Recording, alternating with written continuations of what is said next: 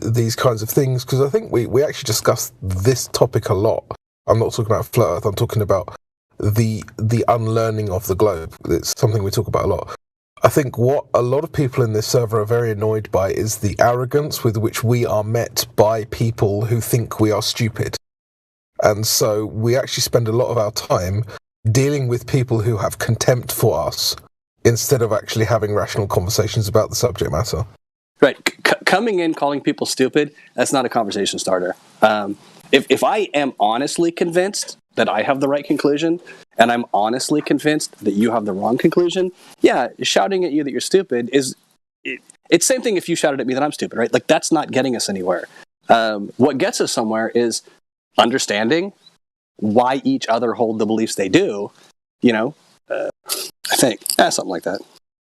I know I sound all wishy-washy and tuggy-feely. Sorry about that. No, I hear what you're saying. I wish more people had the attitude that you do, to be honest. That'd be nice. I'm in with that, so, I think I get to have that attitude, like, even though I'm fully convinced the Earth is a ball, and it would take a lot to convince me that wasn't the case. I think that I have that good attitude because I'm also an atheist who spends a lot of time talking to people who believe in God. And I understand that me telling them they're dumb is not advancing that conversation.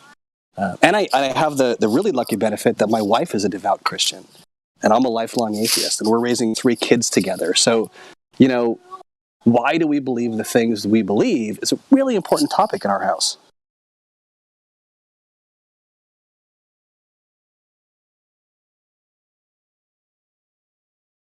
Yeah, I think that's fair.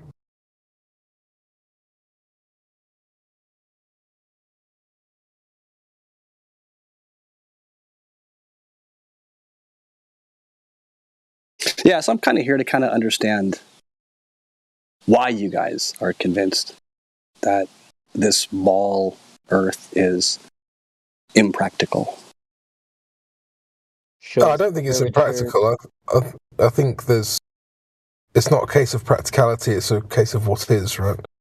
So I know, and that's where wording is so important, right? Because, like, every time I try to steel man you guys, I wind up getting server muted by somebody here, because when I try to best express what I think you believe, I clearly don't understand what you believe, so I do it poorly and potentially a little bit offensively. You know? Offence is taken, not given. I wouldn't worry about that. But with regards to, I think you're just suffering from other people's bad behaviour, because, like I say, a lot of people come in and they have contempt for us, and so they're actually not here to have a conversation. They're here to show us why we're stupid, and it's like, especially for me, I'm quite well educated. Like, it's people will come and tell me that I'm stupid, and I've got more education than they have. It just comes across really like a 12-year-old telling their dad, that they know more than them. That's kind of how it comes across to me anyway. Yeah, exactly. I don't really bring up my intelligence or my education because I don't think it's relevant. Like, what matters is the subject matter. But if they want to call me stupid, I'll be like, okay, cool, what's your IQ? Because anyone who thinks that calling someone else is stupid is an argument definitely has a lower IQ than me. So the second we want to go into that, they don't want to talk about it. They're like, oh, why's that got anything to do with anything? Well, why did you bring it up? The moment I sink into an ad hominem argument, I'm admitting defeat. Yeah, absolutely. Yeah, exactly. So I think that's what it is. With regards to this topic, I mean, for me, it's quite simple. The Earth measures flat, it's observably flat, and it's practically used as flat. And actually, what convinced me of the flat Earth when I was really first looking at it is how poorly the globers actually argue for the globe. Yeah, that was what gave me I was like, oh, this is the best they've got. Okay, that's really weak, So, I think that makes a lot of sense, because the people who are going to come here to have that conversation, you guys ever heard the term midwit, where, like, you know enough to be dangerous, basically? Yeah. The basically the 100 to 110 IQ people. The only people, I mean, the Twitter sphere is full of these people. Like, the only people they talk to who are of the opposite opinion are very low IQ. So, and because the people who are, especially, I have a lot of what are politically incorrect opinions.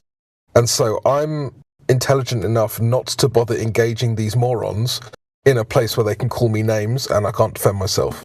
So what happens then is that the only people they engage with are people who are kind of not, then not kind of dodging that attack. And so they then take that as some kind of intellectual superiority when it's not. Does that make sense? Yeah, for sure. So then these I think, well, what I would describe as a midwit is the kind of person who they actually are incapable of understanding like higher ways of debating or seeing things. And so they kind of dismiss them as just being irrelevant or stupid or crazy or whatever. Saying they're incapable, I think I would disagree with. I think they're very capable, but I think you have people who they're trying to exercise knowledge that they don't have yet, if that makes sense. Yeah, no, I disagree. I think some people are actually fundamentally incapable of I think, okay, so the way I see kind of humans as individuals is like, you know how every single computer's got like a different processor, and each processor has got like a different processing speed that it's comfortable running at. So you'll get some humans that are just able to process information in a more succinct, accurate way than others. And so I genuinely do think that some people are incapable of conceiving of certain things.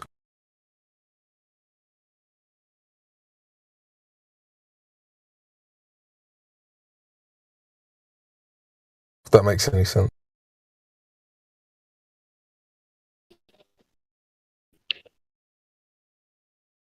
And this is well studied. Like I can provide hundreds of papers on this stuff, but it's not really the subject of discussion. The subject of discussion is to do with midwits, and you were talking about midwits. So why don't you finish your thought? Because I kind of cut you off.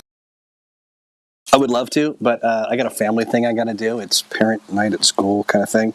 I'll keep an eye out for you, and keep an eye out for me. And we'll talk again. Yeah, we'll do, man. All right. Yeah, good to talk. I might hang out for a bit, but I'm going to have to stay muted, so just FYI. Yeah, no worries. Illegal, yeah, you were popping in. What were you going to say?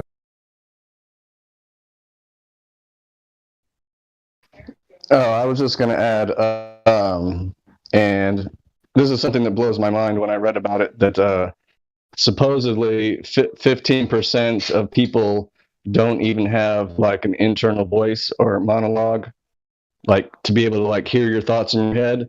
Like there's a percentage of people that don't have that. And I can't, and as a person who does, I can't wrap my mind around what it would be like to not have that. Illegal. I know exactly what you're talking about because I literally started looking into this. I don't know if it's true or not. I've just been seeing a lot of people post memes about it. Like, wait, so you don't picture this or hear this in your mind when you're thinking? And they're like, not I do that at all. But I can't wrap my head around it either. And it almost frightens me that, like, if that were to happen to me, I think I'd be afraid. Like, if for some reason tomorrow just switched off. Like, I have this weird fear of that. I don't know. I think it's really interesting, though. That's kind of what I imagine NPCs to be, you know, the non-player characters in this video game of life. I kind of picture them as the NPCs, but actually I found a video on YouTube of a guy who found somebody that it was a girl that said she didn't, you know, that didn't have an internal voice or whatever, and he interviewed her and had like a list of questions that he asked her, and so it was really interesting to interview an actual, like, it's one thing to read an article that claims, you know, these people don't, but then, you know, you can actually interview somebody, an actual person, and ask them questions. It was pretty interesting. Hey, Jose, since you're in here, can you end the ladies' night thing? I don't think I can. Well, I've never done it, but I'll try to figure it out right now. Where do I... But I have something to say about I got it. I have something to say about what crypto and what was the guy's name that was talking to him that had to go? The Giggler. Yeah, the Giggler. Yeah, I mean, you could tell there's a certain level of cognitive bias there, and it wasn't a. It's just like, hey, well, here's what they say, and here's what we say, and I don't really know, and you don't really know, but we kind of actually do know. Now, we do have a certain level of cognitive bias, but we do have knowledge about this. So it's kind of a weird dichotomy. Whereas, uh, when people come in here and say stuff like that, they'll they can't actually back up their claims, or whoever they believe. Like with the astronauts and globe earthers, their pseudoscientists claims they can't back it up, but they finally have the opportunity to talk to a flat earther that has gone over these claims multiple times for many years, and then say, well, I'm just going to stick with the side of these guys that claim the pseudoscience, because most people, I mean, it's really kind of an appeal to authority when it comes to that. And I don't blame him for that, but that's kind of what I heard from it, from your discussion with him just now. Yeah, I mean, look, we'll see, won't we? He's might come back in. Maybe we can start to talk about some of the actual meat. Yeah, the meat. Well, but I think that's where he's kind of starting, is like, oh, well. And I think that's where everyone, when they come in, they have to start there. Like, hey, dude, all of us used to believe the Earth was a globe. Every single one of us. Sorry if there's some wind noise. Thank you for that. That's kind of the point I was trying to make earlier. Well, I guess I was asking, did all of you start in that same place where I am now? There's only a few people that are a part of the server that are valued members that have been onto the flat Earth beyond like 7 years ago. But he's not really asking about that, Helio. He's asking if they were if their first education was globe or flat.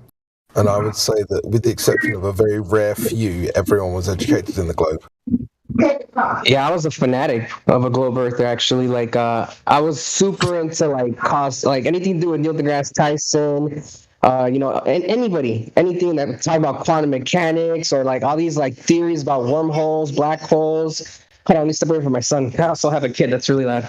But yeah, man, I was all into that, man. Like anything to do with like just space. I was like deep in that. I literally went through every documentary that I could get a hold of online, through like either YouTube or just weird little sites that, just science places that, obviously it's not science to me, but everything says science this, science that, and I would click on these articles and they'd have these little documentaries about like black holes, supernovas. I was like a geek about globe earth, bro. So for me, it was like the flat earth hit me freaking hard at first. I was like, nah, man. And like if it's flat, like, does this change everything I believe? Like, can we still have this? I was like trying to contemplate it in my head, because like I knew the moon landing wasn't real. Like, I was a fanatic of like space, but I'm like, the moon landing didn't happen. Like, to me, just that one was like I was one of those guys that like, oh, they faked it because because of the Russian thing. Russians, they had to beat the Russians. That's what I was on that boat. I was one of those guys early on. But dude, the space thing was definitely one of the hardest things for me to let go, because I love the idea of like planets being so far away, with like alien, like the possibilities of just like endless, like star systems with people maybe around, or different type of entities. I love that idea. What?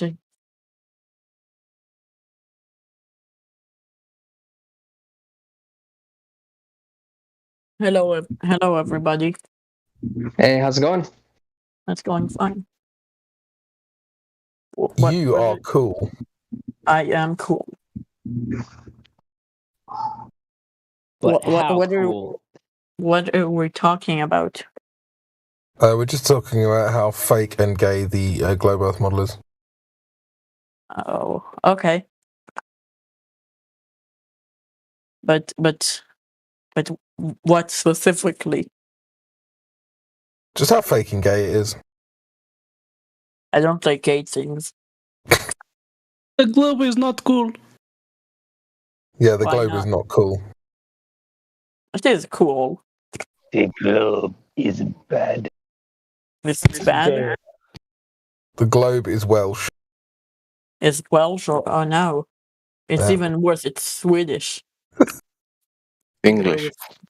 No. You know what's cool about not believing in a globe is I'm not worried about a meteor destroying a continent. I'm not worried about like a solar flare just engulfing the whole Earth with one day. I'm not worried about like us losing gravity and becoming an exoplanet that just kind of drifts off from its gravitational pull and crashes into something else in space. Man, I lost a lot of my worries, man. I'm not worried about the sun dying in like a million years. Well, I would be dead anyways. I wouldn't be alive to see that. But for future generations, I'm not worried about that.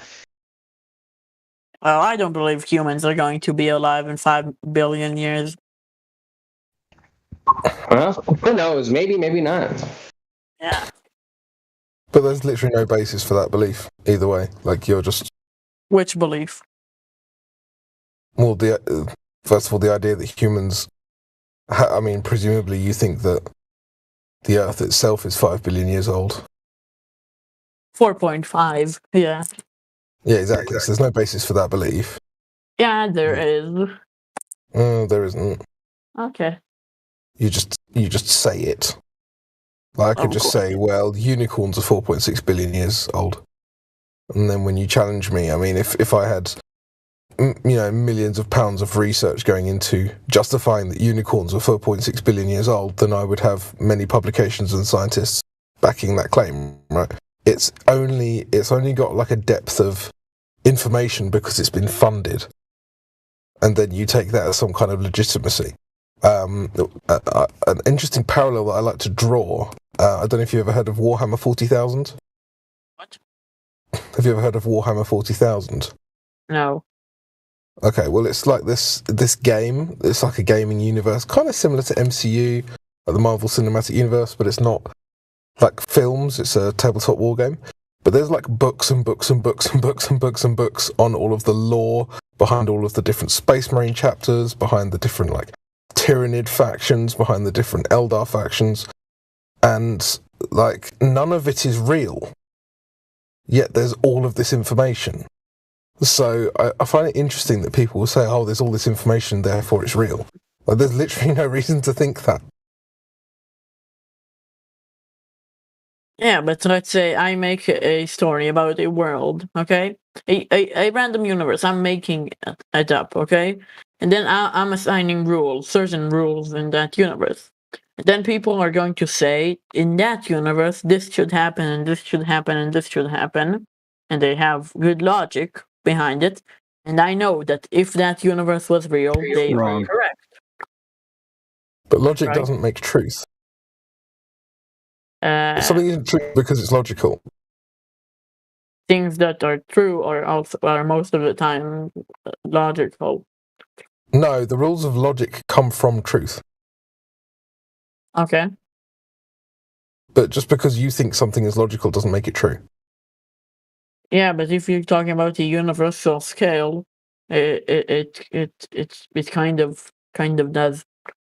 No, you're just asserting things. There's no reason to think that. You're just saying things. Just like I could say grass is blue. Just because I said it doesn't make it true. It depends what you count as blue. For someone that's colorblind, yeah. He observes that as we observe the color Grass blue. isn't blue, dude. We don't observe grass as we observe blue.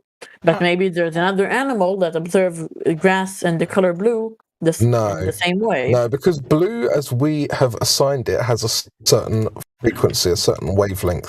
That is what blue is, right? So even if a pig sees that as green, it's still the same frequency, it's still the same wavelength, it's still blue. Yeah, it is blue, but he sees it differently, exactly. Well, check this out. What he sees. If you're talking about blue as, this frequency, grass is green. It has a certain frequency of. All right, of cool. Should light. you consider the standard? Like most people see the grass as green. Some colorblind people might see it as blue. But Yeah, but the color of most- that frequency is green. Yeah. We Okay, assign a so color. wait, so Yeah, why so that's why true. A grass is green. grass is green? Yes, Some people because we all observe to look grass at as green, right? because we named that certain frequency green. Yeah, That's my point. exactly. But some So people. why you disagree? I'm not disagreeing with you. That's what I don't get. Why do you think I'm disagreeing with you? I've never disagreed with Well, you. no, the reason he thinks you're disagreeing with him is because you're arguing with him about whether grass is green or not. No, it is green. But Okay, some cool. people- So some people see it as blue because they're colorblind, right? Exactly. It's a very, very few percentage of Exactly. people that are But it colorblind. doesn't make it blue. Okay, well, I'll tell you something. If you want to make that argument, every single person on Earth perceives the Earth as a level stationary plane. Okay. Do you know anyone that can look across Earth and see the curvature of Earth? Do you know anyone that can look across the earth and see the other side? Other side of what? If you're in the Hey. US, you live in the US, right? Why are you answering his question with a non sequitur question, by the way? You live in the US, right? Hello? Doesn't Person matter here? where you live Why are you on asking Earth. more non sequitur No, questions? no. Doesn't matter I'm where answering you his live question. on Earth. I'm asking you about what you perceive. Every single. Can you see Hong Kong human- from where you live? What does that Really? have to Do do you with your think I should- curvature? Wait. Okay, the answer is Should- no. So what? Okay. It's Yeah, so the it's- answer is no. so I can't. Yeah, see it has Hong nothing Kong. to do with your missing curvature. I'm just wondering what he thinks. Why he thinks that matters. Because if the Earth was Is. flat, Is. okay, No, okay, if the Earth was is is fine. flat, you would see if you're let's say if even a few miles up, you'd be able to see from the US, you'd be able to see Hong Kong. Have you actually done the maths No. on that, or are you just asserting that? No, that's just how flat planes work. Okay, so you haven't done the maths on that. How far is Hong Kong from Arkansas? From Arkansas? Yeah. About 10,000 kilometers. You have no idea, do you? So why don't you go and find out how far That's Hong probably Kong is? that's pretty accurate. I think it's probably about that far away. Doesn't matter. I want him to go and actually do it. Instead, because the thing is that you were going to get into a stupid cycle of him making assertions that he hasn't even done 1 second's research into. Go and actually find out how far Hong Kong is from Arkansas, and then go and find out how high up you'd have to be to see Hong Kong from Arkansas on a flat plane, and then come back to us with something concrete. Oh, go In back a to the very original flat question. plane, you need to be 1 centimeter up. Go In a back to the very- original No, question. that's just objectively incorrect. On a globe, you would have to see a geometric horizon at 1.2 miles, 1 foot off the ground. But we're not on a globe, so that doesn't happen. Do you know that you can't see forever? Do you know there are limitations to the human eye? Yeah. Have you heard of perspective? Yeah, but even with telescopes, we can't see it. Have you heard of, well, you call it atmosphere. Yeah, you'd probably only call it Atmos. Yeah, Or atmosphere. Atmos. Wait, let me ask you something. Since Crypto said, I'm in Arkansas, and you said, why can't I see Hong Kong from Arkansas if the Earth were flat? Now, let me ask you something. If I had one of the biggest telescopes in the world and I pointed it horizontally across the plane, Yeah. so I should be able to see Hong Kong from Arkansas if the Yeah. Earth were flat. Yeah. Who told you that? In a very flat plane. No. Who told just you made that up. Who told you that? I'm telling you right now. In a perfectly flat plane, I'm talking about geometrically. There is nothing obstructing you from seeing as far Yeah, there as is. you Well, want. yeah, You're wrong. If I point from my point in Arkansas toward Hong Kong, doesn't matter the the size of the telescope or the aperture of the lens. If I point straight across, there's so much land that is higher than You said there's an nothing elevation obstructing your above view. sea level. I would not be able to see Hong Kong from Arkansas. Exactly. He said there's nothing because- obstructing, and that's wrong. Yeah, Hey, I just said in a just- perfectly flat plane, there would be nothing obstructing. You say No, that's wrong. There's air, as you already admitted. What I That said in a becomes an obstruction at large geometrically, distances. there's nothing obstructing you. hey. Yeah. Oh, Hey, geometrically. Oh, thanks. Welcome to flat Earth. What? Jesus Hold Christ. on, real quick. Just go away and Google angular resolution limit and find out what that is, and then come back and talk to us. Dude, there's so much there in a straight line between me and Hong Kong. There's so many points that are higher in elevation. I would never even. I mean, you can't do it with a telescope anyway. But he doesn't realize that there are so many higher points in elevation that would block Hong Kong from me. Be 3 miles up or 5 kilometers up. It should be 5 kilometers up. What am I going to do that on a balloon? Yeah. If But you he doesn't even know how far Arkansas is from Hong Kong. He doesn't even have a claim yet, so I don't know why we're entertaining this. Arkansas is 13,000 kilometers. We're just showing the absurdity of these idiots that come in here. It's 13,000 kilometers. I said 10,000 because I didn't know the exact place. Okay, so it's 13,000 kilometers from where? I think it's probably about that far. 10,000 kilometers sounds about Doesn't right. matter if it's probably about anything. What matters is that he doesn't know what he's saying. He's making random claims, and he's expecting us to chase him around after these stupid It's 13. random claims. It's 13,000. Yeah, why are you Okay, playing? 13,000. Is there any altitude that you can go to see a horizon beyond 13,000 kilometers? On a globe Earth? No, on any Earth. We on a only globe have Earth. one Earth, so. Well, on the Earth that we have.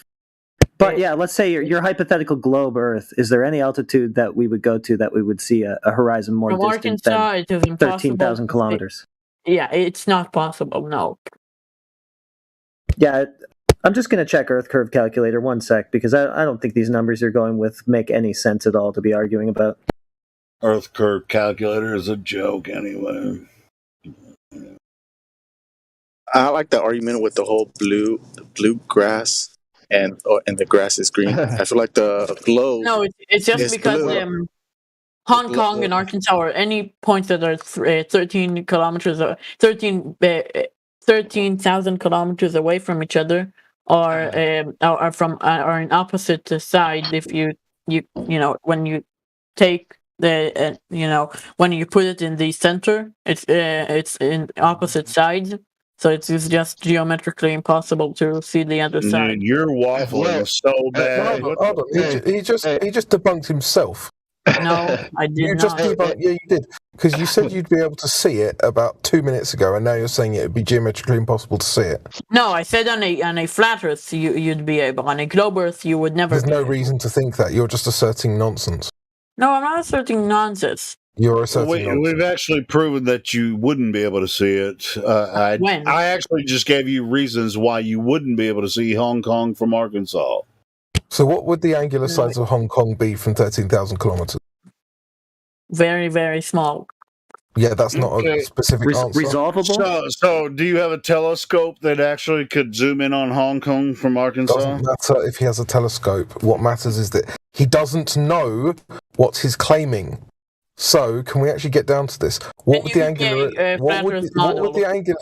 No, it's Can you your give me a claim. flat Earth model? What would the angular? Yeah, again, this is a red herring. Can you tell me the angular size of Hong Kong from You're 13,000 not answering my kilometers? question.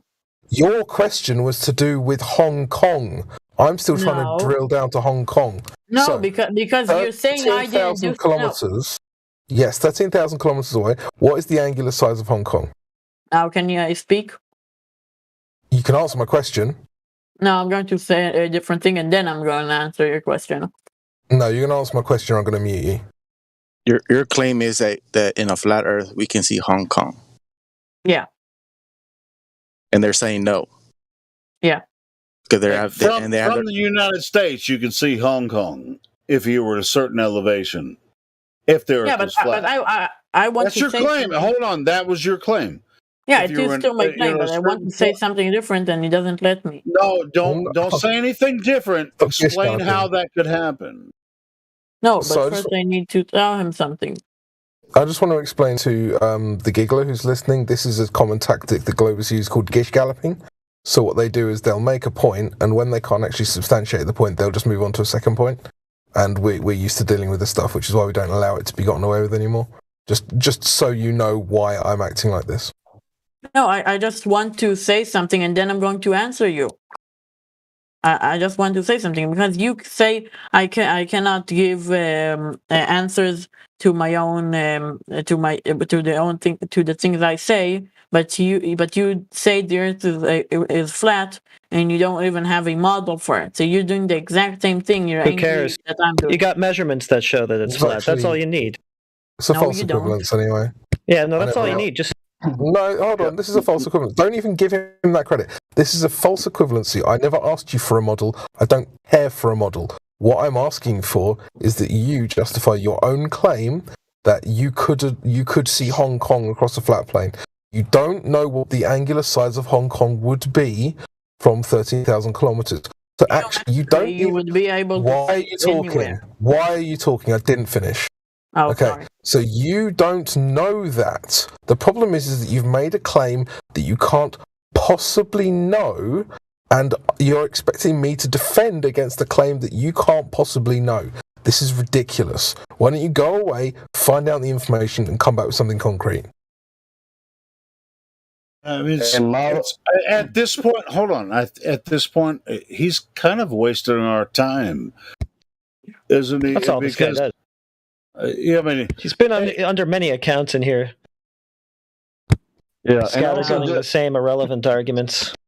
And also just be aware that models are reification fallacies, and there is no flat Earth model. There is a visual. Some flat earthers do use a visual representation kind of to wrap your mind around the idea, but there is no flat Earth model. We don't have a model. We don't use them. You know what I thought? Something really interesting that he said during the argument. He said, "Well, you rise in elevation, like where?" And that's why I asked him about the balloon. Okay, 7,000 feet, 20,000 feet, and a balloon. You can still see Hong Kong. No, you can't see Hong Kong. Doesn't matter how far you rise above Arkansas, you're still not going to see fucking Hong Kong with any freaking satellite or camera from your altitude balloon. You can't see shit. I mean, because we can show hundreds of altitude videos from cameras that we send up, to those altitudes. No curvature detected. 30,000 feet. There's no curvature. You can't see fucking Hong Kong. Yeah, now we have to see Hong Kong or else Earth globe. That's what it's come to. Yeah.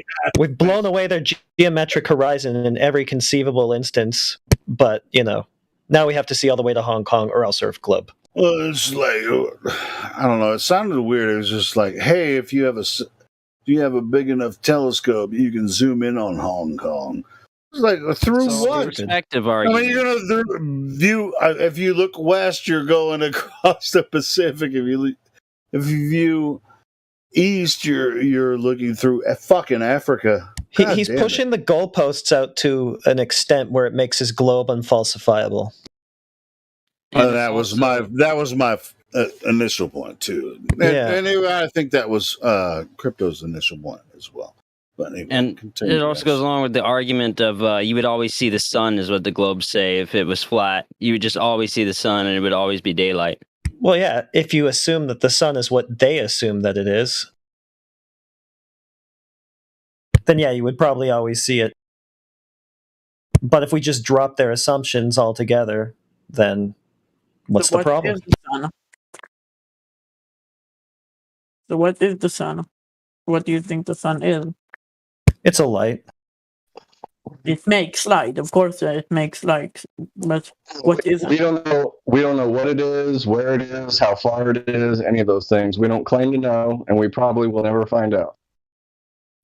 Its its size and distance are such that it doesn't illuminate the whole plane at once. I know that much. I have a question, okay? That's a real Yeah. question that I always thought, but I never actually asked any flat earther this question. If the Earth is flat, and No. and there, Okay, go ahead. Sorry. if the Earth is flat, and we know that half of the Earth at a time is dark and half is day. How would it work in flat Earth that exactly half of the Earth is? So you followed up my answer with a question that I just gave you the answer to? No, it's a totally different question. I just I want to know. I just said that the sun is obviously, well, its size and distance are obviously such that it does not illuminate the whole plane at one time. Yeah, but how does it illuminate only half of it? Because its size and distance are such that it only illuminates about half, or however much of it is that it illuminates at one time. Not about half, exactly half. It's not exactly half. Oh, almost exactly half, because the Earth is not a perfect sphere. That's actually not true. If that was true, then you would have 12-hour days and 12-hour nights every single day. 12 what? You'd have a 12-hour night and a 12-hour day every single day. Neither. The Earth is not a perfect sphere. Yeah, it's not a sphere at all. It's not a sphere at all. It's not a perfect sphere. It would have to be a sphere to start with.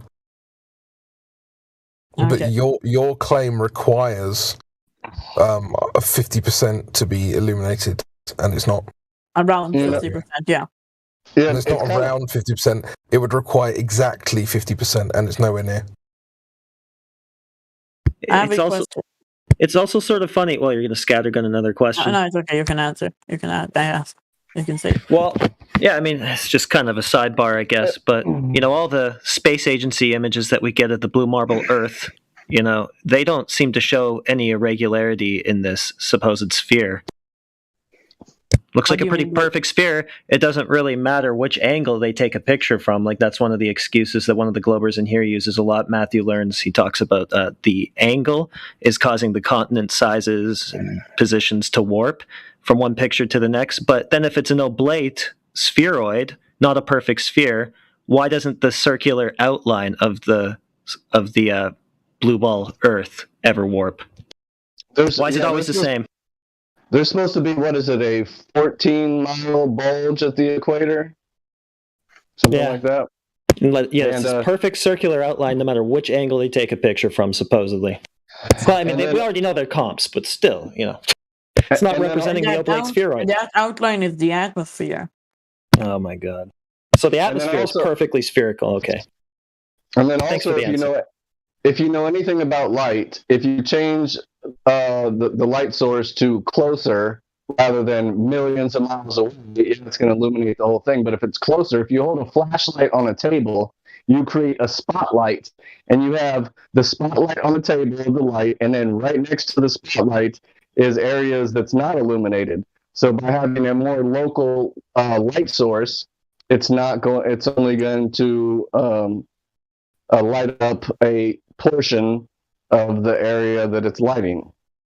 Yes, but it would light a sphere. It would not light a line, a straight line all over. And somehow in a flat Earth, in one place it lights 500 miles in one day, 500 miles in one direction, and 2,000 miles in the other direction. It's round on the ground. Not how, what? Again, just wrong. You're just making assertion after assertion. You're saying that the light the sun makes is round, like a round, like it's round on the ground. Of light. There'd be no cutoff of a straight line. It would be round on the ground because it's round up there.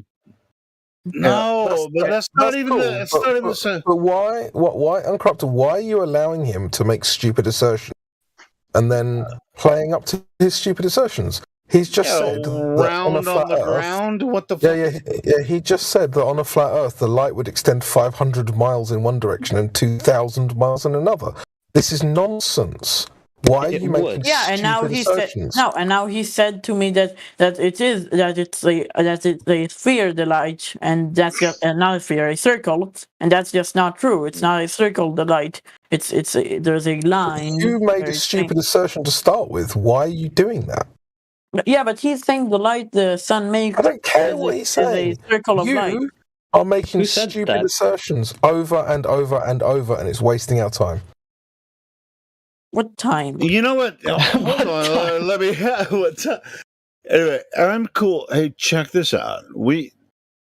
I feel like you're not familiar with the overall argument, and you're.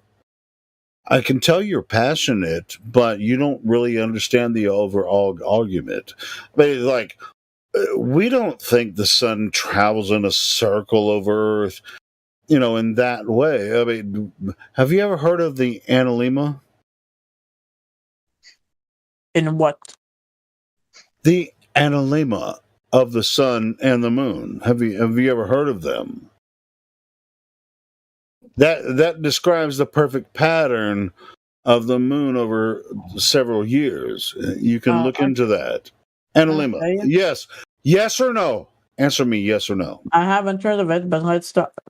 Okay. Can someone post the analemma image? Are you looking at the live stream voice text? Yeah, I heard of it. Yeah, now I'm looking at it. I mean, you might be misunderstand what we're saying, and I think I don't understand what the flat earthers are saying most of the time. All right, cool. So, what we observe from Earth about the path of the sun, moon, and stars, you're actually you probably haven't even seen any of this. Hey, to the kid who's talking, look at the text chat.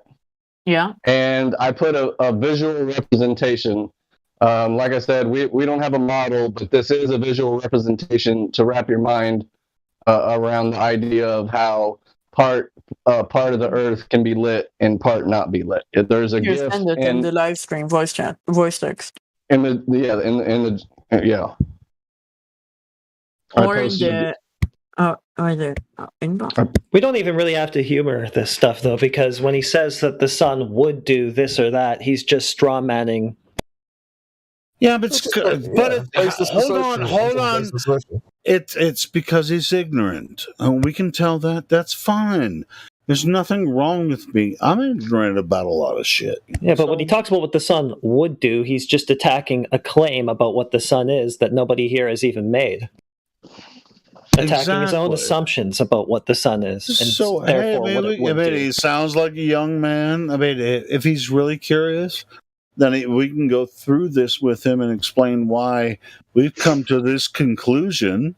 And it's really kind of an opportunity for us to actually explain some of this. All right. I'll take a break. There's an opportunity. I'll take a break. There's an opportunity at the table. Hold on, friend.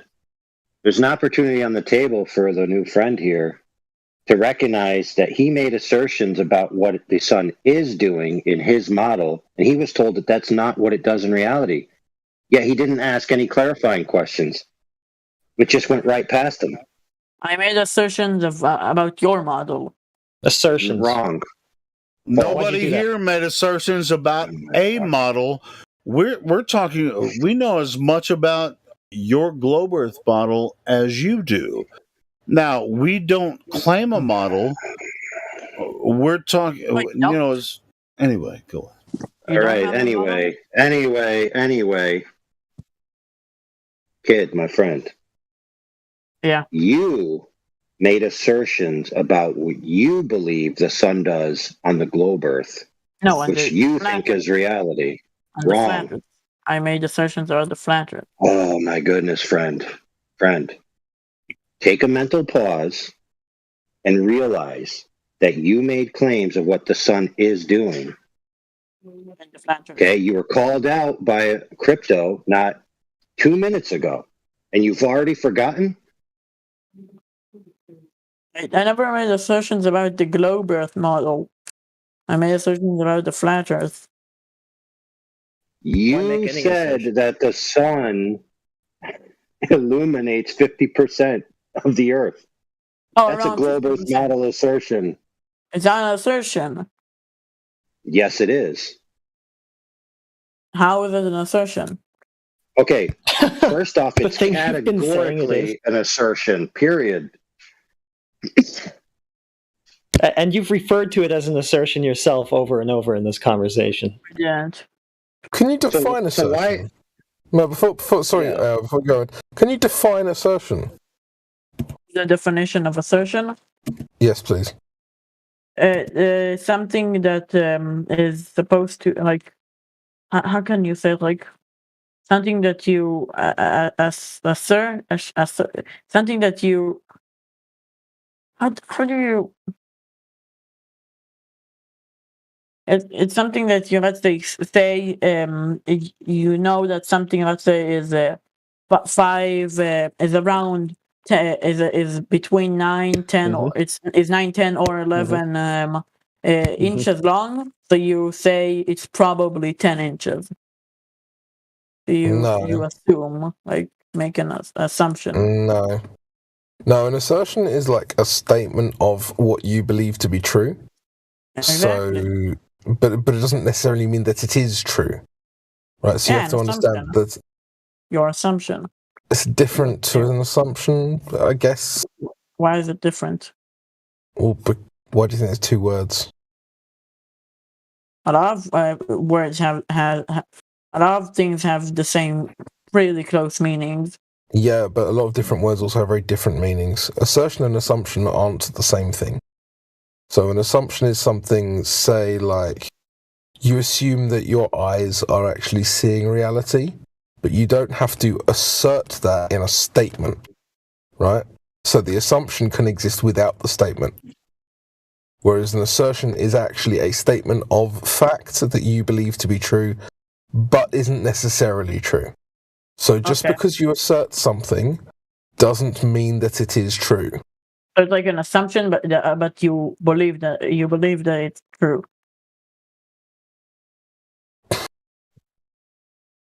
Well, the assertion is the statement itself. Yeah, the statement of the assumption that you believe is true. Yeah, I suppose it's close enough. But the fact is that it isn't just true because you said it, right? So just because you say things doesn't make them true. And you've been doing that a lot. You've been asserting a lot of things. And when I've pointed it out, you haven't really understood what I've been saying. So just because you assert, like, I can assert that grass is blue. I said this earlier. That doesn't make grass blue. So if I have an argument that relies on grass being blue, and I can't prove that grass is blue in the first place, any secondary arguments coming from that primary argument are baseless. But if then you use that argument to prove that grass is blue, what? Did you hear what I just said? Well, listen. I mean, you could grab a group of people from from the people that see it green because they're colorblind. They'd be like, well, I'll take the assertion that the grass is blue, or I mean green, because I have a small group of people that see it green, but most people see that the grass is blue. Or it could be flipped either way. I want to ask something. Now I don't want to argue. We're talking about description of terms, assertion versus assumption, and this is what we're trying to help you, man. We're trying to. Yeah, and I'm trying to understand what flat earthers believe. So I have hold on, friend. No, this has nothing to do with what flat earthers believe. We're trying to help you understand the difference between assertion and assumption. Yeah, but I'm trying to understand what flat earth doesn't have anything to do with it.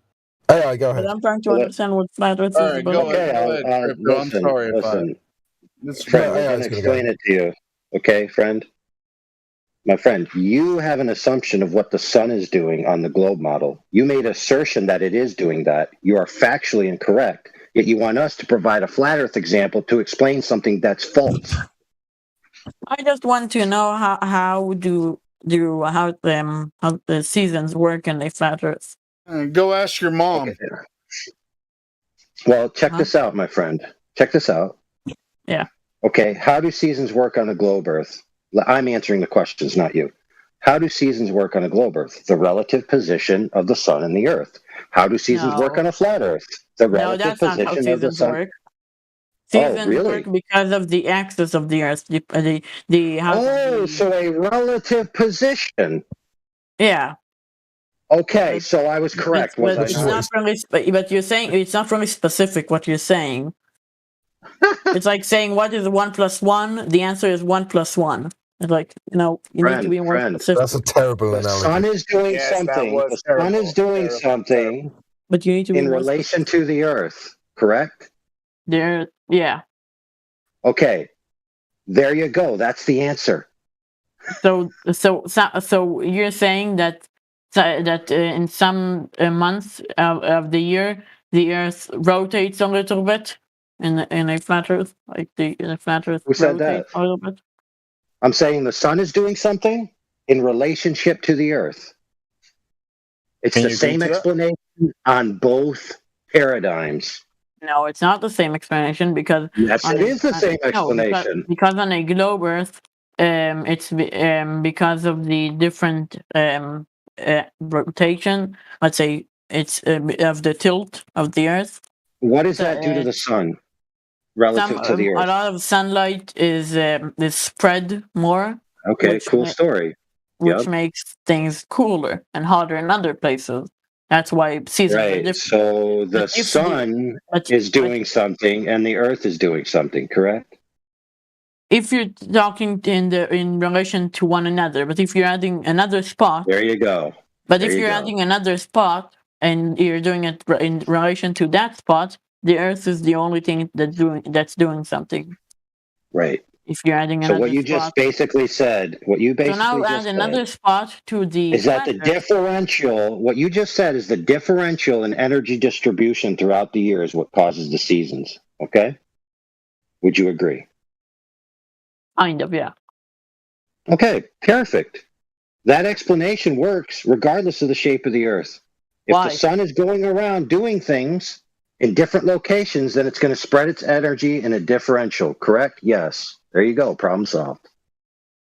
Okay. Now, how do days work? How can these two models work with each other? They don't have to work with each other. What do you mean? Yes, they do. No, they don't. No, they don't. Why do they not? You can't just have one model. They don't have to have equivalent explanations. They only have to have equivalent phenomena. But you can't have one model that says one thing that explains one thing and another model that explains the other thing, but they don't work with each other. No, that's the whole point. They don't have to work with each other. Yes, they do. No, they don't. Then both of them are just you can't use them. Okay, let's play your game. Okay, I want you to provide to me validation that daylight is sunlight. Go ahead. What is daylight?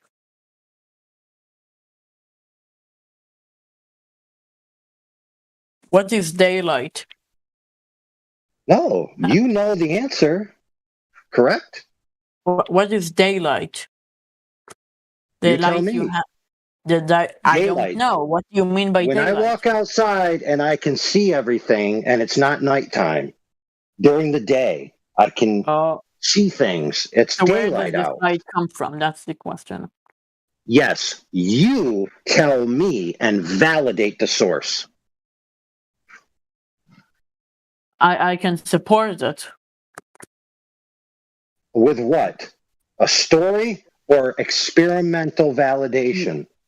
I can support it because in the night you don't see the sun, there is no light. In the day, you see the sun, there is light. That supports the False. idea. That supports the Daylight idea. is around without being able to see the sun circle, so you're wrong. It depends where you are. By the way, that's correlation. Doesn't prove anything. Again, You just have two corollaries. I said it supports. Right. Do you understand the difference between proves and supports?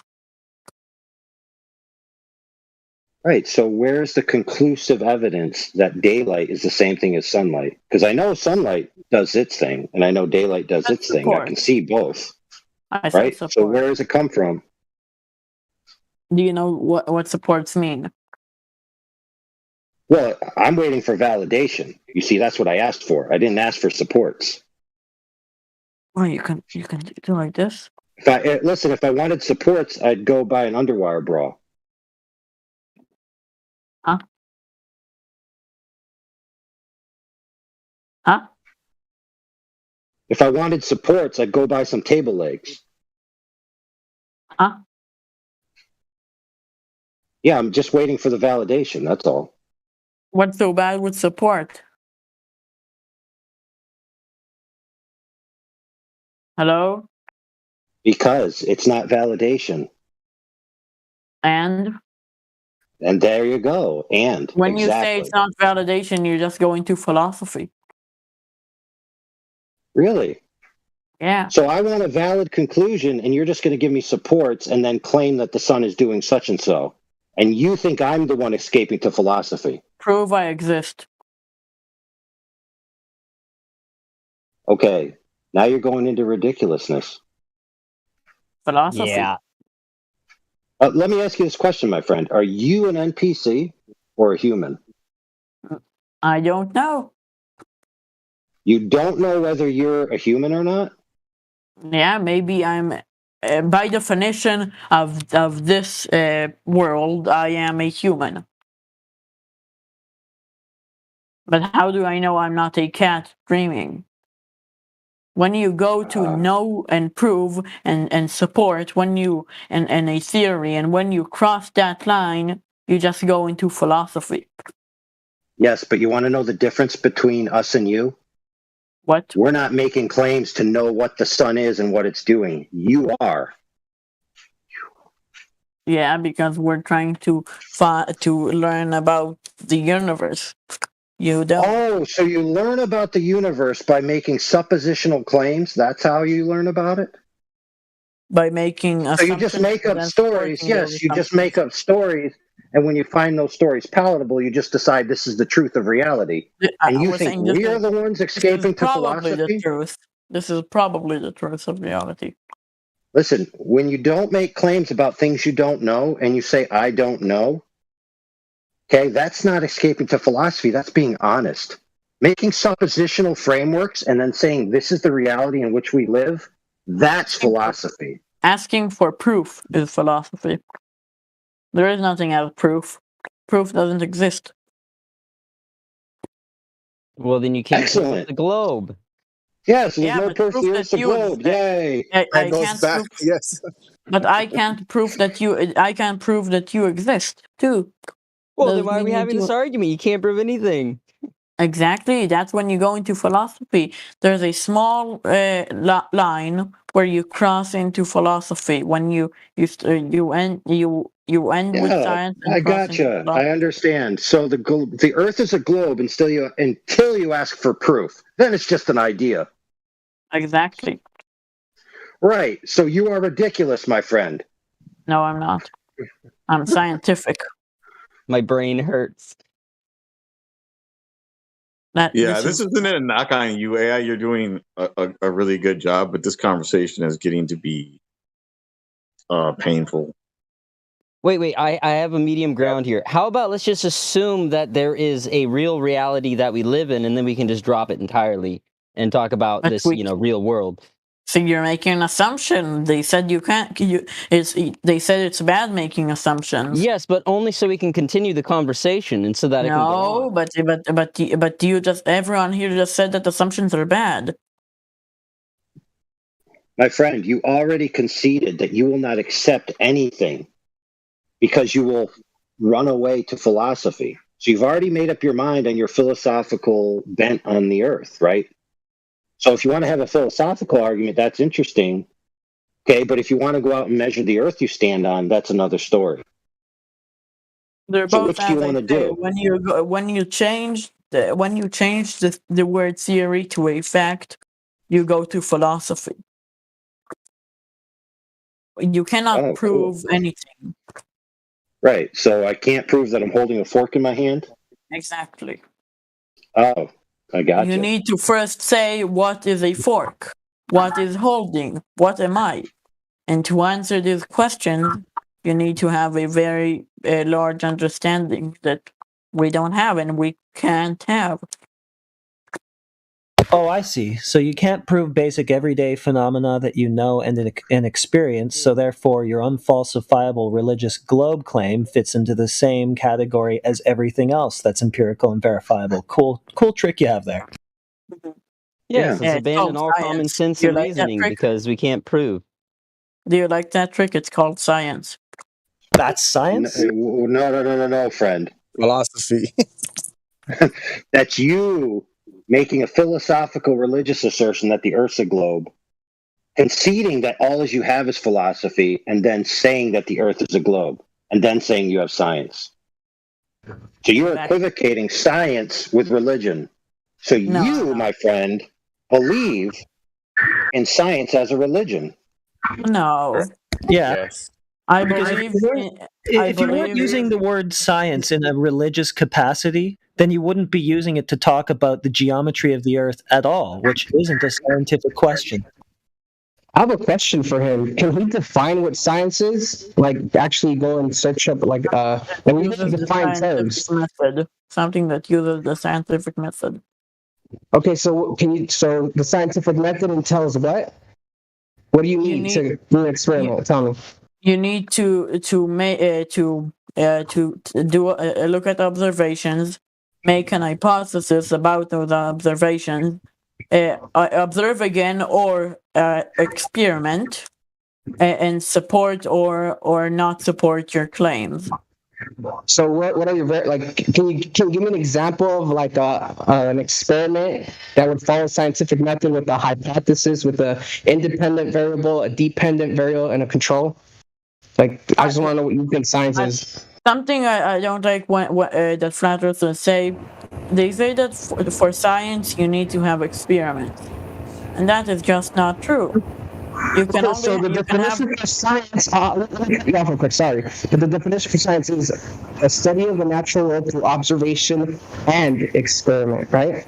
Not just observation, it says observation and experiment. It means you need two things.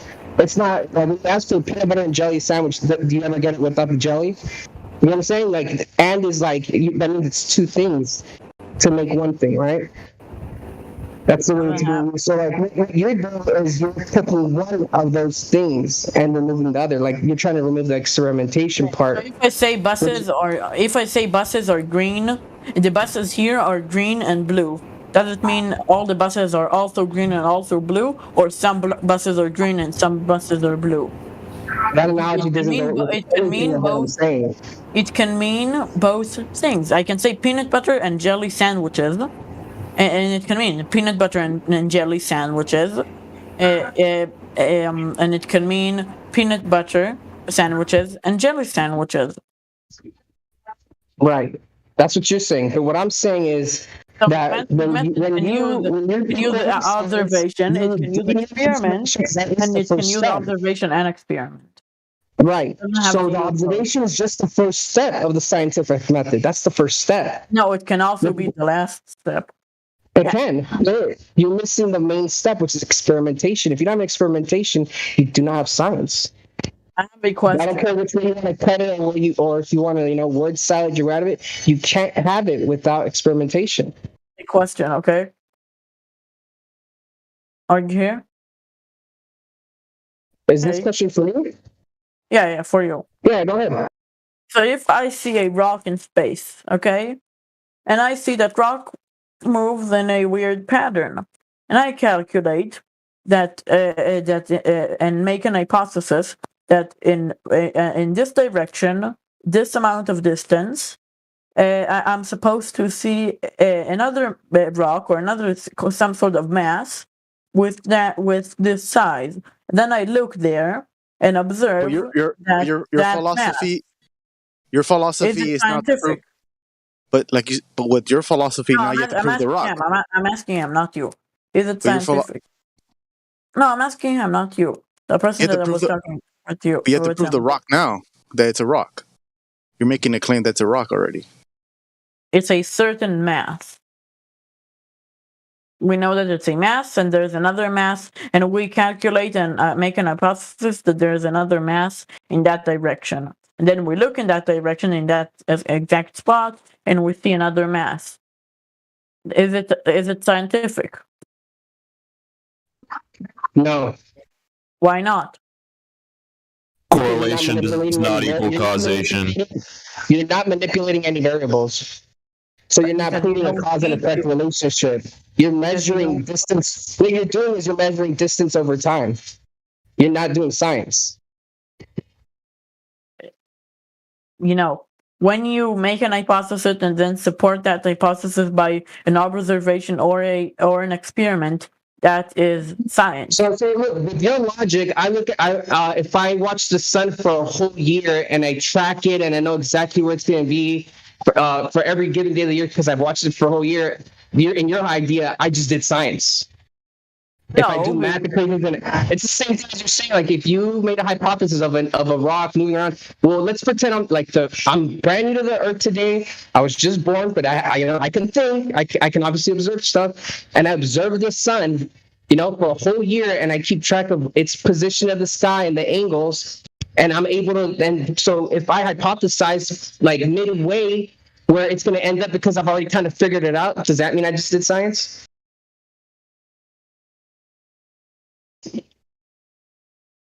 The answer is no.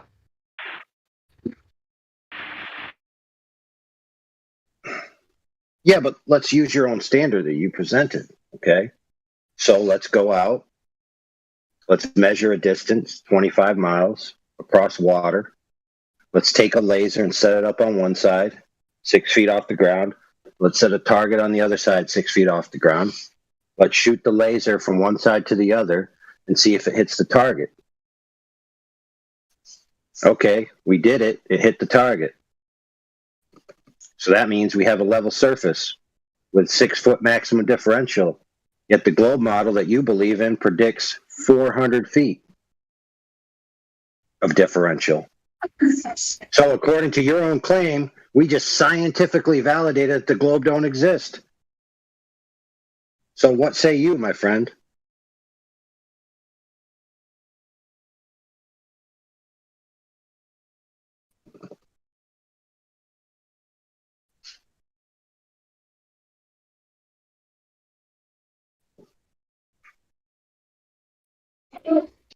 Hey, Uncorruptible, you there? What up? Hey, so you came through. What do you think of this place? Lots and lots of information. It's pretty good. Yeah, I found this guy on a different Flat Earth server. I was kind of hunting for Flat Earthers, just to, bring them here. And I came across this guy. Yo. Good to meet you, man.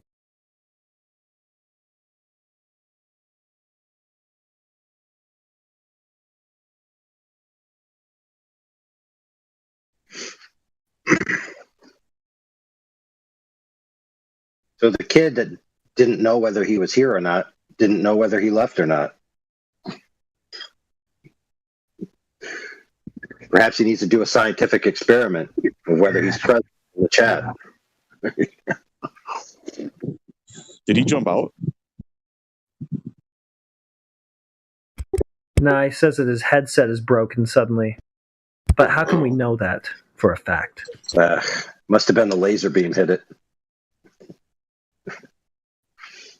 Man, and AI didn't even go into depth with the laser test. Like, not only did they hit a 25-mile target, but they did a horizontal pan of, it's 3 targets actually, not just one. It's 6 kilometers, 12 kilometers, and 41 kilometers, which in miles, the furthest one is 25 miles. And they're all the same height, the targets. They're about 2 meters off the surface of the Earth, and the laser's about... No, my bad. The laser is sitting 2 meters above the surface of the Earth, and the targets are 1.5 meters above the surface of the Earth. Back. Hello, I'm back. Yeah, 1 second. 1 second, buddy. Yeah, you can explain yourself in a minute. 1 second, let me just finish what I was saying. And so not only did they manage to hit one target, but they did a horizontal pan. What that means is they, like, just picture this in your mind. A laser is aiming at the closest target, which is 6 kilometers, and then they move it to the right, so it hits the next target at 12 kilometers, and then they move it again to the right, or left, whichever way they panned it, to its furthest distance, and just did that back and forth. And on a globe, obviously, the laser would have to deviate differently for each location.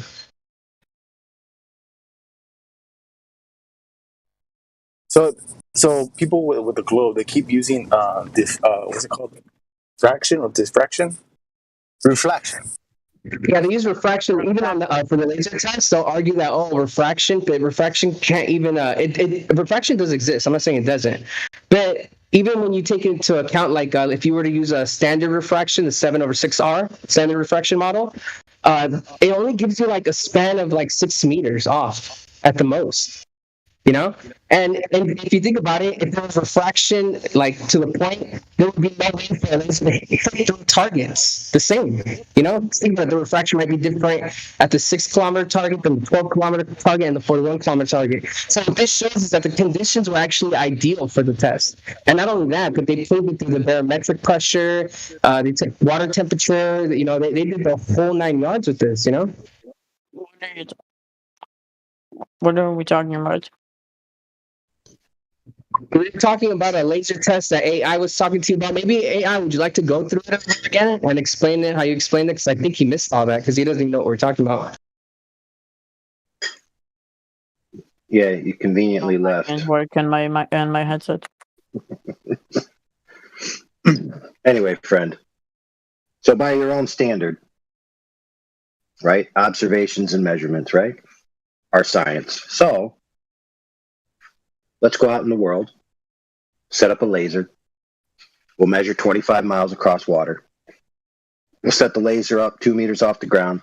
We'll set the target up 1.5 meters off the ground. Let's just say 6 feet roughly on both sides. Let's fire up the laser. Let's see if it hits the target. Okay, we did it. It hit the target. So that means that the maximum differential of the level between the two is 6 feet. The globe predicts a differential of 400 feet.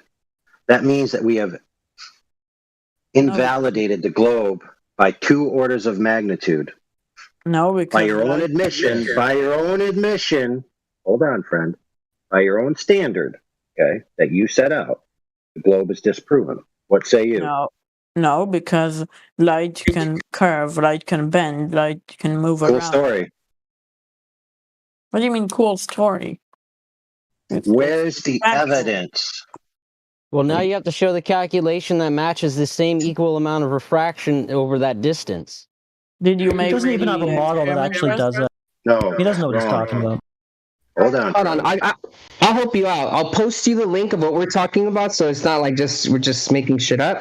Let me post you the link real quick. Go to live stream voice text. I'm not going. I'm not pressing a link you're sending. Oh, come on, dude. I don't trust. All right, so look, here's the link. Well, I'm gonna post it anyways, whether you believe it or not, because someone else that does trust can click on it and they can follow along. So it's not just for you. All right, so there's the link, and here's a screenshot of one of the things. I'm sure you don't even have to click on this; it'll just pop up. This is the measurement we're discussing at the moment. Okay. Okay.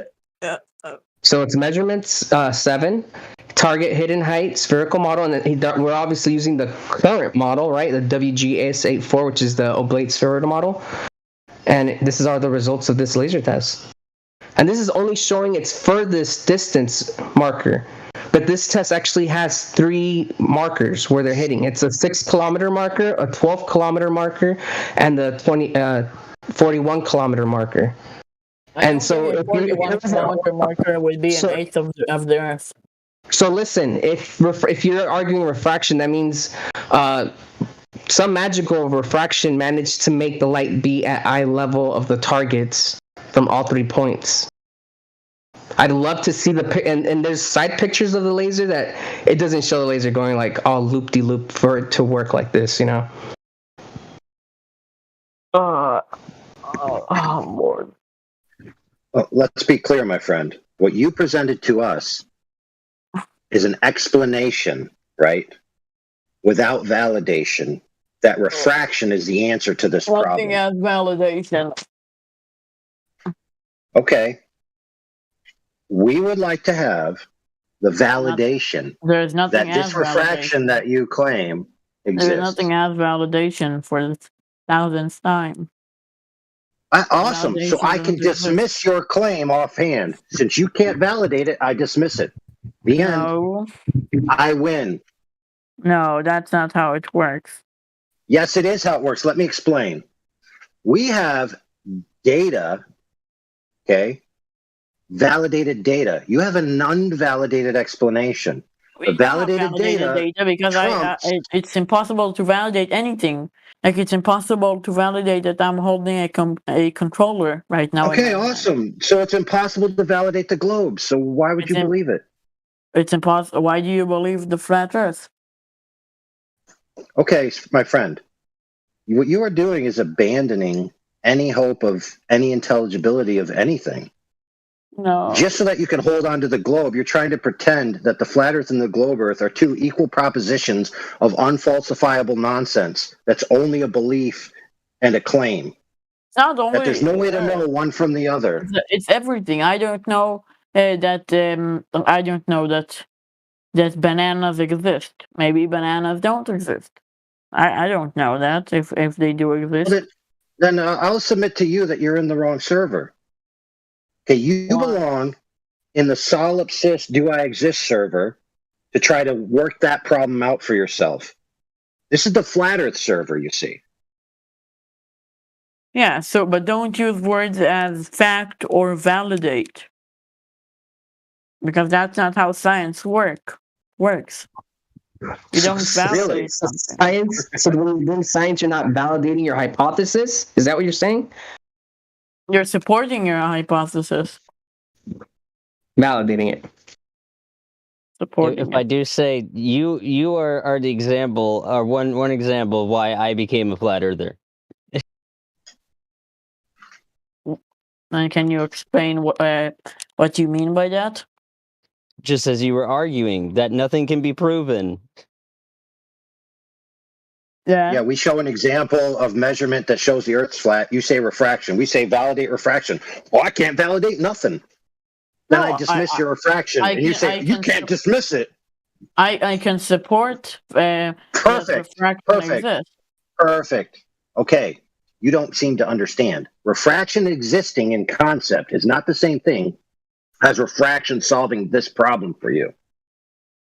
Why you understand? I'll tell you why. Think about it this way. I have bills to pay. Money exists. Does the fact that money exists means I'm going to be able to pay my bills? No, I need a sufficient amount of money to pay that bill. Does money exist? Holy crap. What is money?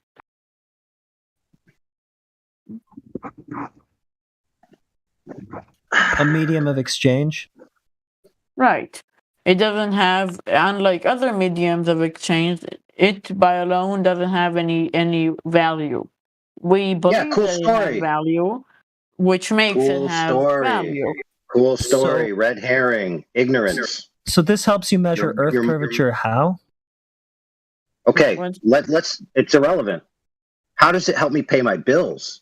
This philosophy about what money is isn't going to change the fact that I owe $1,000 on this bill and I don't have $1,000. And the fact that money, whatever it is, existing doesn't mean that I've satisfied the bill.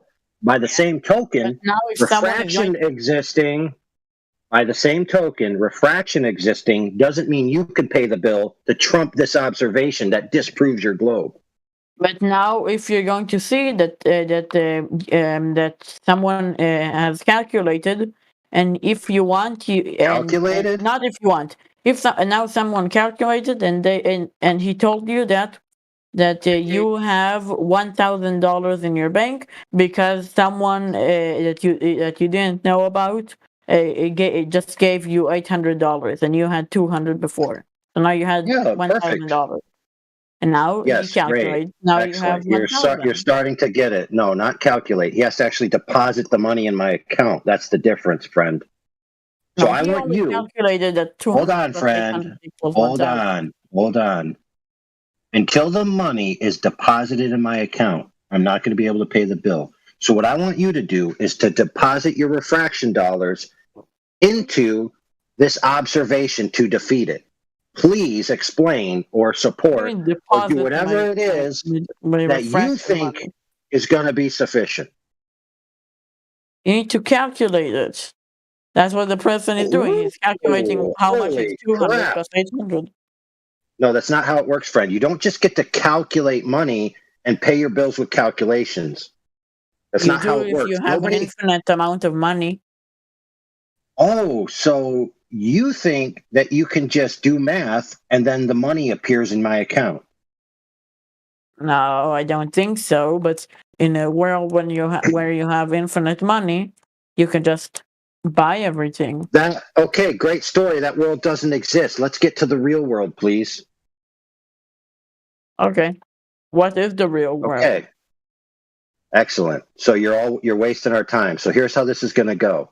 You are going to provide support for your claim that refraction defeats this observation, or you're done here. Do you want me to give you the calculations? Because I can do that. No, I already said calculations are not sufficient. Why not? Because calculations are math, and math is philosophy, and you don't like philosophy? No, because calculations don't pay my bills, friend.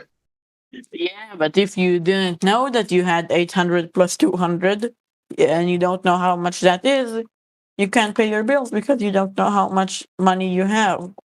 No, I have $0 in my account, just like you have zero refraction in your account to defeat this observation. Now someone gave you $1,000. Okay. You need to calculate that 0 plus 1,000 equals 1,000, right? Bloobity doobity doo.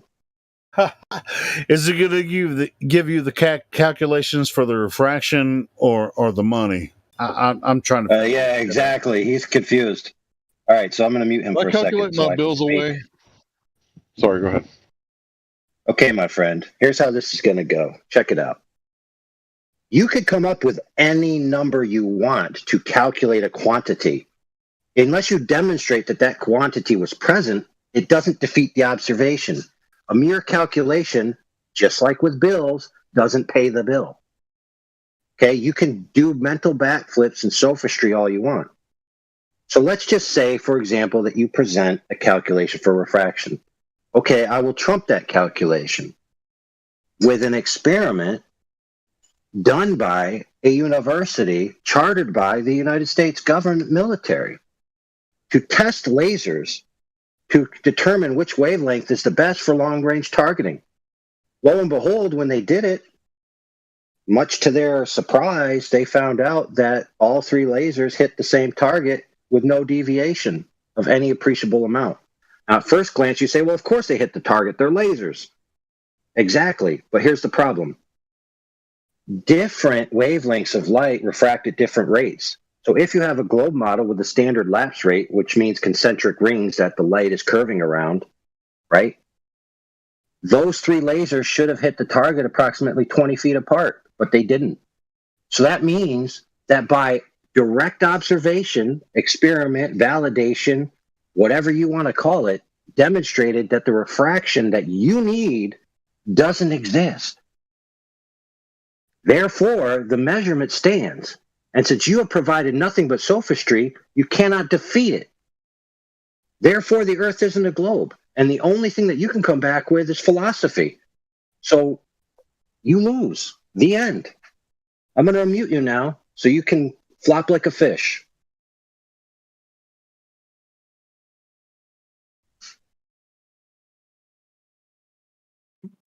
Hello.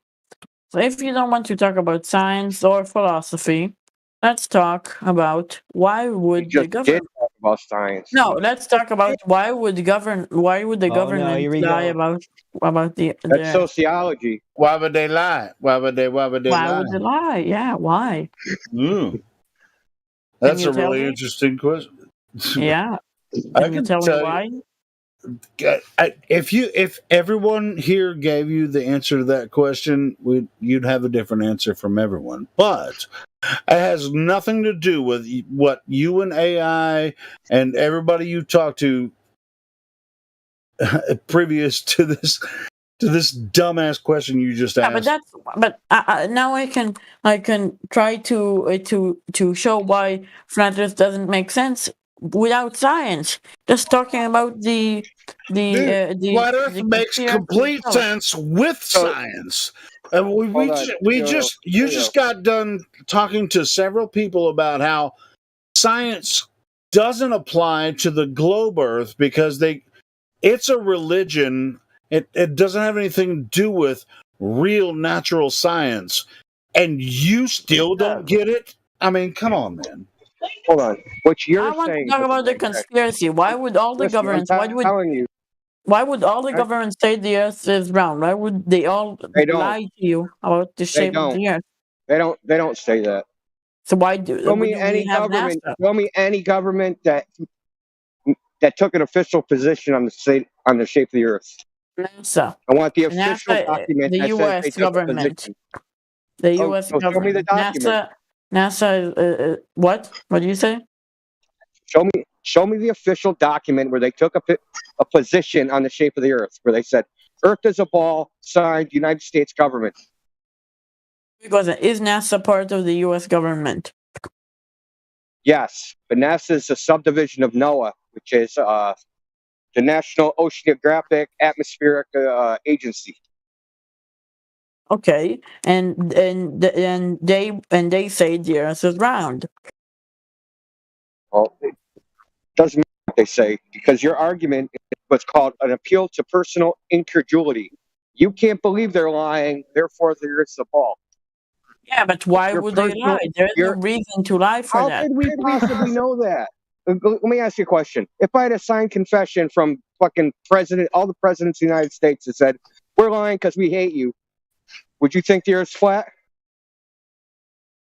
Would it prove the Earth is flat? Signed confessions. No, it wouldn't prove a goddamn thing. Yeah, but there is no reason for them all to lie. No. That's your personal subjective opinion. That is your opinion. Do you have a reason to believe that they all lie? It's your opinion, which is trumped by geometry. Trumped by geometry? How? The geometry of the Earth does not comport with your globe beliefs. Because we don't only use the geometry. That's why we use refraction, and that's why you. You use refraction to reify your falsified globe model. I got it.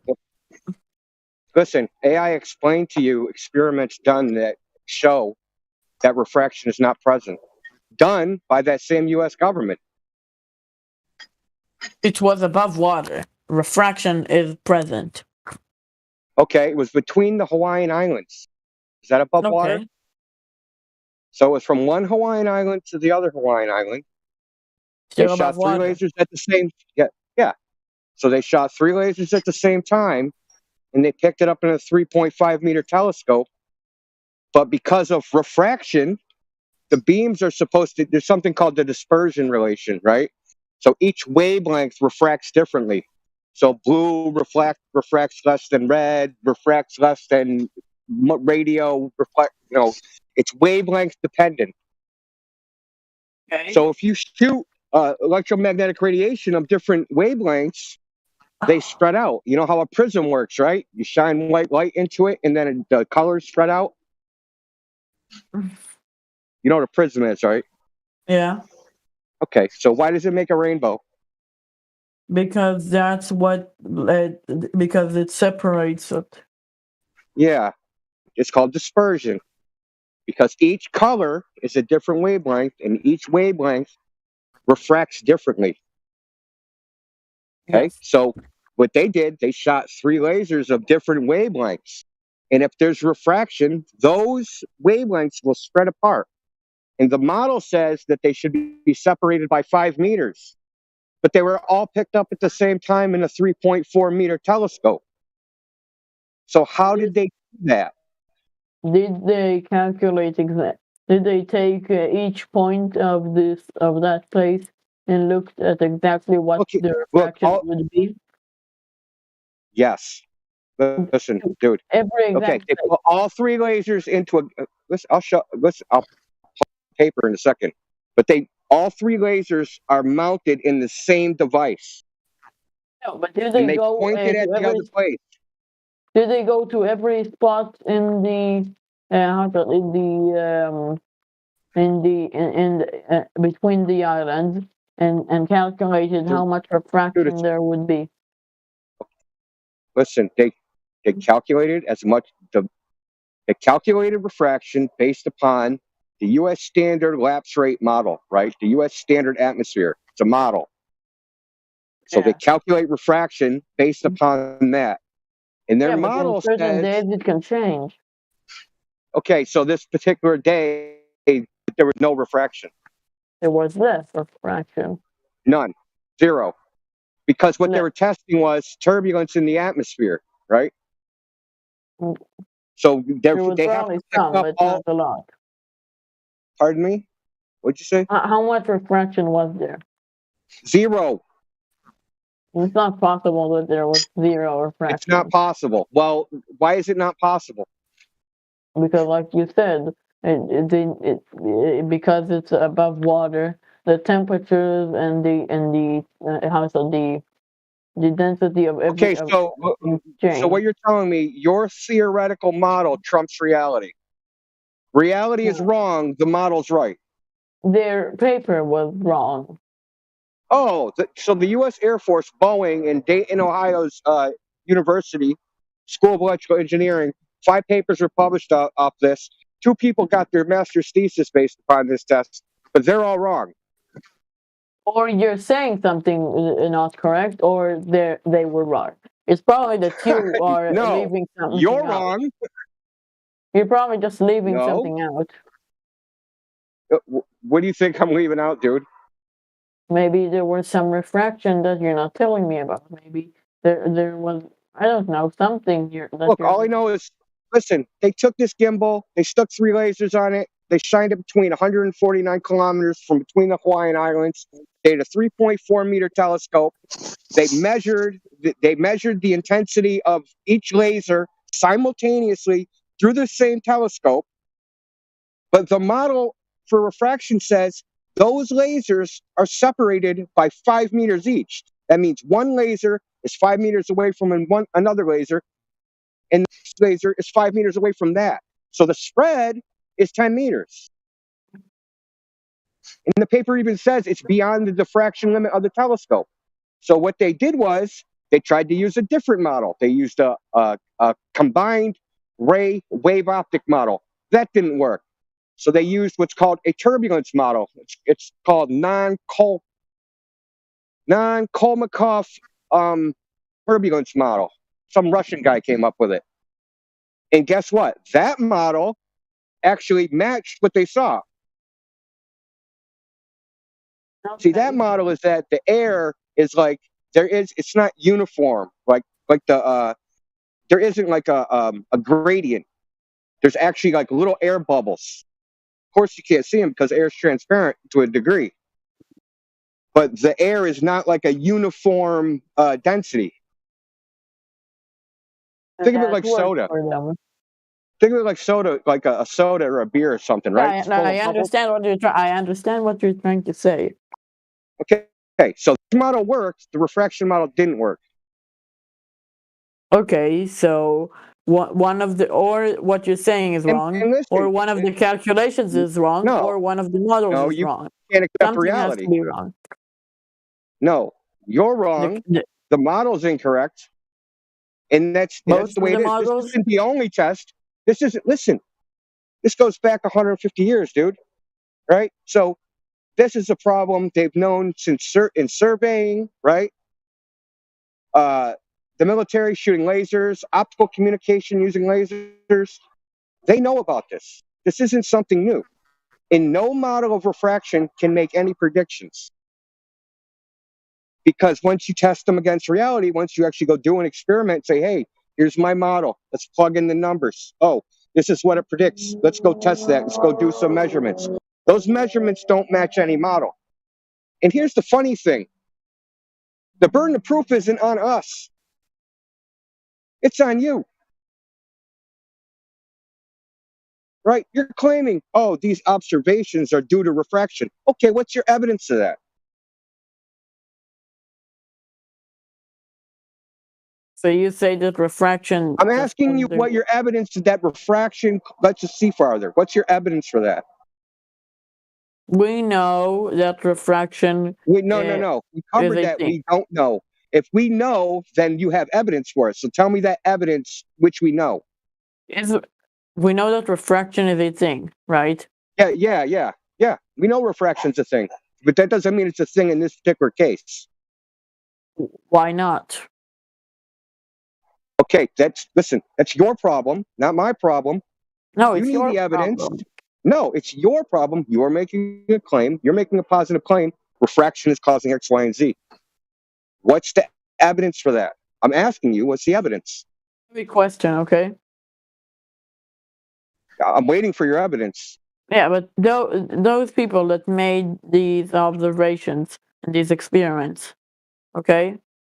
They made this, and all the people working on this experiment. Who were the people working on this experiment? Hold on, I'm gonna post it. Hold on a second. Hold on, I'll post it. I'm gonna post it in the lobby. Okay. Who are the people? Like their names? There's a bunch. It was group. A joint experiment. It was funded by the United States Air Force. It was done at the observatory at Mauna Leo, and it was the University of Dayton School of Electrical Engineering and Boeing Does any of them now say that they believe in a flat Earth? What would that matter? What do you mean? Why would that matter? Why would that matter what they think? They weren't testing that. You just said they were funding. So you're trying to pull what's called the all or nothing fallacy. So we have to believe, like, if they don't believe the Earth is flat, then like we can't believe anything they say. It's all or nothing. That's a trick, dude. So I wasn't sure when I didn't hear you speak, and AI said you were using sophistry. He's completely correct. What does it mean? Okay, use your argument from incredulity, which is a logical fallacy. See, using logical fallacies for the purpose of being deceptive, that's called sophistry. And now you just did it again. You used the all or nothing logical fallacy because you can't provide the evidence to support your claim. And you're trying to get away from that fact that you have evidence for refraction or anything else. You're just asserting it. You're just saying refraction exists because it exists, because I said so. Exactly. Yeah, well, claims are not, well, there's a saying, it's called Hitchens' razor. What can be asserted without evidence can be dismissed without evidence. No. Yeah. Sorry, maybe dude. in some cases, yeah. Listen, when you make a positive claim, the burden of proof is on you. You claiming refraction, you need the evidence support it. And we have evidence negating it. We didn't even need to provide you any evidence. We didn't need to do anything. That is true. When I'm saying something, I'm the one who's supposed to prove it. Yeah, so where's your evidence? Prove that these observations existed. No, where's your evidence refraction exists in the atmosphere as a general condition that exists all the time? Here, let me give you some calculations. I don't want calculations. I want experimental evidence, measurements. Why do you hate calculations so much? Because models, I don't. Models are tested against reality, though. Yeah, How but do you why know do you hate how do you know if a model calculations? how do you know if you've made the correct model? You make you say that is according to this model, this is going to happen, and then you check And if then, this happens. okay, that's exactly what happened in this case. But the thing about this is so beautiful is that they did the experiment and then did the calculation. And then they found out this wasn't supposed to work, but it did work.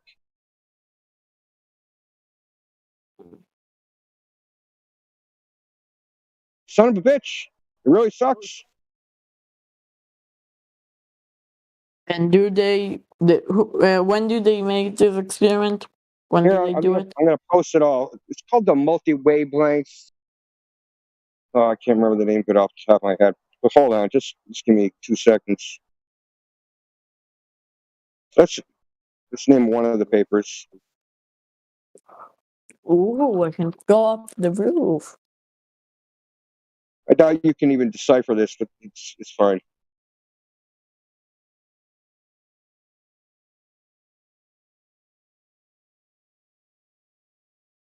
Called Characterization of Atmospheric Turbulence over a 149-kilometer propagation path using multi-wavelength laser beacons.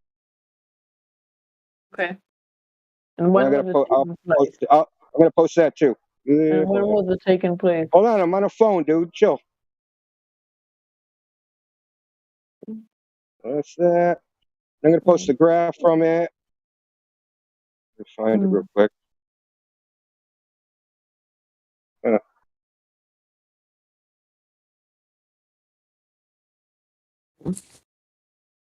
What's that mean? Just give me a second. I'm going to post 2 graphics from it. Now, those papers I posted are easy to find. They're free. They're not paywalled or nothing. Here. There's one of them. So that's what the model predicts the laser separation is. Now and not only that, also the model found that they would, in order to hit the target on the other side, the telescope, they would have had to tip the laser up 45 degrees. But they didn't do that either. That doesn't make sense. Well, because, yeah, it does make sense, because you guys think that light bends down towards the denser air, right? No, so but they if have to be, listen, if they just skirt the horizon, right, how do they get back up to the observation point if light bends down to the denser air? If it just grazes the horizon, that's the densest air. How does it get back up? So you have to shoot to a spot of where you're aiming at for the light to bend down into it. Yeah, but if you're going to do it to 40 degrees, it's not strong enough because you don't hit that more than air. It's just going to go away. It's not going to hit the earth again. Okay, so I'm gonna post a graph from the model they made. You can argue with them. This guy's got a PhD. He makes lasers for a living. That's what the guy does now. This was his master's thesis. You can email him and ask him about it. What's his email? David Bricker. That was just one of the guys. Can you send the email? I posted all this shit. No, I just Google his name, man. Just send his email. I posted two graphics. So the top graphic shows the laser beam separation, right, over the distance. And this is a model using a little bit. And this is the model using U.S. standard lapse rate, the U.S. standard atmosphere. I need to do homework in a little bit. Well, this is your homework. No. That's not my homework. So, I actually have more than this, too, because we also have, they tested refraction using 2-frequency LiDAR, right? And they found out that the deviation of angle was 4 mgon. So that's a unit of measure. I don't know if you guys use that in Germany. but this is what they use in Switzerland, and that's equivalent deflection of 0.0009 degrees. So in 25 miles, that amounts to 2 millimeters. Why did you assume I'm from Germany? Well, because your accent. Oh no, I'm not from Germany. That's cool. I like the German accent. Well, because the Germans, plus your accent plus the Germans that typically German people that come in here, they have the hardest head. They're the biggest zealots, and also person most obsessed with models. Yeah, and do you assume that he's racist because he thinks you're from Germany, even though he's white? German race? No, I didn't German assume race? that. No, I didn't assume that. No. And being from Germany and having a German accent doesn't have anything to do with race. Okay, hey, forgive us Americans for not recognizing someone's accent.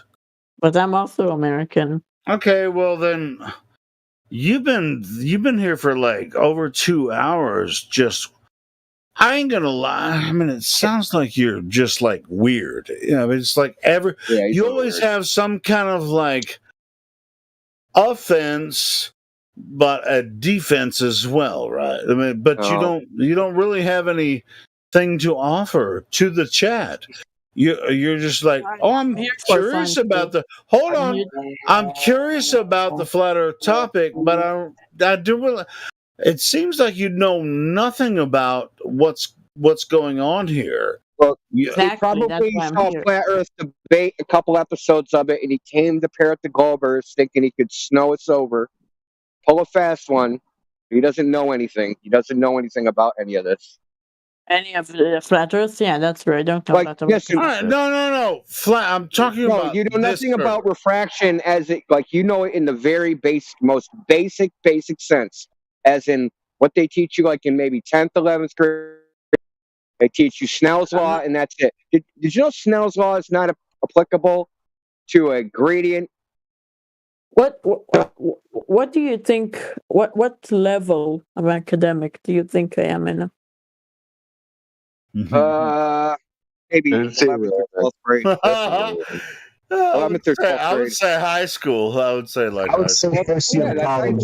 Come on, that's an attack on his person. I mean, just from what he said, I would say high school.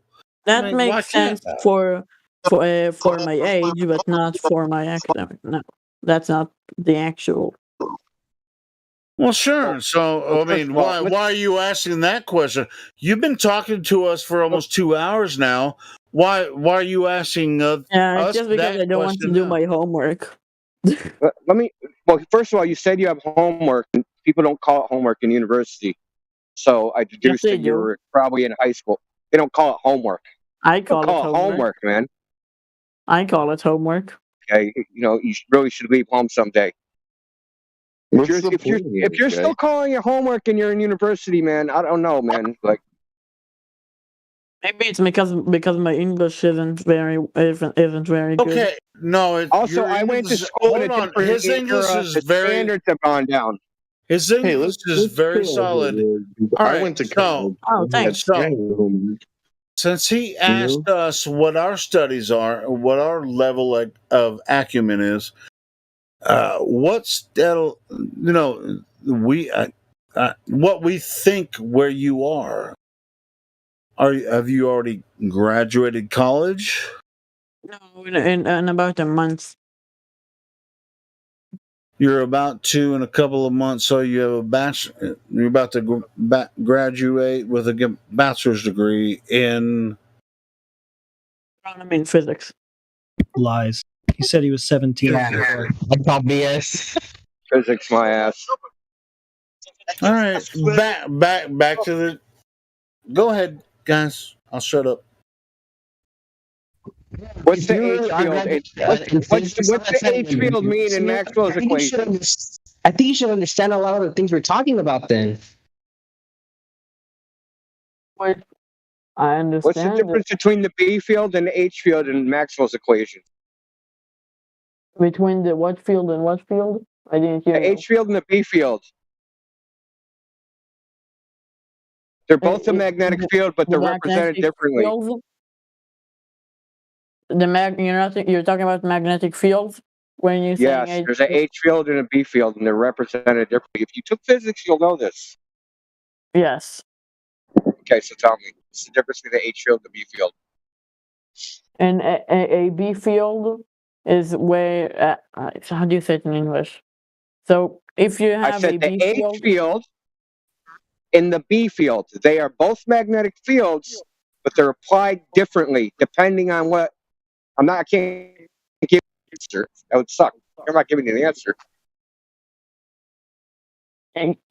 it's when you have, let's say, a magnet, for example, where you have a B field, it's going to be like, imagine where you have a circle. Imagine a circle, okay?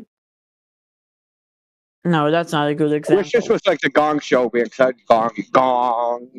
That's not a good example. No, it's a tough question. No. It's hard to say in English. One's for a current and one's for a time-varying static field. Anyway. Hard to say in English. So how do you say it in English? Wait, let me try to say it in Google Translate in my language, and I'm going to say it. See what it says. Look, this is all off topic. No,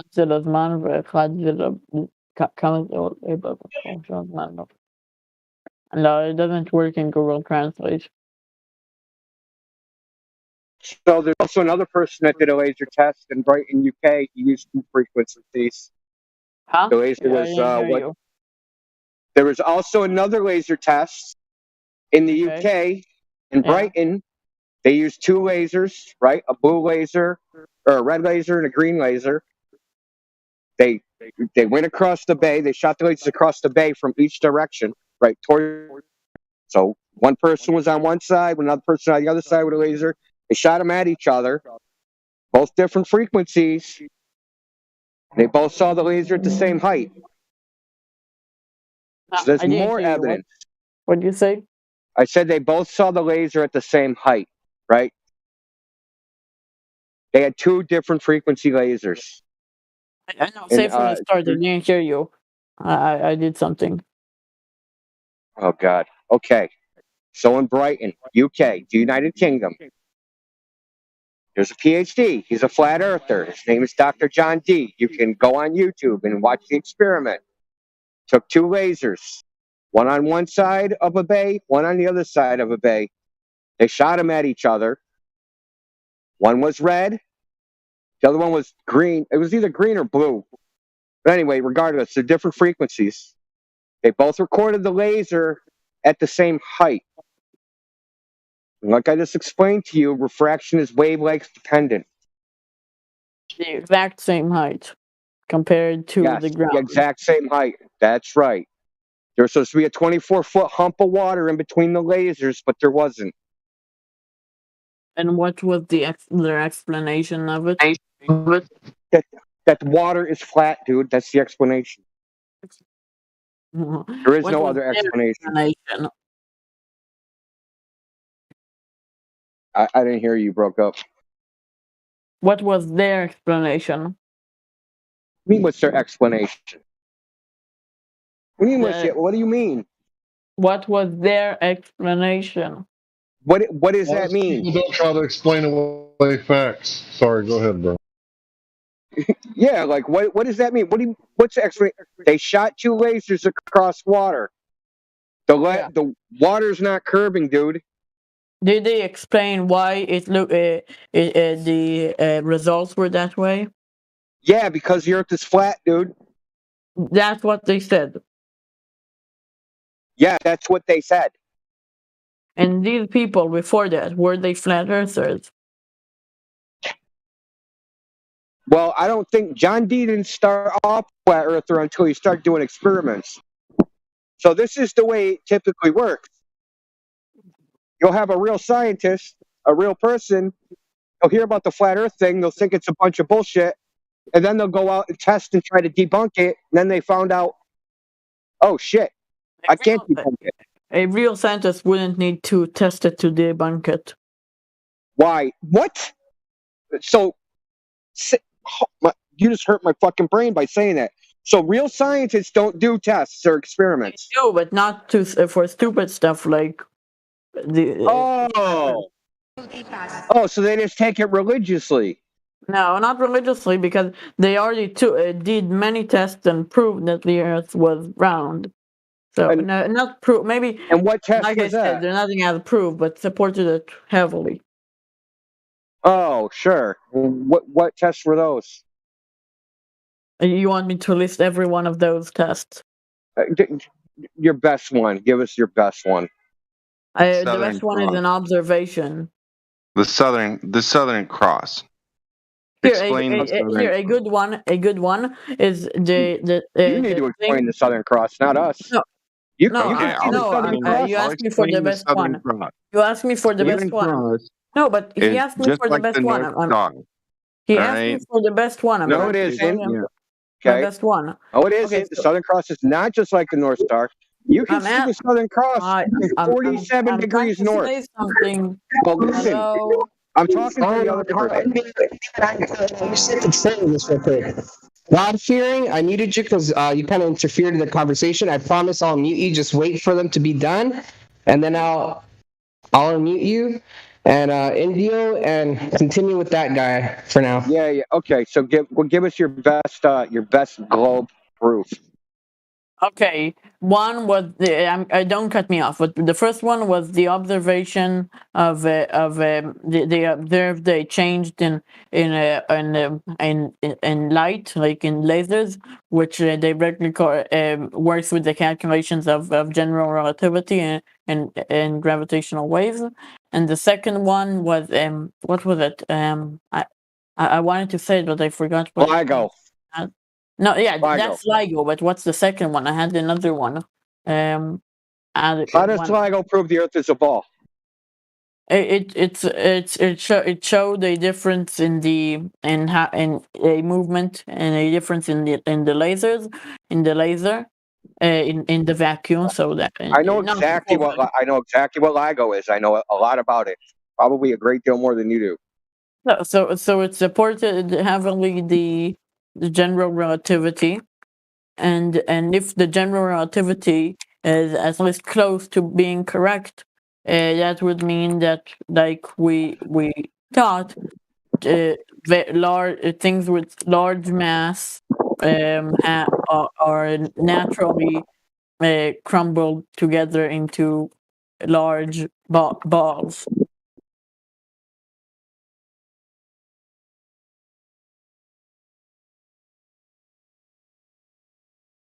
Hello? Are you here?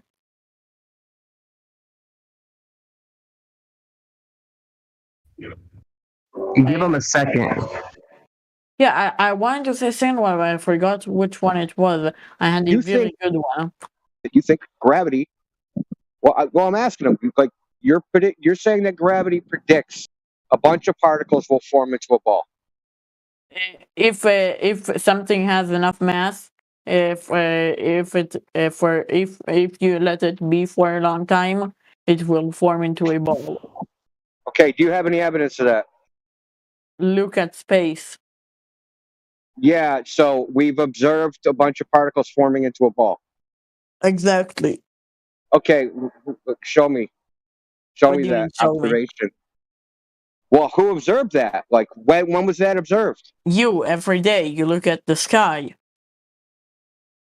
Yeah, we see stars, right? I've never seen a bunch of particles form a star. Have you? But you did see the stars, and they are round. Yeah. And you did see the moon, which is round, and you did see all those things which are round. Yeah, they're round. Yeah, they're round.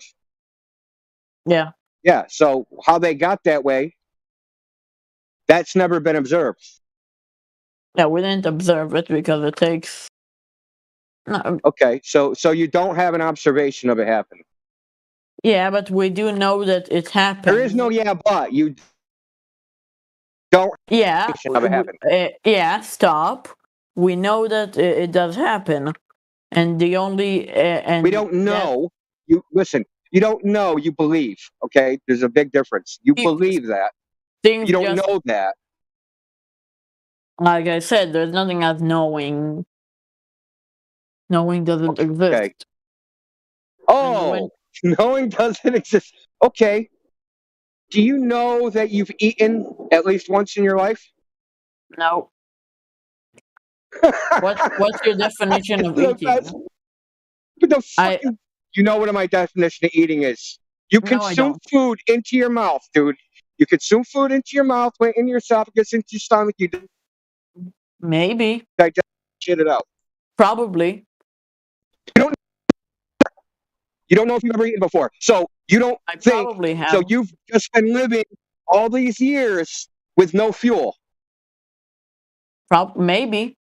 So you're a perpetual motion machine. No, maybe this is a dream. You don't exist. You just told us 20 minutes ago you had homework to do. Yeah. Why don't you just tell your professor there was no way to prove that he gave you work? He's not going to be happy about it. This is silliness. This is like a psychological refuge you guys run to. Oh, we can't know anything. Well, you have no observation of what you just said. Okay. And you know what? If you do the mathematics, it doesn't form a ball even in that either. So they've run this in simulation because they've run it in simulation, and you don't get a bunch of particles to form into a ball. Yes, you do. Not only do you have it, you don't know you don't. Okay, so show me your source. You're saying yes, they do. Okay, show me your citation that this simulation, because I got one that shows it doesn't. Okay, show me it. Show me it. No, you first. You made the claim. You go, because I know you don't have it. Made the claim. Listen, dude. You claimed that the model predicts a bunch of particles form into a ball. You said that. Yeah. Yeah. So what's your evidence for that? That's what I'm asking. I didn't. This is supposed to be your best proof, dude. Remember, I asked you for your best proof. Your best proof was LIGO and a whole bunch of a logical progression to gravity forms things into balls, something you've never observed, something you have a model for that doesn't predict it, and you don't know anything about LIGO. So did you know that LIGO claims that they can measure a displacement of that laser that's equal to 1/1000th of a proton radius? Really small. I see that in nanometers. Yeah. If you read the specifications for LIGO, the thermal noise, that's the random jiggling, the Brownian motion from the arms, is 11 orders of magnitude larger than that. Now you tell me the mathematical method where you can get a signal to noise ratio that's 11 orders of magnitude. That means the noise is 11 orders of magnitude larger than the signal. Tell me how you pick the signal out of that noise. Tell me what mathematical method you can use to do that. I didn't hear you. I didn't hear you. Tell me the mathematical method you can use to pick a signal out of an 11 orders of magnitude more intense noise. Intense noise than what? So there's noise, right? So when they have the laser set up, right, they're randomly jiggling because of the temperature. It's called thermal noise. Because they're not at absolute zero, right? Okay, so there's thermal noise. So this thermal noise registers as a signal, but it's just noise. Comes in, they got to pick the gravitational wave out of that noise. But the gravitational wave is 11 orders of magnitude smaller, like if you had a wave, right? So 11 orders of magnitude, what is that, a trillion? Larger than a trillion. Shit, dude, this is a big number. Yeah, it's like 11 trillion or something.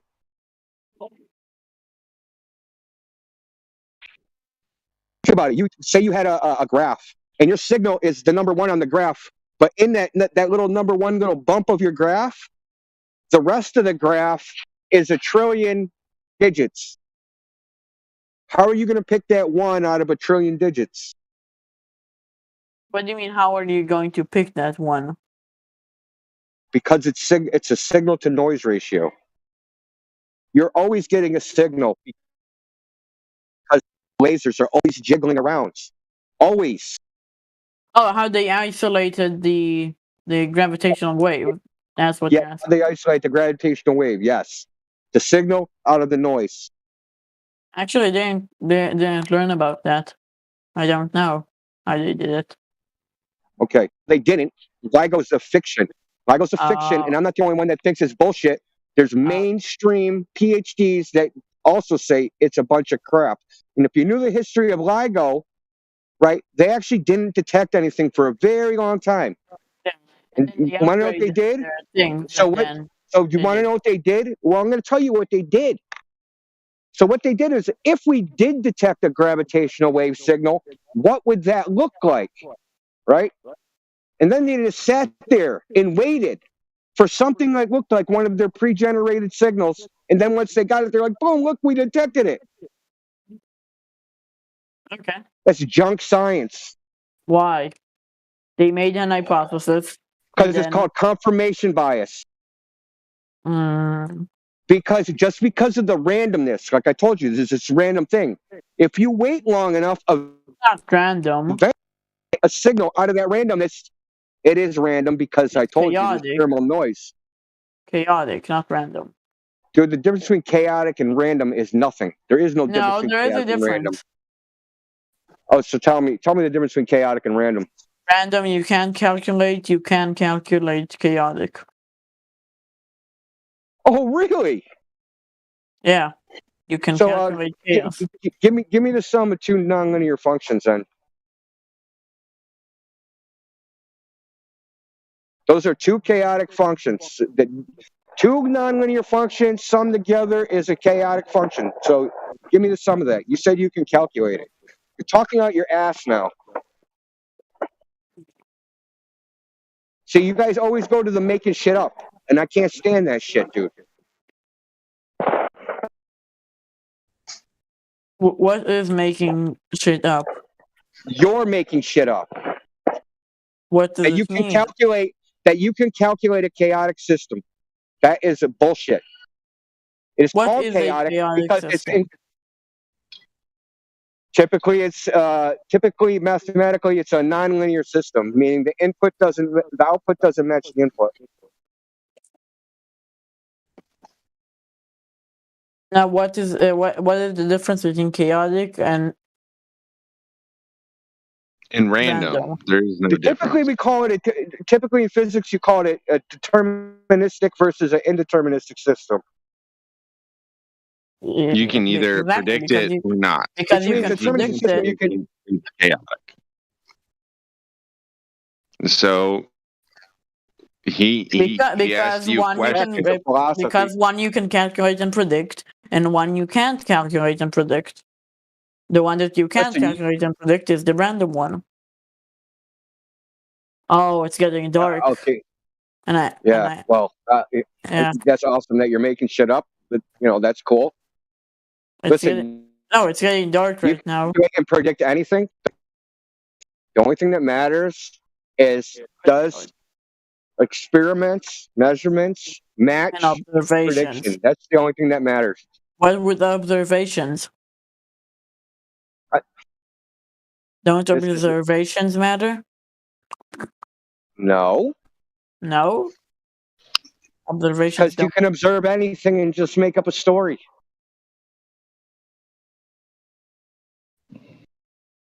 So you say that they just made up a story. Every observation you made up a story. It's credited because they could just make up a story. That's what you're saying. You just told me a story about gravity collapsing things into balls. You have no observation of it, and you have no model that predicts it. But you have a story. We have a model that predicts it. What model predicts it? General relativity. No, it does not. General relativity is broken in so much. Listen, I would talk about general relativity, but I don't think you know anything about it. So I'm not going to go there. Okay.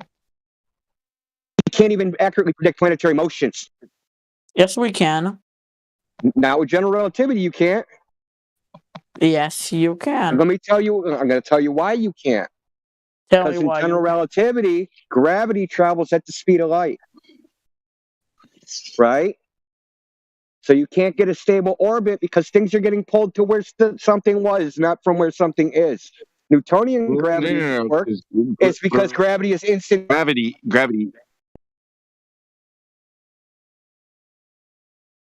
Hey, can someone hear me? Gravity was proven by the Cavendish experiment, which is just mass attracts mass, and then general Mass does not relativity attract mass. expanded on that. Mass does It not just attract mass. expanded on that. No, it didn't expand because we know that mass does not attract mass. It's just not true. It does not. And Cavendish didn't prove fucking anything. Yeah, mass Can't does even not get attract it. mass. You can't even get that experiment to work most of the time. Wait, did he say mass doesn't attract mass? If mass doesn't attract mass, then how do you create the ball that you were talking about? As I said, people in the past, let's say like Isaac Newton, thought that mass attract mass, and he made an idea and a theory about it. But then Albert Einstein said, "What if mass doesn't attract mass, but mass makes, let's call it, when you have a fabric, any sort of fabric, let's say like a trampoline, and you put a ball in the center, it's going to curve that trampoline." Right, and then you're going to put another ball. It's going to go towards that, towards that. False equivalency fallacy. Yeah, how much trampoline is in space, in a vacuum of space? How much what? You know why I'm laughing, Hank? Because this shit is so funny, man, to me. This shit is so funny. Listen, the education system is ruining, man. They show you this trailing spandex thing that is nothing like how it really works. That is nothing like the theory of general relativity. Nothing like it. Explain why. Because there is no fucking trampoline. Yeah, it's a concept. It's a concept that we thought of to understand it better. Yeah, and you're trying to teach this other dude using this concept, which is What's nothing so bad like about it. concept? What's so bad about concept? Because this is more like a ritual, right? To get people to believe something, which is a bunch of gobbledygook. Oh, I'll help you visualize it. This is what it's like. So another one is like where you put the water in a bucket. Gravity is like this. So you put the water in a bucket and you spin it around, right? And the water sticks to the bucket. It doesn't fall out. Oh, gravity's like this. No, gravity is not like this. Well, that's a demonstration that teachers use to show kids to say gravity is like this. That's what they use. Just like the little trampoline, the spandex. Yeah, because like you said, we thought of concepts to make the idea of gravity easier for humans. Brainwashing technique. Yeah, it's a brainwashing technique. Why is it a brainwashing technique? Oh, it's because it's nothing like how it really works. Because it's nothing like how it really works mathematically in any sense.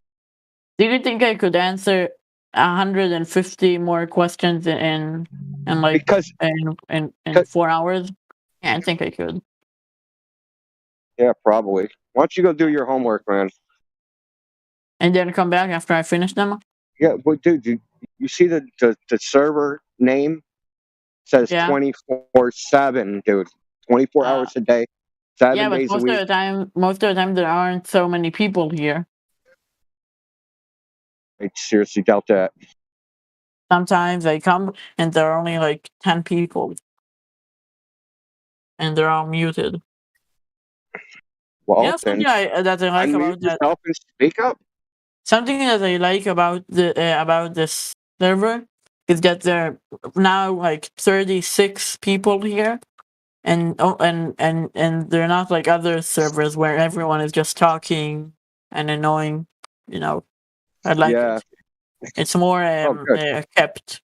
You know. No, we just have one person talking that's annoying. You took the words right out of my mouth. Well, we respect the argument and we want to hear it, right? And we also want the audience to hear it. So we do our best to govern ourselves so that everyone can hear it, make up their own decision, and maybe even, I don't know, think for themselves. Yeah. I mean, I would just like to point out that I asked for your best evidence for a globe Earth, and you never talked about the Earth even once. I talked about gravity. Yeah, cool. What's that got to do with the shape of the Earth? Nothing. Yes, it does. Look, if you were a carpenter, right, and someone hired you to do something, you wouldn't tell them how you hammer nails, right? How a hammer works and how nails work. You'd say, hey, this table, this is what my tape measure reading was. It's a square, 48 by 48. You wouldn't tell them how do you make wood. You wouldn't tell them the process of making a table. You'd give them the measurements. So that's what we want. We want the measurements of the Earth demonstrating that it's the geometric shape of a ball of a radius of 3,959 miles. It has to be that radius, and it can be no other, because if it's another radius, then all the distances are wrong. So all the stars, orbits never happened, nobody ever went to the moon, none of that shit ever happened. That's a question I wanted to ask. Do you believe the moon landing happened? Hell no. Oh, no? You don't? Why should I? Why should I? Why should you not? It's a stranger making. I'll tell you why I should not, is because they claim they lost all the things that would prove they went to the moon. Oh, the telemetry data, right? Where their little rocket actually went, telemetry data, they claim they lost it. Okay. And you know that they can't replicate it because they don't have enough money. They don't replicate what? There's nothing to replicate. They lost the evidence. Yeah, the but greatest achievement in the history of man, they lost the evidence, dude. If Think about that for a second. If they had the same amount of money, they could do it again. Oh my god. Well, no, they destroyed the technology, and it's a painful process to build it back again. Because they don't have enough money. Quote. Because they don't have enough money. Oh, is that it? So yeah, now $41 billion a day. Now NASA has 0.5% of the money the government has, and at the time they had around 6%, and they could buy more because the money was worth more, and they could buy more with it. So they also had more percent, and the money had more worth at the time. So they had way more money. Let me tell you the price of the entire Apollo program. Every single mission, everything they ever did, the entire program from beginning to end in today's dollars cost $140 billion. Okay. That's what they said, NASA. That's what NASA. That lasted for 15 years. NASA gets $41 million a day. Do the math. 41 million. Nancy Pelosi doesn't get out of bed without finding a new way to spend another trillion. Sorry for interrupting. So 365 times 15 times 41 million.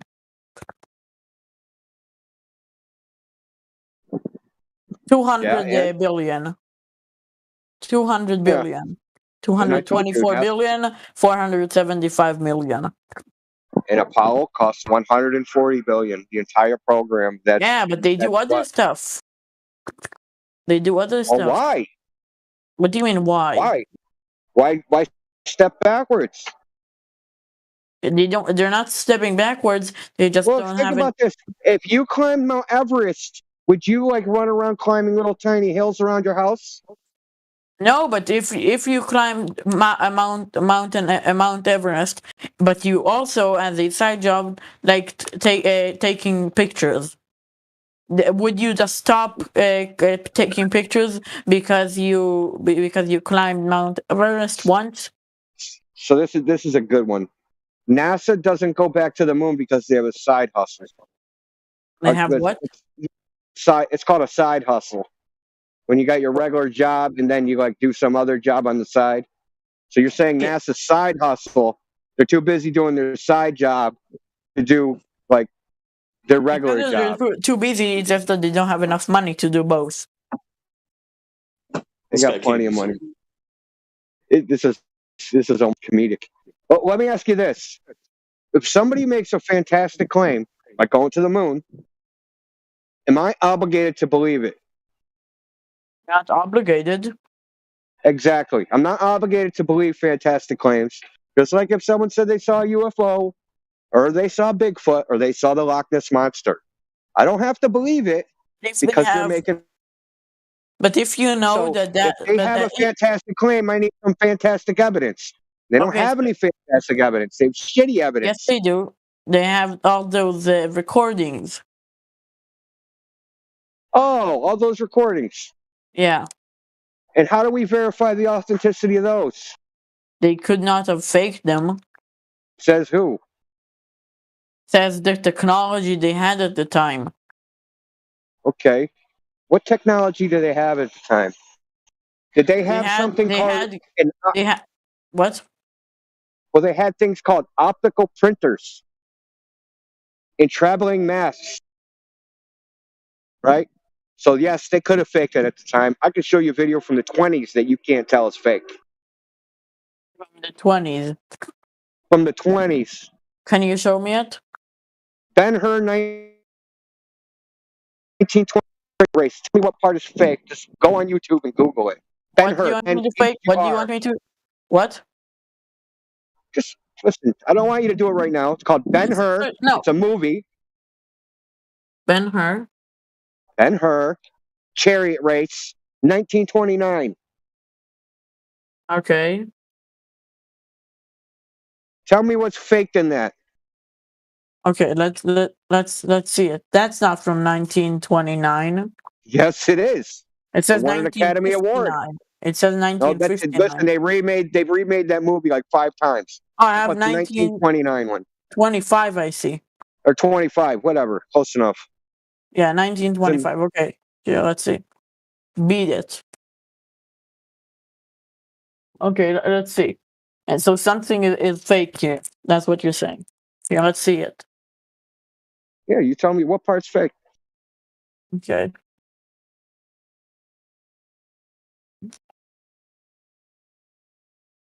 And listen, while you're watching that, do you know how ridiculous the claim is? Is that you have technology to fly to the moon, but you don't have the technology to fake flying to the moon?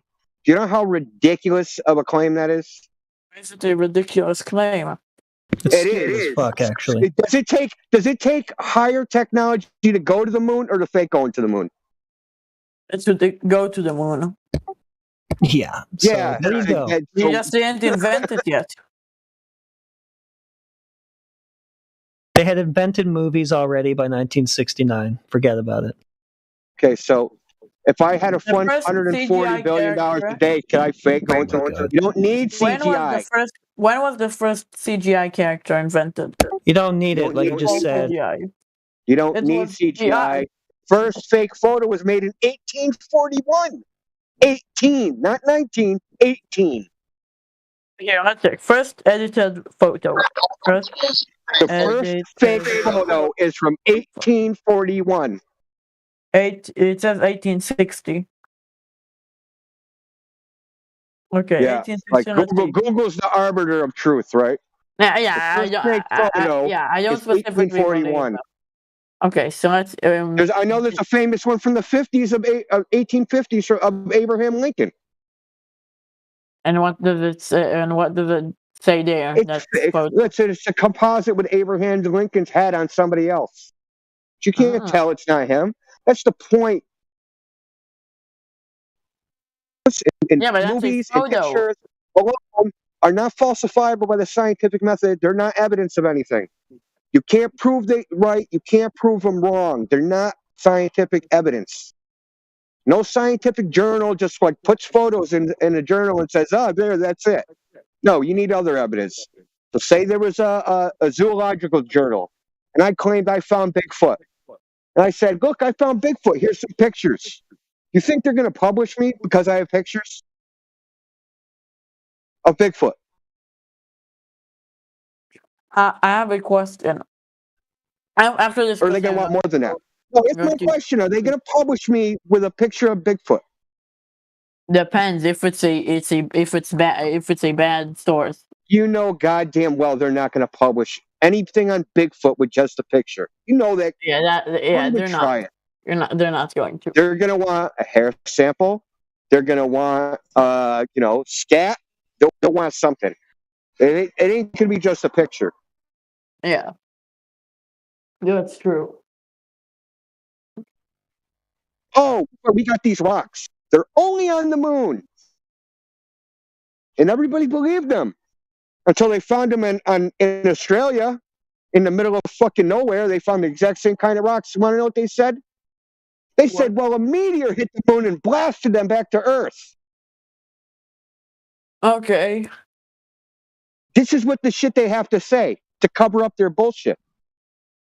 Why? Because they're not on Earth. They're supposed to be moon rocks. They even named them. What do they call them? They call them, oh man, there's even a name for them. Shit. I can't remember the name. But it's like a new mineral they named. Oh, we found this new mineral. It only exists on the moon. Then they found it on Earth. It makes sense that some of the rocks on the moon is going to be on Earth too. It makes sense. Yeah. God damn, you're gullible. Why am I gullible? I don't really need to answer that. That's self-evident. You better do some homework, right? Because if he fails the grade, they might just pass him anyway, and that's going to be a worse outcome. So I don't know. But yeah, good call, Hank. That is a great call. Who are we talking to? What's his name, real quick? Sorry, I just got here. Numpty dipshit or something? Something like that. No, just kidding. I don't know what his name is. What is his name? I don't know. I didn't get it. I am cool. Okay, well, anyway, young man that was just called gullible. Did you know that gullible's not even in the dictionary? I am gullible.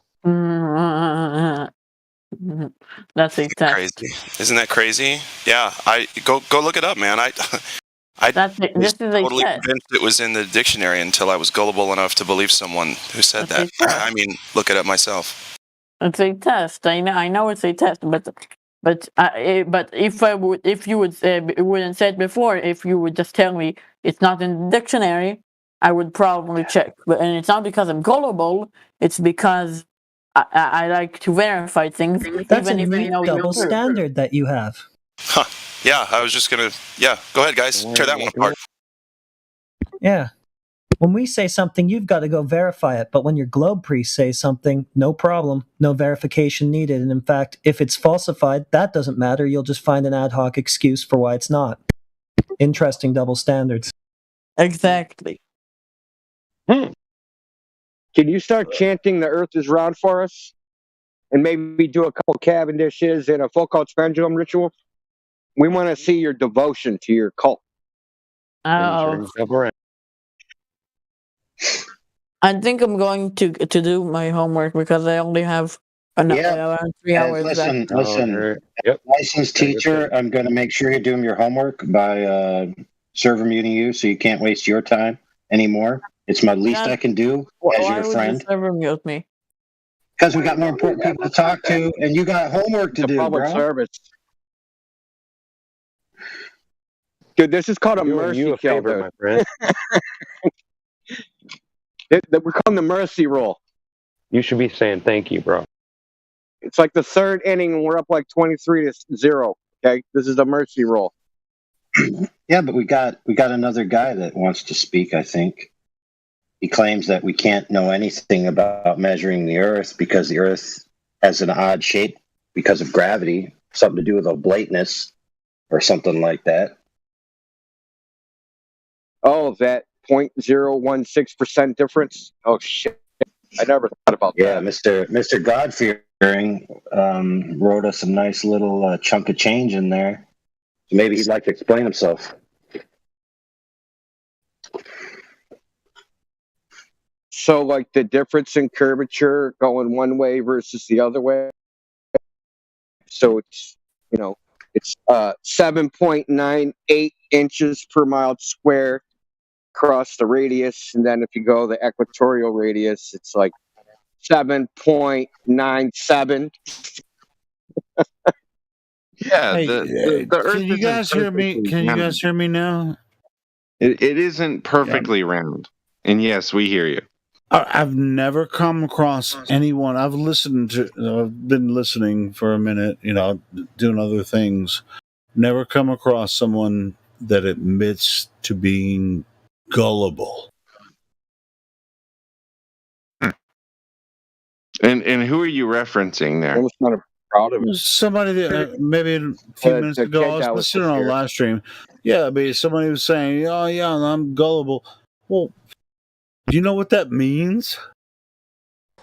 Yeah, it means you're influenced.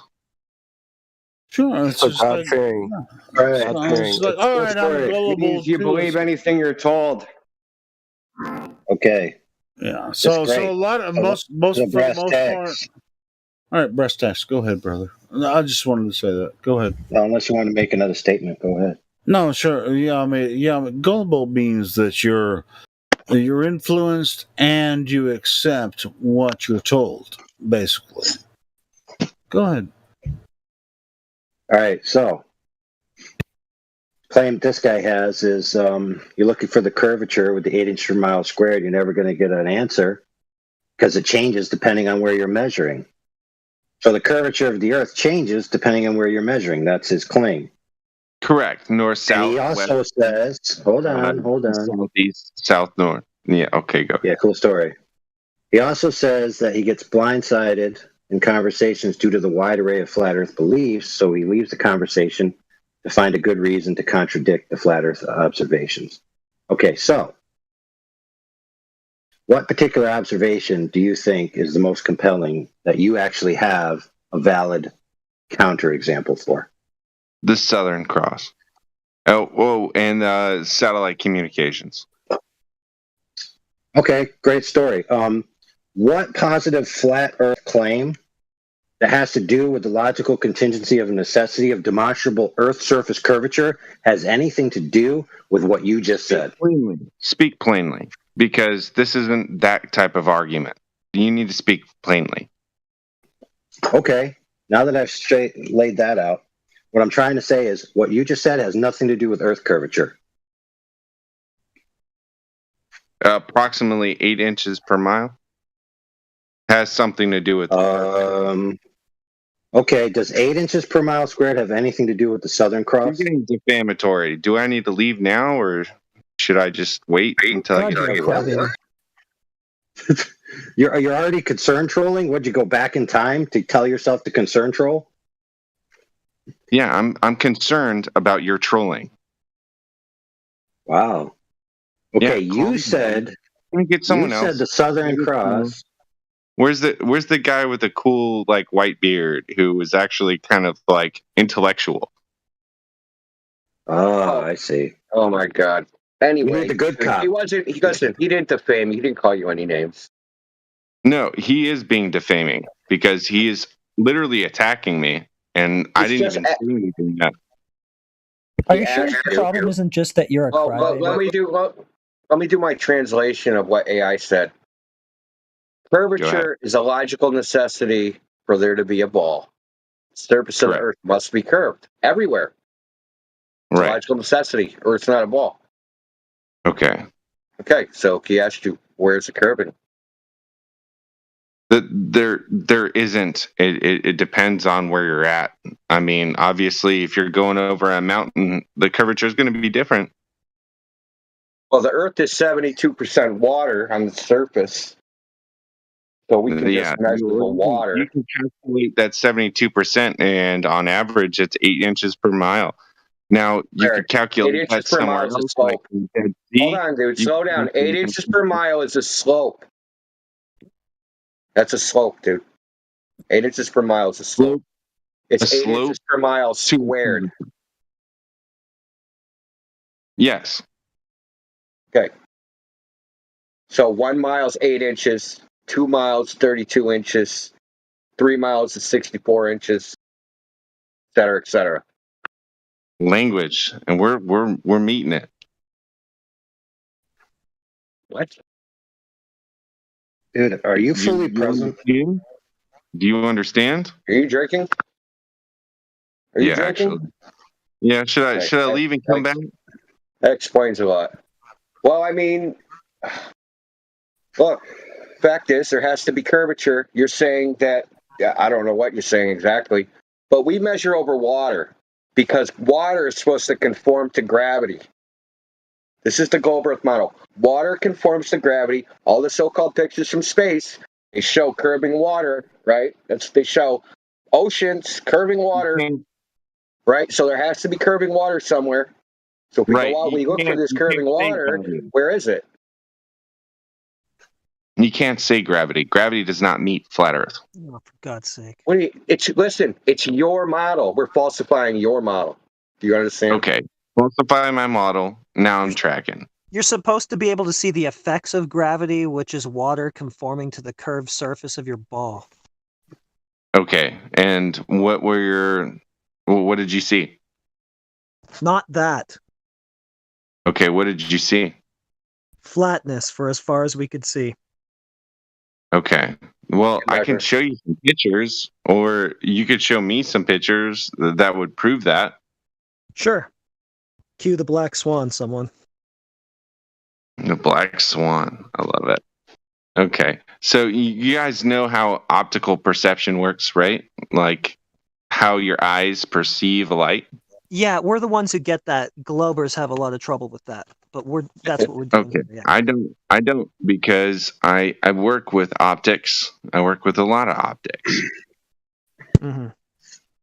Okay, so the issue becomes how we perceive light. You know, like the distance, it kind of meshes in with the top and bottom. Okay. So are you recanting on your claim that we can see curvature on the surface of the Earth anywhere? It sounds like you're about to make an excuse. Oh, you absolutely can see curvature, man. Have you ever taken an airplane flight? No, you can't see curvature from an airplane altitude. Your globe priests don't even agree with that. Neil deGrasse Tyson would tell you that 128,000 feet off the ground, you're still not high enough to see any. So, bzz. No one can see curvature from an airplane, dude. The Earth, listen, this is the scale. I'm going to give you an analogy for scale. You had a ball that was 6 feet tall. An airplane would be 1/1000th of an inch above that ball surface. Mm-hmm. Because the Earth's diameter is claiming to be 8,000 miles. Diameter, not radius. The diameter is supposed to be 8,000 miles. An airplane flies at 47,000 feet. That's equivalent. Change the scale. If you scale the ball down to 6 feet, your height, right? Assuming you're 6 feet tall, that airplane is 1/100th of an inch above the ball. You think you can see curvature from that height? The math don't add up. It's not us that just says it. Neil deGrasse Tyson says it. There's other people. Planetarium director Paul Larson said you can't even see curvature from the elevation of the International Space Station. Because the International Space Station would be 2 millimeters above a 6 foot tall wall. So the International Space Station's in low Earth orbit. Yep. They absolutely can see. And there's pictures. The math says you can. Oh, the pictures. But the math says you can't. Okay. So is the math wrong? You can say that these are all cat eye lenses. I don't have to say anything. I could say the math They claim the Earth is a ball whose radius is 3,959 miles. We can do the calculation to figure out what you should be able to see from the elevation of the International Space Station. You only see 3% of the Earth's surface. The horizon is 1,400 miles away. The arc between, if you had a field of view, right? If you had a field of view with, say, 2 degrees, that arc is too small for you to see the curvature of the Earth. Just too small. My problem is God-fearing. I put you on mute for interrupting him. You're not listening to the words that he's telling you. You're too busy trying to talk in between his explanation.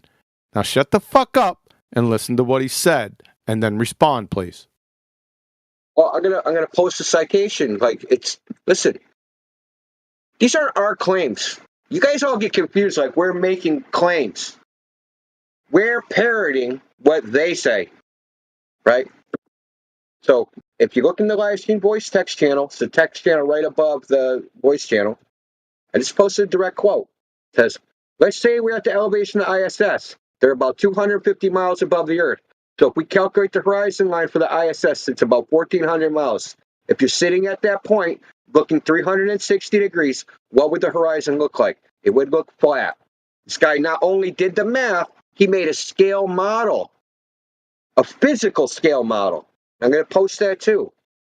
Yeah, it's AI posted. That's the same thing. That's a diagram that was done in GeoGebra, which is a geometry program.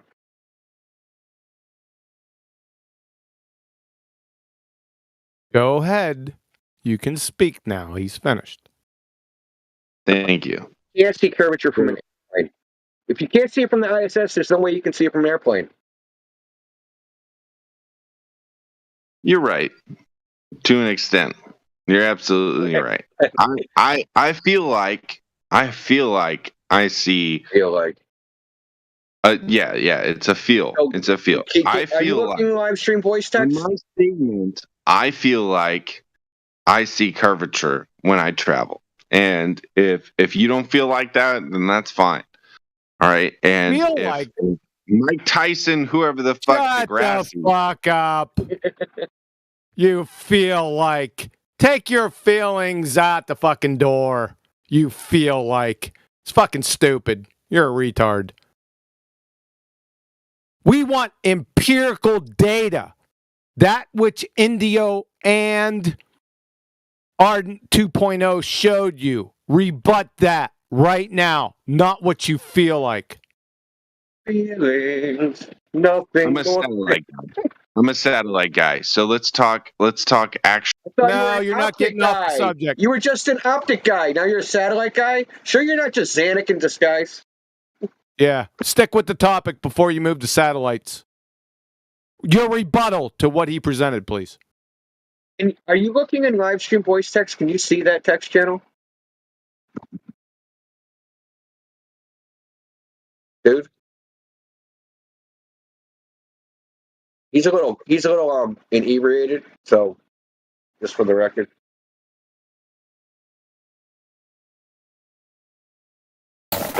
Good evening, everyone. I think he jettisoned. Did he jet? He just took off. Ah, shit. Oh, you would have really loved the other one, Kiwi. So what's up, man? I haven't talked to you in a while. Yeah, I haven't talked. I was thinking the same thing. I put a message in there that royalties here, Indio and El Baba Yaga. What's up? Yeah, go ahead, Earth royalty. Not flat Earth royalty. not flat Earth royalty, just royalty. I didn't put flat Earth, just royalty. You two guys, man. How you guys doing? Hey, John. How's it going? How's it going, brother? Well, you missed the last guy, man. You would have loved the last guy. He's one of those when you put him in a corner, you can't prove anything. Nothing. You can't even prove that I exist. I can't prove that you exist. I can't even prove that I ate something ever. Ever. Just today, ever. Amazing. I've been waiting for Danny Faulkner. I've been popping in at different times than I usually do, but I haven't caught him yet. I want to. I'm trying to catch him too, so I hope I catch him first. Because he listens, He has a website. He put up some articles on it. One of them is about the Black Swan. I want to get a hold of him because some of the things he said, sophistry up the yin yang, man. Wait, did he? Do you have the link? Yeah, hold on. Post it up, man. I haven't seen that one, so I don't follow retards. But if you got it, man, I'll check it out. Double speaking, whatever. Oh yeah, Danny's delusional. He comes in here, it's going to be his ass. He knows better than that. He won't come. India. Dude, I couldn't believe he used the fallacy. It kills me, dude. He actually used the fallacy.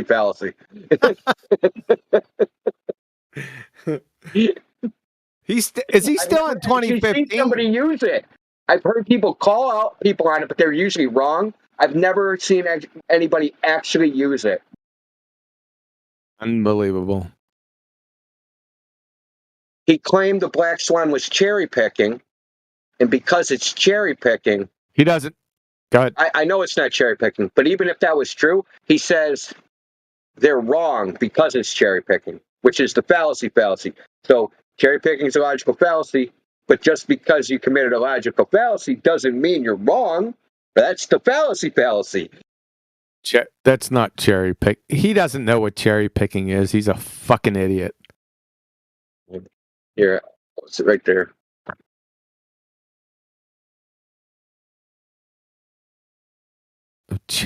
Informal fallacy of cherry picking data. He doesn't know what cherry picking is. Thanks. Of course he doesn't. And so here's the funny thing is he's actually guilty of cherry picking because when he published this article, there was the other videos that were out, right? The 10.10 mile one and another one. So there was two more out other than the first video. So actually he's guilty of cherry picking. Thanks to Black Swan's an experiment. He's a total fucking retard. He just exposed himself right here in the first sentence. Is it the first sentence? First sentence of the... Hold on. Second paragraph. There have been numerous examples of these experiments posted on the internet. And he goes to the Black Swan. It's not an experiment, Danny. You're a fucking retard of epic proportions. You'd fail 5th grade general science, by the way. That's not cherry picking. You don't know what cherry picking is. Oh my God, he posted the photo. When I did the first Black Swan presentation, right? His figure 2, same video at 102. I had this photo in here, right? Next to the Black Swan. Hey, Danny, you fucking retard. How far is figure 2, the horizon? How far is that away from the observer? For Platform Hill House, it's about 6.2 miles away. Guess what? That's a black. Oh, you fucking idiot! My God, you're stupid. Get your dumb ass in here. Let's just end this. Let's just end our conversation in 2016. You remember that one in June? This motherfucker posts this on blogs and shit behind the scenes. Let's just end it, me and you. It'll be about 15 seconds. 20 with interruptions. You coward, Boulder didn't fucking underspined idiot. Pseudoscience, pretend to clown. That's what you are. I'm just gonna end you. Quick. Don't forget Knuckle Dragon Crayon Muncher. Atmospheric refraction. This fucker wouldn't know. You wouldn't know what refraction was if it climbed up your ass and started kicking footballs wrapped in concertina wire. John, don't these religiotards argue something we're not saying?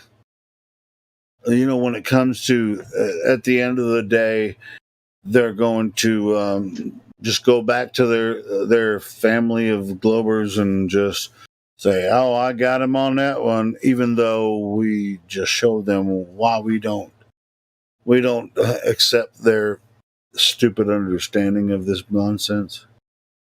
I can't say, man. Well, I mean, you can't say what they're gonna come out with, you know, at the end of the day. But yeah, like someone like Danny, I mean, he's a Christian, and really. I mean, he says he's a Christian, whatever. But as far as like flat Earth, flat Earth ideology, whatever. Anyway, so it's the globe. We got the horizon here. When you go through the black swan thing, like, well, horizon could or could not be somewhere. And he doesn't even really give a good refraction argument. Anyway, I'll shut up. He doesn't give any good arguments. He is an intellectually, he's a moron. Scientifically, he'd fail fucking third grade general science. I'll show you. Listen, just have him come in and I'll demonstrate it. Quick. I will add that he's a little bit disingenuous because he wants to associate Christians who believe in the flat Earth with vulgar language as if it's a character flaw or an argument, right? Mm-hmm. Yet, simultaneously, in his writings and in his interviews, like with McToon, he essentially casts a broad brush on flat earthers as being dishonest and of low intellect, and actually exhibited joy in the idea and shared a good laugh at the expense of the flat earthers, right? So with Booger Eater. Oh, of course. So now, we got two Booger Eaters. Yeah, but just because you don't use vulgar language, okay, doesn't mean you're not demeaning somebody and being inappropriate, especially if you go out and preach against using language to diminish people. Oh, I want to say something about Danny Faulkner's little Black Swan article. And this is the part that really ticks me off. It's this little manipulation. I'm not going to read this. I'm going to tell you how that, like, if you don't pick it out, I'll tell you what it is. Conclusion: the Black Swan photo and other similar images commit the informal fallacy of cherry-picking data. Once again, a major flat Earth claim turned out to be false. Right? Just because you cherry-pick data doesn't mean it's false. Just inadequate to prove proposition because it's contrary data. So, so anyway, let me keep going.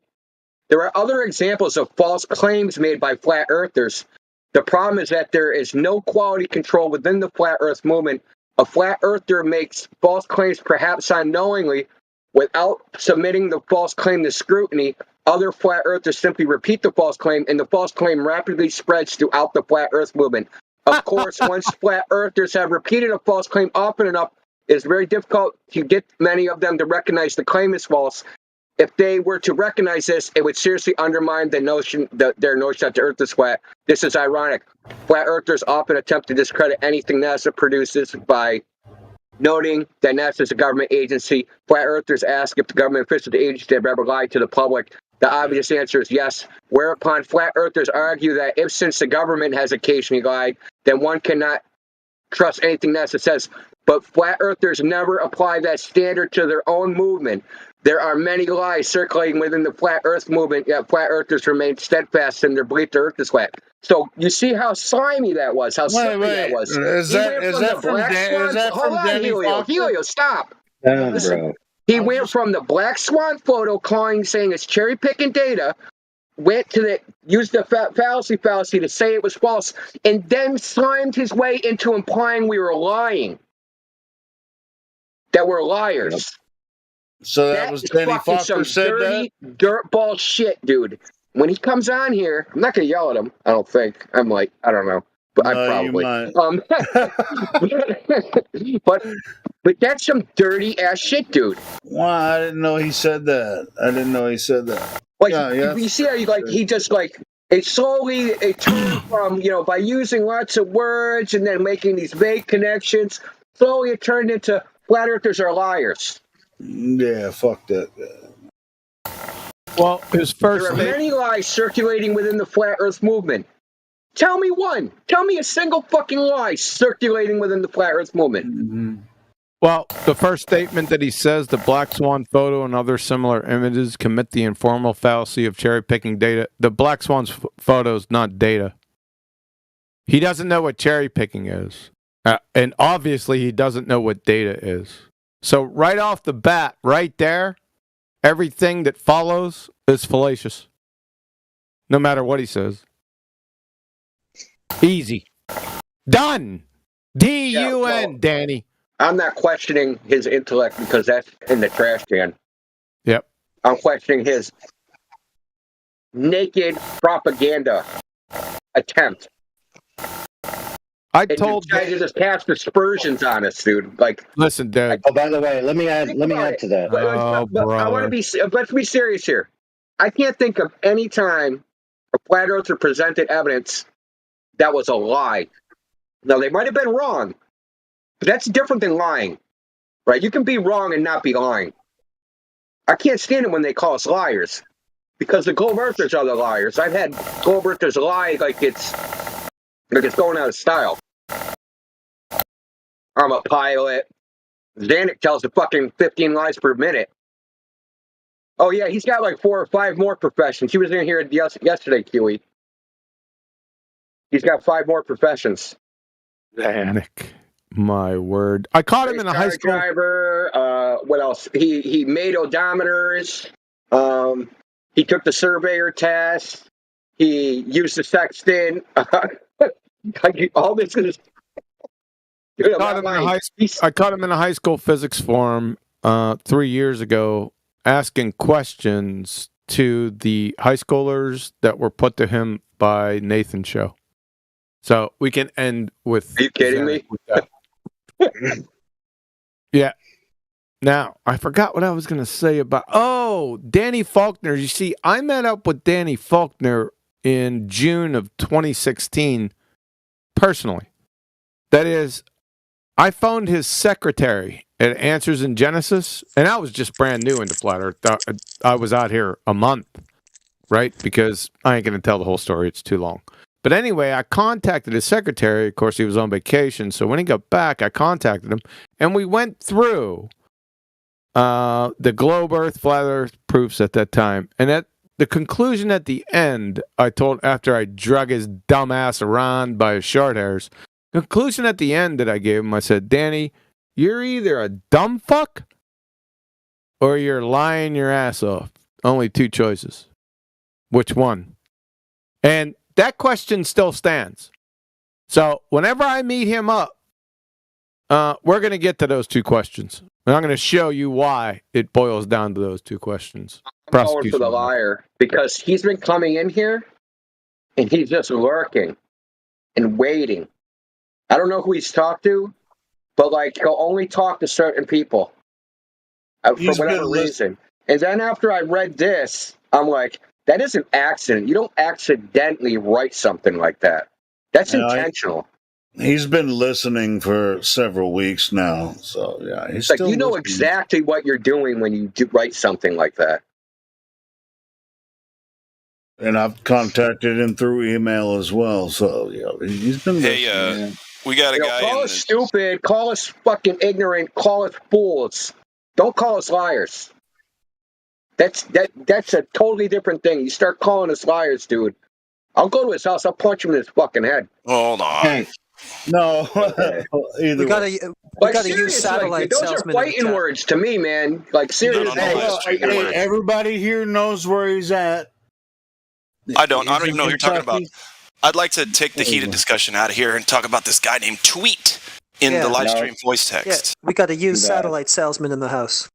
Yep. Too bad. Oh, shit. We got to finish we had this a up. used globe salesman yesterday, so let's get the satellite salesman today. Let's do it. So Tweet is defending satellites, i.e. the globe. Tweet says it would be impossible, even if satellites were real, to see anything upside down, right? So apparently all satellites are parallel to the surface of the Earth and can never turn upside down, ever, for any reason, out in space. Isn't that awesome? So we only ever get the shot that we get. We never see anything sideways or upside down or anything, even though clearly, if there's satellites in space, they can do whole 360 degrees and look whatever they want, couldn't they? Crazy. Just like a balloon, right? Is that what you're saying? Yes. They're treating it like a balloon, correct. No, I think it's since there's no down, there can't be any upside down. Right? They don't have a down. They have an in and out. Oh, that's true. Yeah, it would be in and out. There'd be no down. Down to the Globers would mean to the center of mass, taking the word down completely out of any equation in reality. That's the magic of gravity. Sure is. The magic. You got that right. So, Tweet, now that we've destroyed you talking about you in this fucking voice chat, I wouldn't expect you to have the cojones to come in here and talk to us, but if you do, gosh, we're really desperate to have some entertainment in here. I mean, an adult conversation with you.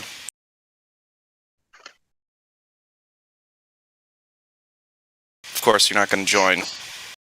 Why would anyone be so silly? He's in the VC. He's in the VC, right. Yeah. I guess he's breaking the rule by not talking to us in here, but personally, I don't care. It's just obviating his lack of confidence in a non-position.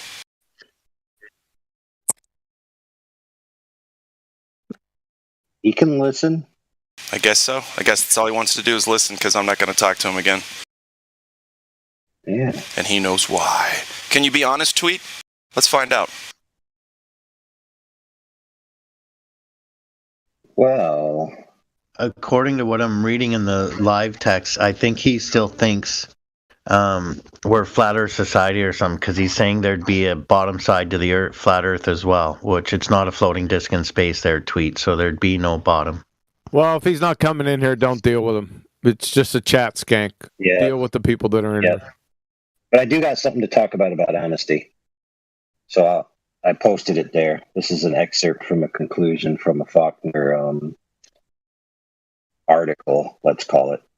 That's another one? Yeah, so let me read it.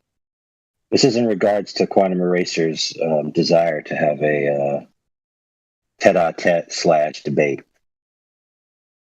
So, as I said, I, being Mr. Faulkner, rarely can make observations, but when I do, I always get results that are consistent with the Earth being a globe.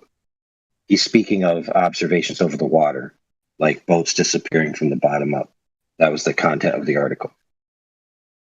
Why do flat earthers always seem to find contrary results, right? So he always finds globe consistent observations, right? When he goes.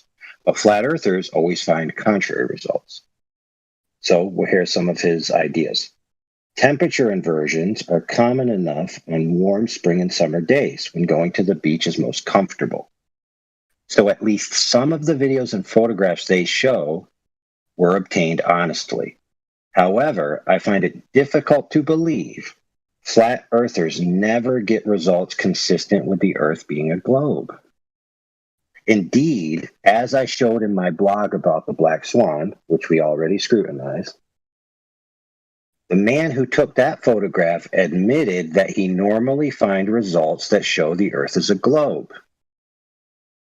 That's not what he said, though.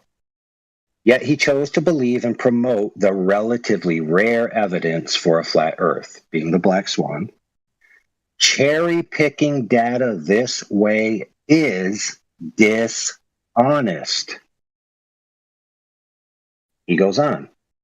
But even when flat earthers find evidence that the Earth is a globe, in their bias, they fail to see the evidence. I explained on page 64 to 48 of my book, Falling Flat, A Refutation of Flat Earth Claims, which, by the way, is a derisive title. Okay, that's connotatively one of flat earthers, by the way. So yes, it's not using vulgar language, but it is a mockery. Okay, going on. Those heavily invested in the belief that the Earth is flat will not entertain evidence that contradicts their belief. Flat earthers parrot Samuel Rowbotham, the man who unleashed the flat Earth movement on the world in the 19th century. Zetetic philosophy. Trusting only what one can test for oneself. However, Most flat earthers fail to carry out most of these experiments themselves.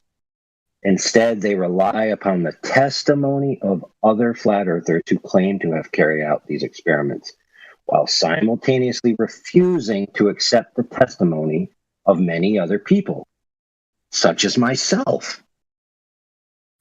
Such blindness to the truth makes it difficult to carry on an intelligent conversation with flat earthers, which is why I have never debated a flat earther and probably never will. The end. Yo, I'm gonna be honest. I'm like triggered right now. Dude, that is almost every word of that is a lie.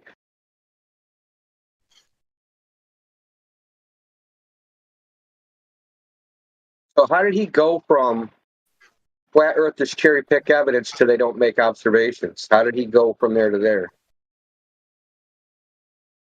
And what does he know that most flat earthers do? How does he know what most flat earthers do? How does he know what most flat earthers observe? What observations has he done? Wasn't he in here the other day and what observation did he say he did? He only did one? Well, in this article, he alleges that he goes to the beach and makes observations. He presents photographs, but doesn't claim the photographs to be his own and talks about them in a manner as if they're not his own. So there's no evidence here that he's done any observation systematically. He probably just went to the water, saw something that he couldn't see the bottom of, and just said, "Oh, Earth's a globe." Yeah, like he says, I'm going to just go through this real quick. Temperature inversions are common enough on warm and spring summer days when going to the beach is most comfortable. How does he know that? You got any data for that? Of course not. Right? And then he says that thing about the black swan photo. The original black swan, right? So he's taking the one that shows the oil rig half cut off, and at the end of the video is the black swan. But did you look at the date of that video? It's in 2016 when this person first started making observations. Now, right, he's continuing to make observations, and now it's 2022. It's 6 years later. He's made no repeat observation of the oil rig being cut off, but he's made repeated observations that are identical to the black swan. So what is he actually cherry picking? Who's doing the cherry picking? So 1 out of 6 accuses flat earthers of cherry picking, makes a claim that based upon a video that's old and his small data set, whatever that was at the time, he made a statement like that. I wouldn't say that's an exact quote. Made a statement like that, but that was then. This is now, right? I've never read anything Robotham has ever written, right? So like every word of this is a lie. I will tell you this: it gives to me the appearance of lack of due diligence. Like it sounds like he did a cursory Google search for some buzzwords and then put it into his article. You know, like I need to go to the beach this weekend, so I'm going to rush this article. Exactly what he did. Yep, you got it. Yep. And if I'm not mistaken, did he not Google hillbilly? Hillbilly blue balls. Hillbilly container. Retard. Yep, and used him as his reference for gas pressure without a container. When this dumb fuck cracker, hillbilly blue balls, went ahead and attempted to disprove gas pressure without a container by showing up with 2 containers full of gas pressure. I'm not shitting you, folks. Just go look. It's tantamount to attempting to disprove the existence of dogs by broadcasting live at a blue tick coonhound kennel. Oh, God. Yep. Danny did it. He appealed. He also went on Jim Panda's show. So you have a Christian, an alleged Christian, by the way. Yeah, I'm like getting serious doubts after reading. So I've only seen 2 articles both of them are just full of lies. So the alleged Christian is sticking for me right now. Oh yeah, and, definitely. Hold on, and connotative slander, by the way. So he goes on Gem Panda, a knuckle dragon window licker atheist. Danny Faulkner, the Christian, goes on and consorts with him. Can you believe it? It happened. That's just a general view. I'm going to take each one of his claims and just flamethrow him. Get his dumb ass in here. I'm going to get him before Indio. You know. I got dibs. Now I got dibs. I'm going to write a bot to look for his ID, and as soon as he joins, man, it's going to ping me. It's going to send me an email, a text. That's just rude. Freaking alarm's going to go off in my house. Danny Faulkner. He'll pull over on the side of the highway if he has to address him. That's just rude. To be fair, he's already prejudged your intellectual and moral abilities and declined to debate you a priori. So, did he? When did he do that? In that article I just read. Oh, really? I'm sorry. I took off. It was gone too long. Did he say that? He said, such blindness to the truth. I didn't see anything about, anything. Anyway, such blindness to the truth makes it difficult to carry on intelligent conversations with flat earthers, which is why I have never debated a flat earther and probably never will. I see it. No, I got you. Because if you even open your trap, dude, you're gonna get turned inside out. Yeah. I want him to justify and explain to me why what he did wasn't cherry picking. Now, at one point in time, he could have said, "Oh, those videos didn't come out yet." But when he wrote that article, the videos after the first Black Swan were out. 2 of them were out. Because I went on BDSM, whatever his channel, whatever his name is. I went and checked all the dates of all the subsequent ones. And there was the first Black Swan, and 3 more were out when he wrote that article on February 20th, 2021. Don't call it BDSM. That's it's well, whatever. BMLSB. BLMSB, yeah, BDSM. Oh, yeah. His name's Bo. His name's Bo. It's BMLSB 69. So his name's Bo. I've talked to him plenty of times. Yeah, he's a cool dude, but BDSM. You translated it right. I'm a scared pussy, and I'm gonna get my ass ripped up. So I'm not. Dude, to be honest, thanks for interrupting. I'm interrupting for a reason. Yeah, and you continue to do it. All right, yeah, because Danny actually did join this server a couple of times in the past couple weeks. He actually did come in and join the voice server, and we have some invited him videos. Here. Yeah, I invited him here. I was in here, and I saw him in the YouTube chat, and I invited him here, and he talked to a couple of people in here. So there's some videos upcoming, where he actually did come in and talk to us. So he's, where he claimed, I'm not going to talk to a flat earther, and so whatever. So go ahead. What? But yeah, explain how he's not guilty of what he accused us of. I want him to explain himself on why he's calling us liars without a shred of goddamn evidence for that. He needs to justify that shit. He does. Well, let me read a sentence. Let me read a sentence to see if it brings clarity.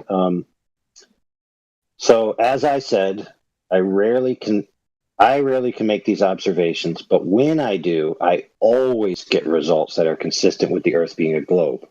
Why do flat earthers always seem to find contrary results?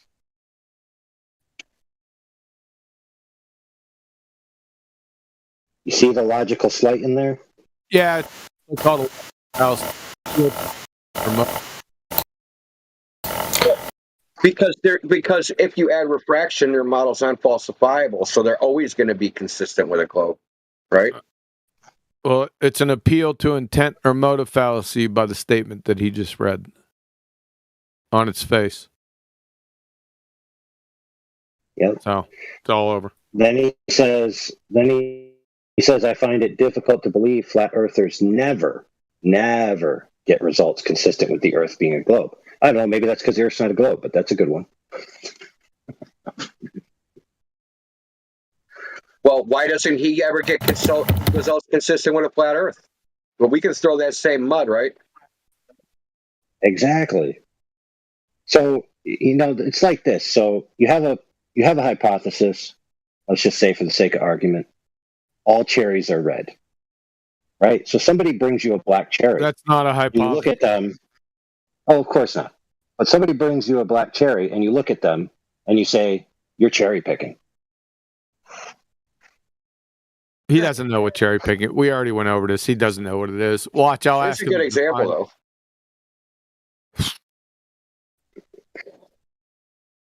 I mean,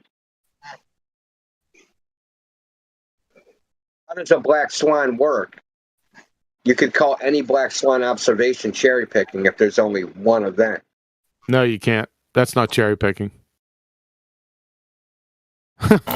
Okay, so let's look up the cherry picking code.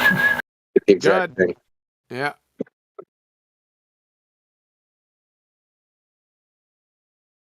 Cherry picking, suppressing evidence or the fallacy of incomplete evidence is the act. Wait, shit, who fucking wrote this? Cherry picking, it's a Wikipedia, dude. Like, I'm actually not going to use Wikipedia. I'll find another one. Dude, are you cherry picking your cherry picking definition? Yeah, he's cherry picking the fucking cherry picking. And cherry picking my cherry picking pal. Oh shit!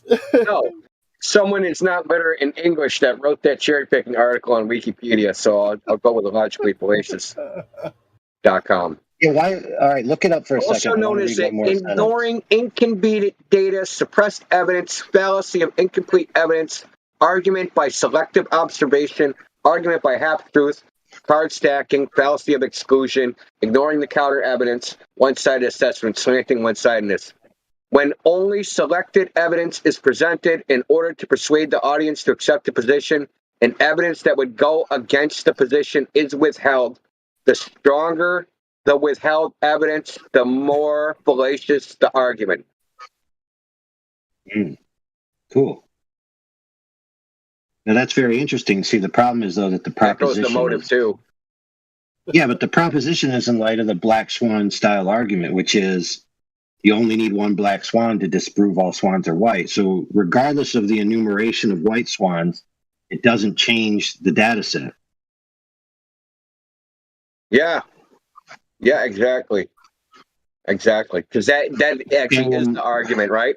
So you're saying that of course. The horizon is physical, the horizon is X distance away, right? Because this is the argument they were making for a long time, that the horizon is physical, that it's not optical. Yeah, absolutely. And to be fair, and I want to say this as delicately as possible, someone at a PhD level should not be this incompetent in their faculties of reasoning. And to be so, to accuse another person of being explicitly dishonest to the form of being a liar after expressing that you don't even know the nature of the comment that you're making. Like here it says right here in his article, cherry picking data this way is dishonest, right? So he doesn't even know what cherry picking is in relation to this proposition. And then he then claims, after asserting it's cherry picking, which it isn't, that doing so is dishonest. So he's not tracking the proposition and in the manner in which the argument's being made. And because he's not doing so, he feels justified in calling us liars. This is why this is intentional. Those words are carefully chosen. They are by a professional propagandist. Okay? Cherry picking in this way is dishonest. What's the other way? What's the other way? What's the cherry picking way that's not dishonest? Yeah, what other way is there? Okay, Are we so being dishonest? these like little qualifying words, he uses them to sound reasonable. Right? To sound like cherry pick. Oh yeah, this way it is dishonest. It's It's a mental manipulation. Everything he wrote, dude. The way he went from cherry pick data is a false conclusion, which isn't true. You can cherry pick data and still have the right conclusion. It's just not proof of that conclusion. So logical fallacy just is not proof of the proposition. That doesn't make it false. That's the fallacy. But he turned that into calling us liars. He went on to repeatedly call, it's false. Flat earthers are wrong, it's false. And then he goes, because they're false and other people believe it, now they're liars. Right. And you can't accidentally structure a fucking a paragraph like that. Yeah, absolutely. So we're accidentally. It's just sorry. Right. I've read a lot of texts in my life, newspapers. Like, dude, you can't accidentally form stuff that way. That is deliberate manipulation. There's no doubt in my mind. Yeah, sure. So we're left with what is it, Hanlon's razor, right? So we have a choice between incompetence or malice. So either way, you lose.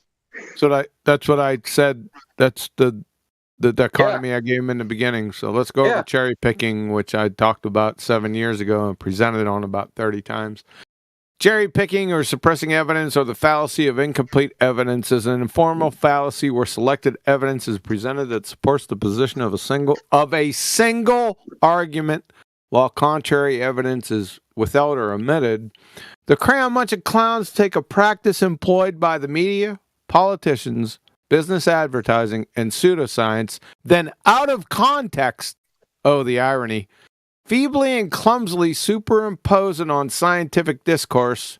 Then when the crayon munchers get backed into a corner, which happens quick, especially these days, while being bludgeoned to death with the business end of a baseball bat, their last port in the storm, bagak, cherry picking. You see, it's absolutely impossible to cherry pick from actual scientific literature because it's empirically proven phenomena. The only way that you can possibly cherry pick within a document or reference, not a picture, fucktard Danny, is if there is more than one conclusion with the exact same topic. If this is the case, the document is contradictory, non-empirical, not scientifically valid to begin with. It's over. He doesn't know what cherry picking is. Yeah, it definitely doesn't apply to scientific discourse because the data is the data. There is no cherry picking. And listen, it's well known that you're going to get, let's put it this way. You know how they apply statistics to measurements, right? And they'll do something like a weighted mean, right? So they throw away outliers. Yep. They don't call that cherry picking, and they do it pretty much in every branch of science where they do lots of measurements. They take in weighted means of multiple measurements, and that means you throw away outlier measurements because they're statistically improbable.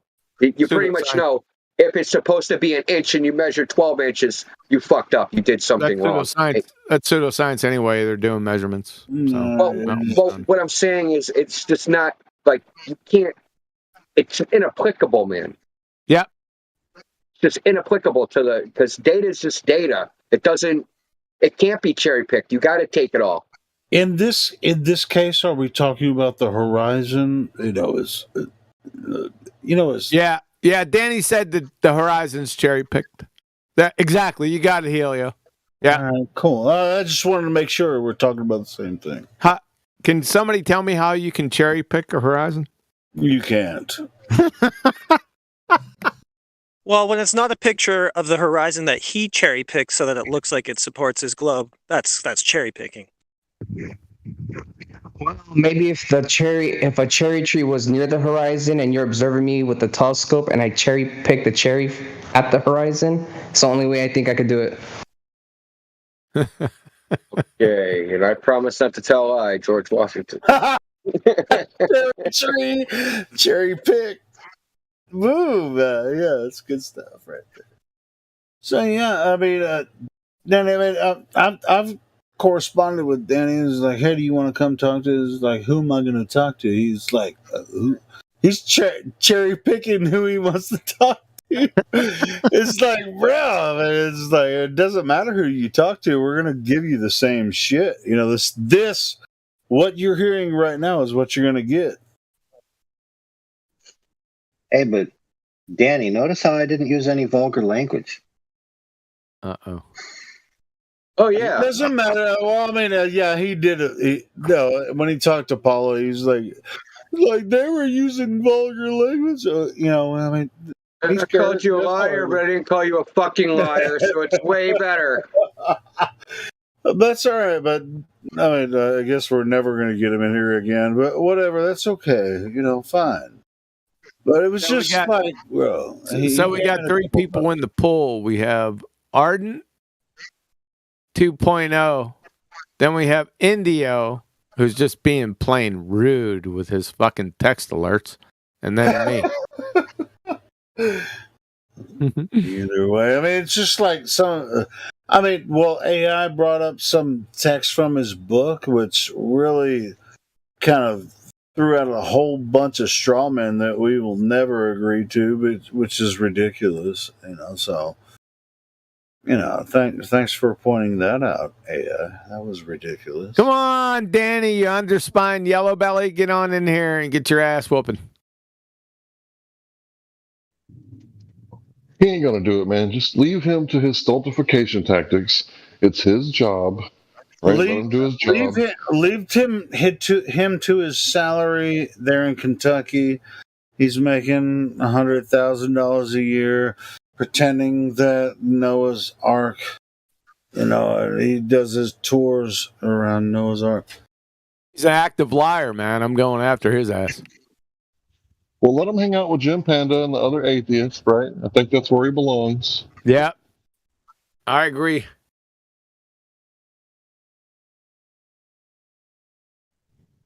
Let him keep teaching his godless Big Bang rhetoric, right? Because the more people come to the flat Earth, they're going to find out that there's a crater. But we don't want that to happen, do we, Danny? Right? We don't want people realizing that there's a crater because that would be bad, right, Danny? Yeah. PhD astronomer doesn't know what science is. That's the first thing I'm going to take from you. You can't even take on some dumbass flat earthers on YouTube. Yep. That's the first thing I'm going to take away from him real quick. And as soon as I take that away, it's all over. So I'm going to start with that. We're not even going to get to flat or globe Earth. I'm just going to take his science acumen away. And then everyone's going to laugh at you. It's coming, Danny. Don't you come in here again. If you do, it's your ass, son. That's all I got. Wait till QE leaves and then come in here, Danny. I'll be waiting for you, bro. I'll stay up late. That's what's really funny. I was just like, when I was talking, just like, hey, you don't talk to QE because that's not going to work necessarily. But it's still going to be a load of bullshit the whole time. Just like when he came in and talked to Paula. Paula handed him his ass, you know, when she came in. And, you know, it was just insane.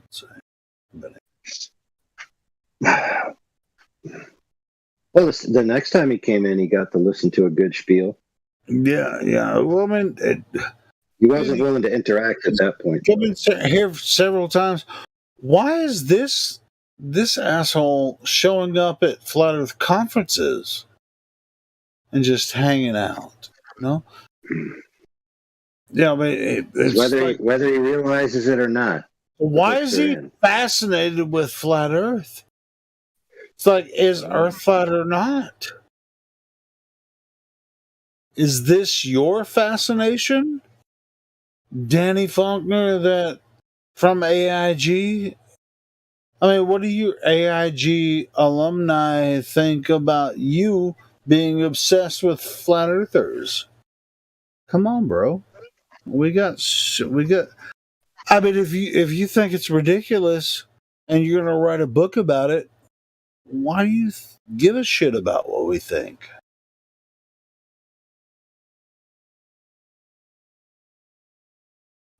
Anyway, yeah, some people eat mayonnaise out of the jar. It's weird, but who gives a shit? But he gives a shit about flat Earth for some reason, for enough of a reason to write a book about it. We have to understand something. The people that believe in the globe Earth and in atheism and evolution, they have one fear, and their fear is the explosion of what happened in 2015. Just look how many people came to the realization of a creator, of a motionless plane. Like, because you have to understand, these people love that, like, they're in the group that is the majority. So as they see the scales tipping to one side, they have to do whatever they can to keep the scales on that side. And that's all it is. It's interference. Yeah, you know what's really scary about? I think this might be something that scares him. You know, if he's on the Christian side, there are a lot of Christians that really see through the bullshit of the religious nonsense that's going on in that religion and the way it goes. So maybe that's why he's so scared and fighting. Now, how can you fight against God? You can't. Do you get what I'm saying? Scared. Sorry, bro. Go ahead, Jim. I was gonna say, do you get what I'm saying? Because, like, if you look at this, like, there's been a lot of topics like Bigfoot, Loch Ness Monster, aliens. None of them get the same pushback like flat Earth. Just think about that for a second. Like, this is the one topic that has the most pushback of everybody. It's like everybody against flat Earth. Everybody jumps on flat Earth. It's for a reason, I think the reason is, this is just my belief. The more and more people realize there's a God, the more and more people realize they have God-given rights and they might stand up to tyranny. That's what I think. And the faster that happens, the better. No. Well, I mean, speed of the event. I mean, it's all. I mean, it is scheduled. Maybe it could be scheduled by God. It could be scheduled by you. At the end of the day, you're going to find out what happens. But this shit is happening fast, and we should be paying attention.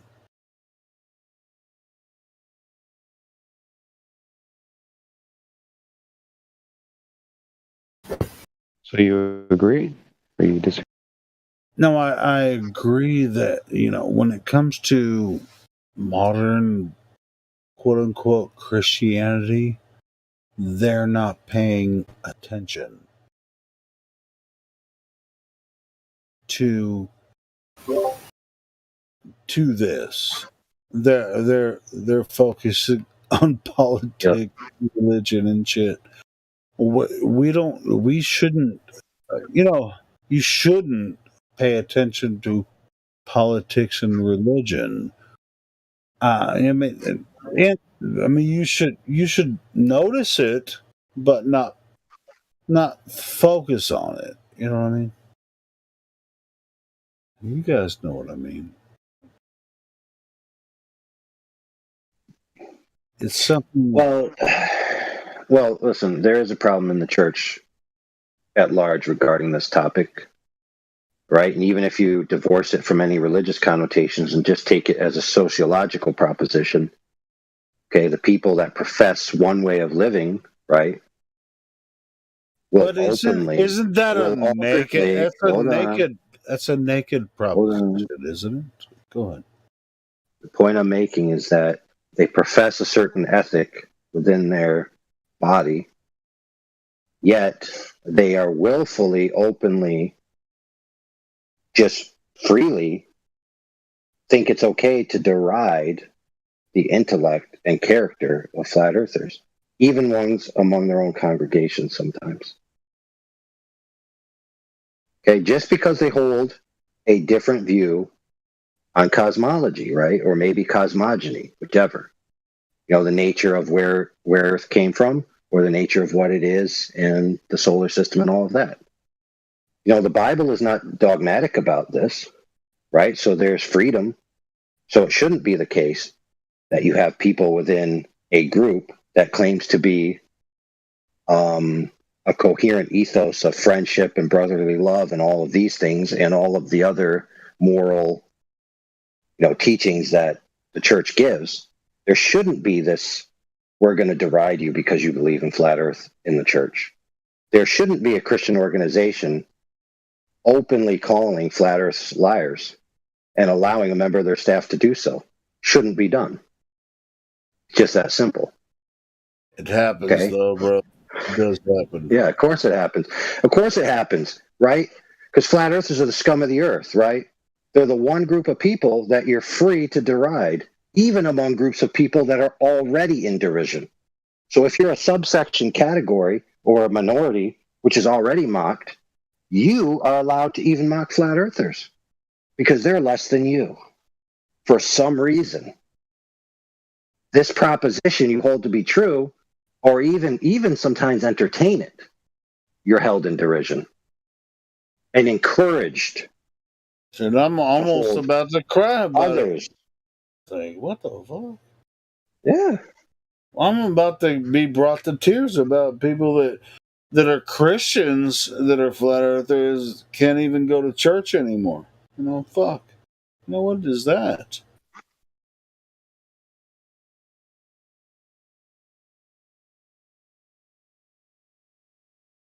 Yeah, like when when the guy nailed the 95 Theses on the door, right?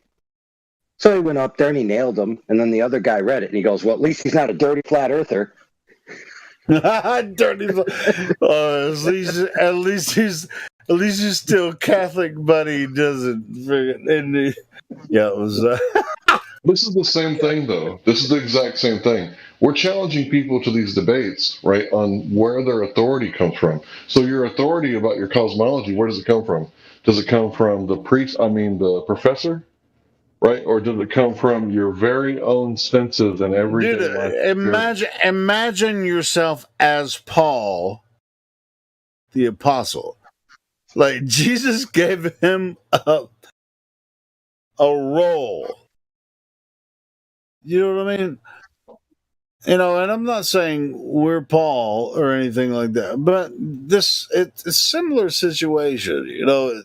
These truths are self-evident, and people that deny them, you can't understand why. When it's so obvious to you, you can't deny it, especially when the scales were torn from your eyes, and Paul's, in the book of Acts, when the scales fell off of Paul's eyes, when you're out here, showing truths to people, it's very frustrating. Just hold it down, do what you got to do. I mean, if you understand it in that vein. Here's the thing that digs me, right? This is the part that I don't get. If the Earth is a globe, and all flat earthers are saying this, go out and look for yourself, right? Wouldn't that help the globe? Dude, every time it works a lot for a lot of people. Hey, we do this as a general purpose, a general function, and as a service to people that want to find more about why people think the Earth is flat or whatever. Because we're not telling people to believe us, right? We're saying go look for yourself outside, right? And if it's a globe, it will present itself that way. They're saying look at the sun, moon, and the stars. Don't go measure the water, whatever you do. Like that, they never bring that up in any arguments I've heard. They never say go measure over the water. They always talk about anything but. Yeah, but they're taught to look the sun and moon and stars to prove the Earth is a globe. But you can't prove the Earth is a globe that way. I asked him for his best proof. The word Earth never came out of his mouth. Talked about LIGO in general relativity and a theory about how particles form balls. He didn't mention the Earth a single time.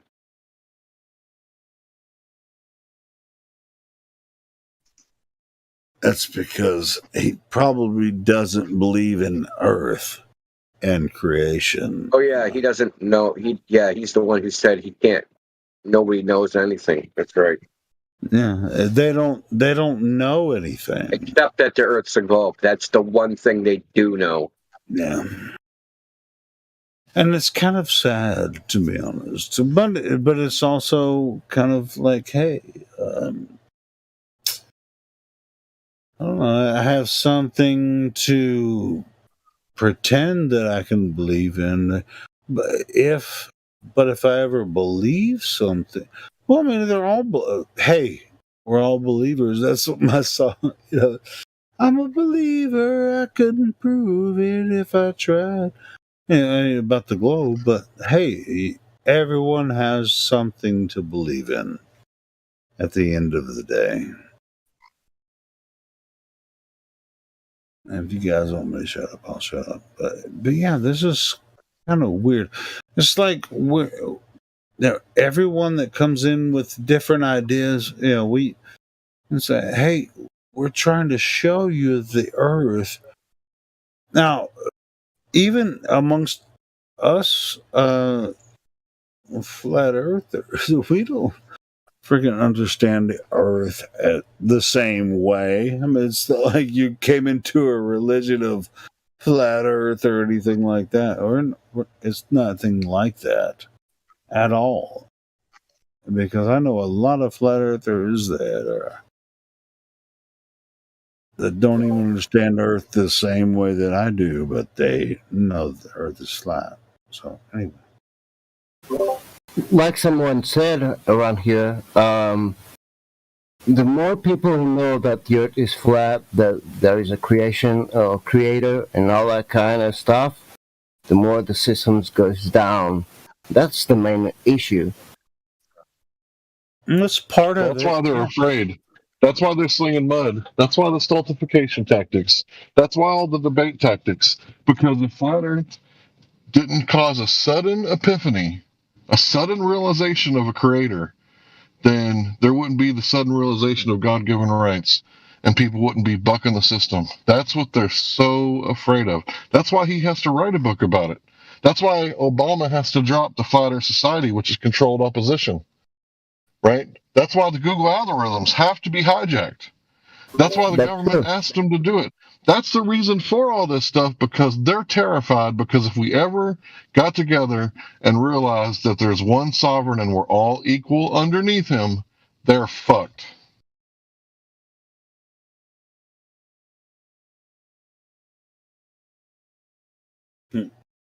That's true. Especially if they think they can vote for their new fucking captain. What the fuck is it? Anyway, that's my opinion. I'm not going to talk about. We're not getting into politics, but whatever. Yeah, I mean, it's just like this is all the perfunctory, freaking weird ass, religion is presented to you on TV, and you think that your captain is going to make a change. And that's kind of moving you forward and backward at the same time. It's just really kind of if you watch the news and all that kind of shit, you're kind of fucked. You believe anything that's happening on the news, and you're gonna vote for somebody, especially in a national race, all that kind of stuff. That's weird stuff. Well, I cannot see the news the same way that I used to, so they cannot programming me again, I guess. They can try, but it's gonna be hard for them. Look, as soon as they got the nationwide curriculum, everybody on the same page, they fired the little old lady that they paraded around the country to get everybody on the same board, and a Rockefeller took place. So a Rockefeller gave us the curriculum that we have today in our schools, and I'm betting everything that we were ever taught was absolutely incorrect. They wanted us smart enough, like George Carlin said, to pull the levers, fill out the paperwork, but not smart enough to ask any questions. Like, they don't want us questioning things, right? They don't want us to, hey, what is a 14th Amendment citizen? They don't want you to ask that, right? Is that what you are? Is that who you are? Are you this person right here on the driver's license? Are you a person or are you a man? Do you know the difference? Well, of course they would not give you the opportunity to choose. At that point, especially when they give you the opportunity to own land.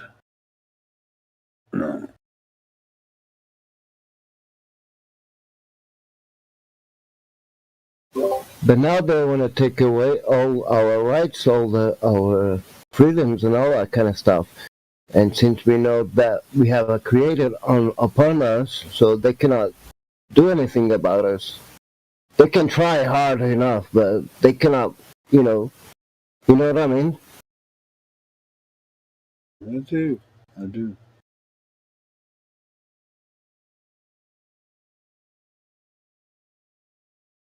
It's fucking disgusting, in my opinion. But I find myself where I am. Do what I do. Yeah, I heard you. Yeah. Well, you just keep doing your hard work.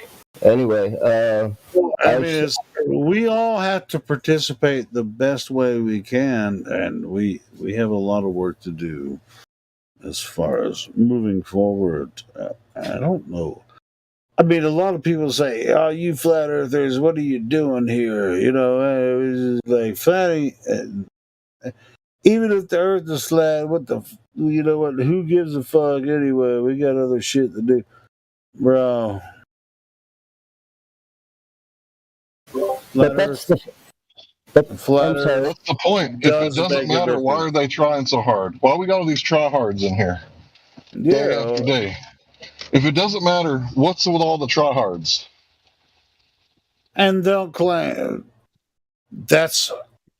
dude. Why are they even here? Because we have. Why has Jim Panda been on deck like 40 hours a week since 2015? If it doesn't matter, it does matter. And to be honest, I have a relationship with my family still. And they know what I'm about. They know what I do, but I don't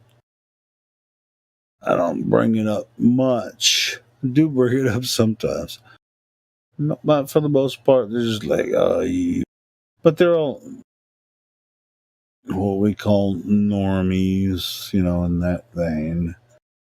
They're just normies, They're just like. Why is there a controlled opposition for the flat Earth? Is there a controlled opposition for the Tooth Fairy, Santa Claus?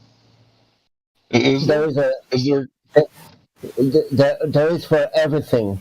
For everything that is against the system, there is always a control opposition. Doesn't matter what kind of topic you mention, there will always be a control opposition for it. If it is true, there will be a control opposition in it. Period. Well, that octopus rose up out of the sea. That's what I was going to ask you. I was just like, since we're under the monetary system, I didn't necessarily want to bring that up. Why is that not? Now, that's a system we have to function under now, but we realize how they're utilizing, they're taking the blood, sweat, and tears of everyone through this monetary system. And it's been happening for over 100 years. It's called the banking system, or whatever you want to call it. It's not the banking system. It's certain corporations that are involved with this, but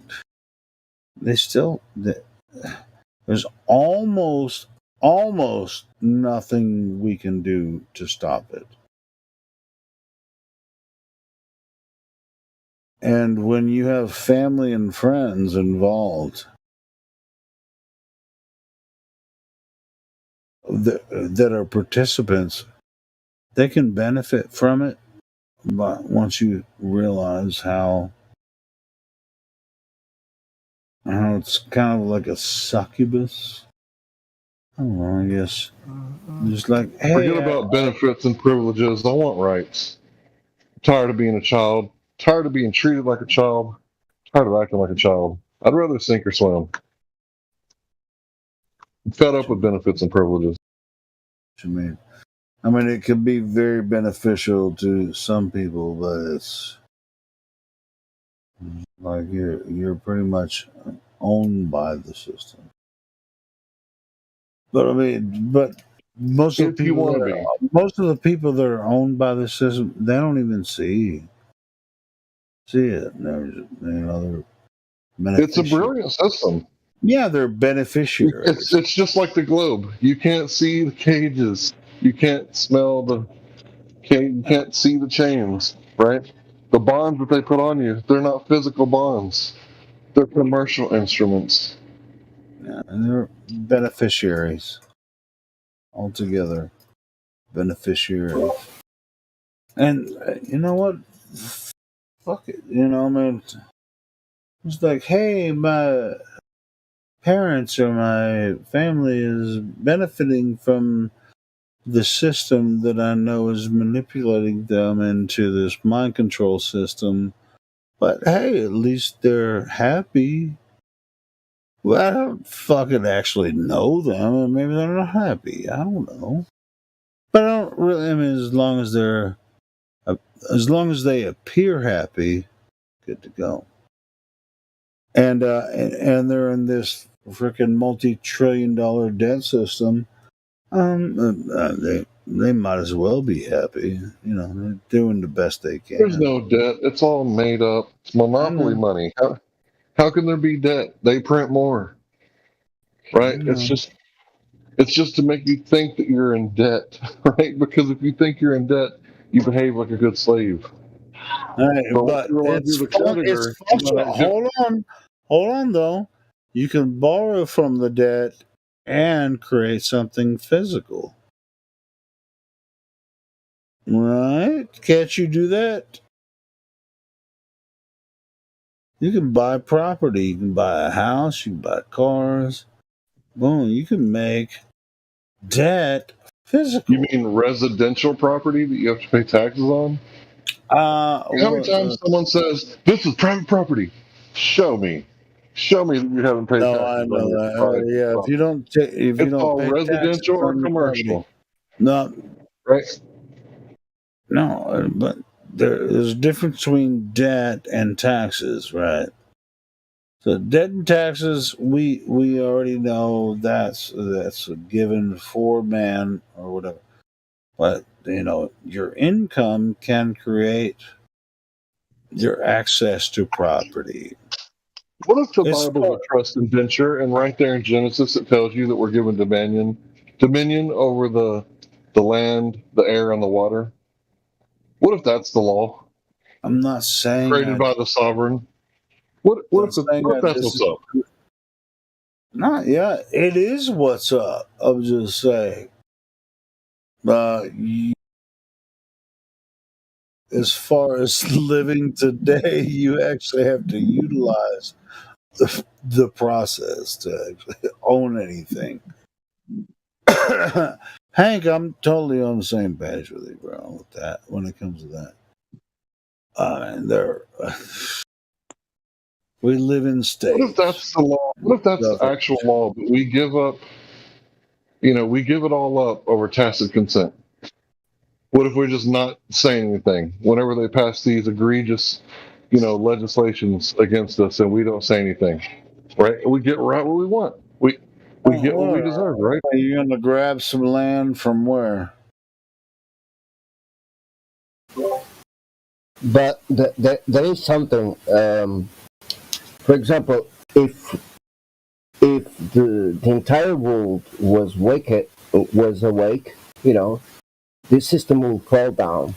And like Larry said, uh, when people realize that they're living a big lie, all this kind of nonsense of the taxpayers and death and all that kind of stuff goes down, because they know they cannot do anything about it, because we know for who we stand for.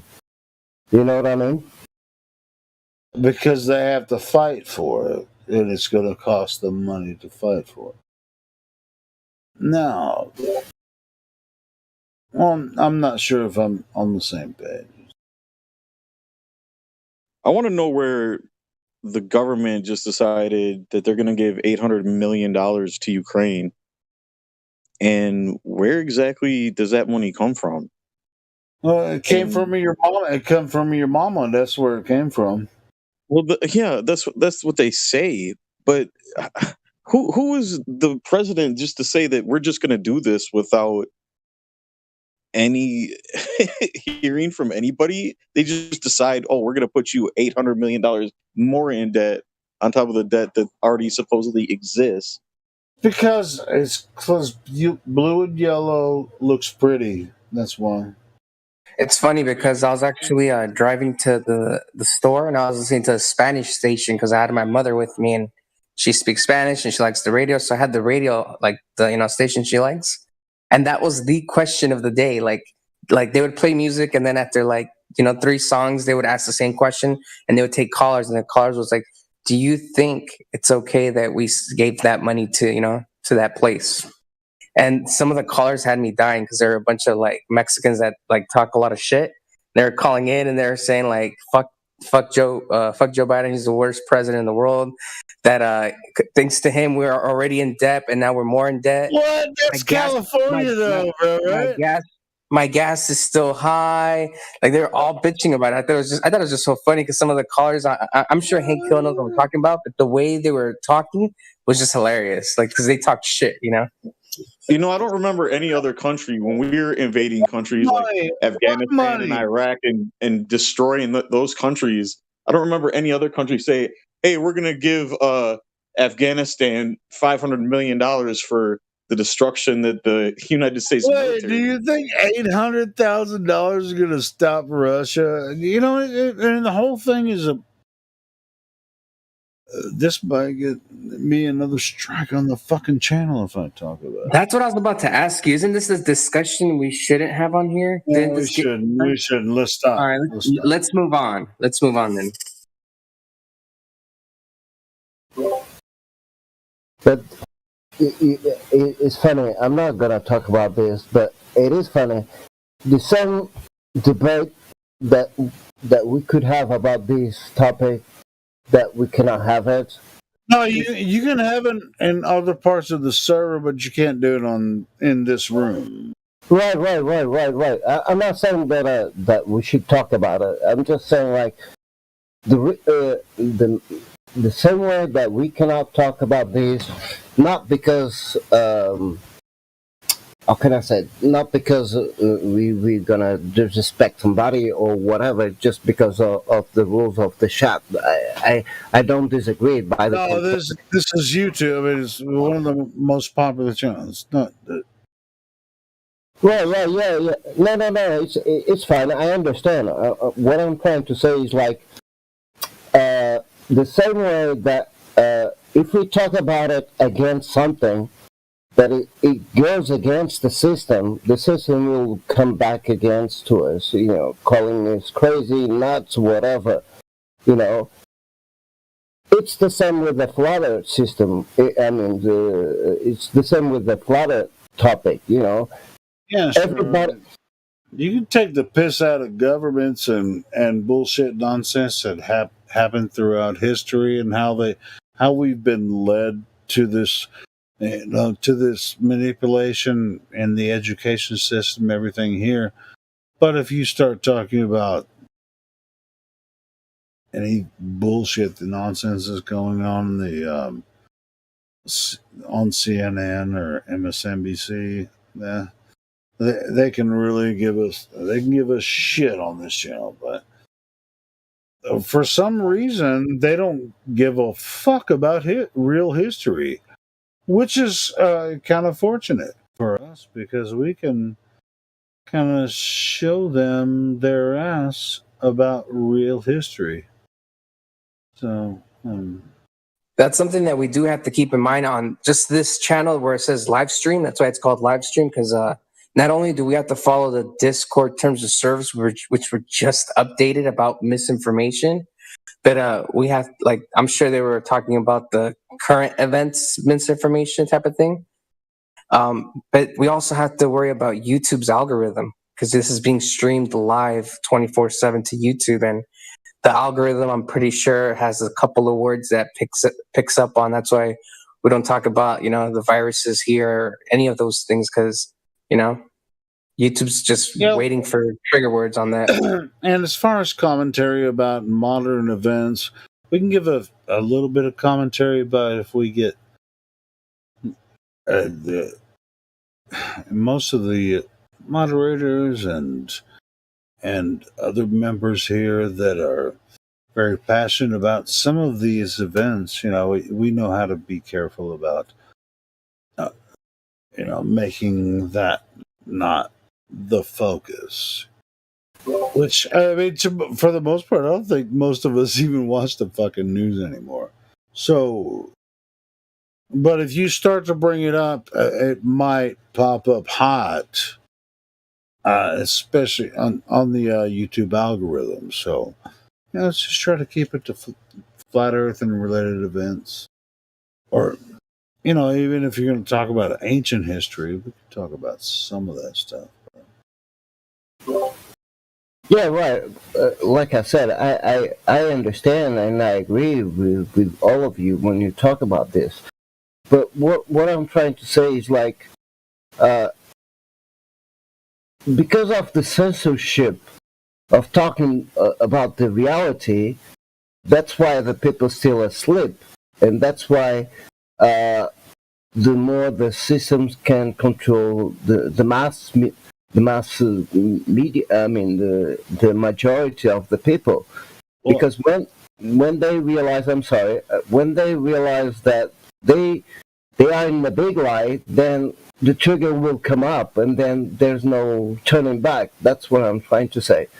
I know what I'm trying to say is when we try to keep this live stream channel, live stream voice text, and the live stream to discussions about flat Earth,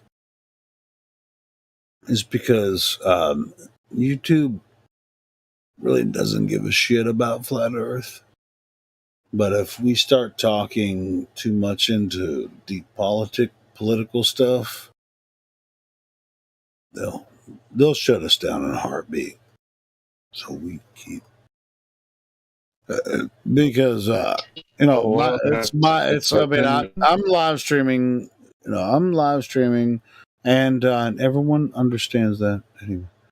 And I'm not the only one. There's other people live streaming from here. We try to keep it on a focused topic. Focused topic. Dude, it's not like we don't have opinions about this, but we want to make sure that this room is a focus. Okay, Helio, we get it. All right, fuck it. You're better, brother. Hey, Gil, can you give me a mic check? Because you were cutting out when you were trying to talk a little while ago. Yeah, you're still robot-y. Can you click out and come back in and then give me a new mic check? Wait, who was that?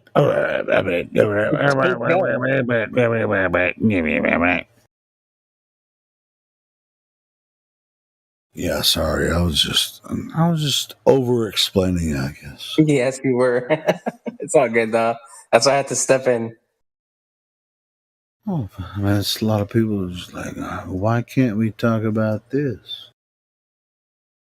It's like, here, nigga, this is why you can't talk about that. Hey, Gil, can I get a new mic checker? Because you're sounding roboty. Let's see it again. Yeah, I'm in a motel. Oh, you sound good now. You're good though. Do I sound good? Yeah, definitely. Oh. All right, guys. Well, I'm going off to bed. I'll leave you in the capable hands of the mods. You guys have a good night. No, I thought you were going to be the capable mod that's going to hold this down for us. Oh man, I'm tired, man. I gotta go to bed.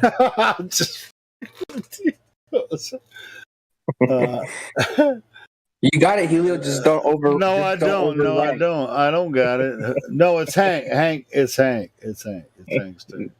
Always run away about. Yeah, you guys have a good night. All right, love you guys. All right, see you, Jose.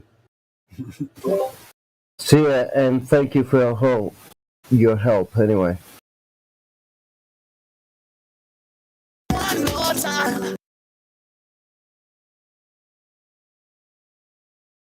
Oh shit! I didn't know there was a joke approval waiver. What was this?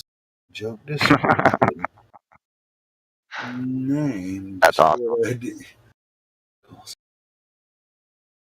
If I'm gonna make a joke, I have to get it approved. Yep.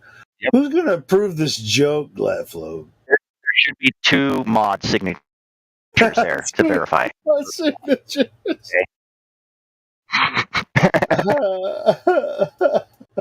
Maybe even an admin overlooking. You know, I mean, they don't have to. You know, they have to be there.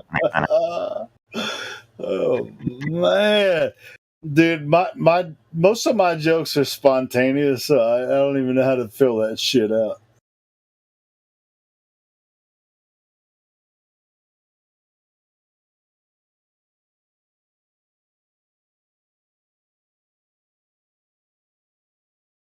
Well, tough shit. Oh, fuck it.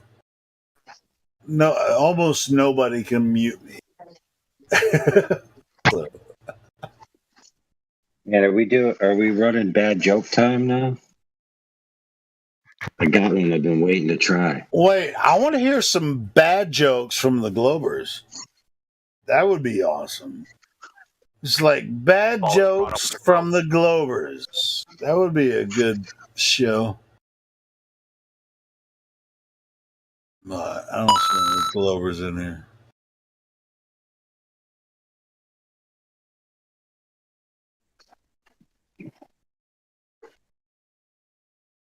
Are you ready for my bad joke then, or not? Yeah. Go for it. All right. Why not? So how do you travel along a light stream? You use an ether ore. That was really bad, bro. That was bad. Oh, man. That was a bad. Hey, grammar Nazis will get it. I get it. You're just that not was a Nazi pretty enough. bad. That was a pretty bad one, bro. Holy shit. I got a really good one, but I don't know if it's. I mean, I can use a different word because there's only one word that.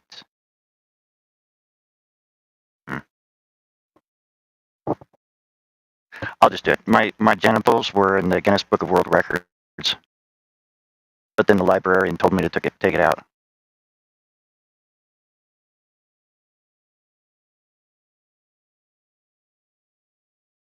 Genitals. It gotta be so. That might be under my head. I'm not sure.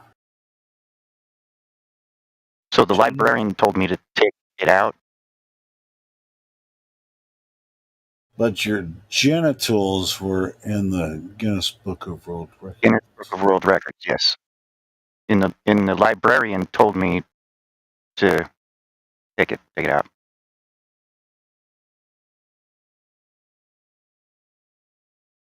Like I said, I think it's under my head.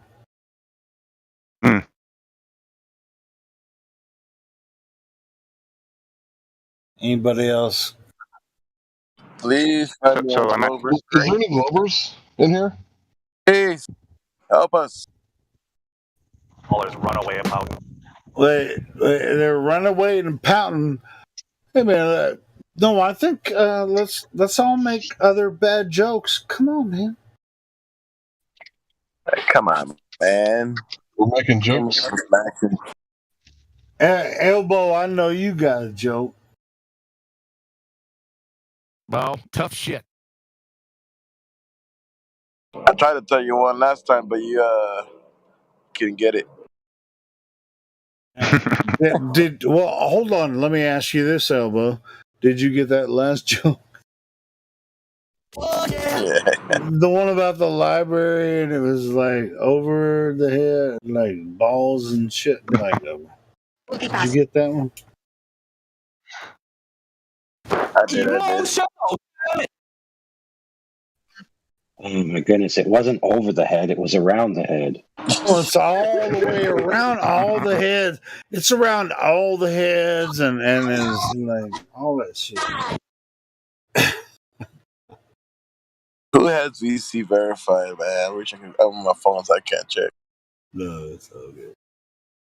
Yeah. Let's see if we can get some new people in here. Yeah, it's kind of a break in the action. New folks. Been here for a minute. He's a skeptic. On the fence tweet. The bottom.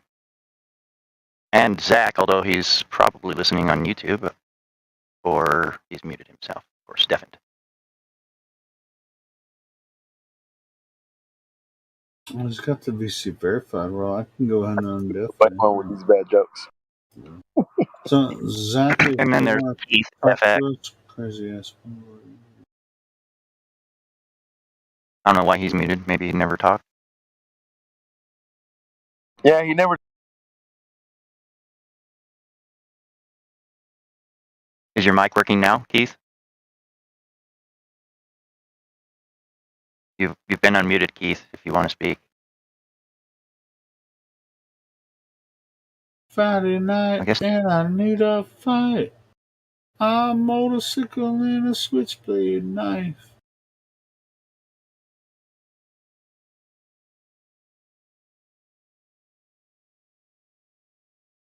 Hey, by the way, new people joining, we're not so scary. We have a good time.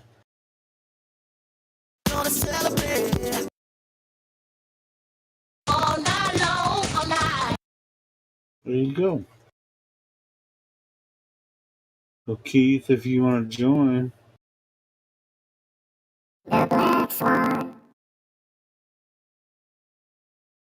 Your microphone and ask us about the flat earth.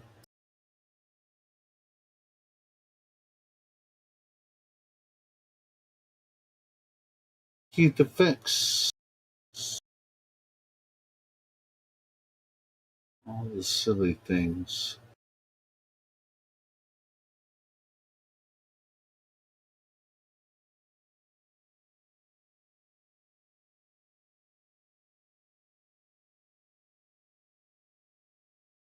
Jim Keith. Well, I guess I'm gonna go back to Better Call Saul. Y'all niggas is boring.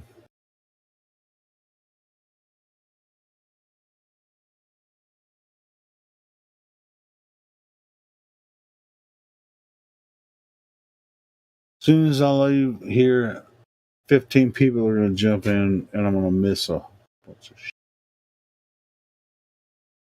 I'll keep an eye on it.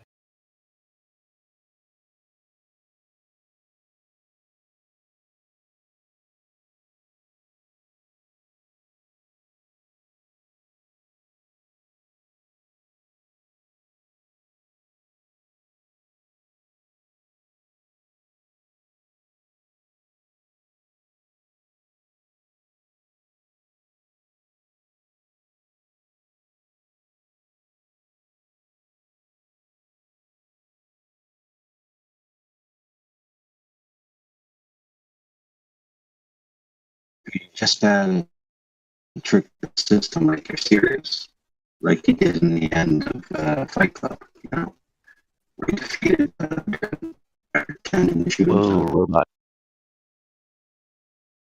So you gotta like pretend to pull the plug on your computer, right? Trick the internet into thinking you left, and that way all the Glovers will come.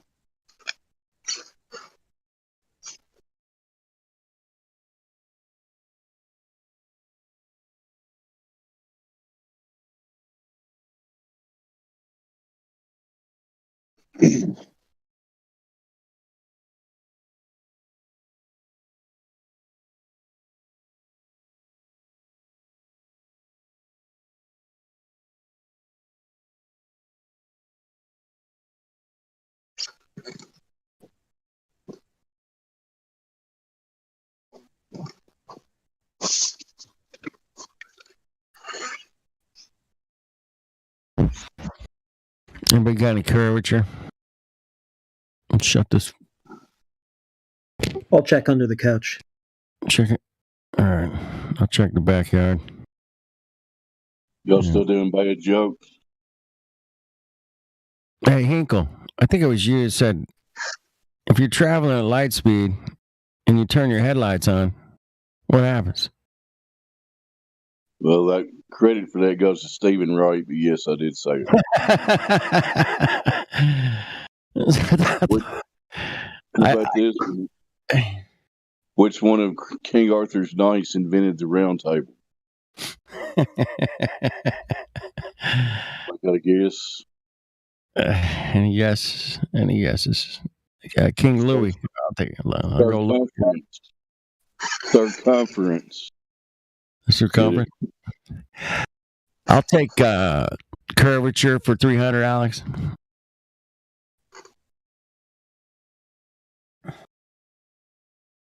Take curvature for 300. Thanks. That'd be good. All right. No globies. No normies. No fencers. No questions. Any questions from anybody? I got a question. Kenny? Yeah. If all we're doing is telling people to go look for themselves, why would that be a problem for the Globers if it's a globe? It's scary for them because there's no globe. That's why it's a problem. There's no globe. Don't be ridiculous, kids. Come on. Like the professor says, if we're lying, then all he has to do is debate us. People are usually pretty good at detecting lies, right? People can usually smell the bullshit. Dude. All right. Syphilis. Whatever. Roll my boulder. Where the hell is he in here? There he is. All right. He's in the house. There he is. Sweet. You got any curvature for us there? No. Roll my boulder. No curve. Damn. All it takes is you could end the server. We could shut it down. We could turn it into a Hot Wheel hangout or something. Any curvature, yeah, would be good. Just a little curvature. I'm not like I don't need a whole lot. Just a little would be sufficient. A little something. A little something for the dude, man. Come on, help me out. Help me out, boys and girls. Help me out. Help me. Dying up here. I need my curvature. I need some curve. Curve is curving. All right. That's fun. Yeah. Yes, it would be sad. Roll my boulder. It would be if it turned into a Hot Wheels server. A friend of mine was on a Hot Wheels server, man. He said they're worse than the fucking Globies, man. They're so bad. It's like, oh man, this is incredible. Brutal.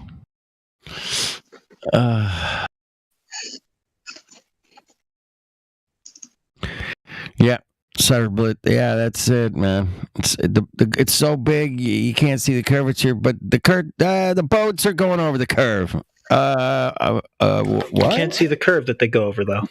But you can't see that either. Yeah, exactly. What? Which one is it, boys? Come on, girls, help me out. Boys and girls. Apparently, that's like, what's this whole thing? It's the smoothest lumpy curve that you'll ever find. I've been looking, man. I like lumpy curves, man. You know what I'm saying? Yeah, man, it's like that. Ooh, you know, smooth. I mean, it might even have nipples. All guitars are shaped like women. I just point that out. They got a lot. Dude, I love curves on women. I don't know about curve on Earth. I've never experienced curve on Earth, but I do love the women's curves. The pesky waves are hiding the curve. Yeah, totally, 100%. Oh, some pesky waves out there just exploiting their flatness, even though they're curved. They're out there just like exploding. It's like, look at me, I'm flat, but pretend that I'm curved. Tell me about horizons. Why can't there be an apparent and a geometric ones? Oh, geometric horizons. Why can't there be both? How can there be a geometric horizon that's never apparent? Oh, that's a good question.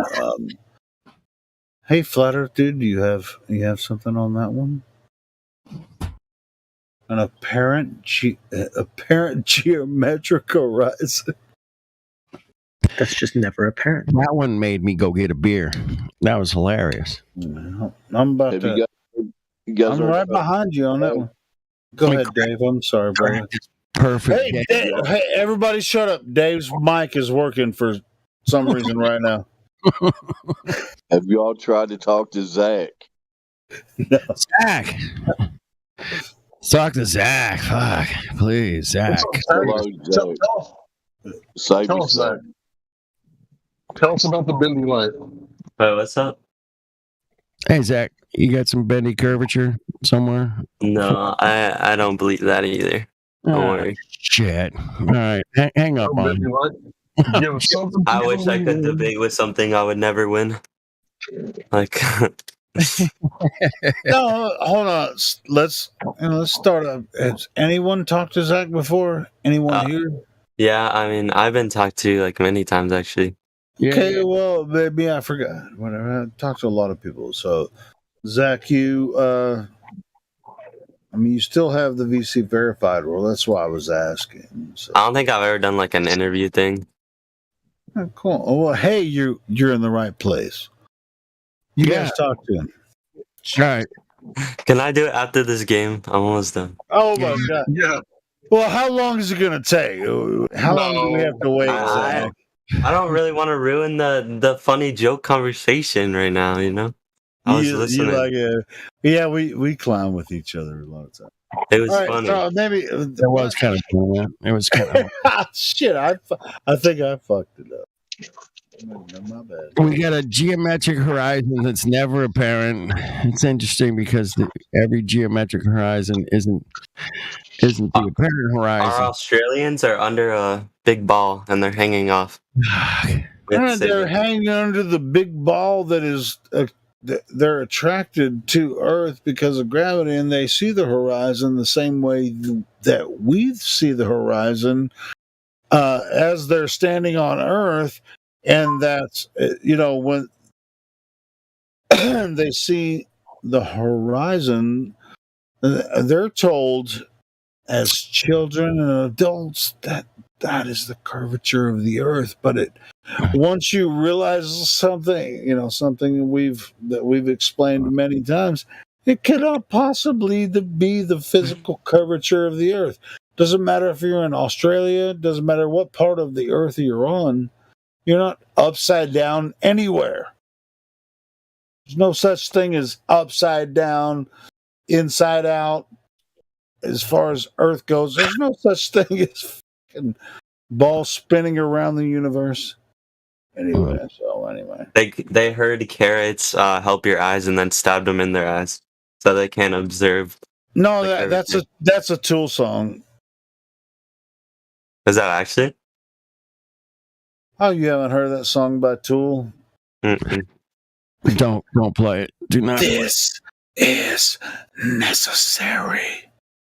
Life feeds on life. Feeds on life. Anyway, yeah. Well, the carrots. The cries of the carrots. Have you not heard that song by Tool? It's really cool. No, I don't even. I've never heard of that artist. Okay, well, you can look it up later. Check it out. All right, so the horizon is apparent. Okay? I mean, am I missing something there? It's not a physical place. No, he hasn't asked a question to us yet. So, hey. Man, give him a second, man. I'm on the last round. I'm on the match point. He wants to finish his game. He wants to get game point.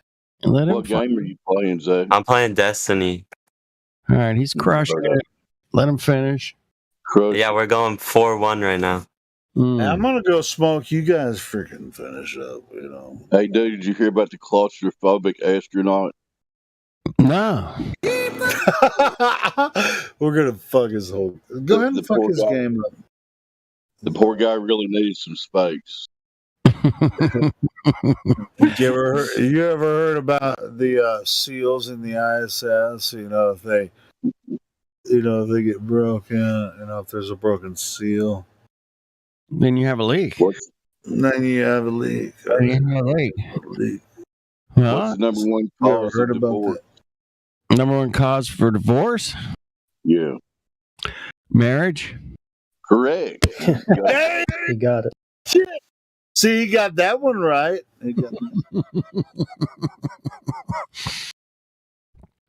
Yeah. That's pretty good. That was good. So I think I'm gonna like this guy after he finishes his bullshit game. Okay, it's done. Okay, ask me. Start talking to us about Flat Earth. Come on, Zach. What do you want me to bring up? Because the first thing I bring up when my friends ask about Flat Earth is the Black Swan, and I can explain that pretty well. I mean, you guys probably already know a lot about it. So, all right, here's what I want to hear. I'm gonna go smoke. I want to hear Hank talk to Zach about Flat Earth. Are you up for it, Hank? Larry? Come on, Larry. Well, he said he's the one that made the claim that he knows the Black Swan pretty good, so why don't he talk to me? Okay. Yeah, that's what I'm saying. I mean, it's just like, there you go. Larry, I want to hear Larry and Zach go back and forth about the Black Swan. Yeah, Zach, pretend Larry's a new person to this subject and you're explaining the Black Swan to him. Go ahead. Okay, so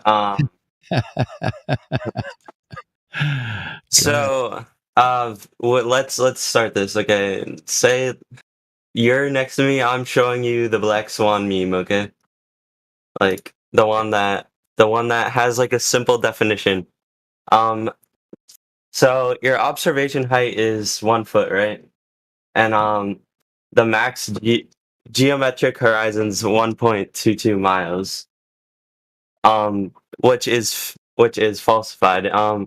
And you can see. I mean, I'm getting nervous because there's so many people listening to me. Nah, you're good, man. You're good, bro. You're good. So in the Black Swan representation, you can see. I think it was 9.41 miles, and that's to the oil derrick, yeah. And wasn't the horizon distance that we provided, like the farthest we could see was like 1.22 on a curved ball? And that's the claim, yep. And I just feel like that doesn't. Okay, he sent the example. Okay, so yeah, how would that make sense? Hey, I just want to make sure he's doing fine. Larry and Zach only. Nobody else. Okay. No, I'm talking to you, Flat Earth dude. Okay, so in the meme that Helioskeptic sent, what it's basically trying to say, I mean, for like a normie who doesn't know these variables, so P would be the radius, right? And Q would be the observer's height in feet. So if P then Q, not Q, therefore not P, right? I mean, that makes sense to me, but it probably wouldn't make sense to a new person. So basically, what it's trying to tell you is the sphere radius that we were given is 3959 miles, right? And if you go into a curvature calculator with an observation height of, let's just say 1 foot, it's false. And if you do the proper measurements and the proper, you just like put the values in, it's false. And the sphere radius is falsified. And I guess, I mean, that doesn't really have to do with the horizon, but you can kind of just see it with your own eyes. Like, how would it be a curve if you can see that far away? I love it. That's it. Well, but the Earth is so big, though.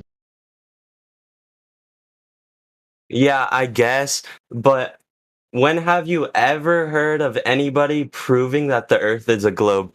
All I hear is people just insulting flat earthers. They don't give real evidence. They bring up, "Oh, look up in the sky, there's tiny lights up there.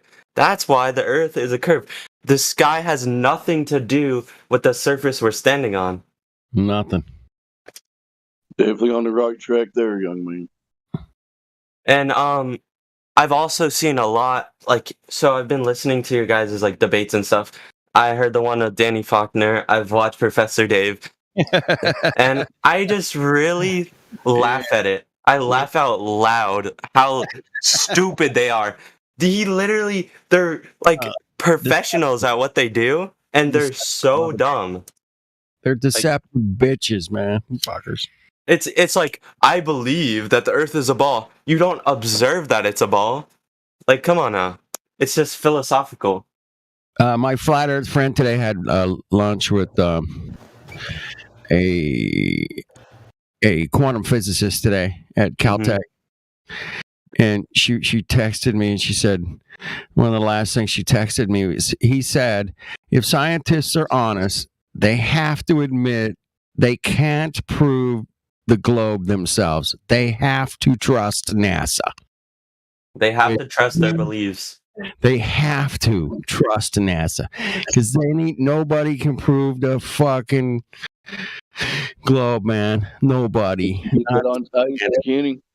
What's that? Did she get it on record? Don't know if she recorded it, but I trust her. You know Sasha. It was Sasha. She went Spiros. She went out with Same guy. Spiros today. Yeah. Okay. I've also looked at the laser tests. I've went on YouTube and watched a couple of them, and I recall there was like a video where you could see like 38 miles away. Which is, but you shouldn't be able to see that far if the Earth was curved, or it was, what is it, heliocentric, right? Yeah. Yeah. So I believe that you shouldn't be able to see the laser that far, and it should be hidden by like a long shot if the Earth was curved. Yep, exactly. Hey, I totally misread Zach's intent right up front. You guys are good to go. I'm sorry about that. But yeah, Zach. I mean, it sounds Zach being a new guy. Sorry, guy. Thought you were done. Go ahead, Julio. No, I was going to say. I mean, yeah, Zach sounds like he's really questioning and asking some good questions.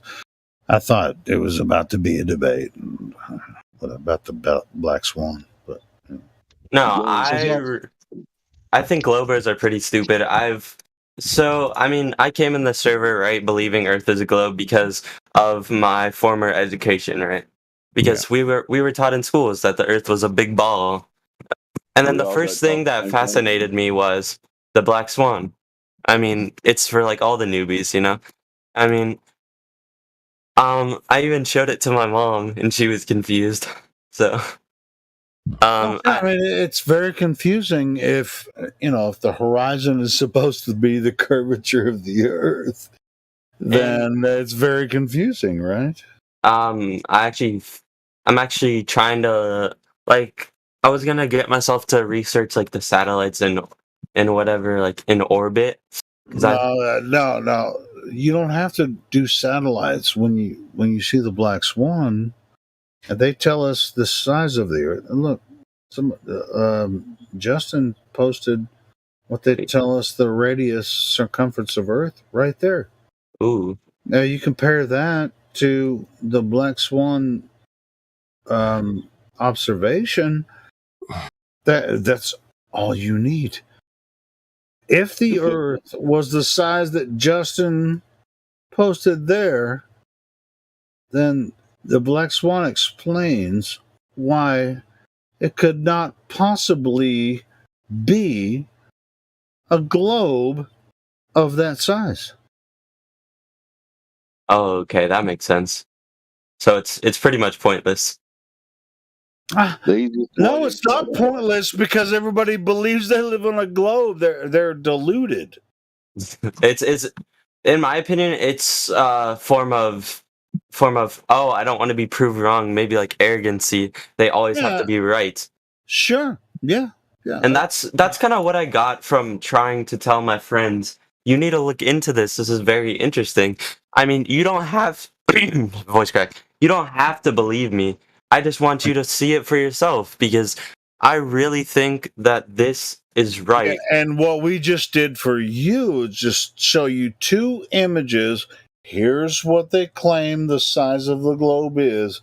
Here is a natural observation you can actually go out and do for yourself and prove to yourself that it cannot be what they claim the size of Earth is. Their claims never have proper evidence.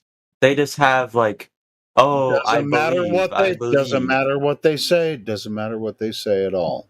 Hey, Zach, I sent you a link, man, to a channel I think you'll find interesting, man. You can go look at Earth for yourself. Turn off the TV, turn off the news, go and observe Earth. I actually did that for myself. All right, cool. So you can go find out whether or not what they say about the size of Earth is true or not. And, the one that Justin showed and the Black Swan meme that I showed, I mean, between those two, the Earth cannot be what they claim it is. So basically what's going on, new guy, is all they got is baseless assertions, nuh-uhs, and, tactics. So what they're doing is they're making shit up. When you provide evidence, they go, yeah, but, and yeah, but is a really funny thing, right? Because if I say, I'm not gay, but, like, what's the next thing that comes out of my mouth? Something pretty gay, right? It's like, but, on the weekends, right? So that's what they're doing. They're going, yeah, I agree what you're saying, like we all observe it, but there's a hand wave dismissal, whistle past the graveyard, or some variation thereof. The number one thing that they do is they go, and you say, give us evidence for the curve. They're like, look at the stars, look at the kitty, squirrel, right? And they're like really bad ADHD people. Like they can't stay focused on the curvature. They'll even come in here and talk about, whatever. And then when we try to get back to the curvature, they're like, I don't want to talk about that. Like anything, but where's your curvature? So you kind of have to like grab them by the ear, right? Rub their nose in it. Where's the curvature? And you kind of have to keep them on track because they're going to use all these deviation tactics against you.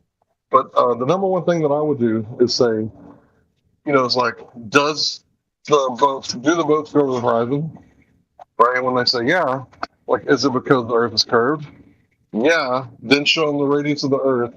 Then show them the Earth curve calculator. and then show them a black swan. Yes, our And at that boats, point, our boats just like they've fall already off the agreed earth. to it, yeah, then they'll start talking about all kinds of crazy stuff like that. Go ahead. I've heard a lot of stuff. I've heard, why would our Earth be a pizza, or show us a model, or gravity? And I did some research on gravity, and gravity is not a force, rather it's the general theory of relativity. And correct me if I'm wrong, but it's like, I think I remember it being like, the curvature of space-time caused by like something. It's like uneven mass. I don't really know the definition. I'll pull it up, but It's pretty close. Close enough. It's all bullshit. You nailed the definition. It's all bullshit, man. Don't worry about it. so It's a new bullshit The story. bending of space time. So bending space and time, and it's Their just first, it's magical their first BS story mathematical was shit is what it is. what's your guys' opinion Shit on made that? up. SMU, shit made up. Do you believe that gravity isn't real? we know Well, what do you things mean by cause. gravity? We don't know the cause. Though. Or believe like no? I mean, like, is it like is it just not a thing, or is it? I don't know. Depends on what you mean by gravity. Weight? Go ahead, Hank. Yeah. Yeah, you weigh something, right?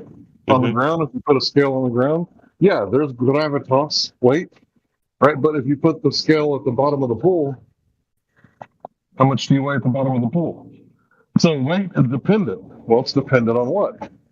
It's dependent on specific gravity, also known as relative density. So if weight is dependent on relative density or specific gravity, then the shit they told us about mass attracting mass or the bending and warping of space-time, that doesn't really matter because the mass didn't change when you put the scale at the bottom of the pool. The mass of the Earth and the mass of your body stay the same, but your weight is drastically different. Why? Well, it's because of the buoyant force. And they say that, density is caused by gravity. Well, how do you prove that? So what they're doing is they're just hijacking the word gravity, right? And when you point out that no, it's not what you're thinking, it's specific gravity, they're like, no, it's Einsteinian gravity. Then you point out that look, this is going down because of the lack of buoyant force, right? Because of the density of the object. Well, they go, well, that's because of gravity. So they're just rubbing the word gravity all over everything, and you're like, show me, and they can't show you anything. It's all just shit made up. Well, thank you for clearing things up. I was pretty confused on that. That makes a lot more sense. Yeah, did you say that? Go ahead, bro.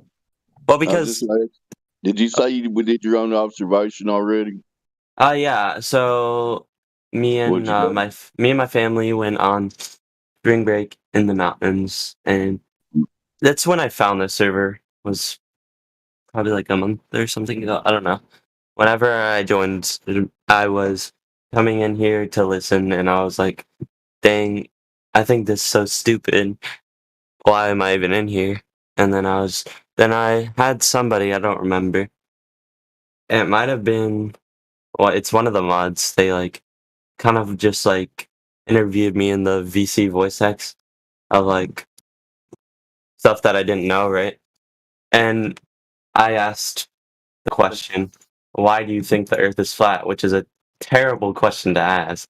I mean, because there's a lot of things why do you think would be a bad thing? It's how do you know, rather. And so basically I did that, and I was like, they kind of sent me in the right path to start off, to just go outside and observe it for myself. And I did, and I saw it and with my own two eyes, and it was pretty interesting and confusing. I kind of had Did you look across water, or tell us about what you specifically looked at?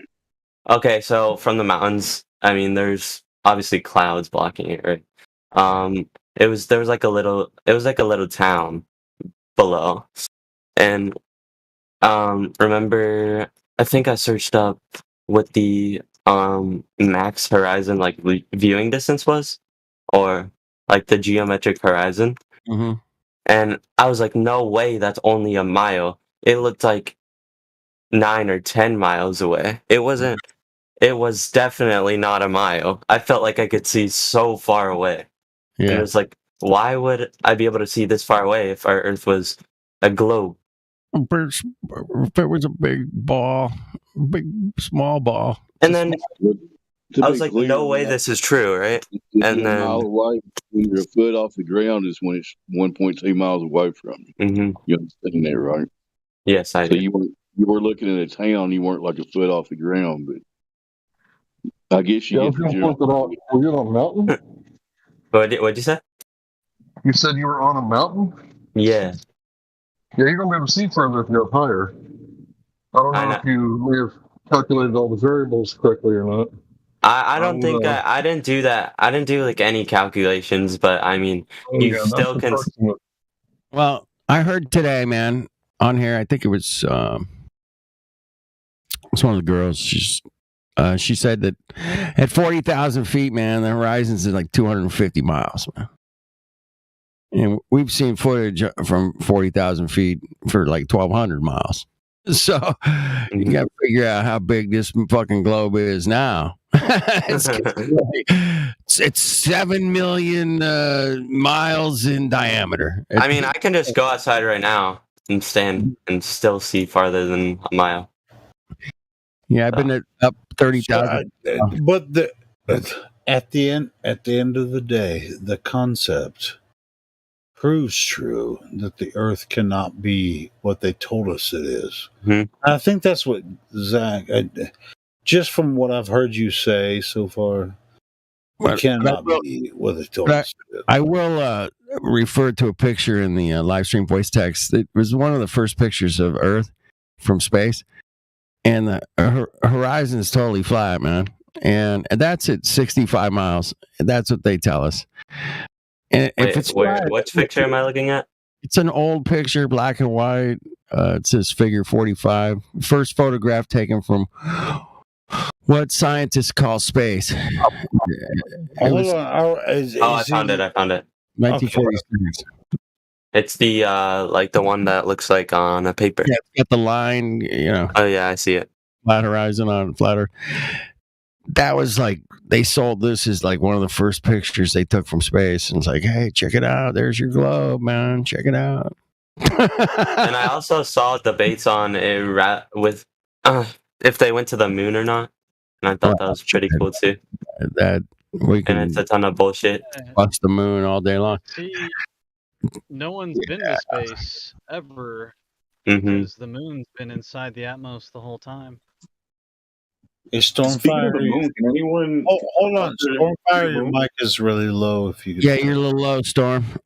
He said nobody's been to space because the moon is in the Atmos the entire time, or something. So in 2019, they came out with this big thing. They said the moon is in Earth's atmosphere, and it was from NASA and all the regular people that put out major news stories all the time. And us flat earthers started looking into this. What do you mean the moon's in our atmosphere?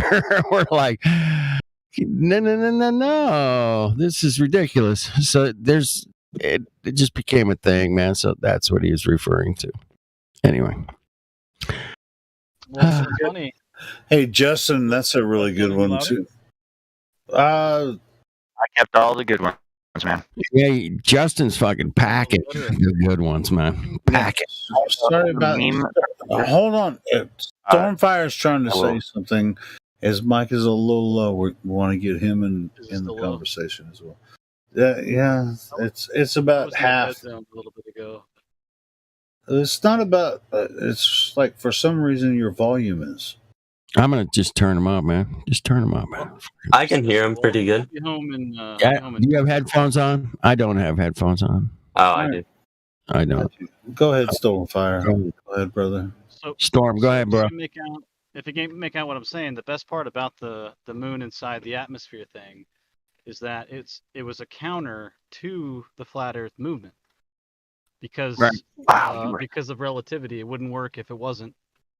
If the moon wasn't in it, then relativity would be a bust. So they had to make the moon inside the Atmos. They didn't have an option. Yeah, that's the only option. Catching on. And their Well, reaction. remember, sorry, bro, I thought you were done. You're coming in quiet. Go ahead. I am done. Go ahead. All right, remember, it was allegedly Dave who put the open letter to Neil deGrasse Tyson. You know, if the Earth is sitting next to the vacuum of space, how are we breathing right now? Right. And it's one of those things to where you can't really get around that one. You can't dance around the devil on a Saturday night on that one. You got to take the devil head on. So what was their only option? Well, the moon is in Earth's atmosphere. That was the only logical explanation, is that the atmosphere is extending out. It's like, okay, that seems like a pretty good answer. But how long has this been happening? For 4.54 billion years, the Earth has been losing its atmosphere. How long do you think it would actually take for a propane tank to empty? Well, it only takes a few minutes. But there's a nozzle, right? It's like a, what do they call it? A point. Well, it's like the moon swallowed Earth at that point, I guess. What do they call it? There's a pinch point. I don't know. I'm thinking the computer term. What is the? Oh, in mathematical terms, yeah, I guess they would have to describe it that way. Anyway, if it's an open ball like in space, it would like immediately lose its atmosphere, right? Yeah. So even though they came up with like a just so story, right? Yeah. A baseless assertion, it still doesn't answer the question. So, Hank,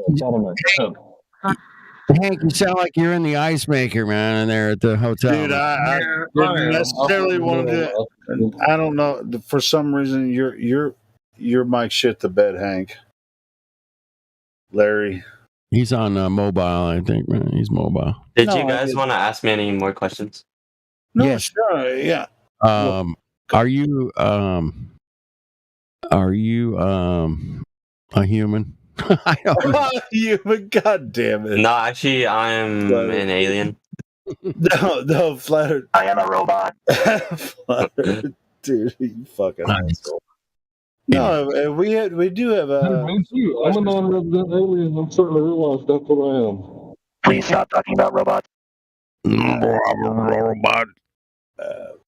No, but Zach, seriously though, it's rare that we get someone. Even though our purpose here is we do a live stream on YouTube and other platforms to get people to come in here and have this conversation with us. And Zach, it sounds so far that you actually are serious about this. A lot of people come in here and just kind of bullshit us for hours on. Well, I've actually seen that many times. So. It's pretty hilarious, Zach. Keep tuning in, man, because you never know what you're gonna hear. I do on the regular most of the time. I've heard a lot of trollers, and they just get put down pretty fast. Well, yeah, but I don't feel like you're bullshitting. That's all I'm saying. I mean, it's not bad to assume that I am. You can prove me wrong, and when you do, I just, I'll just consider you another one of the bullshitters. I appreciate your generosity for trusting me, though. Zach, you're in the Midwest. Where you at? Oh, I'm in Georgia. Oh, you're down there. Okay. Cool. I mean, most Southerners really kind of. There's a Flat Earth conference coming up in October, man. Down there. In Georgia? I think it's in Carolina. I'm actually down to go. I just don't know how my dad will feel about it. I mean, well, I get my car in June, so I'll probably just go by myself. Bro, I'm going to tell you, I mean, I think you said something about introducing this topic to your family. I've done it, and I think everyone else here has done it. Say, hey, flat. Extremely touchy subject. I mean, it's a touchy subject with your family and stuff. Hey, man, just do it with us. We're here. Yes, but, I totally they don't want to have anything to do with it for the most part. Well, I mean, and I'm not saying don't do it. I'm just saying, pick and choose your battles. Yeah. I totally agree. I just don't want to get in. I'm not a very big arguer, debater. So You're not ready to take on the. I don't have the knowledge yet. All right, well, cool. If you stick around long enough and listen to our arguments, and what eventually some of your family members will start asking you questions, but then they realize that they didn't want to ask that question. You can get kind of like really fun with it. You can go, hey man, like you get outside and you're like, hey, that sun's warm today, man. Oh, it feels good, man. Right? Yeah, just like inadvertently, like, man, how far away is the sun? They'll be like, I don't know. And then you're like, damn, man, does that feel like it's 93 million miles away? Really? I mean, it's right here, man. You can just kind of slide it in the backside. You don't have to go straight ahead at dude. them. That's a hard question. It's just like, hey, you know what they tell us that sun that you're looking at right now, you're standing there next to your mom. They say that it's 93 million miles away. Does it look like it's 93 million miles away, Mom? No, it doesn't. No, it doesn't. Are you telling me you never hung out with Nathan Thompson ever? Oh, I have for sure. Yeah. Yeah, I've talked to Nathan too. I was with him. And what about 3 weeks ago? I had a meetup with Nathan. Maybe Storm? Are you talking Storm or Zach? Hank. No. You've hung out. No, he's talking to you, a flatter dude, and me. He already knows I talked to Nathan a few weeks ago. But anyway. That just sounds like somebody that hung out with Nathan Thompson before. I don't know. Oh, really, Zach? You haven't met Nathan? I don't. He's never met Nathan Thompson. I'm pretty sure. Yeah, I've heard the name. Yeah, but anyway, so I met Nathan a couple times, whatever. But if you're talking about, like if you want to introduce your family and friends to the topic, they might more than likely they already know you've been looking into it. You might have said something before. They know you've been jacking off in the bathroom. You talking to these flat earthers? What are you doing, Jack? No. Yeah. But anyway, but as far as all that goes, it's like all of my family and friends, I freaking blew up my whole fucking Facebook, with everything. How did that work out, Helio? How did that work?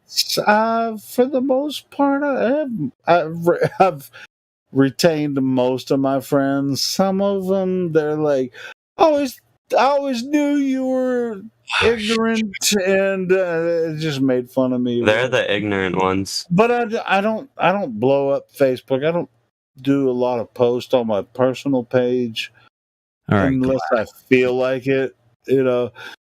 Just to kind of expose myself and them. And that's fine. I need Glatt to come explain this fucking picture, the axis and the W and the V and the L and the A and the fuck. What the hell is that, man? Well, I'm just kind of curious about Zach. Are you like kind of new to the topic? Have you? If you consider new, like maybe 2 months or a month and a half, yes. So I'm pretty new. Oh yeah, that's pretty new. You guys have been doing it for years, as I heard. Yeah, sure. So, how did you find? The? That is a great question. I couldn't tell you. Really, you can't tell me how you find your way. I really don't remember. It was probably a YouTube discussion that I was on, and I just like clicked, and then I found the server. Oh wait, I know. I think I know. Oh wait, no I don't. Maybe I do. I think I was on YouTube live streams and your thing came up. I was in physics class. Get the fuck. Oh, come on, man. Physics class. I was in physics. Zach. I was in physics, Dude, and I stop was like, bullshitting us, bro. I'm not. He's not All right, bullshit. cool. All He's right, not cool. bullshit. So you came up with somebody in your physics class, or it was you in your physics class? It's Oh wait, it was me in my physics class on YouTube on my phone, looking at physics stuff, and then I guess the stream came up. That's what I remember. Cool. You found it through the YouTube or whatever, and then you Yeah, I found it through YouTube. Yeah. And then you clicked on the Discord, and you found your way here. Yeah, I basically didn't listen to the live stream. I just joined the Discord to see what you guys were like doing. All right, cool. Cool, man. Zach, how much Bitcoin do you got? How much Bitcoin I got? I mean, I have mining rigs in my basement. Oh, I knew it. Why? And I also know 3 coding languages I'm fluent in.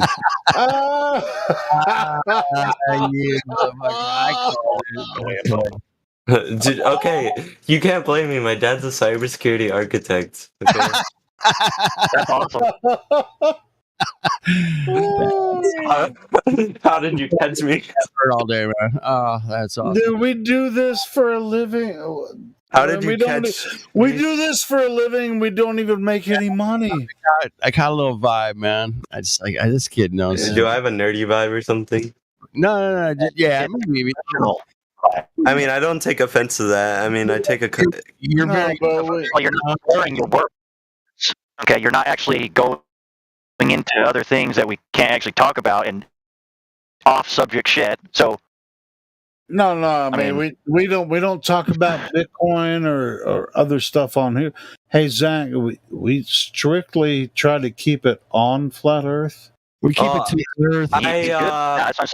I heard you earlier. You said the YouTube algorithms mean to you, and if we bring those triggering words, we can get I guess censored or something.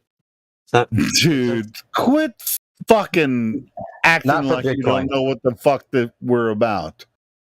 I know, I can already tell you already know. So come on, man. I would say, watch out, baller. Zach is the future of flat Earth. I'm the leader.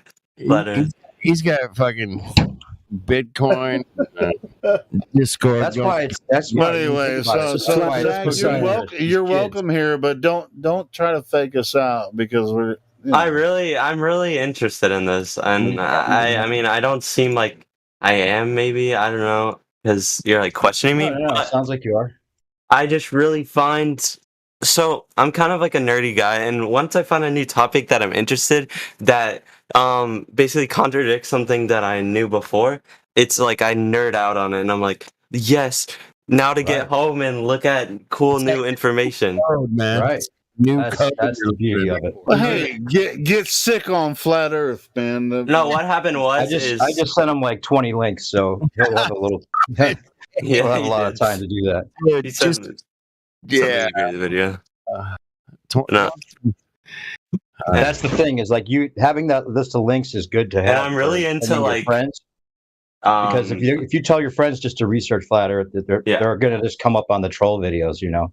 Yeah. So and that's actually a funny thing. I really like listening to people who don't know what they're talking about. So I felt like. Well, I mean, introduce all your friends. Most of them don't. They won't. They think they know what they're talking about, but yet they don't. No, that's a thing. I really like listening to that. Yeah.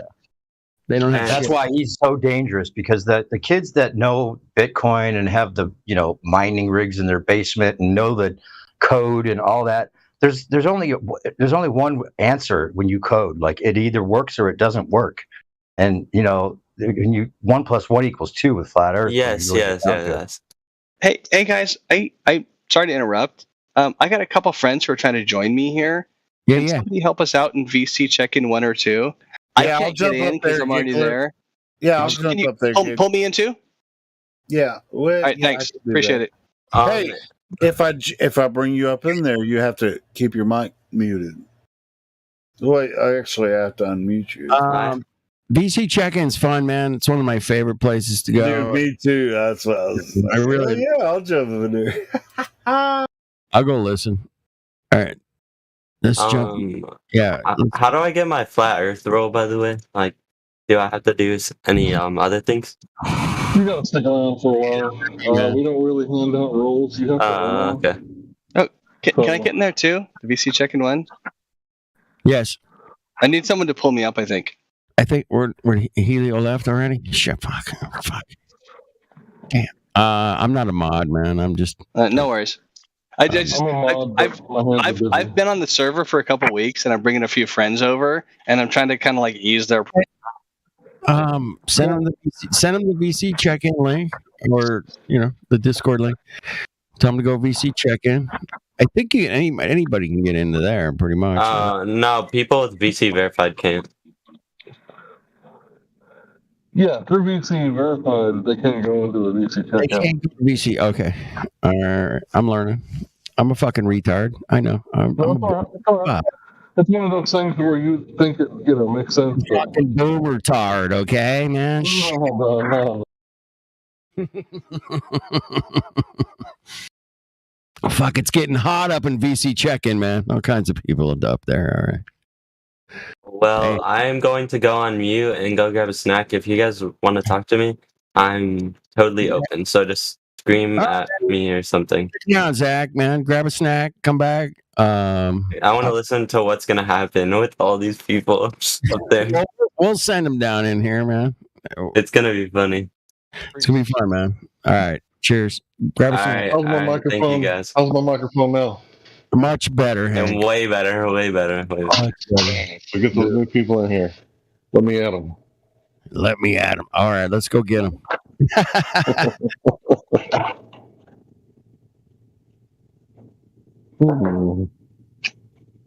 New people.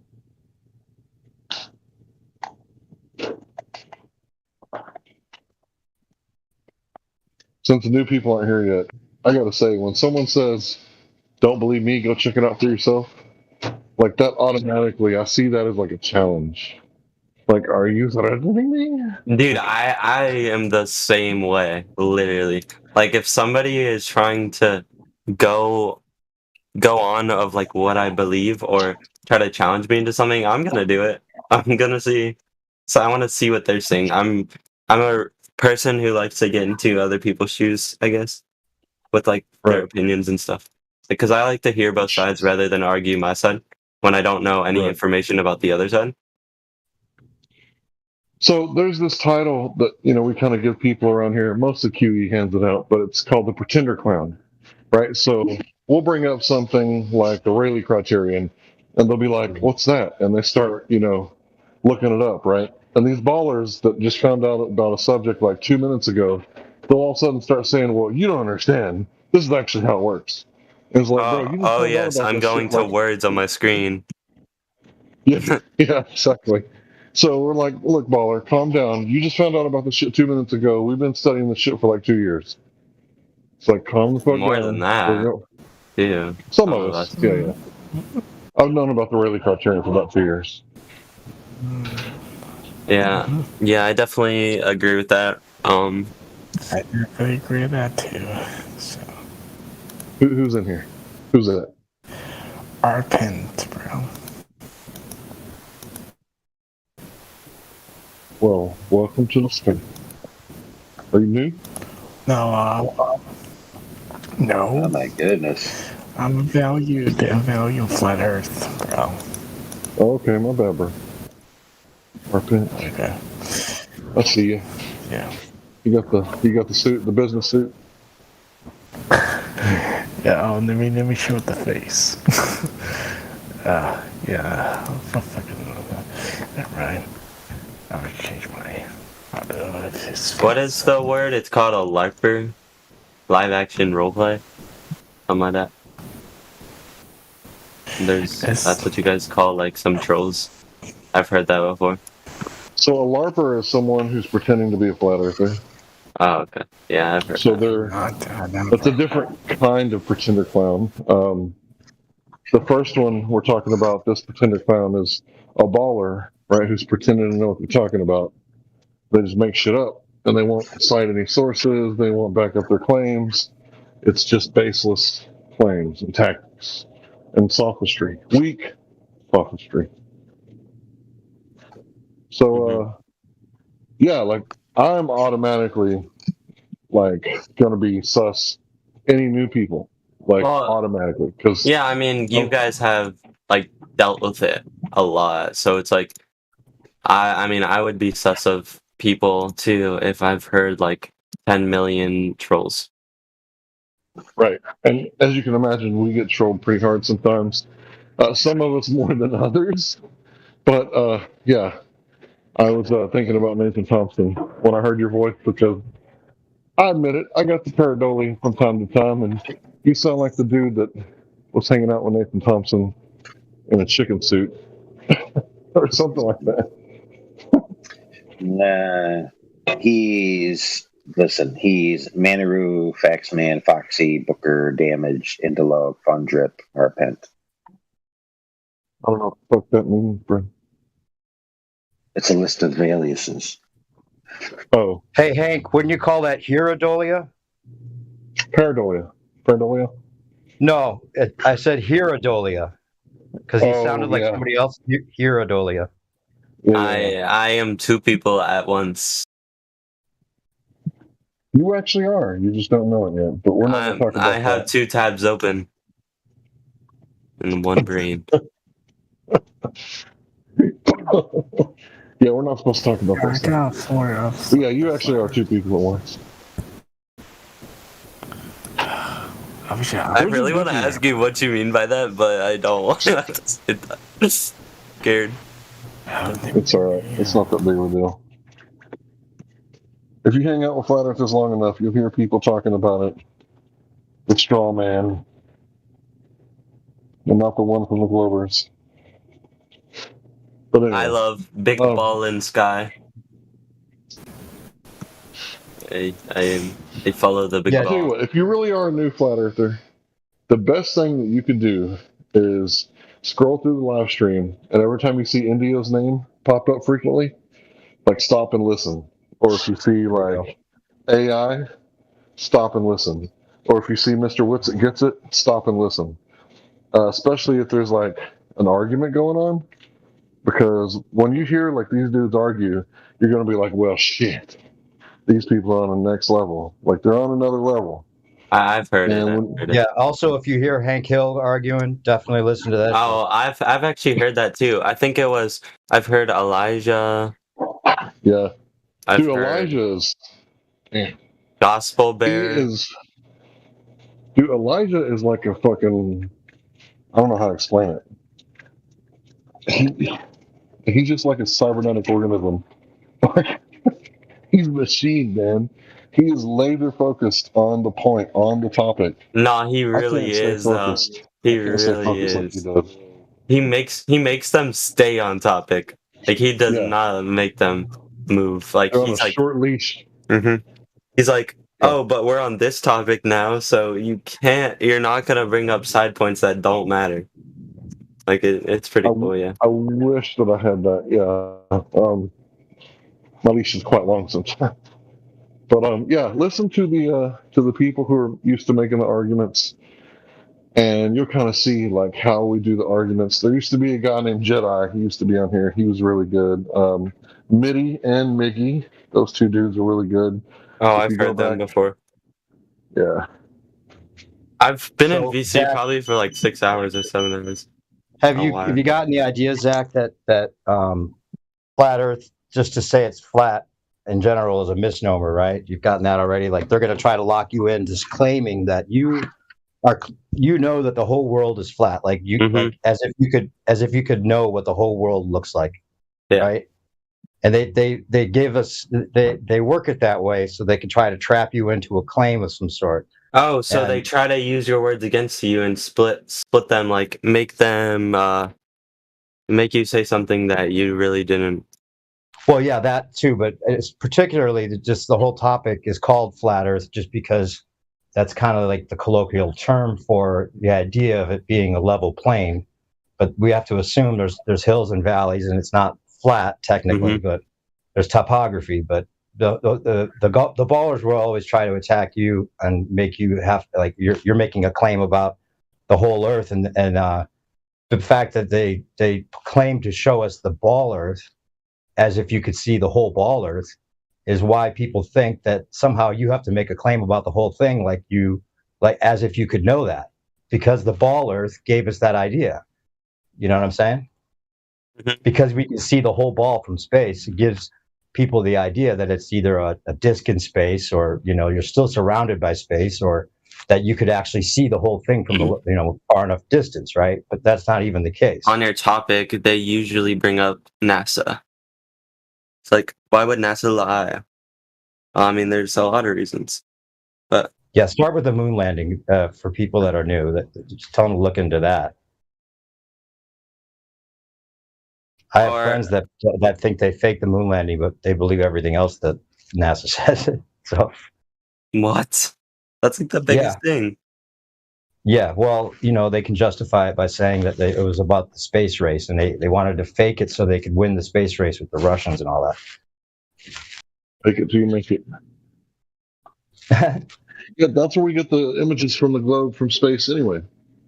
Right. And these people, they're so brainwashed thinking that you can see forever because they believe that they can see starlight from quintillions of miles away.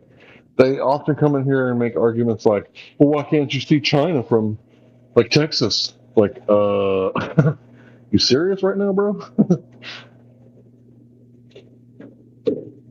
So you kind of have to let them know, like, you don't have like owl eyes. Like, you have very limited human eyes. Plus, there's atmosphere.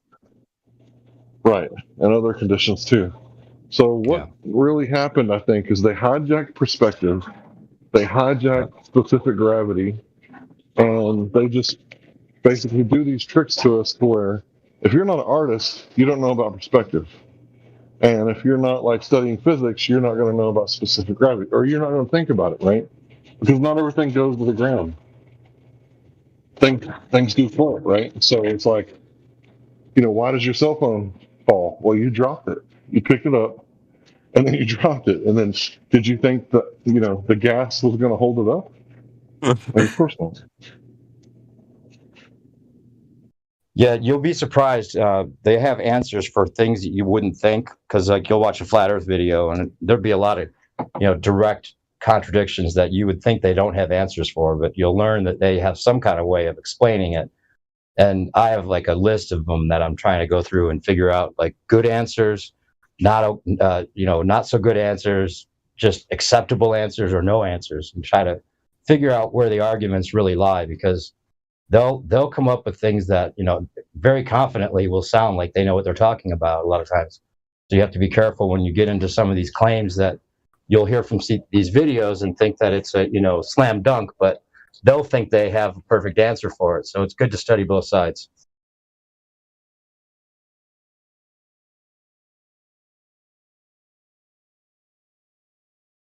Mm-hmm.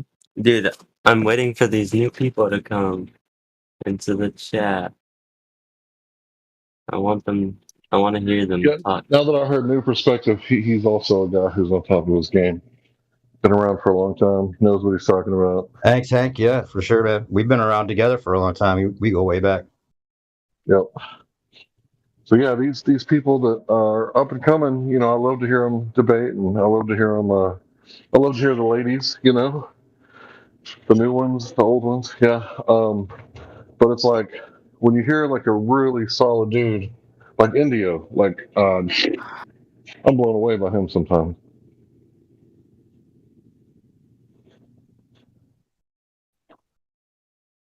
I just wish there was, such quality on the other side.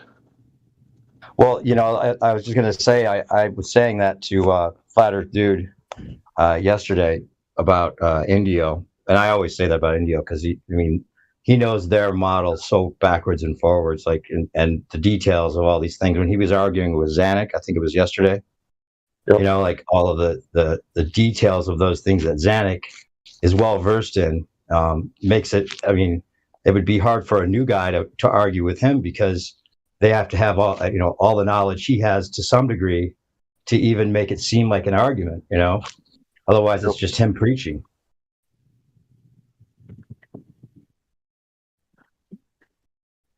But yeah, it seems like a lot of those guys are just there to represent the other side at this point. Like, they need people on that side confidently saying, of course it's a ball. Of course it is.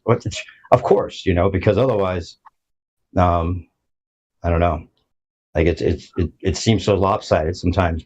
But then if you go in to listen to some of these people at Jim Pandas or, you know, some of the old school ballers, you know, a new person might be like, oh, wait a minute, maybe I didn't think of that, you know, and there's a chance that they'll just decide not to look into it.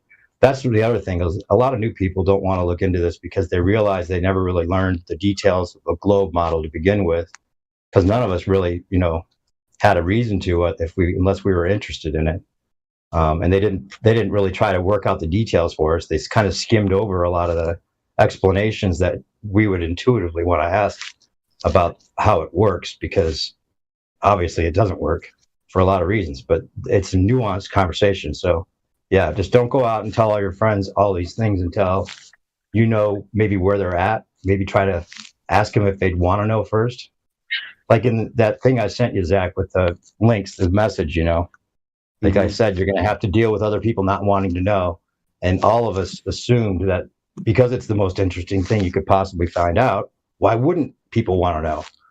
But there's a scale of things that people, like, usually because they have a life that they're attached to in some way. And if they accept the new paradigm, it's almost as if they have to go back and rethink all the important decisions that led them to this point in their life. Because it's almost like you instantly realize that because of that paradigm shift, you might have made different decisions in your life if you had known this earlier. And it's easier for them to just accept what their current paradigm is, because otherwise they may have to like question too many other things that they've decided on. If you know what I mean. So basically, they're in like a safe space and they don't want to get. Right. Or they have kids and they don't know what to say to the kids because they know the kids are learning something that they're going to disagree with and it'll cause a conflict, or their spouse is going to be in a disagreement, their parents, or it's just, you know, too long of you're past a certain age and you're attached to the system in some way, and you know it's going to put you at odds with your coworkers or just the way you feel about the system you're in, you know. That's a really great point, because I actually am on the other side of that, where when I found out, you know, the truth, I was angry about it because, like you said, my life probably would have been way different had I found out a lot earlier. Right. That's why people don't change in general, it seems, because you do something for a certain period of time. It's like, it could even be like a simple decision, like you drive to work in a certain way, and then you learn that there's a faster way to get to work. But, you know, it's almost like you've done it for so long, you don't want to switch, because then you could have done it a long time ago. It could be that simple, you know. People don't want to accept the responsibility. Hey, I often bring up a little bit more of a deeper connection to that idea, which is the Stanley Milgram trials back in, you know, 60s, that were the obedience tests, right? They did these tests with the people. Everyone kind of knows that one, where the guy's an actor and he's acting like he's being shocked. And the guy that's actually being tested is the one giving the test to see if he'll implement the shocks for getting the answer wrong. And the experimenter just sits behind him and says, continue the test. So it's about obedience. Is the guy going to continue even though he knows that, or he thinks that he's hurting somebody? You know, how does the authority work? But the interesting thing about that study was about 50% of the people continued to shock the person after they realized the person was being hurt or thought the person was being hurt. And then of that 50%, like a huge, like really high 90-some% of people that went past that point and just did what they were told, go all the way to the very end, like to the 450 volt level.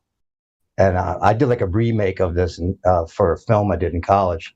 And I like reenacted the whole thing and did the lights flashing and everything. But the reason I did is because it's such an interesting thing and so important, because what Milgram found was they enter what's called the agentic state. That's what I named my film, the agentic state. because they're in a state of agency, right?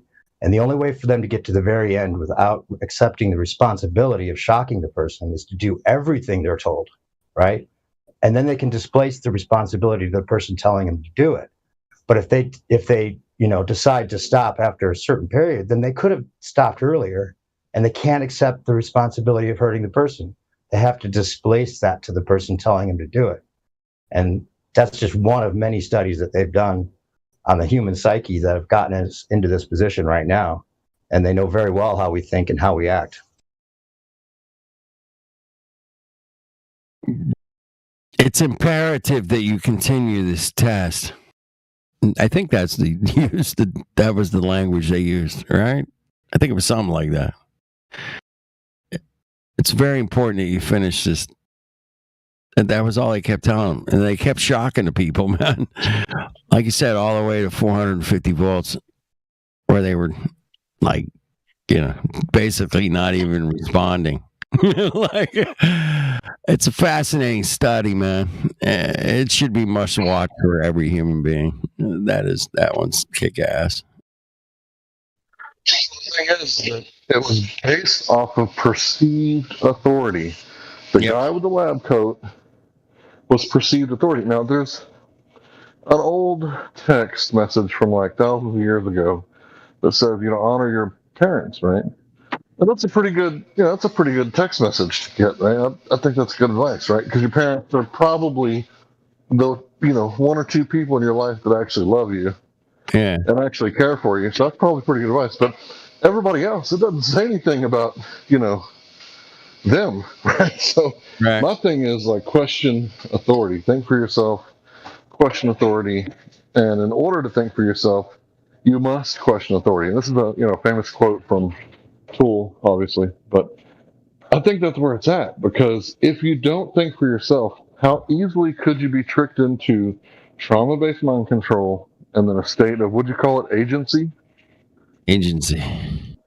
Hey guys, sorry to interrupt. Would you guys be open to chit-chatting with a couple of noobs? Yeah, man. I was just gonna say, man, we just checked in up over here. No problem. Yeah, it's called the agentic state, Hank. I gotta say hi, night. The agentic state. Saturn. Yeah, noobs, are they here? Well, I've been here. I've been here for a few weeks, but I invited a friend, Knights for Saturn, over here. I'm opening. He's got his mic open. He's here. Okay, cool. How y'all doing tonight? Good. How you doing, brother? Can't complain at all. Oh, excellent, man. That's always good to hear. Yeah, doing good in life. Mostly we talk about flat Earth. Who's talking right now? Because I think I might have someone muted. I can only hear the new guy. Flat Earth dude, stop. Kenny's the one talking to the new guy. I'm talking to Knights. Just call him Knights. Why are you into Saturn?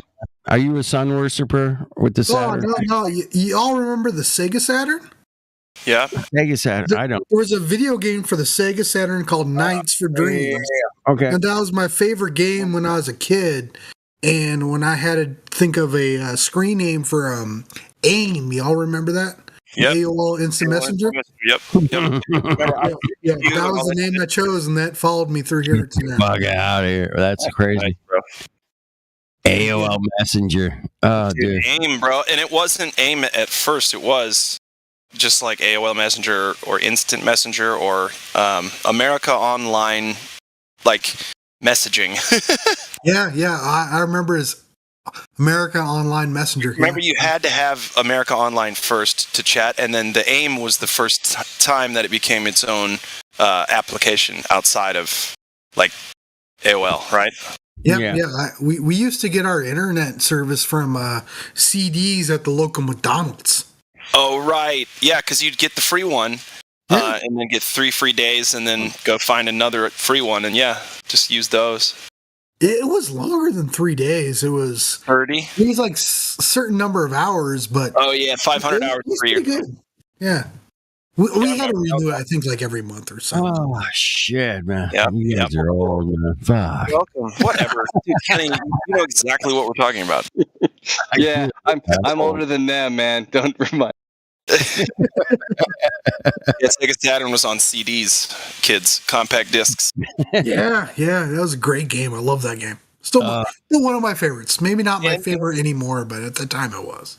And dude, those graphics were epic for the time when they put them on CDs. It was like, okay, beautiful, yeah, gorgeous. So Knights, man, what the heck brings you to Flat Earth server in the middle of the night? What? Yeah, the sorry, heck? we could have done video games all night. I apologize. Y'all know, So, if I can quickly answer for him, it would not be wildly inaccurate to say his boss made him do it. Am I right, Corey? Am I right? Who would my boss be? I mean, it's technically inaccurate, but it's not wildly inaccurate. Were you dared to do it? No, sir. Okay. Yeah, you don't sound like disingenuous or a guy who would take a dare like that. So, I'll fucking do it. I'll fucking talk to. Anyway, go ahead. Knights, do you think you live on a spinning ball shooting through space at millions of miles an hour? I've never seen anything to convince me that it's a ball. But I was going to say, before you answer that, don't be so condescending. You know that you believe it's a ball. Acknowledge you believe it's a ball, and I'm gonna let y'all have this one. And just be willing to go, hey, this is what I've been taught my whole life, and I do acknowledge that I believe it because it's a thing people said to me, not a thing I observed. And then we'll go from there. I think that's fair. But I think at the same time, maybe what he's trying, I'll let him answer, but I think that we all kind of knew that it wasn't unconsciously in a way, because nobody literally thinks, oh, I'm right side up relative to where I was this morning, like you don't think about spinning. You don't literally think any of this is going on, even though you accept what they're saying, which is, I think even ballers probably don't think about it that way. I think you're right. Go ahead, Knights. So when you say ballers, I'm going to be real ignorant here. And I hear ballers, I'm always thinking like the weird ass name for basketball players. Is that your reference for people who believe the Earth is spherical? Yeah. Either that or globies. There's like different ways of like referencing people in this conversation. And ballers are kind of like the ones that are like sticking up for it after knowing the arguments, and then there's that's totally cool. I'm totally because that's what they were taught, and they never knew any better, which we all were at. That's where we all were at one point, Oh so yeah, not necessarily that you believe it. Yeah. You might not believe it, even though you still don't know any better. Yeah, that's all they ever tell you is that it's the Earth is a fucking ball and it's a sphere, and there's no accepted disagreements to it. Hey, Knight, have you ever looked up the speeds that they say that the Earth is spinning and rotating and orbiting and all that? I can't say I have. Oh, that's okay. good. So get this. Get this. Check this out. Check this out. You did? Oh, happened to be that you were just posting that as I said it, huh? Interesting. No, I have all my facts ready. There you go. There's the fact. Oh, you mean, are you a baller? Hey, Knights, can you see the live stream? Who's this other guy talking? I don't know if I can. Can he? I'm in the debate. Oh, no, I'm in debate text. How do I get? Hey guys, let me jump in here and help my friend out. I invited Knights to Discord today. He's not a regular Discord user. I had to kind of walk through getting him here, so he's gonna need some hand holding, basically. Oh, got it. That's why I was asking. I'll send him the links. Oh, I see it now. I'm very sorry. Okay. I think I already did. Oh, holy shit! There's like a lot of things to click on over to the left there. Yeah, you can't find the regular. You know what? I think I have somebody muted. I hope I'm not talking over it. Northern Rebellion. That was the graphic you were all talking about, right? Yes, exactly. Yeah, I can see that now. I'm just above that, man, is the numbers for what they tell us we're doing. And if you look at, you see 1,000 miles an hour, and that was Truffle posted that. Do you see that? 800 miles a second. What the fuck? 1,000. What the fuck? Yeah. Those are the speeds they tell us we're moving, man. And I was like, I think it's, you should know all those speeds. Is my point, man. It's something you might want to jot down or print or. I got something for that. Keep your eye on the live stream voice text. Okay. Yeah, sir. That wasn't what I was following for previously.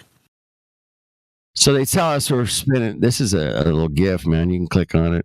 They tell us we're like spinning, shooting, all this stuff. We're shooting through space, pretty fast. Pretty fast. Faster than imaginable. But, yeah, they got the whole Occam's razor stuff, but I don't think that applies to that, does it? Occam's razor absolutely applies because, it's just the opposite of that GIF. You see that? Yeah, that's my point. Yeah. Let me say for the audience listening. So Globers think the Earth spins under a bullet, but it doesn't spin under a balloon. Or a helicopter. Or a helicopter. Yep. Why is that? I don't know. No, I It's think called spin is choosy. conservation of momentum, Glad. You know the answer to this. Come on. Conservation of momentum. It definitely answers that problem. I forgot that non-answer. Yes. Go right ahead. Yep. Yeah. Okay. Yeah. George. Okay, George. Anyway, those are the numbers. I just wanted to get back to Knight's. Since he's a super guest here this evening, man. Yeah. Again, I need to shut up. Go ahead. Did he know Knights? Did you know any of those numbers, man? Like the 1,000-mile-an-hour spin? Oh no, not at all. I mean, I was just told that it spins in this ether of nothingness, and that was what I was told. I should say exactly. That's all we were all told. That, man. That's the point. Is that these are the numbers they give us? So we take those numbers and we try to figure out what's going on. But now there's some other numbers. They give us this like radius number. And then we have to figure out how far we can see on a radius of 3,959 miles. Well, some really smart people went out and calculated how far you could see on a radius, like a basketball, how far you could see. And, at, 5 feet, you can see like about 3 miles. And then it should start to dip. It should start to dip if you're, standing up. At 3 miles, that's where the curvature would begin. I've never lived anywhere where I could fucking see 3 miles in clear air. Where do you live, man? Jeez. Southern California. That's where I'm at. Yeah, the air here sucks It's ass. just smoggy all the time. No, dude, I've been out to the beach on days I could see to Mexico from. We're out in the Inland Empire. Yeah, we're near San Bernardino. San Bernardino. All right, cool, man. San Bernardino, man. I used to call it. It ain't wrong. It ain't wrong. Ain't wrong. But no, I'm in Southern Cal. I'm down here by Disneyland. Anaheim. Yeah, okay. I grew up near there. Yeah, we're closer to the beach here. And I've been out on days, dude. After like a rain or in winter, it's just like you can see Mexico from like Seal Beach, bro. It's like 110 miles away, and you're like, there should be 7,000 feet of fucking missing curvature there at 100 miles. 7,000 feet, which is a pretty big mountain, man. It's pretty good. Yeah, that's real damn far. You should no way be able to see 100 miles, see a mountain. It's only like 300 feet high. So, Flat Earth, let me ask you something. Mm-hmm. So, I cannot imagine that the Earth is not a ball. Like, I can't get there. Trying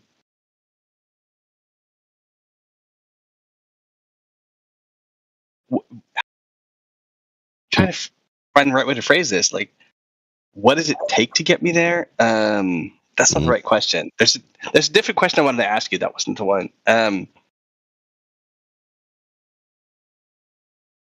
What can you do to convince me that all the stuff I've been told is the wrong stuff? You know what I'm saying? Sure. Yeah, man. Not well. First of all, I'm not. And I gotta say right off the bat, I'll be honest.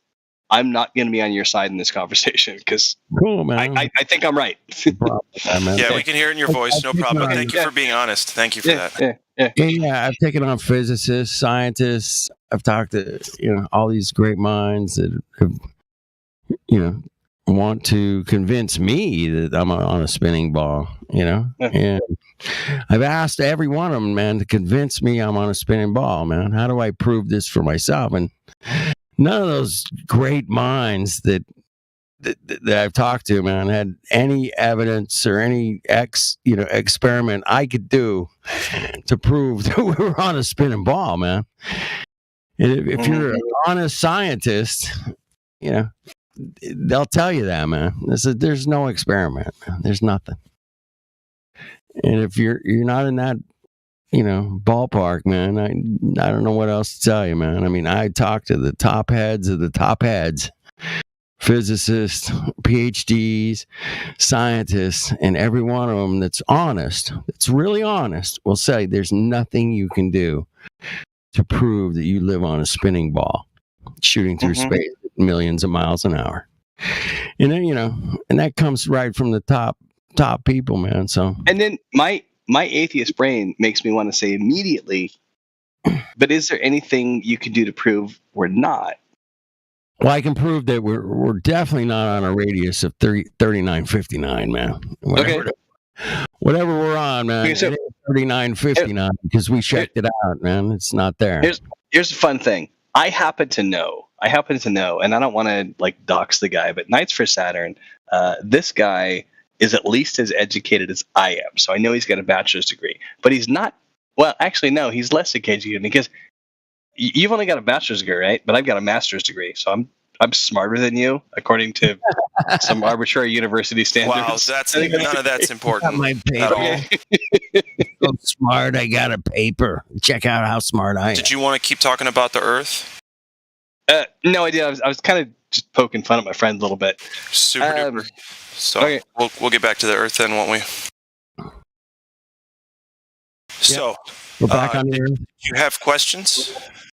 Further questions? Yes, we have many questions. I'm sure you do. Let's hear the next one. Knights, help me. You know what would be fun? Knights, just talk to me about what you're thinking, and we can share ideas, and we can be totally honest and share ideas in front of them, so that we're not laughing behind their backs. No. Here's how it works. If you're going to be in here talking to us, you'll have the conversation with us and not amongst yourselves. Does that make sense? Okay. Yep. Also, you want to put that Duper's Delight down just a little bit. It's a little much. You're a little on the nose with it, my friend. Actually, I just got a video from Telegram where Brian Cox says that they cannot measure the speed of the Earth. Alrighty, go ahead and post that, please. Okay, I'm gonna try to. I don't know where I can post it, but I'm gonna try. Live stream voice text is the best place to do that. But it's I got the video on my I don't have the YouTube link or something. Sure. All right. Well, yeah. All right. Well, if you do find it, let us know. Yeah, let us know. Yeah. I'm gonna try to. Yeah. Thank you, sir. Thank you, Slalom. Okay, so can we get back to the question and answer portion? That'd be lovely. I like it. That's a good idea. I cracked the beer, if anybody was curious.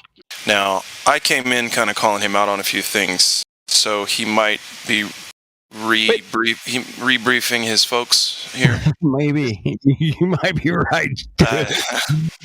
Does cracked a beer mean something besides cracked a beer? Because I literally cracked a beer. Dude, I just cracked one too, man. Cheers. Okay. You know what? There's something about you. You're a flat Earth dude, right? Yep.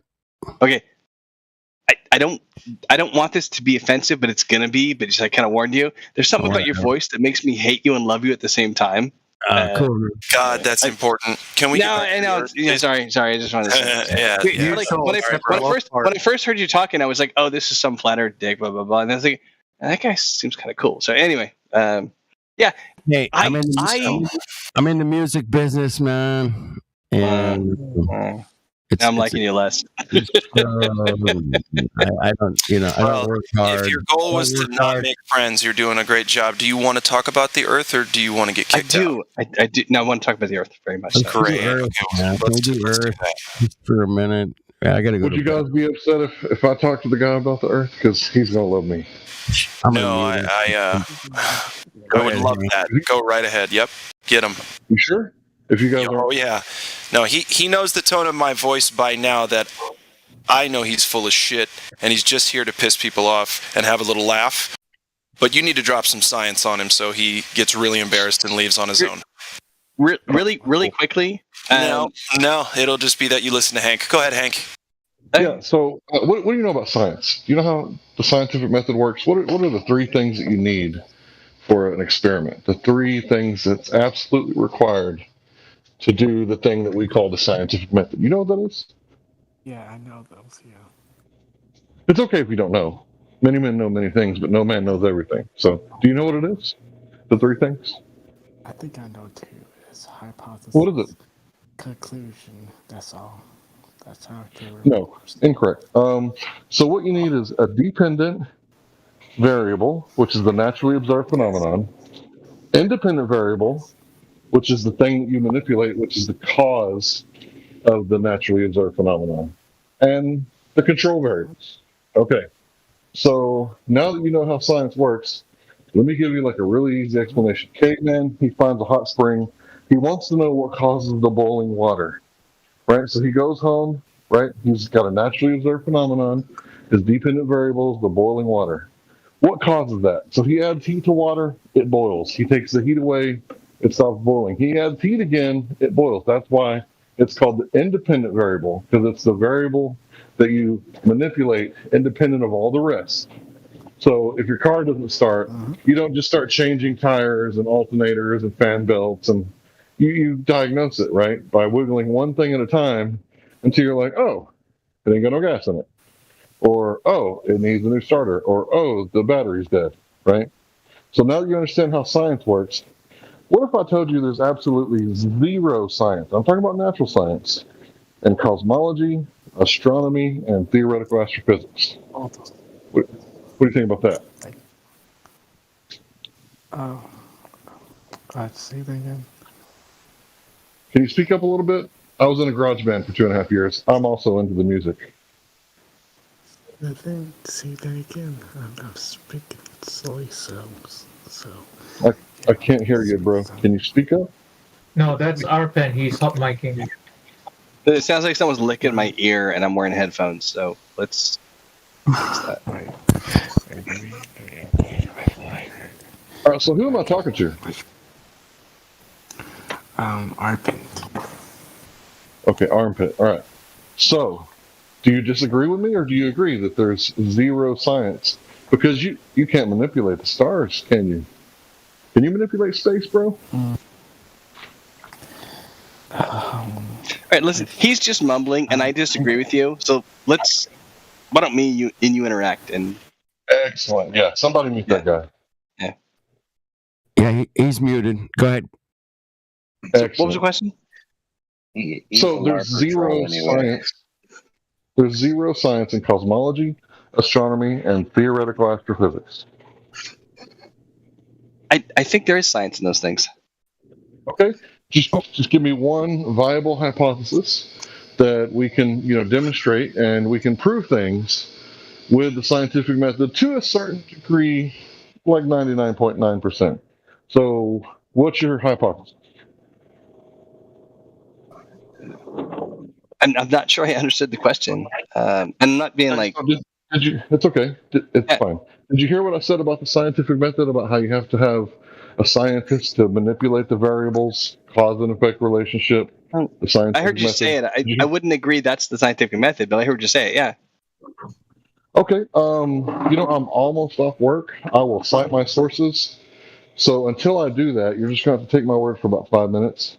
Yeah, fair enough. Right? And then when I cite my sources, you're going to be like, wow, that flat earth guy knows science better than I do, which sucks for you, but it's okay. I've been doing this a little long. It wouldn't be the first time I was wrong about something. No worries. Right. It's cool.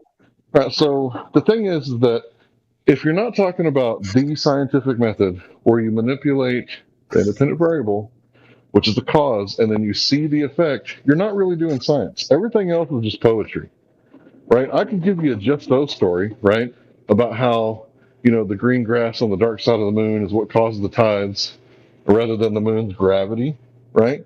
And you might say, well, how do you know that? Exactly. How do you know that? You don't. It's just a philosophical statement.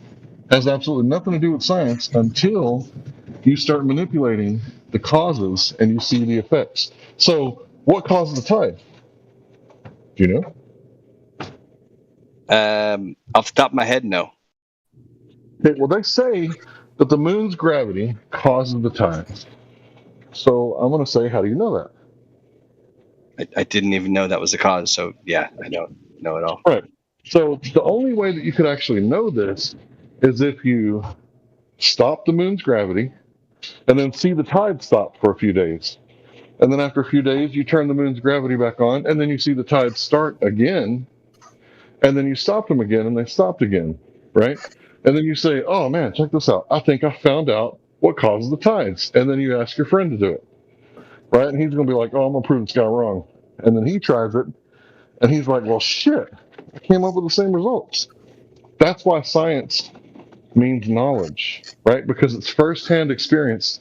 And science is never settled, right? Because we know that there's multiple reasons why water can boil. If you have water in a semi-vacuum state where it's low gas pressure, it'll cause water to boil at a very low temperature. So the science if you don't mind me, if you don't mind me, just 1 second. I happen to have a friend who's in this VC who might know something about whether or not that's true about water boiling. And I'm not saying you're wrong. I'm saying I don't know. And I want to hear what he thinks about what you know. Well, if you'll just let me finish my statement, and then he can chime up and I'll be quiet. So the science is never settled, right? Because in religion, Jesus is always the Messiah, Moses is always the progenitor of the Israelites, and Muhammad is always the prophet. How do we shift gears to Jesus? I'm illustrating something. Try not to get distracted. I'm illustrating that religion never changes, and science is the opposite. It's open to change at any time. Anybody can come up with a new experiment, and everybody will completely change their mind because dogmatic science is like an oxymoron. It's like a married bachelor. They don't exist. That is almost exactly correct. And kudos to you for steel manning it that well. Yeah, for sure. That is, you're almost spot on there. We like to know shit, Yeah, that's good to know stuff. You said that almost. Could you critique me because I always love sharpening my arguments? Hold on, I have a quick question. Hang on, let me quickly Do you have any intention at all of having more than a cursory glance of this material? Absolutely. Oh my gosh. Absolutely. Oh, okay, that'd be great. So when you do, come back. Really? Oh, come on, Glenn. He was complimenting me on my science acumen. No, he was being sarcastic like a bitch.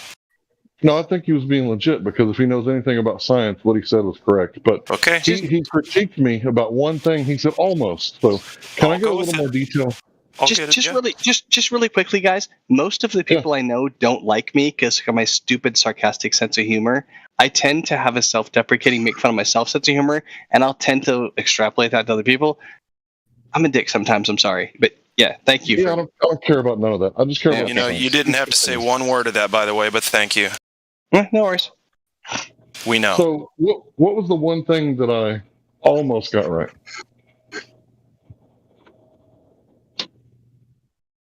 Could you point out what I almost got right? Well, we got all meta there, and I forgot about the thing you said.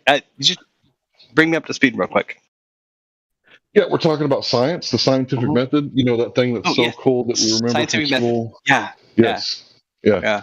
That's the thing that's like way cooler than anything else, because you can actually prove things to a certain degree, right? Not necessarily 100%, because that's dogmatic, right? And that's the opposite of science, right? Okay. Yeah.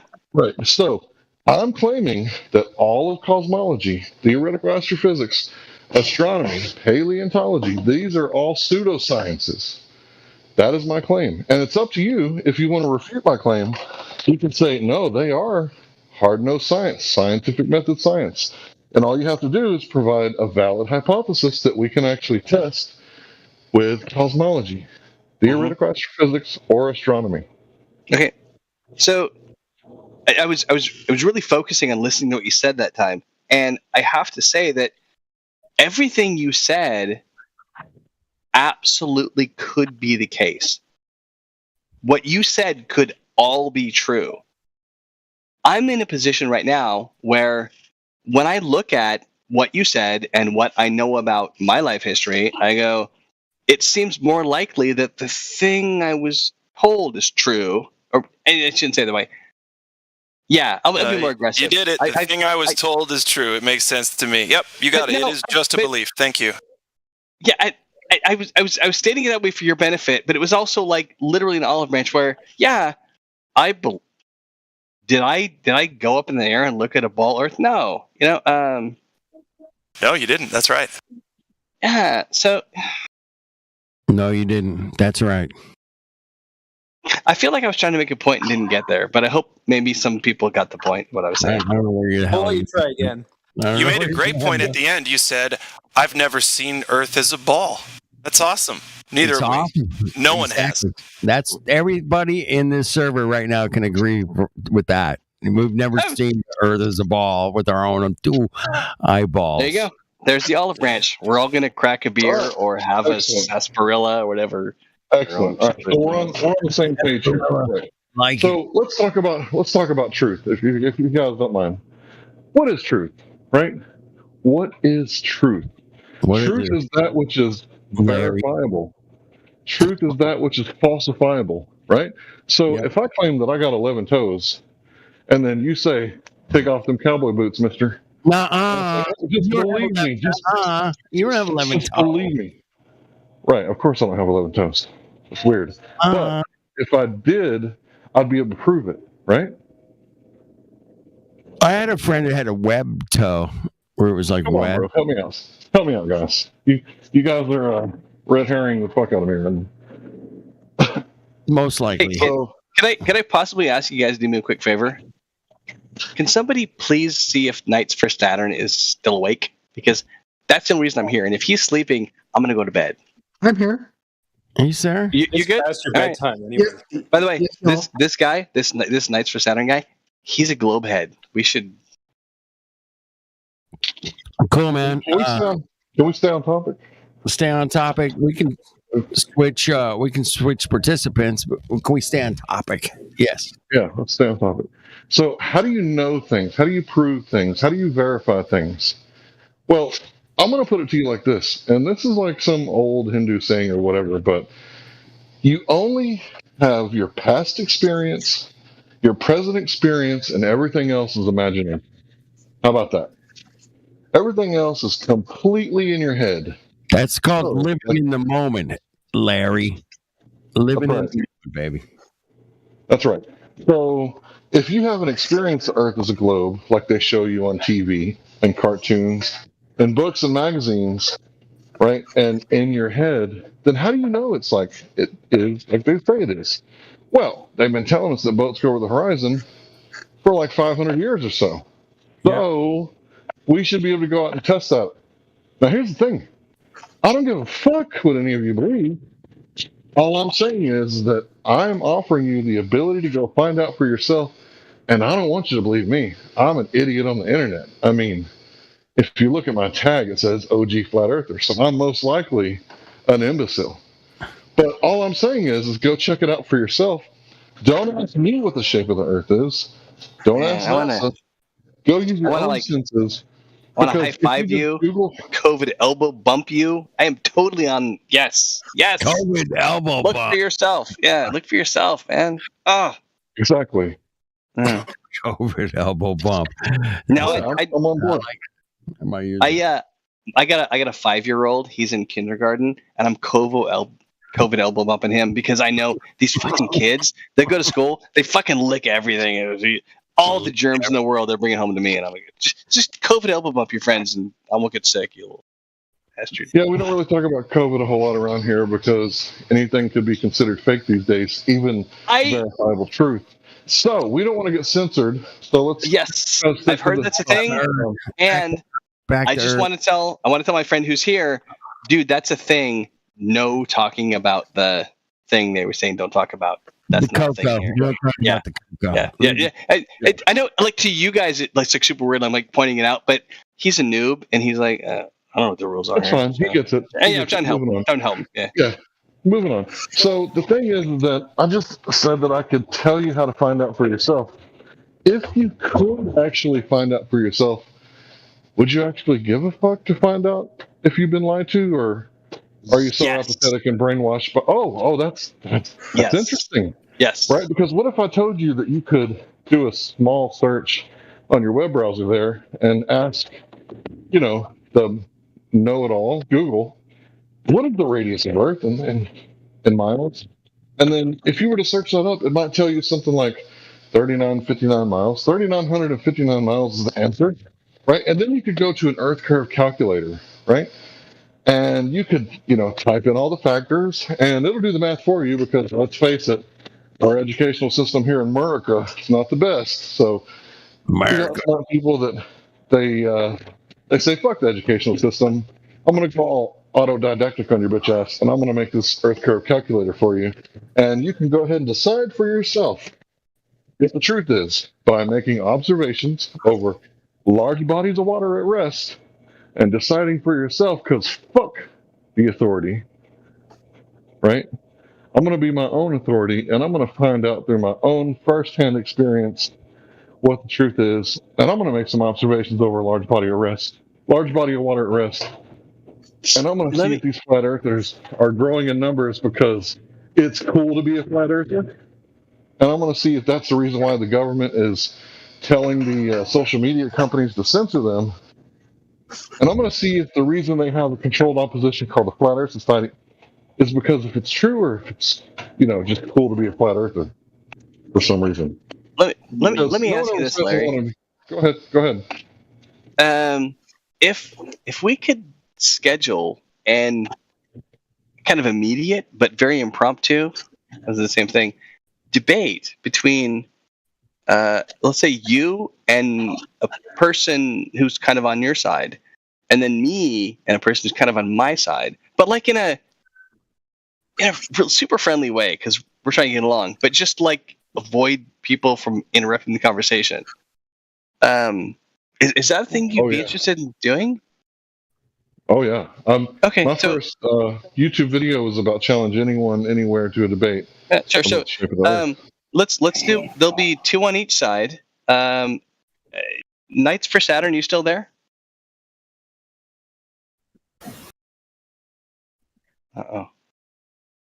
Can I just say a word? Yeah, I think. Go ahead. Knights, I stepped away to grab another beer. My apologies. So, Knights for Saturn, if I may call you Knights for Saturn.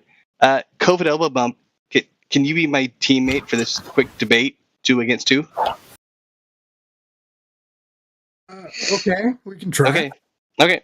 So, by the way, Larry, I'm going to give you this. Knights for Saturn, he's drunk off his ass, and he's my buddy. So you get to now pick, knowing he's totally drunk, you get to pick your partner for the debate, and then we'll, just slap it together. It'll be fun.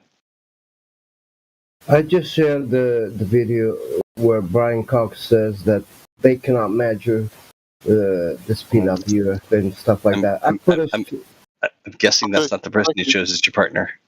No. Any volunteers? Thank you for posting that, by the way. Any volunteers on my side? I mean, I could do it by myself, but he wants a 2-on-2. I'll tell you what, Larry. This might be a weird thing. Can we go to a different channel? It feels like just a few of us. If no one else is interested, we'll go somewhere else. No, I think we'll stick to the live stream, and I will heavily moderate because I'm off now. Absolutely. You know what? It's you against Tom and Corey. Let's do it. No. So Hank. Use first It's names here. Hank. Nah, we usually do that, but it's okay. It's Hank the Larry Man. Yeah. And AI the Scary Man. Okay, let's do it. All right. Go. Thanks for right. I'm going to need moderators to back us up. Anybody else interrupting, obfuscating, just put them on mute. Yeah, and really quick, Corey and I have both been partying and drinking tonight, so nobody here is looking to get mad. This doesn't have to get angry. Let's just be happy and have fun. We'll tell you what we honestly think. You tell us what you think, and we'll go back and forth. Yeah. Lame. Yeah, Move man. on. Lame. All right, so do you guys want to go first? Goodness, who unmuted that kid? For goodness sakes. I mean, I could make an All opening right, I'm just statement. banning them. There you go. How about that? Hold on a second.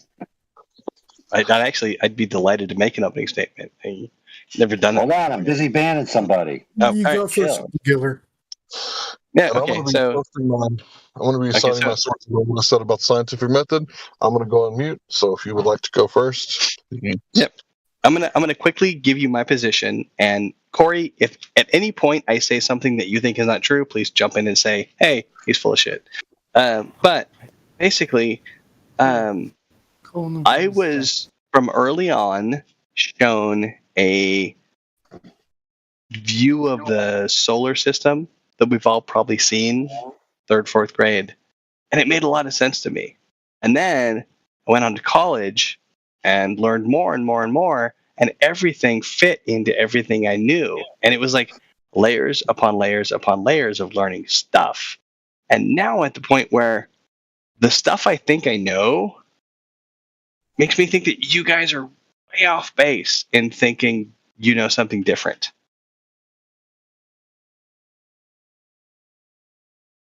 And that was it. That's all, Tom? I don't want to be too aggressive.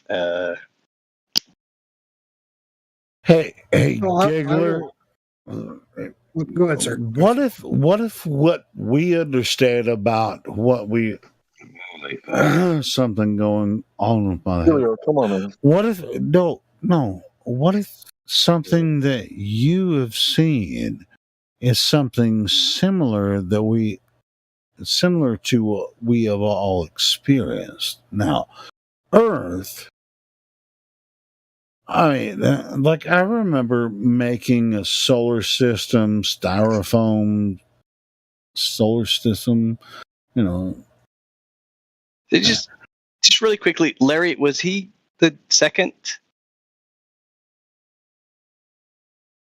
I was wondering what he was doing. I guess he wanted to take my place. If you want to take my place, Julio, I'll let you. I mean, it's no, my bad if I interrupted. My bad. I'm sorry, guys. Go Quick ahead. reminder, guys. Corey and I, we work together, like literally in real life, blah, blah, blah, blah. And we're both somewhat intoxicated, and we're both globe heads. And so this is a great opportunity for you guys. If you have a debate, we're drunk, we can't win. Okay. Debate us, but let's get 2 people, me and him, against 2 people, Larry and somebody else. All right, AI. I got one response, so I'll let somebody respond after Tom before I give my globe head response. So okay, I give you all complete floor. All right, I'll go real fast. Okay, so in an experiment, You didn't even make a proposition. I'm gonna try. In an experiment, I'm in the live stream voice text. If anybody were wanting to see what I'm talking about. In an experiment, the independent variable is the variable that is varied or manipulated by the researcher, Rutgers University. The next one says, therefore, in experiments, a researcher manipulates the independent variable to determine if it causes the change of the dependent variable. Let's see, U.S. Department of Health and Human Services. The next one says, Larry, if I can pause you for 1 second, just to maybe short circuit the whole thing, just really quick. Corey, I'm too drunk to understand what he's saying. Are you sober enough to get it? Yeah. I ain't too drunk. Okay, all right. Corey's listening. Good. Go ahead, Larry. I'm sorry. I appreciate that. Yeah, it's the thing that I said earlier that you disagreed with, and now I'm, citing my sources because I'm a man of my word. So, an independent variable is defined as the variable that is changed or controlled in a scientific experiment. This represents the cause or reason for the outcome. Independent variables are the variables that an experimenter changes to test their dependent variable. A change in the independent variable directly causes a change in the dependent variable. The effect on the dependent variable is measured and recorded. So, these are like some smart science people or whatever. But I think we get the point here. If it doesn't fit this criteria, I'm calling it pseudoscience if you're calling it science. Now, if you say, well, this is philosophy or this is, gender studies, as long as you're not calling it science, I'm not going to call it pseudoscience. Does that make sense? Yes, sir. Okay. I'm going to yield the floor to you, and I believe it's your turn, and then AI goes. So I'm going to go on mute. Okay, so I'll go out here and say, people can claim these scientific studies and stuff, and none of us were part of them, so you have to take people for their word. For me personally, back in fall of 2012, I think it was, I took a flight from Los Angeles Airport to Atlanta, and there was a large thunderstorm over Arizona. So I took a Delta 757 on that flight, and we took that aircraft up really right up to its maximum altitude of 43,000 feet. And I'm taking this from Delta's seat back infotainment systems.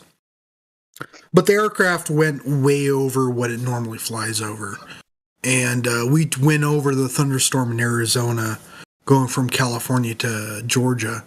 And at that point in time, at 43,000 feet, I'm going to say, personally, looking out the window of this airplane, there looked like there was a slight curve there. I had no way to measure the actual radius of the curve, but to my perception, it looked like it did. And that's really just personal experience. I can't back that up with anything more scientific, but at that altitude, it really looked like there was just the semblance of a curve. And that's the best I can offer from my personal experience and from what I've lived. Oh, the window shape was a Mr. Uncorruptible, Mrs. Uncorruptible. Just to weaken his argument, as I heard that, I was like, oh, this is exactly what a baller wants to hear, and I was so happy. And then I thought, wait a minute, am I believing what true or what? There's usually some type of weird scenario preceding, their story about, their idea about. Ooh, I saw the curvature from. Knights does make a good point. Well, I guess not really. That was more like we're in the middle of a debate, bro. I know, my bad. I keep forgetting we're debating. Yeah, Corey, at least acknowledge that what you just did was anecdotal evidence. Hey, I saw this thing. Oh, it absolutely was. It was. Yeah. I mean, you know what? Personally, I got a friend who saw Jesus rise from the dead. You believe that? No, of course you don't, because it's silly. No, I personally am not a scientist. I have not taken scientific studies. That is the only time in my life where I've actually been in a personal situation where it looks like the Earth is round. Yeah. Yeah, I think that's the only time I've ever seen anything where I personally would think that. My big takeaway is shut it. on the phone with my cousin who lives in Australia. Hey, shut it. Yeah. It's my turn. Thank you. Okay, as he did say, that was your personal experience. You perceived what you thought was a curve in your periphery, and you inferred that you were seeing the Earth as round. Now, that's a logical jump. What if you just saw a portion of the Earth that was undulating? Not to mention that you're just using an optical device to see this, which all optical devices have distortion. Not to mention that you're looking through an optical lens, which is the window. Not to mention that mathematically, the horizon is equidistant from your position, meaning there's no discernible Earth curve information. In fact, notable people in this argument have said that even from the height of 80,000 feet, you wouldn't see curvature. In fact, I could quote you a planetarium director that says even from the height of the ISS, you wouldn't see curvature mathematically. Now, we know that lenses distort, and we know that fisheye lenses exist. So we have claims from optical phenomena, right? Vision or cameras, where some show a flat horizon and some show a curved horizon. Some show a extremely curved horizon. Some show a slightly curved horizon. So now it begs the question, is it really curving? Is it optically curving in the image, or is it physically curving at the Earth level? So the correct methodology to arbitrate such a proposition is to measure the ground directly. It's the only adequate means to answer this question. So what you do is you set up a methodology that's adequate, like a laser beam over 25 miles, set it up 6 feet on one side, 6 feet on the other of the target, essentially creating a laser transit with an emitter and a storyboard on the other end. You shoot the laser, it hits the storyboard, proving that there's only 6 feet of differential. The globe prediction is 400 feet of differential. That's 2 orders of magnitude off. Therefore, the Earth is flat. So, Larry, was he your second in the debate? Yes. Then we concede.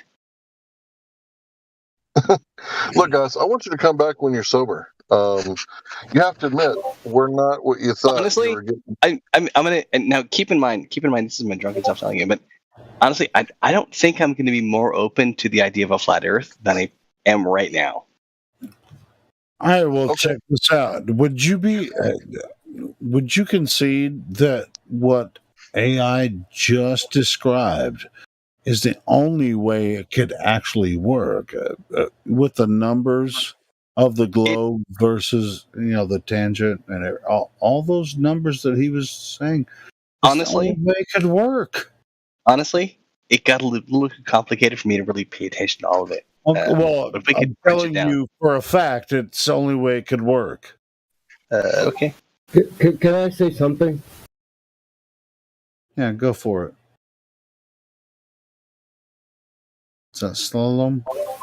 Yeah, it is me. So when you fly on an airplane, do you feel yourself bending over the curvature of the Earth while you are flying? Because I never did. I never felt that in my life, in my entire life since. That's why they call it an airplane, brother. Yeah, that's I an know, interesting I know. question because it turns out my friend, I know he's flown. Corey, what is Japan's halfway around the world, right? You've flown halfway around the world a couple times. Well, yeah, but that's not the same altitude I flew to Atlanta. Okay. Those are very different things. The higher above something you can be, the more likely you are to see its shape. And over the Pacific Ocean, it's it's nothing. It's literally just as nothing as far as you can see. And unfortunately, that's been a problem for aviators for years. It's planar above the Pacific Ocean. If you're traveling in an airplane, it's planar. You know what the word planar means with an A? Planar. Planar means perfectly flat, sir. Yeah. That's what when you're flying in an aircraft across the Pacific Ocean, it's planar. This is one of the things I've noticed with the very generous people who run the server. Oftentimes, you will come up with something that you think is like an obvious rebuttal to flat Earth stuff, and then they'll say something you've never heard before, and you're like, yeah, okay. Yeah. I mean, if you were trying to fly an aircraft across the Pacific Ocean and it wasn't planar, do you think it would work?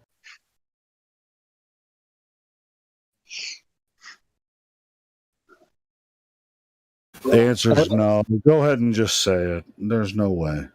I don't remember the person was. Oh shit! I forgot. Nobody flies that way. They fly aircraft the other way. No, anyway, go ahead. I don't know. I don't remember. Was the person who was kind of confused about the viewing the Earth, the curvature of the Earth from an airplane and stuff like that. But I got a video explaining emergency stops on airplanes. We're trying to figure out where it is. Then you're explaining why they stop in the wrong place when they shouldn't, according to the flight path that they should do. You know what I mean?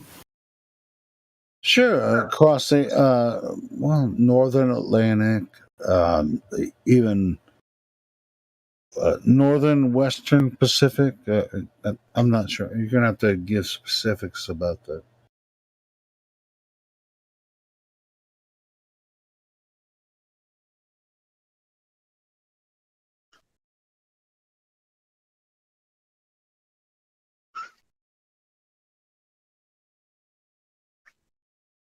But which flights are you talking about? I'm sorry, I was trying to find the video.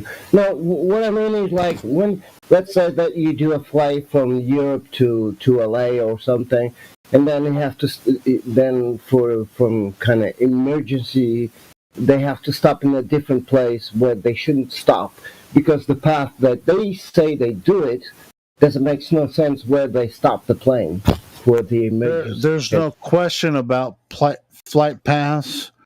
You can look at flight paths. You can follow them all across Earth. You know, in modern times, we can observe the flight paths. It's not. There's no question there. Yeah, no, but the guy was kind of confused of the view of the plane because of the window shape and stuff like that, just because it saw the curvature. But if he doesn't realize that he never seen the curvature, he never felt the going down a little bit of the plane. Like every time I fly over, I didn't felt the plane going down any time. You know feel what I like mean? Oh shit!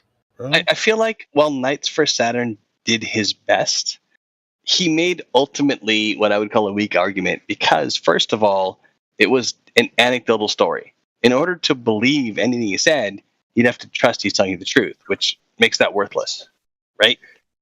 No, it's irrelevant. Nope. Okay. It's not logically contingent, okay? What he saw from his perception is just his personal story, right? So if he saw that, even if that were true, all the propositions as I laid them out still stand. Completely useless, doesn't prove anything to anybody. Exactly. Oh, it does prove something. It proves that you think you can see something, right? For example, I look out and it appears to me to be this. Okay, that's true. And then somebody else looks out and says, no, it appears to me to be this. Well, that's true.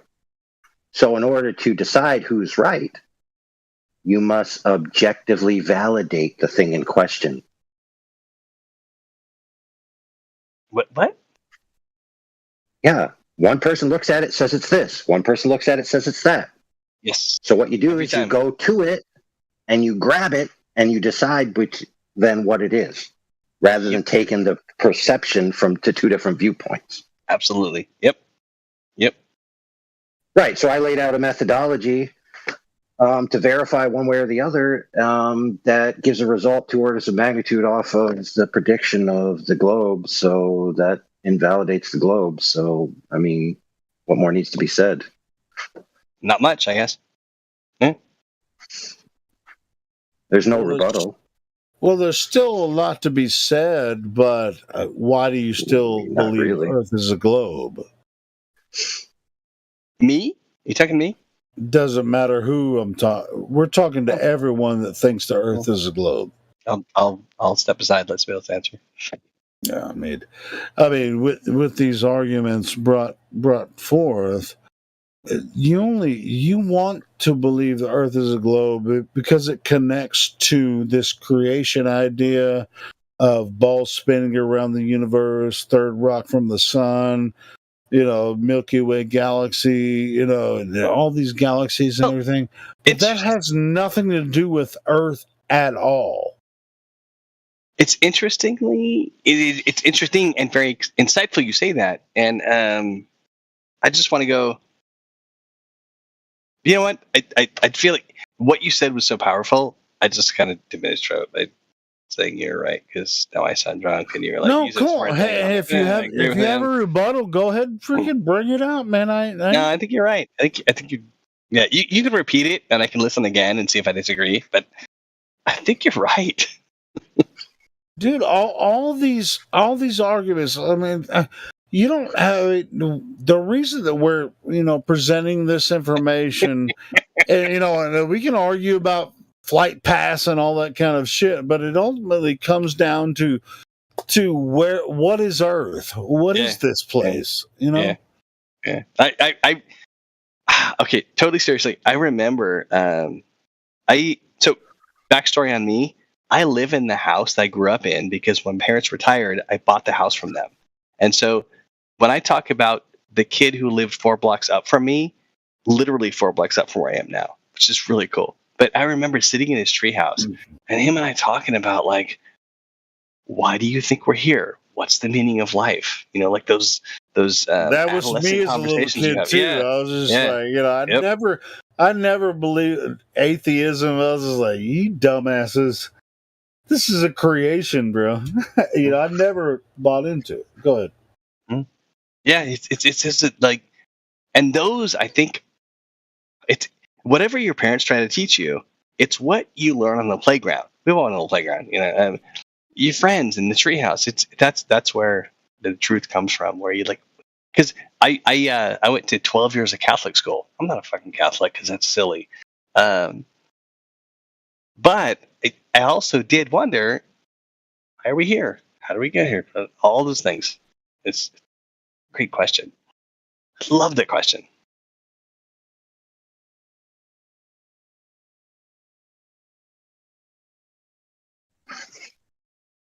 And I have an answer if anyone's curious, but you guys might not like my answer. But I do have an answer, and I think it's a good one. I think it's what? How we're here and why we're here, that kind of thing. Like ultimate questions of the universe. By the way, I might not have mentioned, me and Knights for Saturn, we're starting a church and looking for new members. What is the premise? That we are here and we should enjoy being here and we should help others. Like, we should always not put others in front of ourselves, but keep in mind what we do and how it impacts others. I think it's very much like a golden rule, but like better. It's so satisfactory. It just helps everyone. I don't know why I'm talking in a fag voice, but you know what? Now that you say that, I realize that sounds a lot like communism, doesn't it? And interestingly, no, it doesn't sound like. Just you said communism. I didn't. You don't know this, but I do. I am very much a left. Are you going to tell me what I don't know before really I quick, say it? I'm a weird left-leaning weirdo. My friend Knights for Saturn. I can tell you're a weirdo. I already told you that before you even said it. He is a red hat wearing Trump Republican blah blah blah blah nonsense. I hate him for his political views. Trump is a communist? He doesn't, because he voted for him. Corey, did you? I don't even. Corey, whatever your name is. This is not the platform for this. All right. Yeah, this isn't a politics platform, sir. You guys are. The point I was making was, this isn't a fucking cartoon. We're talking about real life. Yes. Now, I was raised as a Catholic too. I thought we were talking about that.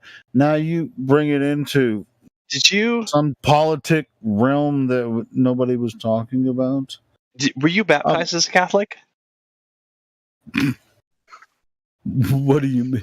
I mean, would that make a difference if I was baptized as a little baby in Catholicism? But I know there's different branches of Catholicism. I was baptized as I was a Protestant baptized too. I mean, how about that? So I was. Did I reject Catholicism when I was baptized in Protestantism?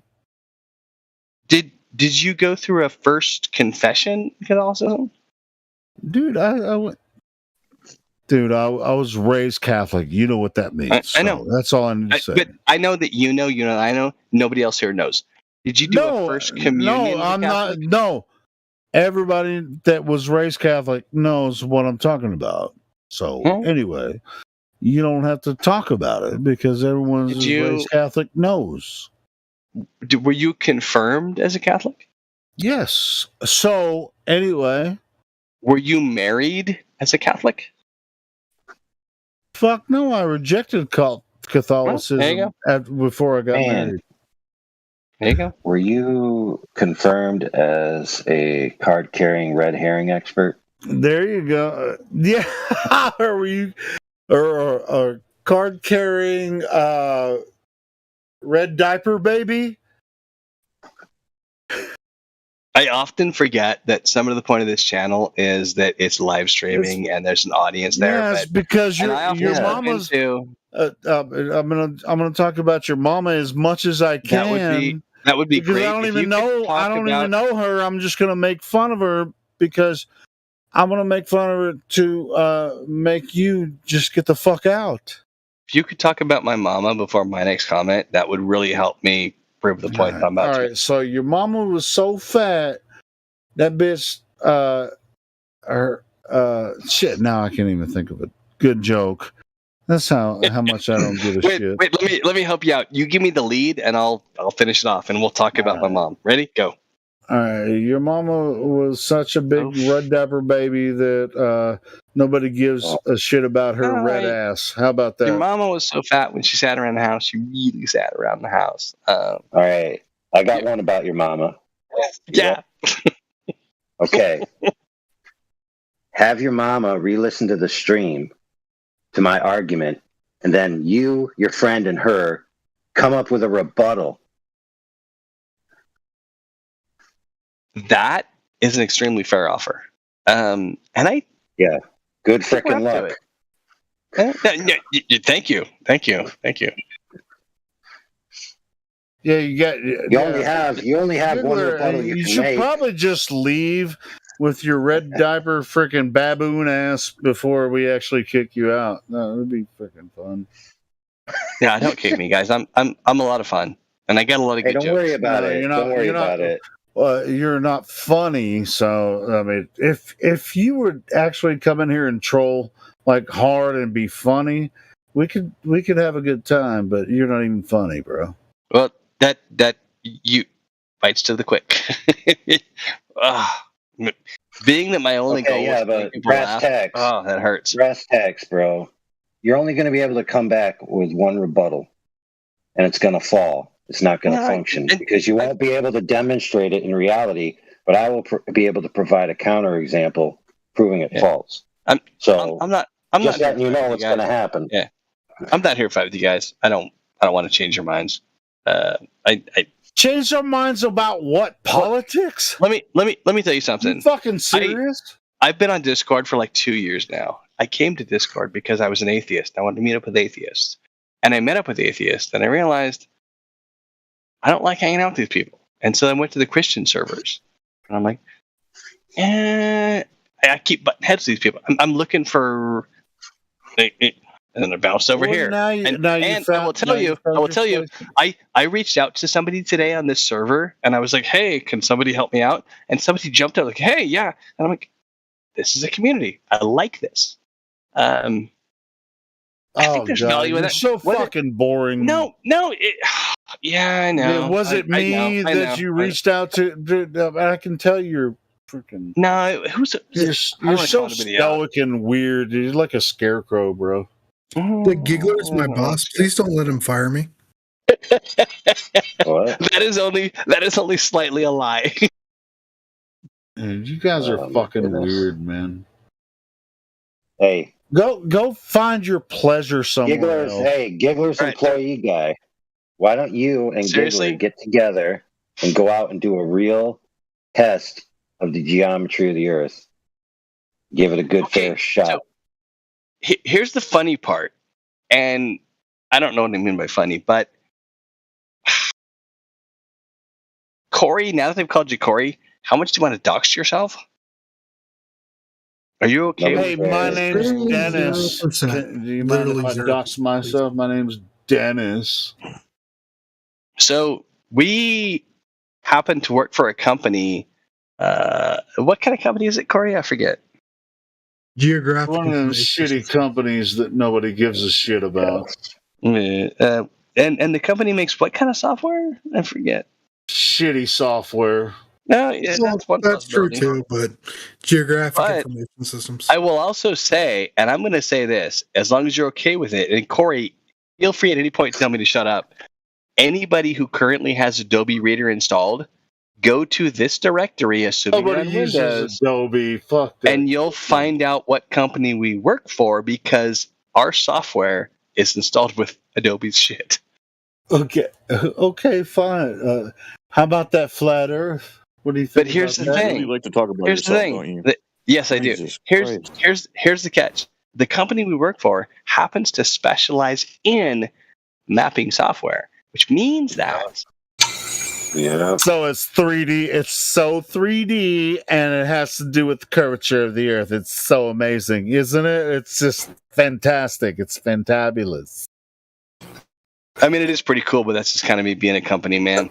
No, it's not cool. You're a company. You know what a company man means? Have you ever heard that term? I mean, it means it means you're like a cuck. A ball licker. That's what you are. Why are you owning that shit? What? You sounded really proud of it when you said it, but bro,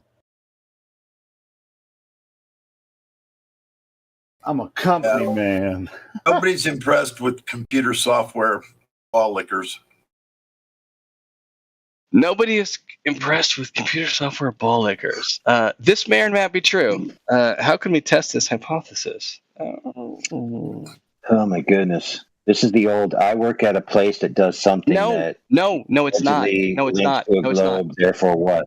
That is not what it is. This is, hey, I happen... Oh, that guy you were talking about, the president? I happen to guard him while he sleeps. That's just my job. What a weird coincidence. That's creepy. Yeah, I know. But somebody does that. In fact, I actually know a guy who did it for a while. But anyway. Did you change his diaper as well? I mean, come on. No, this is like super weird, but I was my oldest son is in Cub Scouts, and I go to the Cub Scout meetings, and I'm like, I don't fucking care about Cub Scouts, do your thing. And so the parents are hanging out, bored, while the kids do whatever. And one of the parents I wound up talking to, it's like, that weird, awkward talk. Shouldn't even been in here if I just muted him. But anyway, what were we talking about? God, talking about Cub Scouts and shit.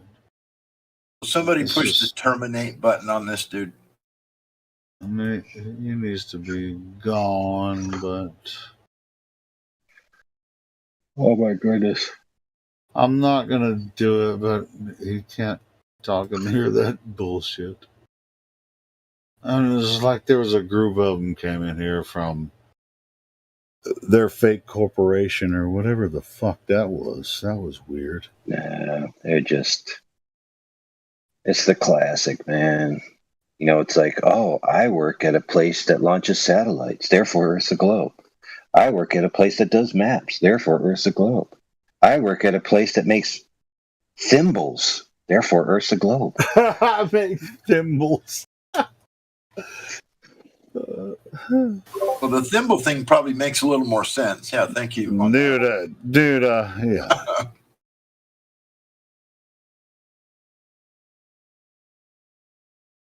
Well, when you come back, when you work at a place where lasers shoot heat-seeking missiles that hit targets 400 feet below the hidden, then maybe. Yeah, how about that?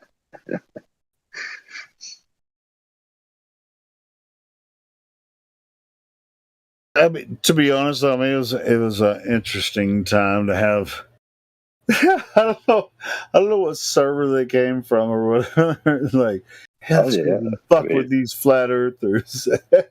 And I thought he was bringing his friend in because he had the big guns when he wanted to do the 2-on-2 debate. And then he brought his big guns, didn't even have anything to offer. So funny. It's just like the original guy had something more to say, and then he was like, "Hey, my friend, I'm gonna bring him in." And that nigga didn't have shit.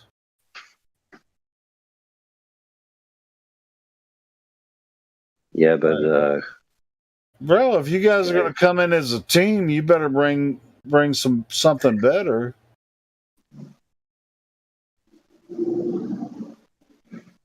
Well, at least something. Period. Yeah, something. Yeah, something. Yeah, that was weird. Damn. It's been a strange evening. It has. Hey, it's Friday night. Friday night. So. I guess that could account for some of it, for sure. Yeah. That's not true. It's not Friday night, Helio. Saturday morning. Dude, it's Saturday morning for you, Roger. Oh, man. What the fuck?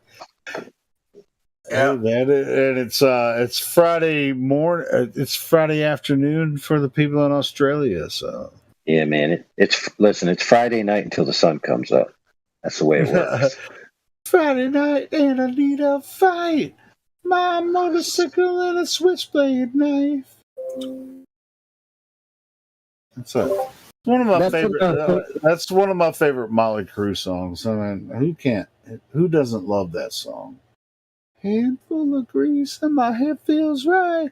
What I need to make me tired of those girls. What we do? One of the great things that we can debunk Glovers, it's when we are together in different places of the earth, then we can see the same object in simultaneous. Sure, it'd be great if we could actually, and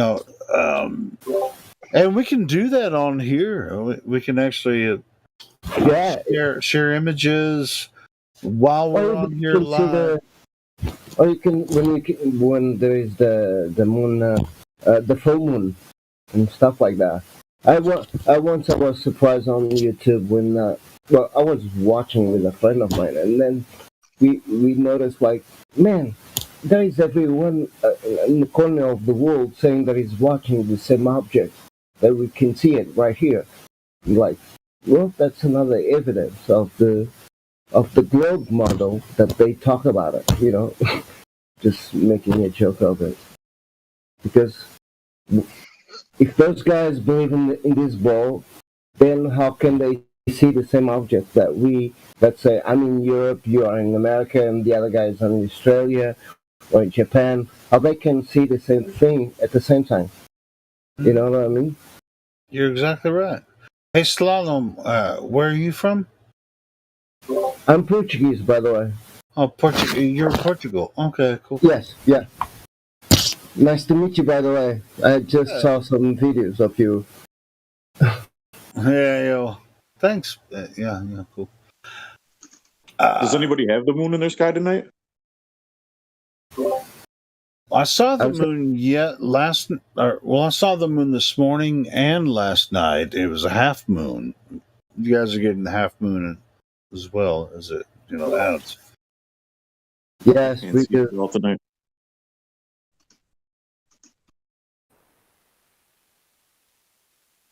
It was pretty cloudy, but I could still see it.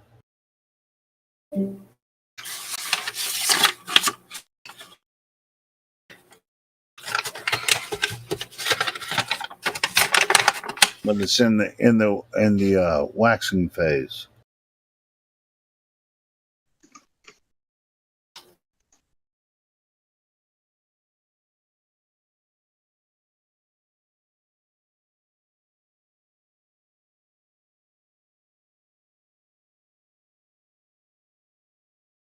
That's really cool. We get so many people from Europe in here. So awesome. I wish we could get more people from Africa, and I don't think that the internet connection from, of course, China, right? They won't let people in China talk to us, but we do get people from some. Well, on at least on Facebook, I get a lot of people from deeper parts of South Asia. I communicate with people there, but still be more people from that area at least here. We get several South African people that come in here. I don't know, but it's just like we have European, no Northern Africans or whatever, and then but the South Africans are in here like nobody's business. I don't know what the deal was with that. I will guess that it's the deal that they make so that people don't know what's really going on over there, compared to Europe or America or South America or something like that. Because if those poor countries, well, I'm gonna call it poor, but they're not poor. But sure, well, Central Africa is it's pretty poor. Yeah, it is. It is. What I'm trying to say is, like, if they know what is going on in Europe or something like that, they will be pissed off or something. That's why their system won't allow them to have good internet connections and stuff like that. Yeah, and even the northern coastal African countries, they're probably under a certain regimes or whatever. I I haven't paid much attention, but if I know they have access to the internet, but they do, but it's very limited. Yeah, it's limited. That's the big issue. I talk with a lot of people from Africa, and one of the main reasons they don't stay online too much time because they don't have a good internet connection and stuff like that, and they use more the Telegram, this new app that doesn't censor anything, so you can upload everything over there, even if it is trash. So people use it more often. Maybe we should. They were like, is it kind of like?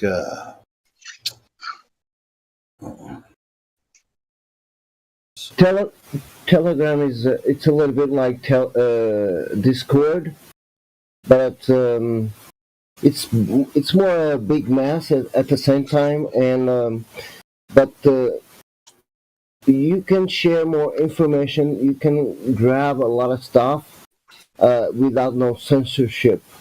But it's very similar to Discord. You can chat via voice. I might check it out. Yeah. Like reach out to more people in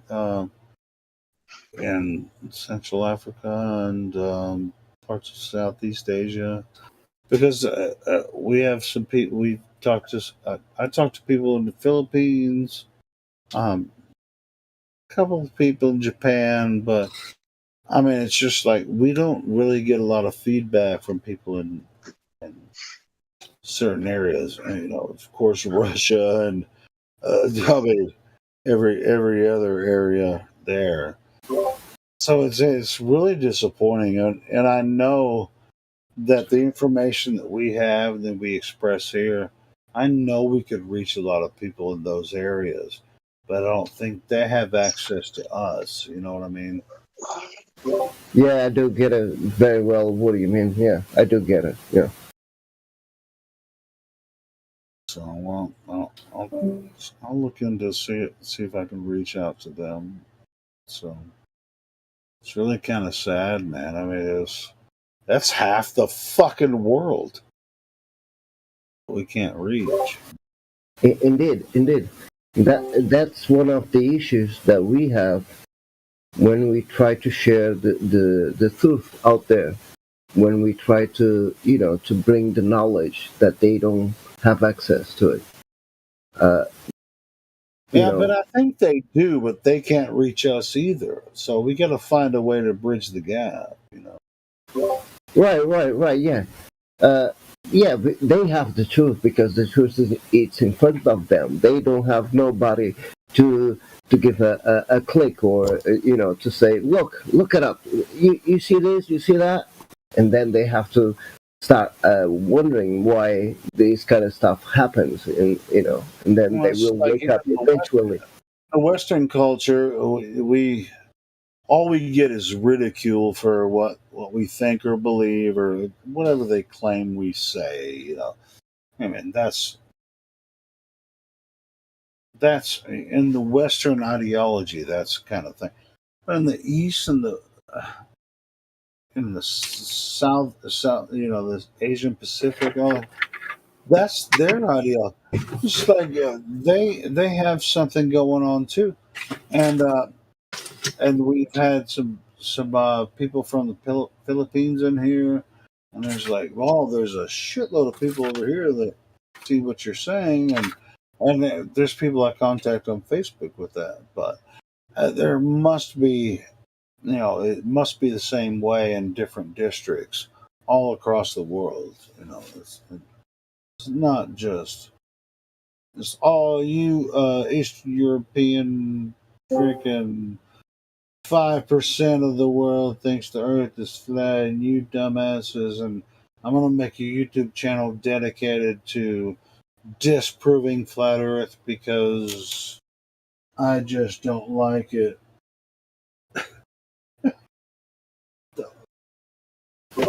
Yeah. And I'm gonna make a shitload of money off of it.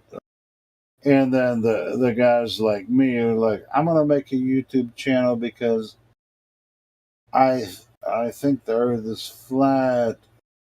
Well, actually, I know the earth is flat, and once I start making money off it, YouTube will be like, fuck you, we don't want you to make any money anymore on this. I'll let you still do it, but you ain't making no more money off of it. And then the other people in Western culture, they'll be like, I'm gonna make a YouTube video. Hey, how about I have a debate with the flat earther? And some dumbass flat earther go over there on their channel and argue with them for 3 hours and not charge them while they're sitting on their channel making money. Like, they'll make like $300-400, and the flat earther is just sitting there going, what are you doing? Shit, you want me to go on your freaking flat earth YouTube, your anti-flat earth YouTube channel? You're gonna have to pay me $150. That's it. $150. I'll come and talk about flat earth for an hour and a half. $150. $50 an hour.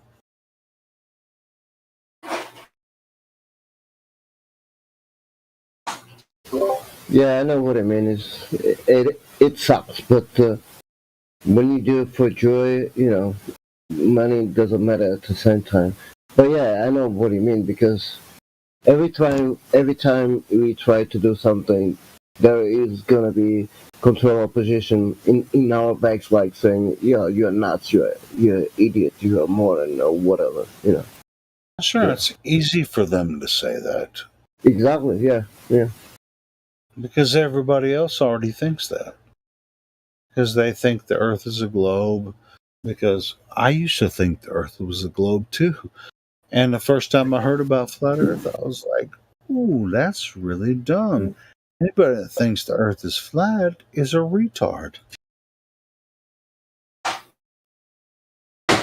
Yeah, I know.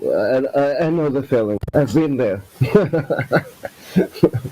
And now they have these anti-flat Earth channels that just like try to recruit flat Earthers. Hey, why don't you come and tell me why the Earth is flat? And they get people to come over there. They make a bunch of money off of having a flat earther on their channel. They don't even freaking pay him to be on their channel. You know, it's dumb. It's just like, dude, I'll come on your channel. You give me $150.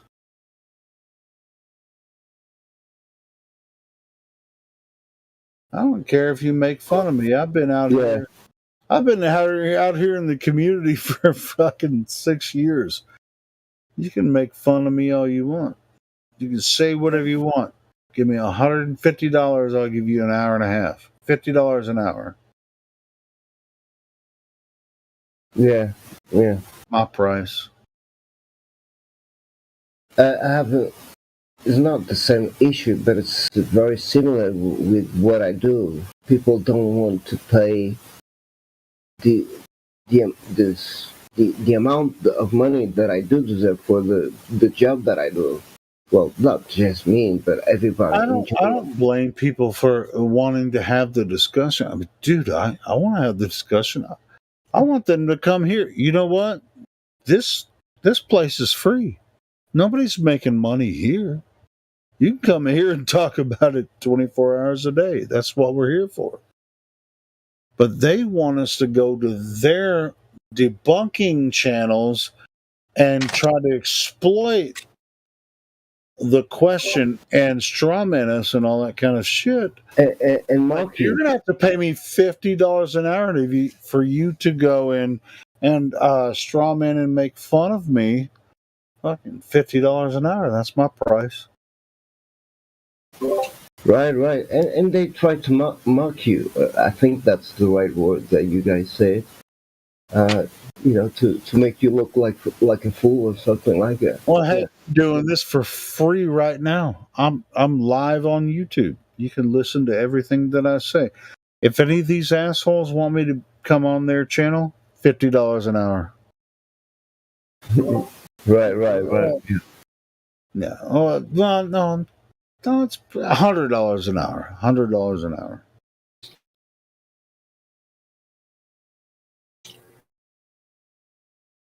And that it ain't nothing for them, but but they still like, nah, you don't deserve it, But yeah, No, I get it.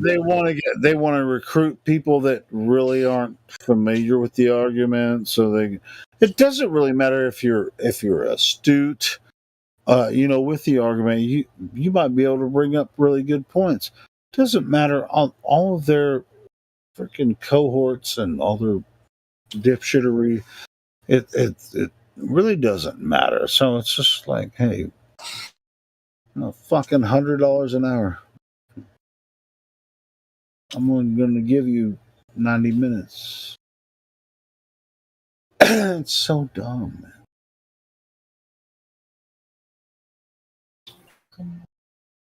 See, the better thing is if they come over here, do it for free.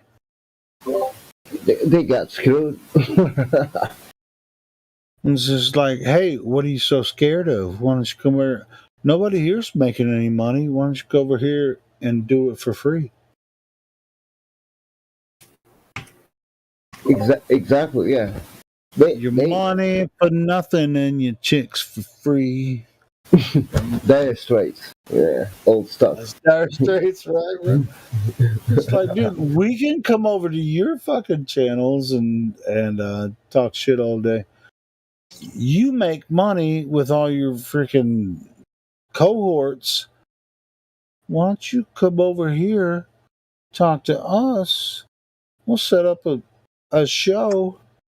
Guess who isn't making money?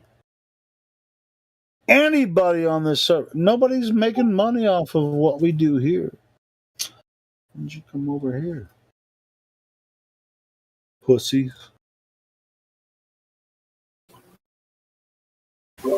I gotta ask you a personal question because I saw one of your last interviews with I think his name is Alex. He's from the UK. He lives in Spain. What was the feeling to be having a nice conversation with him?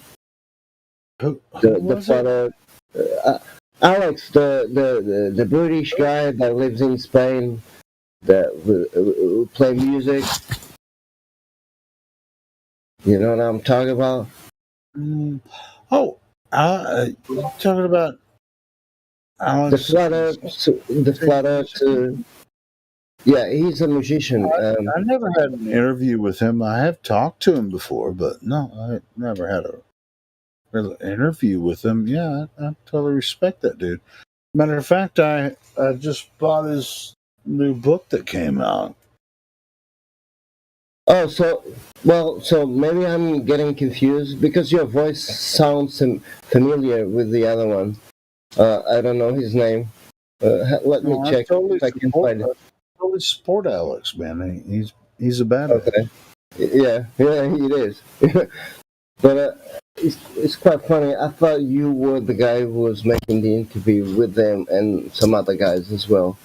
So yeah. I mean, your voice is very similar. I've never said a bad word about Alex. I've always No. What I mean, a badass is in a good sense. I don't mean in the bad, in the wrong way. Yeah, I get what you mean. No. Yeah, I love Alex, man. He's. But what I was trying to say is like your voice sounds with the guy that made the interview with him. But you said you didn't make the interview with him, so No. Okay. I've talked to him a couple times, but no, I've never had an interview with Alex. Okay. Because your voice is very similar, so I got confused about it. Okay. Yeah, as a matter of fact, I've contacted him a couple times to tell him to come back in here because he's been in this room a couple times, and I've been trying to get him back in here because he's really cool. Right. Yeah. But I don't know why, but your voice is so similar to the other guy, so that's why I got confused. Oh, okay, cool. The world has become an increasingly crazy place, but Yeah, did you know he's been in this, in this live stream a couple times?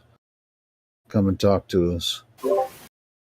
Actually, no, I didn't know because I've been away from Discord for a long time. I just get into here today, like, okay, I need to clean up my head and stuff like that. So I tried to come over to Discord, and then I noticed I was blocked on this group now, and then I start talking around here.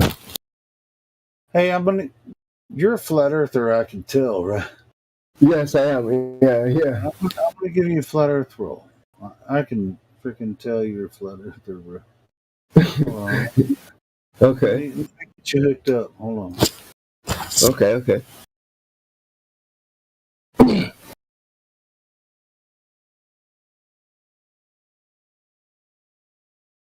God dang it.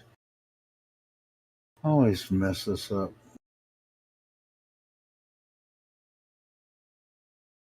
Wait, here we go. Hold on. And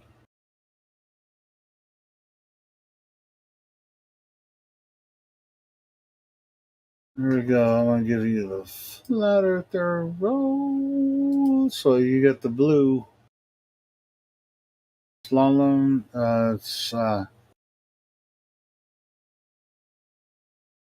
You got the flat earther roll now.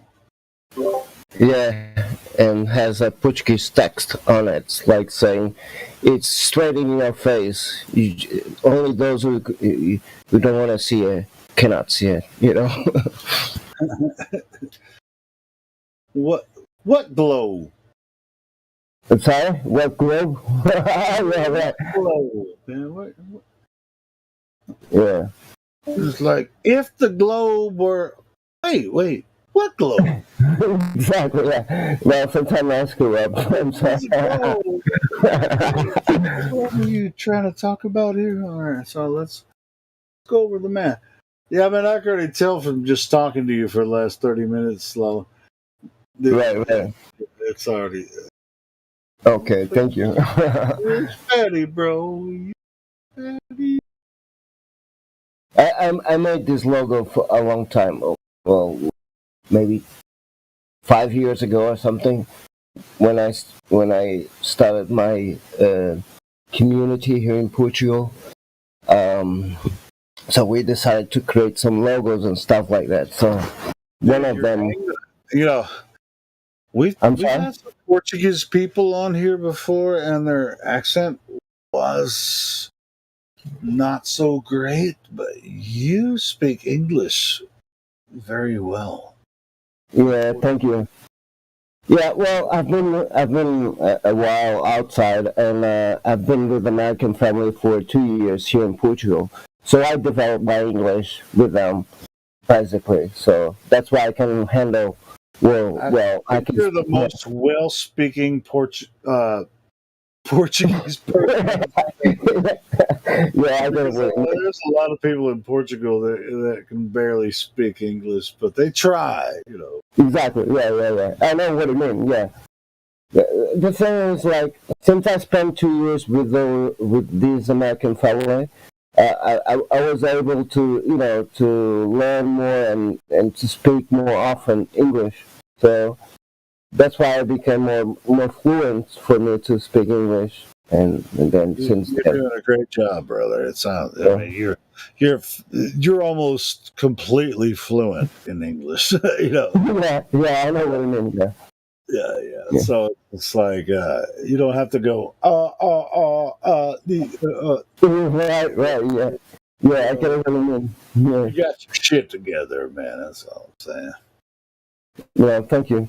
Well, and you can understand basically, even if I don't speak the right way that you speak, you can understand basically what I'm trying to say. That is good for me in a sense, because sometimes I know I screw up. Like there's a phrase that you guys don't say it the same way that I just said it, but you can still understand basically what I'm trying to say.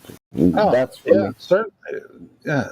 Like I said, I mean, you're very close to fluent in English, and so it's fine. Yeah. Right. Yeah. That's what's well, thank you. Basically.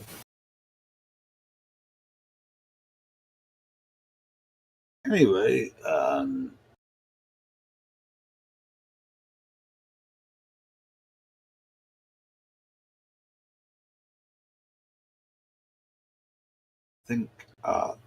I think there's people in the other live stream. They got tired of me freaking bloviating. I'm not playing, but it's probably Yeah. There are some people in the other chat room. Yeah. Well, the thing is, well, this is my opinion. The thing is, sometimes people don't want to see the reality the same way we do, and when we hit them so hard, they don't want to handle the truth. Even if it hurts them, and that's the big problem. And since how can I say this? Like, because I'm awake, I don't take nothing personal. You know what I mean? Like, I can try to understand the other person, but I can also understand or try to explain to the other person, like, look, dude, okay, you can say this is like this, but tell me why. But if the person doesn't reply with the right answer, it's like, man, what is your proof? What is your evidence of it? You know, they don't have it. That's the big problem. That's the big issue. Well, that's been the issue the whole time. Indeed. Yeah. And so that's annoying in a way, and then they start talking some other stuff, and then they don't respect the point of view of the others.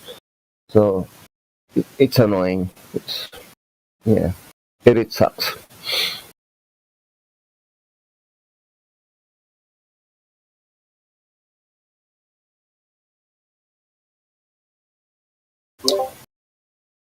But life goes on, and the truth is still out there.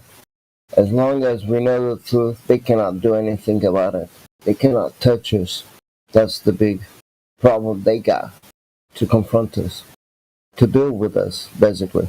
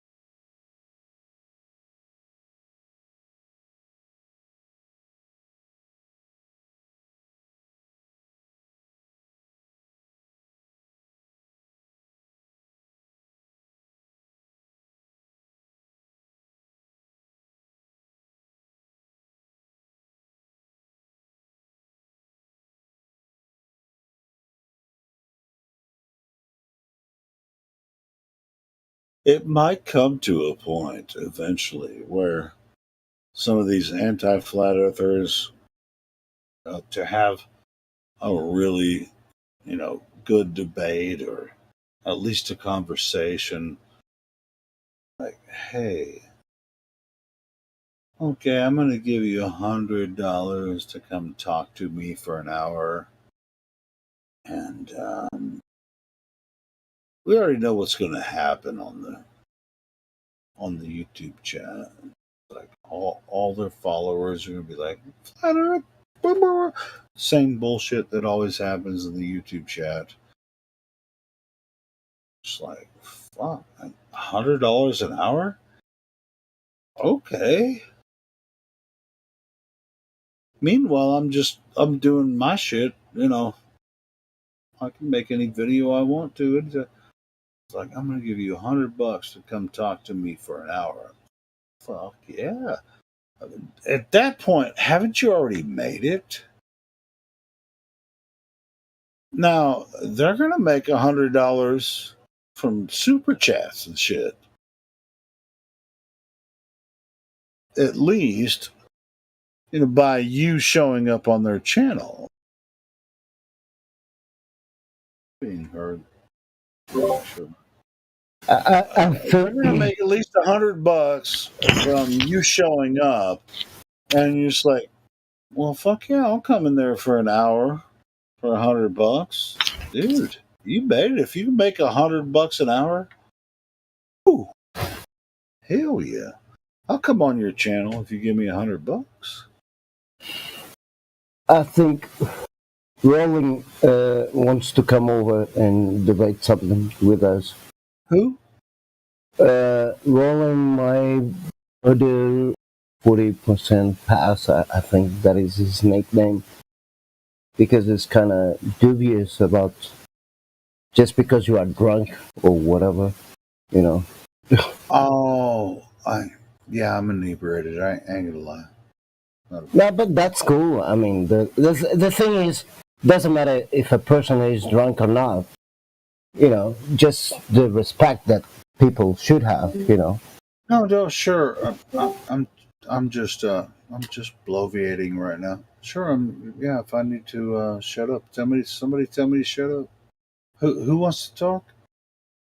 I don't know. I'm just saying. I don't think he wants to talk because if he does, he should come over. At least he's replying to you, and you reply to him. But oh, who? It's rolling my. I don't Rolling know. my boulder in voice text. Thanks. Oh, rolling Zach. my boulder. Yeah, it's no problem. Well, I thought he was banned. I don't. I mean, I'll talk to Rolling My Boulder. I mean, I ain't gonna give you too much shit, Rolling My Boulder, bro. Don't be scared. Yeah, I've already talked to him several times. He shouldn't be scared to talk to me.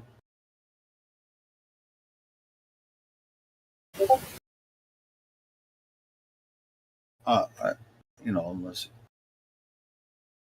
I want to talk about more flat Earth, but I don't know what to talk about. Let's start a topic, whatever.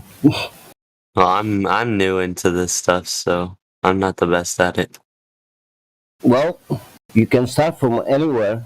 If I know the answer, I can reply to you. But the thing is, you should look it up for yourself. That's the best answer. I have, but I've done a lot of just like easy, like the beginner stuff.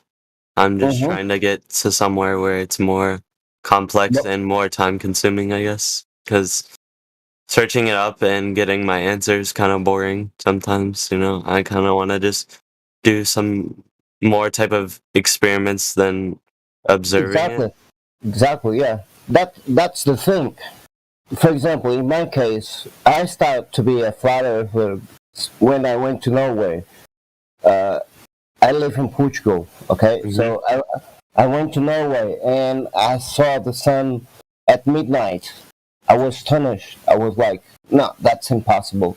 It's right now midnight, and I still see the sunlight. No, this is confusing to me. So when I came back over and I don't know, 1 year or two or so, I start, digging about the flutter stuff.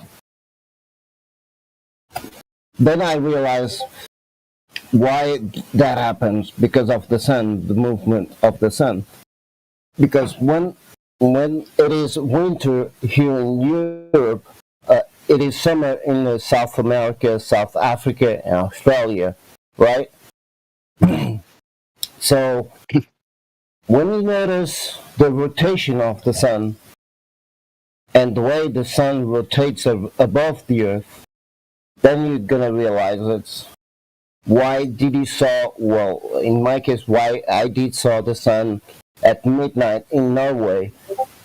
Because that's crazy. Yeah, it was, man. I cannot explain to you. It's like basically at 9 o'clock. It's the most. It's when the sun goes away, right? At least here in Europe. And when I went to Norway, like it's still 1 o'clock in the morning, and I still see the sunshine, and I was like, "Damn, how could this be possible?" Like this was really confusing to me at that time. But then when I start studying these kind of things, then I realized, okay, this is because of the rotation of the sun and UN flag map that they have it in front of our eyes, and we don't see it, because it's right all over. When you see that map and you see the rotation of the sun, and while there is summer in Europe and winter in Brazil or South Africa and all those kind of countries, that was one of the main reasons. And then was the flights. When I realized that flights of the planes stop in places where they shouldn't stop, that's another evidence for me, like saying, okay, this gotta be really flat because the plane should not stop in another place where he shouldn't. You know what I mean? Like, let's say that the plane should fly over the ocean, and all of the sudden he stops in a opposite place where he should stop. Like, why did he stop over there and not in the middle of the ocean? And there's a lot of stuff going on. And one of the main things that I always say to people is like, do the math. If this is really a ball, the math doesn't, should give you the answer for it. Yeah, that's definitely one of the first things I did. So because if you are in a ball, then you have to curve, right? And that's one of the main big issues that we have.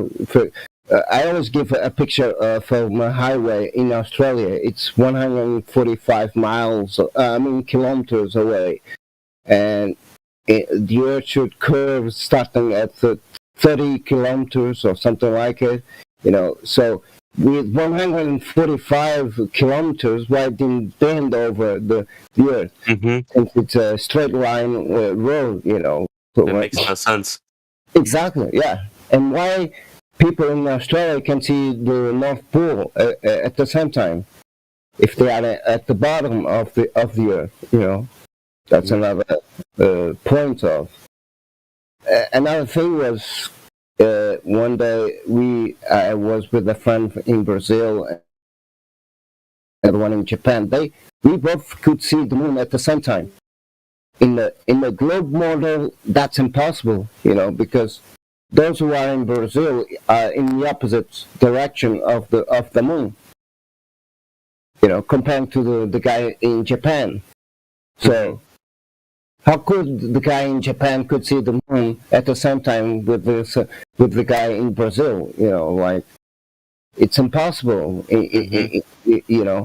So all these kind of questions and stuff like that, and then the astronauts nonsense dialogues and stuff like that really make me say, okay, this is a big lie that we've been lied all over, for a long period. I totally agree with you. I'm sorry? I said I totally agree with you. Yeah. A lot of the stuff doesn't make sense. Why people would say that. Yeah, exactly. They can just literally use their eyes and then look for themselves, and wow. Exactly, yeah. For example, the heliocentric model, they said that the Earth spins all over and goes in a straight line, right? And then the sun rotates with all the planets around. And if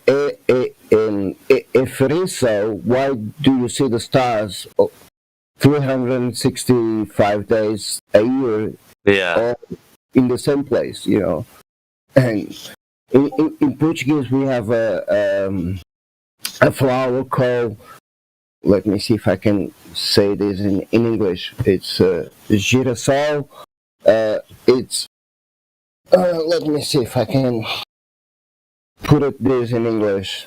Girassol means spin around the sun. It is a flower. And so if the flower spins around the sun, who moves? Is the sun or the flower? I would probably say the flower, or is that wrong? The flower, it moves on the sun direction. Yeah, and it is the sun that moves away. But the flower turns around, I don't know if this makes sense to you, but in Portuguese makes a lot of sense because the plant is in the floor, right? But she just turns around. It doesn't move to nowhere. She just turns around. You're talking about a sunflower, kind of. Exactly. Yeah, exactly, yeah. The flower that faces the sun. Exactly, yeah. Okay, that makes a lot more sense now. I was confused. Okay, because in Portuguese, gira means turning around. Okay, and sol, it's the sun. So it's two words in one. The flower name. I'm gonna write in here in the group. So it's basically a Portuguese way of saying sunflower. Exactly, yeah. Girassol equal gira, move around, and sol equal sun. I put it in the live stream voice text. Okay, I see. So in Portuguese makes more sense because it's like the word of the flower tells you that the sun it is moving. It's not the plant that is moving. The plant only turns, it just turns around, you know. So, well, it's like in English, airplane. Why you say it airplane? Because it's the air and the plane. There's no curve, you know. It's like even in Portuguese we have a place. It's I'm gonna say it's like California. It's kind of, it's not desert, but it's all kind of flat stuff. And in Portuguese we say it we really say it flat place. You know, we call it planície, and planície come from place, from plain. A long and very far away place, plain place. You know, so. There's a lot of kind of even words that you cannot debunk the meaning of it because it's right there. We just need to study the real meaning of those words, you know. So when you face it with those kind of meanings, you know, then you're gonna see, wow, okay. Now I get why they call it this or that or whatever, you know. Even like airplane, why they call it airplane, you know. Yeah. Just break the word and you got the answer, you know, because it's flying over the air and the plane that we're living, you know. It's flying over a plane, a flat stationary plane. Exactly, yeah. Okay. That's actually a really good way to look at it. I like that. Yeah, yeah. Cool. In my case, since I was able to travel some countries, that's another thing that I could see is like I never saw the airplane bending over to go from where I live to the other place that I went to. Yeah, the airplane going in a circle. Exactly, or in a straight line, you know. Yeah. So you never see don't curve, so exactly, yeah. So that's another thing. It's like I never saw a plane, you know, like. And the Earth's radius were provided. There's no way that the plane shouldn't curve. Exactly, yeah, yeah. I posted here a couple minutes ago a video like from JFK to Moscow. It's a straight line, you know, flight. Oh, I've seen that. Yeah. You saw that video? Okay. Yes, I think so. So I'm gonna post it here again. So because this kind of videos is kind of interesting because when you see it, and the funny thing is, the guy who made this video put it a straight line of the flight path and then the sun rotation. So it's kind of interesting to see how the sun moves and how the plane flies over, you know, from US. I'm gonna watch it. Yeah, okay. Take your time. You can keep talking. I'm just watching it. Okay. I don't know. It's like there are so many evidence of how to debunk the heliocentric model. Yeah.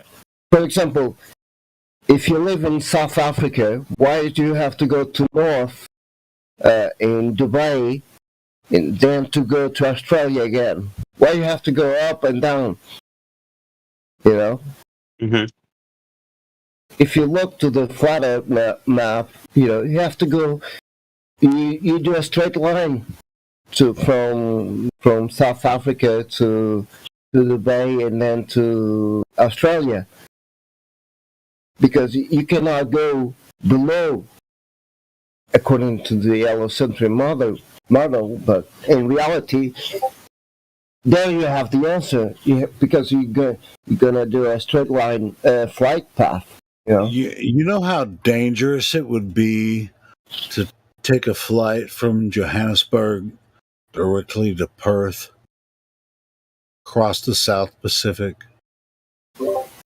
It's to drown over in the middle. I would say. What? Say that again.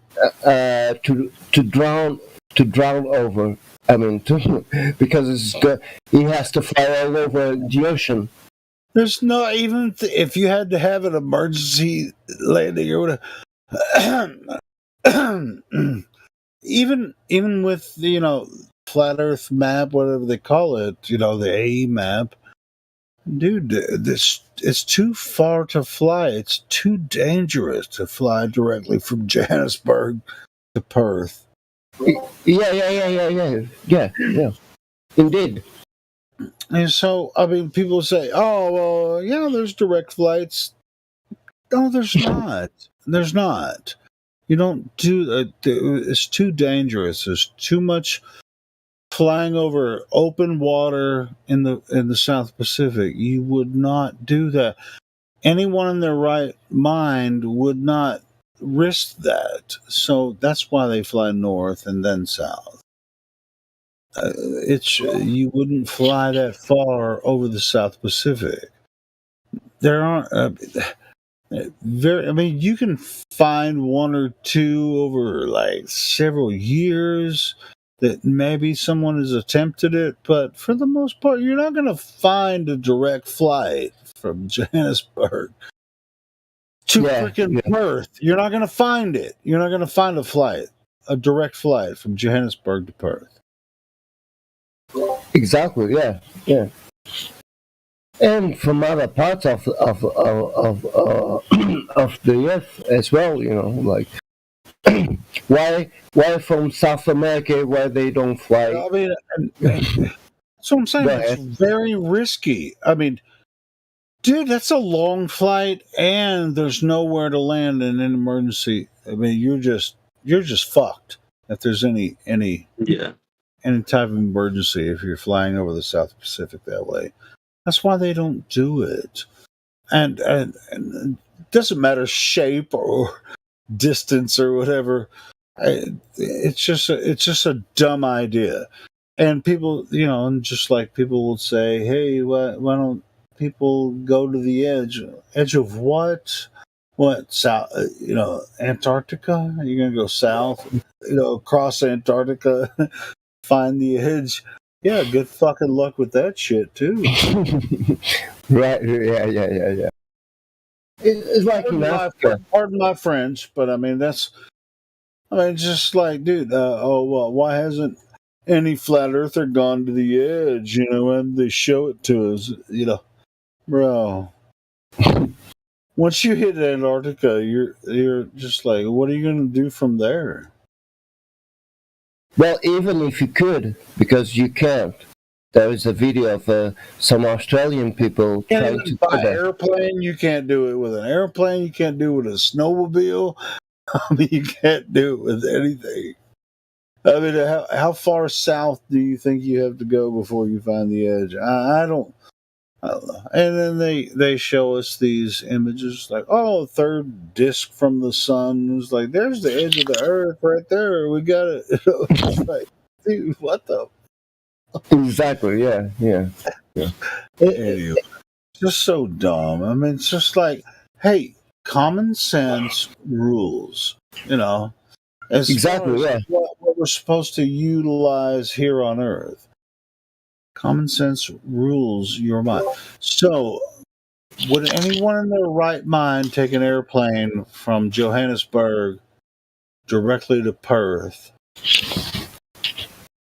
Australia, across the South Pacific.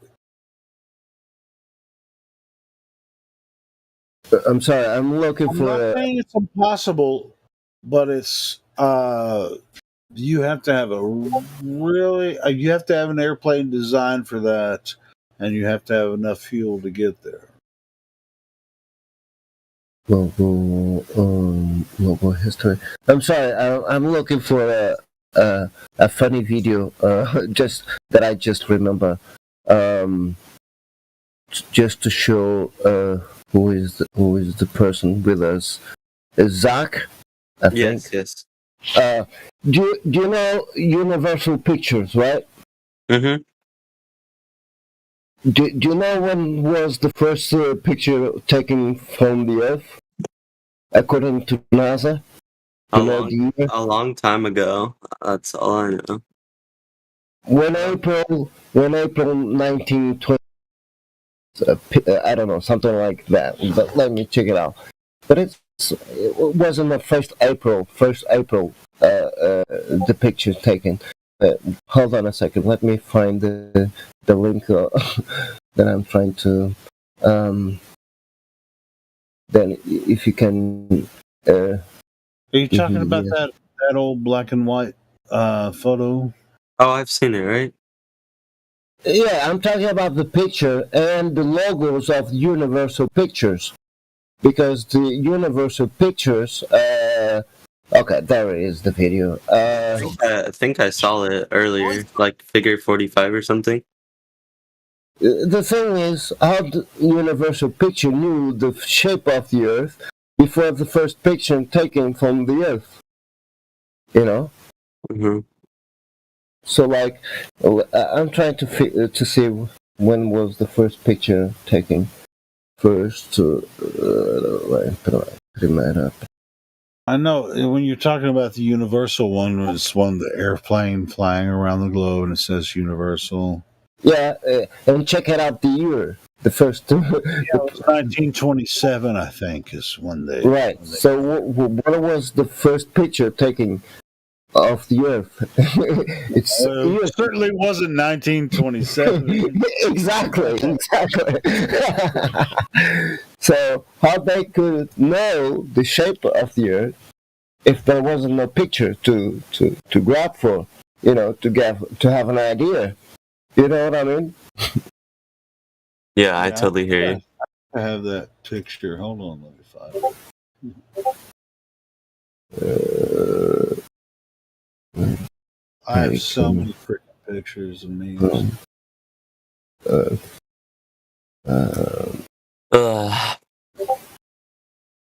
Okay, let me see if I can find first on space. This is like we're all trying to find it first. 1946.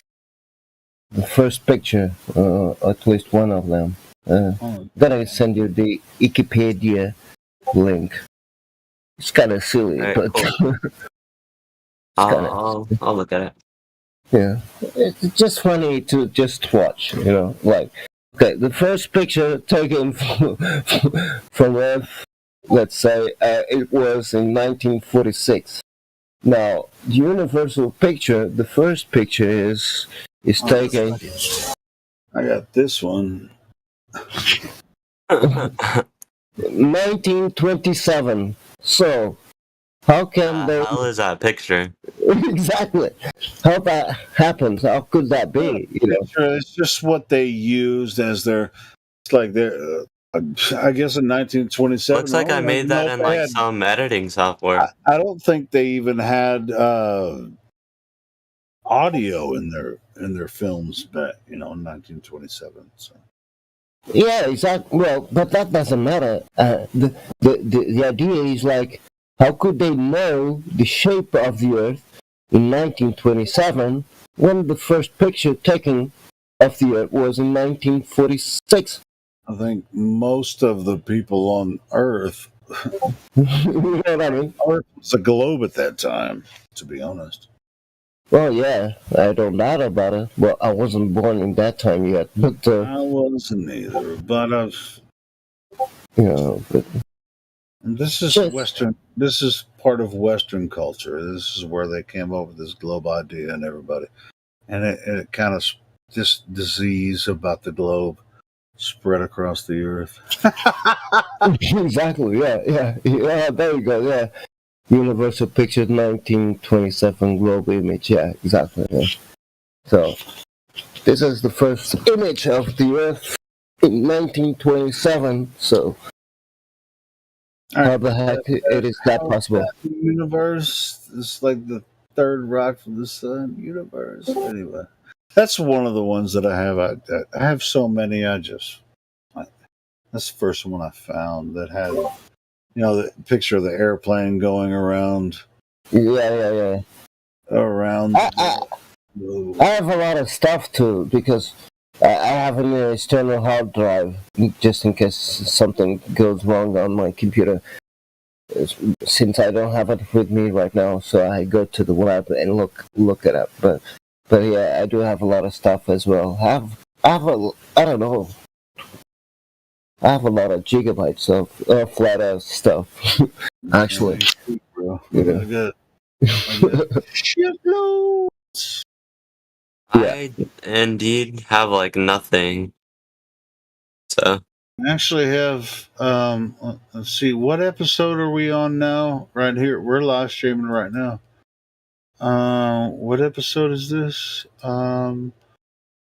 We're on 2,370 episodes of Flatter 24/7 Discord live. Oh.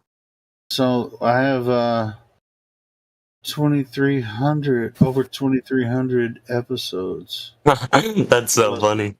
Talking about Flatter. Yeah. So the thing is, like, when you start asking yourself how this could be, one of these days you're gonna see, damn, I've been fooled all over for so long, and when you realize that, you don't want to go back anymore. That's the gonna say in English. That's the slap that you're gonna take. But you're gonna enjoy it to have that slap on your face or whatever. You know what I mean? Mm-hmm.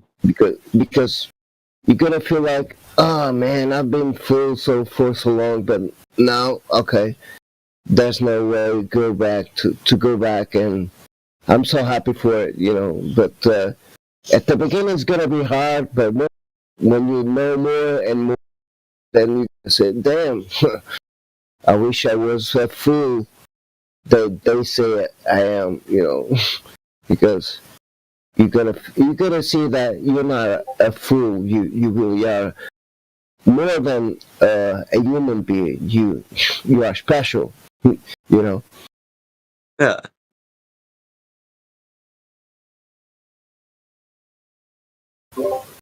For example, they have a contest called Universal. Como é que se diz em português? Miss Universe, right? They have a contest in US called Miss Universe. Yeah. Yeah, that's good. Have you ever saw any extraterrestrial human being in that contest? Universe pageant. Yeah. Because it's a Miss Universe, right? So you should have everyone from the galaxy, like they say it. You know what I mean? Like you never saw any. Well, it's just like, a few weeks ago we had the Grammys, right? And you know what happened at the Grammys? Yeah, with exactly. It's just like he just happened to be sitting right in front of the stage, and Chris Rock made that joke about his wife, and he's like, "Keep my wife's name out your motherfucking mouth." And he went up and slapped him and all that shit. That was funny shit. He just happened to be sitting right in front of the stage, so he could just walk up there and bitch slap. you know. Yeah, but the funny thing was is, just a coincidence. It was just a coincidence. Don't yeah. But the funny thing, I don't want to talk about this, but this had a purpose for Europe, because at the same day in Europe, in Arabia Saudita, I think, there was the global financial meeting over there. So on the news, they played this clip of Will Smith slapping Chris Rock. Something's going on with your microphone. It sounds a little. Okay. What about now? Better? Yeah, it's better now. Yeah. Okay. I put it might have been too close to your mouth or something. It sounded like it was. Yeah, it was. It was. Yeah, it sounds way better now. But on that day, they did it on purpose so that the media have something to talk about it for a couple of days to distract the masses of what really was going on. Oh, sure. Well, they wanted to distract from the fact that nobody gives a shit about those awards. Exactly. Yeah. Yeah. I wouldn't even. I would have totally ignored the whole thing until that. So they had to make an event. You know, something had to happen so that they could bring attention to it. So whatever. Well, yeah, maybe. I didn't saw that. I just heard people talking about too much time, and I was like, what's going on around here? Because here in Europe right now, they just talk about the war, you know, and I don't want to go further. We don't need to get into it. Yeah. Well, we don't need to get into either thing, but yeah, Hollywood. Exactly, yeah. But anyway, that's another. Yeah. I mean, the war is another version of Hollywood. Exactly, yeah. But anyway, it's like, I don't know. It's when you start digging, you don't stop. That's the problem. And it's not a problem. It's a big kind of like, even, you know, prior to, you know, be finding information about level stationary plane, I was into that stuff. I was like hardcore into politics and following wars and, you know, wars and rumors of wars and all that kind of stuff. I was deep into that stuff, and when I came across Flat Earth, I was, wow, yeah, that's the dumbest shit I ever heard of. I don't know. It's just like, get that shit out of my face. Mm-hmm. And but I eventually, yeah, I looked into it and I was just like, what? There's something to this, man. So yeah, it's like, yeah, it led up to where I'm now. Over 2,300 Flat Earth shows on YouTube now. So yeah, I get it. What do you mean? It's like, it's insane. Let's go, for example, the NASA guys that say that they are in space. They you know, they can go to the moon. I mean, they can go to Mars, but not go to the moon again because they lost the technology. Or, you know, there are so many bunch of how can I say this? So many cracks of what they are saying and talking. You know, it's so kind of obvious that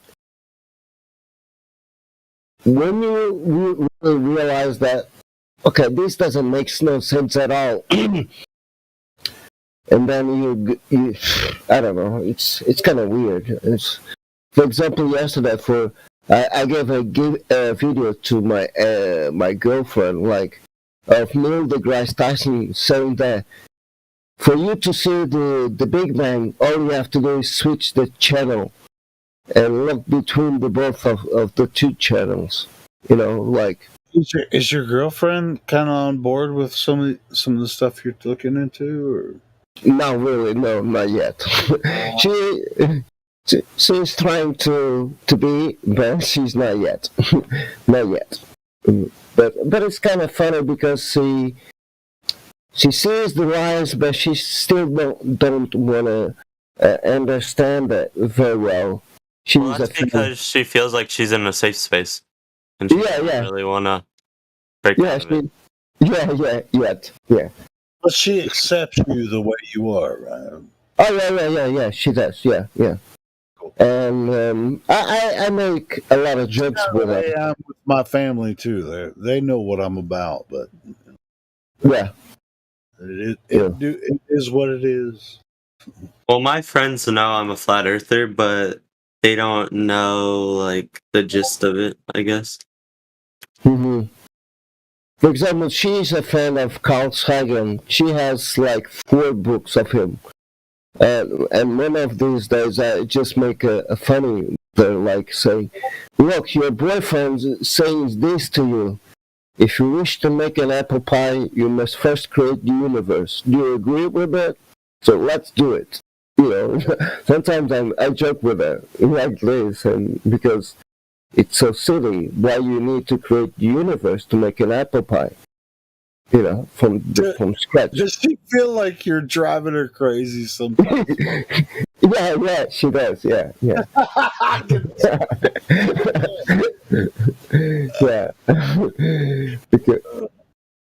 Because it's, I think it's the best way to tell her, look, you should. Obviously, both of you can't watch the mainstream news together.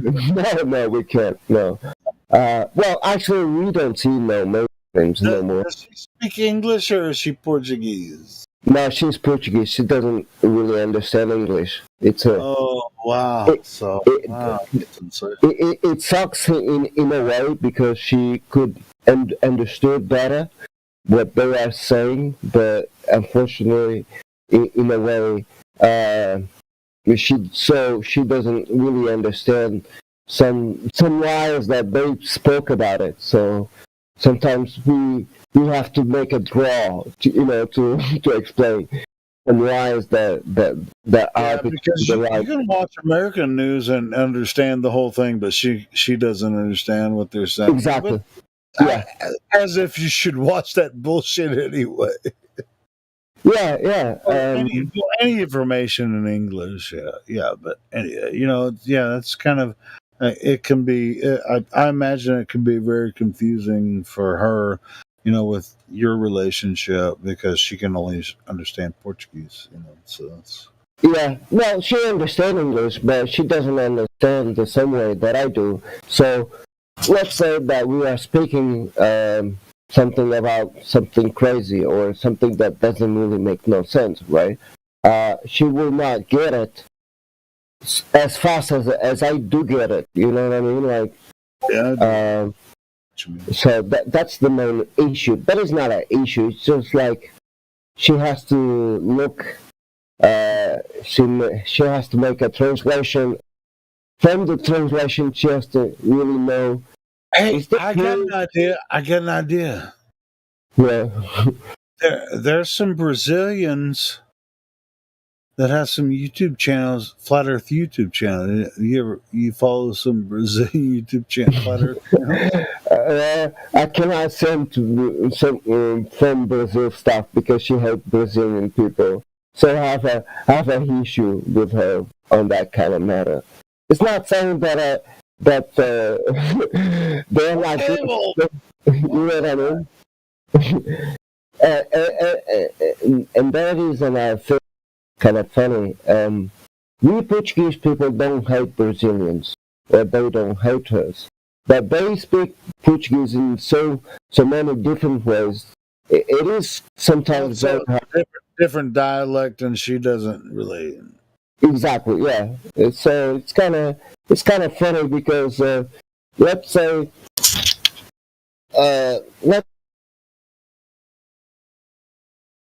similar with English from UK. I ain't trying to get deep in your relationship, my No. It's like saying you speak English from America, right? and there's guys people speaking English from UK, you know, but yeah, I get, to me it's almost the same. I talk to English people all the time, but they do speak different, you know. Exactly, yeah, but with the Portuguese people, there is a issue that it's like you cannot speak too fast. If you speak too fast, the Brazilian people don't gonna get it. Anything that I just said. You know what I mean? So for me to speak with a Brazilian guy, I have to speak very slowly. Otherwise, I don't know what you mean because I'm a single. I mean, I know a few words in Spanish, but okay. Yeah. No, but what I'm trying to say is like, I'm gonna say, hello, how are you? You know, if I speak too fast, the Brazilian guy will not understand what I just said to him. Even I am speaking Portuguese the same way that he did. Really? But, so yeah. you're Portuguese from Portugal. They won't understand it, and if we speak too fast, they don't. Yeah. But it's the same language. Exactly. Yeah. It is the same language, but Different dialect. Different dialect. Exactly, yeah. Just because we speak faster than them. Because Dude, they I'll speak tell you slower. what, if I go to Scotland, they're speaking English. You gotta be Those stopped. motherfuckers ain't speaking English. Yeah, I know. Yeah. I beg your pardon? What? Are you serious, mate? They're all over the place. Exactly. Yeah. So I get it. I get it. But yeah, it's kind of funny and hilarious at the same time because it's like you're speaking the There's a same lot of Scottish people on this server, and it's just like it took me a long time to actually kind of like, oh, I see what they're saying. Exactly. Yeah. Now I understand them. You know, I can hear. Like when Scottish people come in, they're just like, boom, boom, shakalak. You know, they can speak all day, and I can understand what they're saying now. But when it first hit me, when I started talking to Scottish people, holy shit! Sure. Exactly. Yeah. Yeah. That's what happened. It was out of control. So that's kind of the same situation. Yep. It is. Yeah. It's okay, cool. At the beginning, we have to, get accommodated and start saying, look, okay, it is like this, like that, and then when they get used to it, they will start understanding the same way that we do. But yeah, but it's hilarious at the same time because it is the same language. But I ain't gonna lie, those slalom, your fucking English is amazing. I ain't gonna lie, bro. Well, thank you. Do you get nervous about it sometimes when you're talking to people? No. I tried my best. I can tell you've been doing it for a long time. No, I tried my best to be more precise or to be more correct as possible because I know sometimes I want to express something, but I'm kind of getting, okay, am I saying the right words, the right phrase that I should use, or I always get confused about that. But at the same time, no, I don't get it because I feel that they... once it becomes natural, you don't have to worry about it anymore. Right? Exactly, yeah. I can tell that you're already doing that. That's why I'm impressed. It's really good. Well, because I have right now I have a British friend here in Portugal next to me.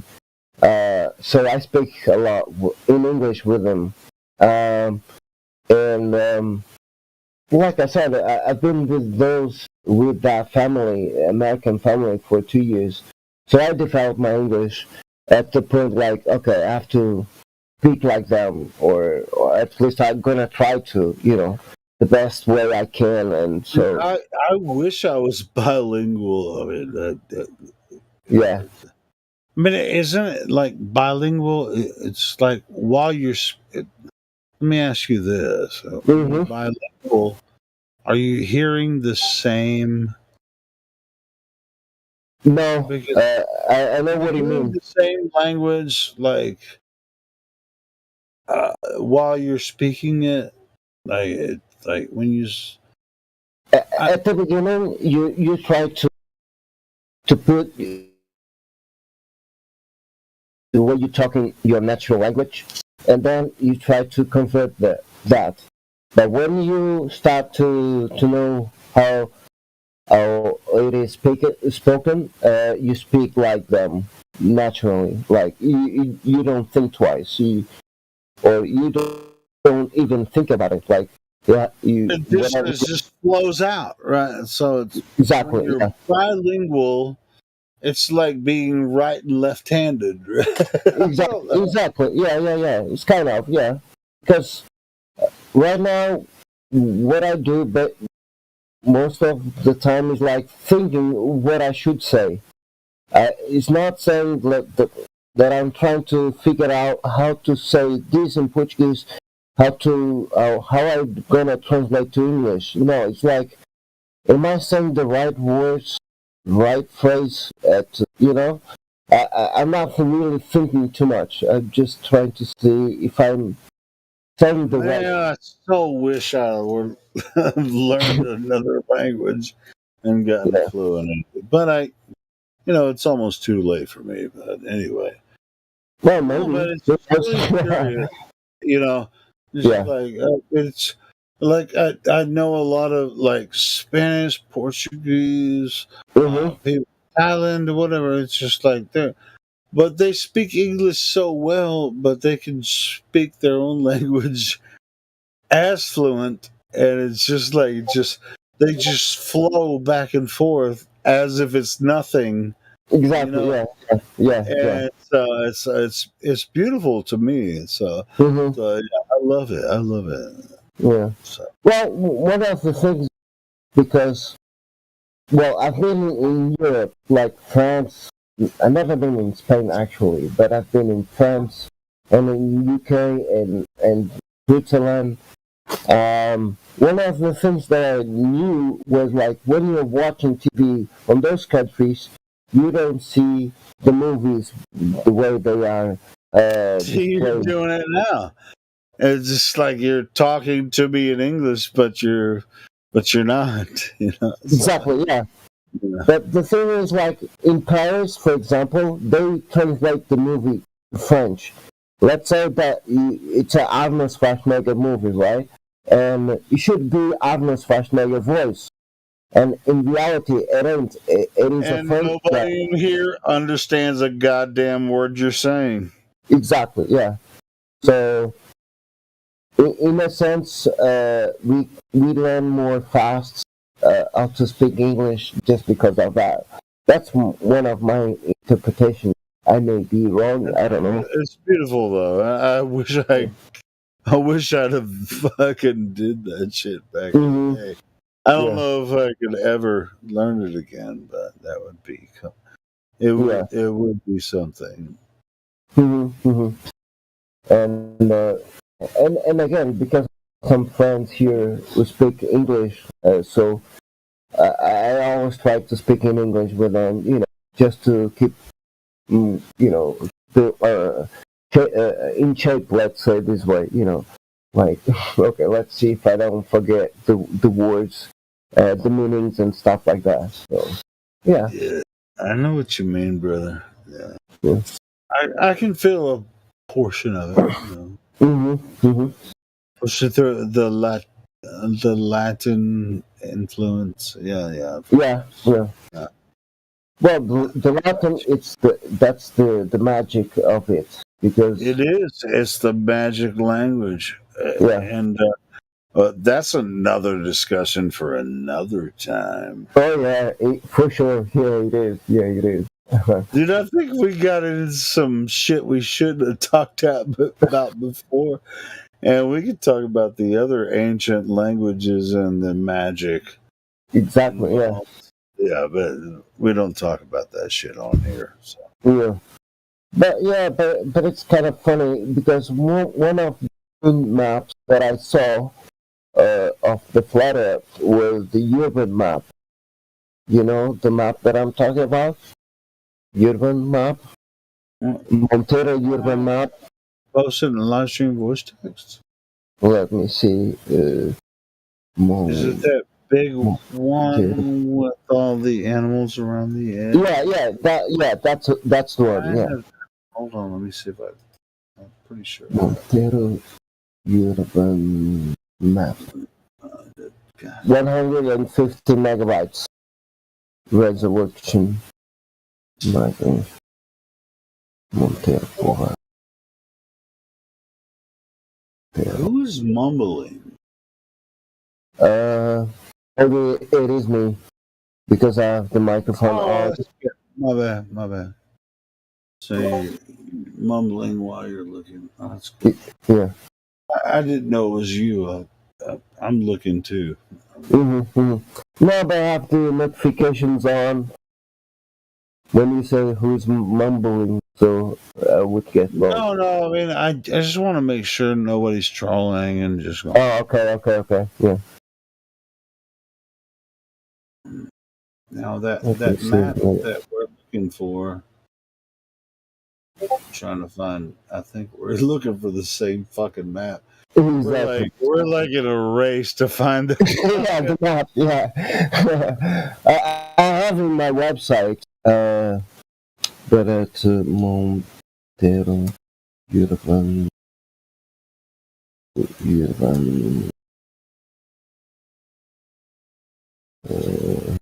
See if I can find it.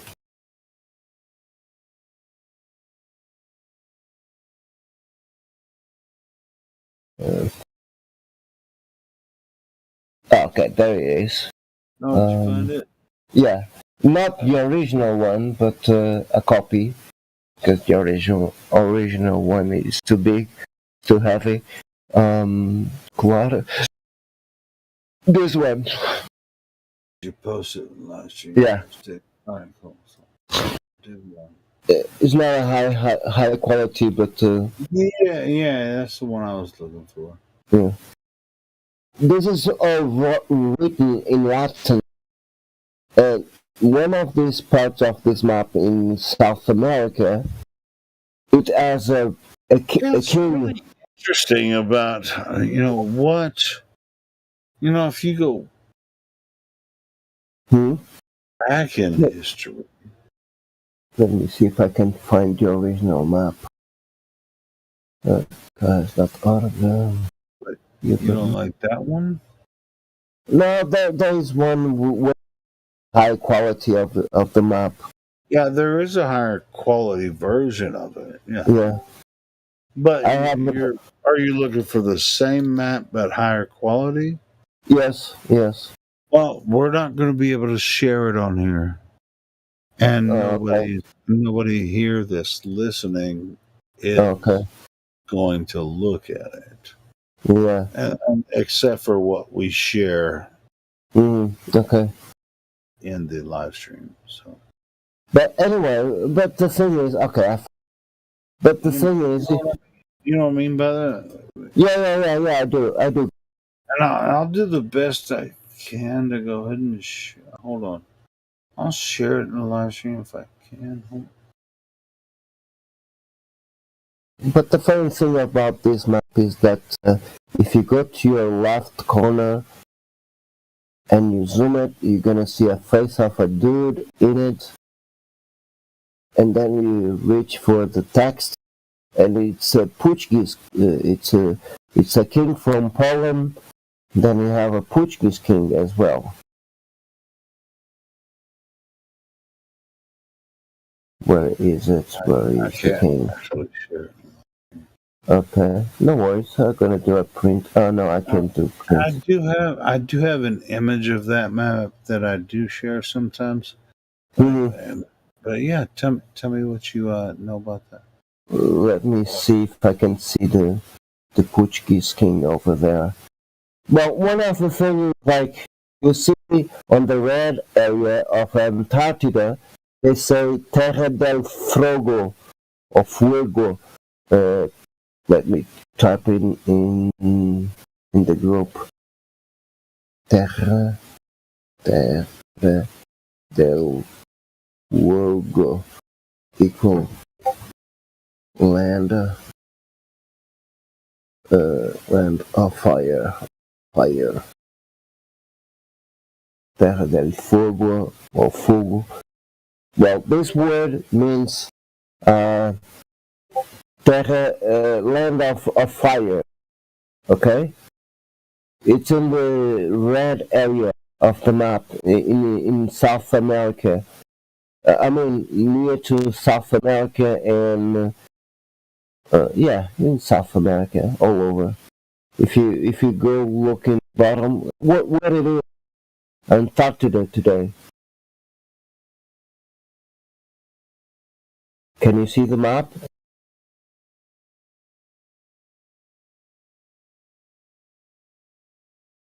I'm totally distracted now. I got something. Oh, okay. Going on with my PC. Okay. Okay, there it is. Rei del Portugal means the king of Portugal. It's in the south of America. And I was like, what the heck? How do we find this piece of land in the middle of nowhere? I could make a print, but if you go to South America, then you go to the Antarctica area, you know, and then you're gonna see a king over there. That king is Portuguese, with the monkey with the tits on it. Kind of weird monkey or something. I'm gonna call it monkey, but I don't know if it is a monkey or not. But. Windows updated my shit today. Oh crap! Fucking changed everything. Right. You motherfuckers. I don't use Windows. Thank God. I got home from work today and fucking Windows updated all my shit. And I'm like, yeah. What the fuck? Yeah, that's I know why what I mean. my stream went down earlier today. And I was doing the best I can. Now I'm just like figuring out what the fuck did they do to my shit? Shit, yeah. El Rey del Portugal. But anyway, so you're doing Portuguese. yeah. I love it. Thank you, man. Thank you for translating for the Portuguese. From the Portuguese people that aren't listening. Yeah. Just messing with you, man. I'm just. Yeah, no, that's cool. So, dude, I'd love to learn a language. I mean, it's one of the romantic, what they call the romantic. Yeah, romantic language. Yeah. That's for me. It's kind of funny because it's similar to Espanol, is similar to Latin. Exactly. Yeah, Italian. Yeah. So they have a word text in Latin. I don't know what it means, what it stands for, but. No, it stems from Catholicism. You guys already know that. Oh yeah. But the thing is, that's another discussion for another time. Yeah, but the thing is, it says Rei de Portugal. Okay, seguita ancora nel inferno messo. Let me see if I can. La forma de conforme. I don't know. I have to translate all this. Kind of funny. Are you trying to talk Spanish to a Portuguese? That's the thing. This is not Spanish. This is Latin. Because it's very similar. Okay. It is similar to Spanish, but because it says here, for example, El Rey del Portugal, right? So it sounds Spanish, but in reality it's Latin. But it's very similar to Spanish. That's why Portuguese, Latin, Portuguese, Spanish, or Italian is basically the same, or French. They call it Latino for a reason. Exactly, yeah, because we all do speak Latin. That's why. So anyway, that's why I said it's a different dialect. But I mean, Portuguese and Spanish it's much in certain ways. Mm-hmm. Yeah, is it different in different ways as like American English is to Scottish? Because we can understand Scottish people fine, once you get used to it, or is it like way different? Portuguese with Spanish? Yeah, I mean Spanish, Portuguese, is it super different or is it similar? How can I say this to you? So, well, it is different, but again, they use some words that we do use. So the thing is, like, so that answer's no. I can understand Scottish people, even though they speak English, but they use different dialect. But I can understand what they're saying. Yeah. Well, the thing is, we don't understand Spanish 100%, like they don't understand Portuguese 100%. But if we speak slowly, they will understand us like we do. We're gonna understand them, because it's like, how can I say this? Well, there are so many similar words that they use that we use, but in general, yeah, it is different. It's like if I go to Portugal and I only speak Spanish, I can pretty much get around. Oh yeah. I'm gonna have to carry and I only speak Spanish. I can pretty much get around when I have to carry a big handbag of verbs. Nouns. Yeah. You can handle very easily. Because the Portuguese will try hard as well to understand what you're trying to say, and then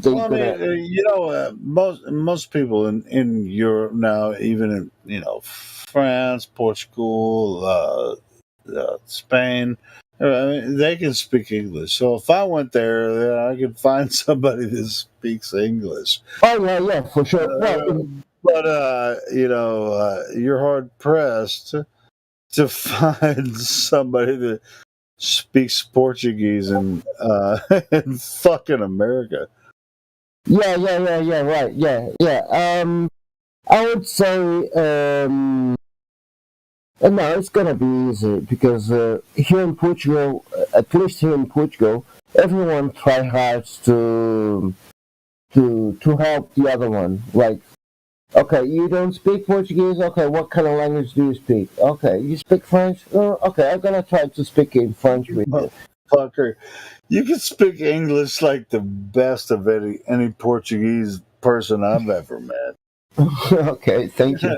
Well, like you're already doing it. Yeah. But I would look like a dickhead.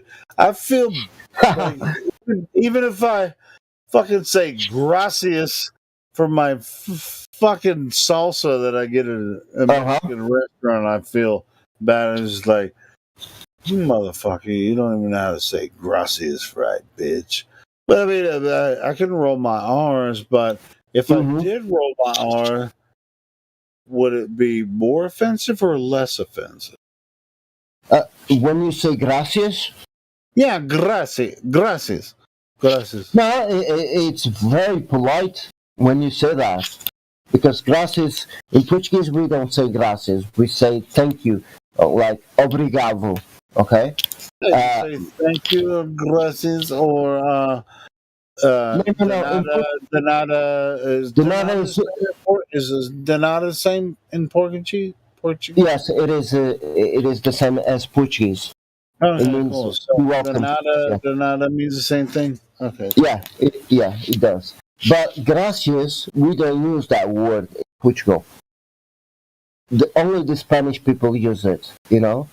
So, but anyway, yeah. But you don't use what? You don't use what? We don't use the word gracias. Like thank you. Exactly. Yeah. Right, so what happens in Portugal? We say obrigado. In Spanish we say gracias, but in Portuguese we say obrigado. You see, that's one of the main difference. For example, does it mean I appreciate? No, it's like it's just saying thank you. When you say gracias, it's like it's like thank you, but it's more kind and it's more sweet. Let's say it this way. Wait, gracias is still in the language. Yes. But it doesn't mean thank you. For Portuguese people, no, because we Portuguese people don't use that word. That word it ain't Portuguese. Well, it is just Portuguese. like, hey, I set your fork down, or I set your plate down. You know, at a restaurant, and like and you say like we say thank you, or gracias. Yeah. So in Portuguese, what would you say when they Obrigado. Obrigado.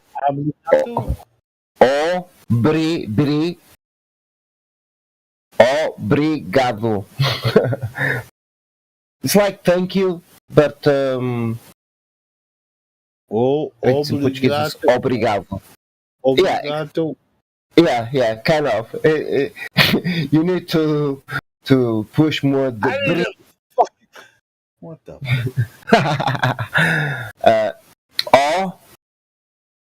Like opera. Like Bridget. There's like a little roll with the R. Gado. Yes. Yeah. Obrigado. Exactly. Yeah. There you go. Yeah. Obrigado. So that means thank you. Exactly. Yeah. Obrigado. Exactly. Yeah. Exactly. Now you said another word that we use in Portuguese, amigo. Well, that means man, right? No. It means friend. Friend. Amigo. Yeah. Amigo means friend. Yeah. Well, that's the same in Spanish, isn't it? Yes, it is. Yes, it is. Okay, cool. But the Spanish could mean something else that we Portuguese don't use it. So sometimes it's kind of tricky. That's the thing. Yeah. Yeah, I mean, it depends on the exactly on the sentence, right? Exactly. Yeah. Hey, amigo. You know what I mean? So you can. Well, you're trying to be a nice person. Then the other side is gonna say like, "Hey, it could be is like amigo," and I mean it's just really so. But it doesn't. Does it always mean friend in Portuguese when you say amigo? No, it's always a friend. Always. There is no saying that it means something different. No, it's always a friend. But the thing is, like, all right. What if you meet an asshole? What do you call that motherfucker? Idiota. It's like a moron. Idiota. It's like I don't know you. Yeah. What do you got going on? I don't know you. Where you come from? What do you call that guy? Idiota. Idiota. Yeah. It means moron. You are a moron. Get lost. A moron? Yeah. Dude, your English is so fucking bad. Yeah. Dude, You're almost unbelievable. As far as English versus Portuguese. I don't even know if I believe you anymore. Okay, that's good. That's good. That's fair enough. It's like, dude, we need to have an English Portuguese class with you here. Well, who knows? Who knows? Who never knows? I'll be glad to give you some lessons. But where did you come from? You're the first Portuguese I've met that fucking can speak English. Well, thank you so much. No, I'm fucking serious. I've been doing this for a long time, and you're the first person out there can speak Portuguese this well. Yeah, I get it what you mean, because even you're supposed to tell me I'm the first person that you've met that can speak English this well, no, which is not true because all of us speak English. Exactly. Yeah. I'm fucking with you, bro. No, that's cool. That's cool. Yeah, but that's the funny thing, because even when I'm next to my friends, I'm speaking with them, and they are trying to speak English. They really have a hard time to speaking, and they're like, "Why you have a hard time speaking English when you should be more fluent speaking English?" So, but anyway, okay, that's your way. Okay, so you help them out. You help them out, like speaking English. Yeah, I do. Yeah. English. Yeah, because they sometimes don't know, how do you call it, the slang words, like, why are you saying that? Why don't you use a slang word? Why don't you be more fluent when you are speaking, or when you are saying something? Just be more natural. And but again, I think that's because they don't have too many friends speaking or I don't know. I have no idea, to be honest. Yeah, man. I imagine being in a culture, you're not gonna. If you use your natural language, you're just gonna speak Portuguese. Oh yeah.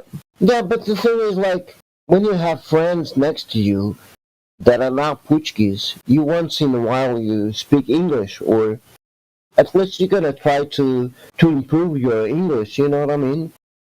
At least I do that. So, how did you learn it? How did you learn it this way? I mean, you don't have to give me the whole fucking story, but yeah. How did you learn how to speak it so fluently?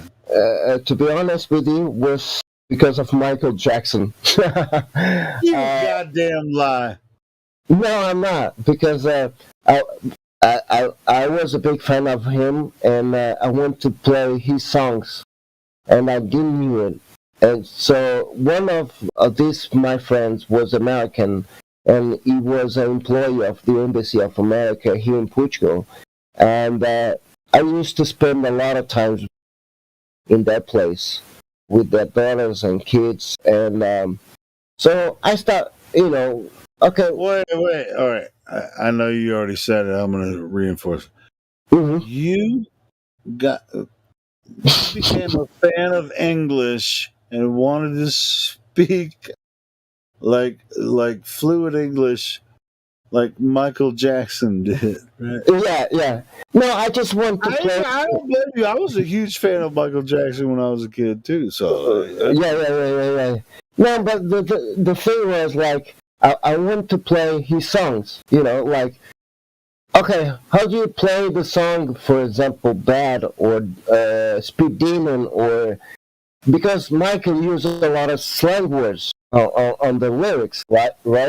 So I didn't know how to say it, and they teach me, okay, let me say, now you're not going to say going, you're going to say gonna. And then you were a huge fan of pop music back in the day, and that's how you learned English. Yeah. That's how I wake up, by the way, because I start following. I start digging about Michael Jackson when he released the album Thriller, I was kind of curious. Why did he was the number one all over the world, except the United States? I mean, that was for me like something that didn't fit at all. And then came the 9/11 stuff and all that kind of stuff. Cool, man. That's really freaking cool. So, what other pop artists did you like back then? Yeah. I mean, you like Michael Jackson? What other American artists? Hold on a second because I'm on the phone right now. I'm sorry. Yeah, But, for a minute too. I need a break too. Ok.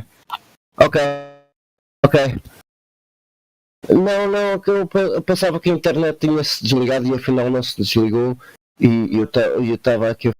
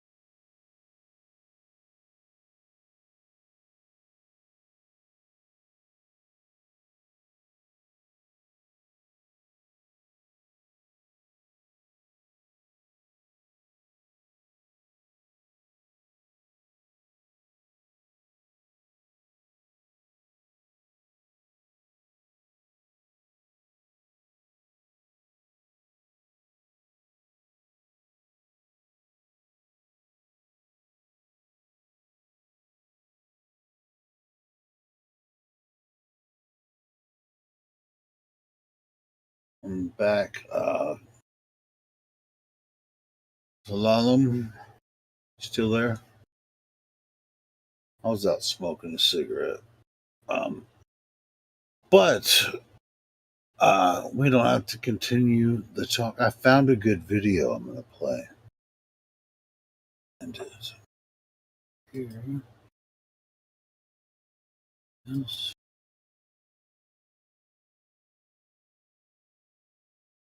Here.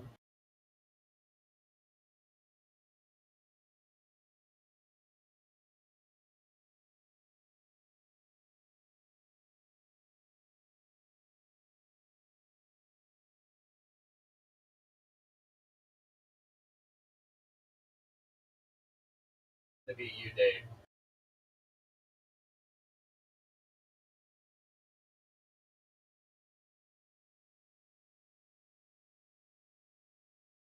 So this is a recent upload from David Weiss, Flat Earth Dave, DITRH. It's a recent interview that he had.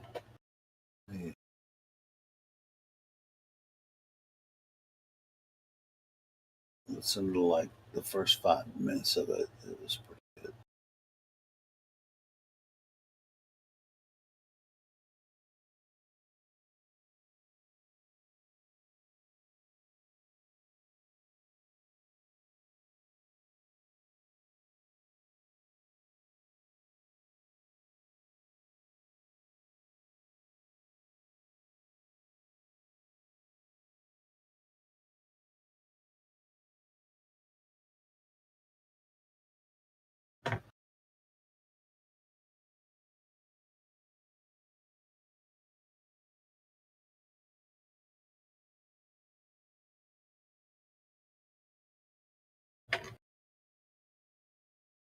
Hello and welcome to the show. This is the Cult of Conspiracy, and my name's Jonathan. I'm Jacob. And today we have on Flat Earther David Weiss. I mean, this dude is known all throughout Flat Earth Kingdom. David, welcome to the show, man. Thank you for the kind words. Of course. I mean, look, Jacob here is a hardcore Flat Earth denier, and I figured we had to get the GOAT of Flat Earth on the show. If anybody's going to prove him wrong, if anybody's going to change his mind, it's going to be you, Dave. Cool. I'm down. I heard that Jacob, right? Jacob has said if you convince him the Earth is flat, that he's going to get a flat Earth tattoo. That's not a problem. Like straight up on my shoulder, whole shoulder blade. I know. I've already designed some for you. I think. Let me show you what I got here. I got this one right here, Flat Earth Podcast, right? And we have the nice Flat Earth map. And we could make the belly button your North Pole if you like.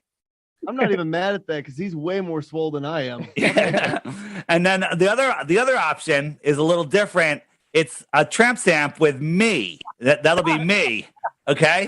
And I think that's the one that I'm going to vote for. Wow. I'm good with either one of those. Let's make that happen today. Could you imagine the next time I go to like swim or anything? And they're like, who's the dude in a hoodie on your back? Like, look, bro, it's a long story. I'm a flat earther. I'll just send you a link. It'll make a lot more sense into this, man. Now, Dave, I believe you said if anybody could prove to you otherwise, you would be willing to have something for them, right? 3 Bitcoins for 1 globe proof. Okay. And now I'm a guy that has proven already that he's willing to change his lifelong beliefs based on new information. So a lot of globers will go, oh, you flat earthers, you'll never change your mind. No, we already changed our mind. We were in your globy, ridiculous, helio-nonsensical world, but then we actually looked, rather than listening to a guy in a bow tie that lies, and we actually held their evidence, which is none, to the fire, feet to the fire, and that's how you become a flat earther, when you actually are forced to look. I didn't go into this willingly. I went into this screaming and kicking like, you guys are fucking idiots. The earth is not flat. You're retarded, and I'm going to prove it to you. And that's how you first reject the globe, and then you like, holy crap, it's flat. Now, wait, what does flat mean? Flat is not a shape. The earth is obviously not flat. Hills, valleys, mountains, canyons. The earth is a level, horizontal plane and that could be described as flat. Okay, flat Earth has been weaponized like conspiracy theorists, as you guys well know, and but I embrace it because the Earth is flat. It's not moving. Every test for rotation, for axial rotation, or for any movement at all, or for curvature has failed and proven the opposite. So we admit that we don't know a whole lot of what this realm is. Well, and there's different flat Earth understandings. Like, is there a dome? Is it flat? Is it round? How big is it? Is there more land? Is there not more land? Is this it? Is there other worlds? We can all have these discussions, but we all know that the heliocentric globe burning balls in hydrogen in space is impossible. Absolutely physically impossible. And once you accept that, then your whole world changes. And what difference does it make? I still got to go to work on Monday. Well, guess what? Today's Monday and I'm not at work. Okay, my life changed. Is today Monday? I have no idea what today is. Is today Monday? Yeah, today's Monday. All right, fantastic. I don't have to go to work. All right. And I used to say the same thing. That was I used to say, I still have to go to work. Well, something changed in my life. Okay. And it's different for everybody, but flat earthers are never bored. Where the flat earth is taking off incredibly. There's so many of us now, and it's literally hockey sticking right up. And I believe that flat earth is the key to regaining our freedom. What do I mean by that? Like, how the hell does the shape of the earth get our freedom back? The answer is because if you believe that you are spinning out of control, right? That you're corkscrewing through space. Where the hell was that perfect transition I had? Here we go. If you believe that you're corkscrewing through space like this, in an infinite space vacuum, in a godless or distant god universe, where an asteroid could take you at any moment, our sun could supernova or red dwarf or whatever other nonsense, that we're running out of fuel or afraid of nuclear bombs, all of this stuff keeps you in a state of fear, disconnects you from who you are. And so you can believe anything. You can believe that a boogeyman is flying through the air and it's going to find a way around your little paper mask and kill you. Okay? It's all complete and total nonsense. It does make an interesting case because you're looking at this and you wonder, okay, not only could something hit us along this path right here, that it's going just spiraling out of control like that, but how are we not blasting into other planets going at that speed? Or others? So listen to this. I'm going to tell you a crazy fucking story. All right. This is the heliocentric story. Once upon a time, there was nothing. It exploded and became everything. Okay, cool story. We'll just go with it. And then all of the rocky bits started turning into perfect balls, and all of the gases started condensing onto each other to make even bigger burning hydrogen nuclear furnace balls. Okay, leaving a vacuum. Nature abhors a vacuum. Leaving a vacuum in between. So now we got rocky balls that have some gravity, bigger gassy balls that have more gravity. They're holding on to each other. They go into these perfect, predictable orbits. And all of these planets are on the same plane. They're all going like this, right? Chasing the sun on the same plane. And we can predict where they're going to be for hundreds and hundreds of years, okay? Or forever. We can predict where they were, where they're going, okay? There's a thing called the three-body problem, right? This is a problem that we have today where our best supercomputers cannot predict more than two bodies. You put, they get a model, you put a sun in there and you put a planet, you put it in orbit, say it's got this much mass, and you can predict where it's going to be forever. You can say, all right, tomorrow, next week, 10 years, and you know exactly where it's going to be. You add a third body, another planet, another moon into that system, and no supercomputer in this world can figure out where it's going to be in 10 minutes. Okay? The entire thing goes into chaos mode. Well, I think we have more than 3 bodies in our solar system and our galaxy. Okay? And these things are going all over the place. But if you go out tonight, look at the stars at 10 o'clock, midnight, whatever, and draw a little chart. Then next year, same night, same time, set a little thing in your calendar to go out, look at the stars, bring out your star chart.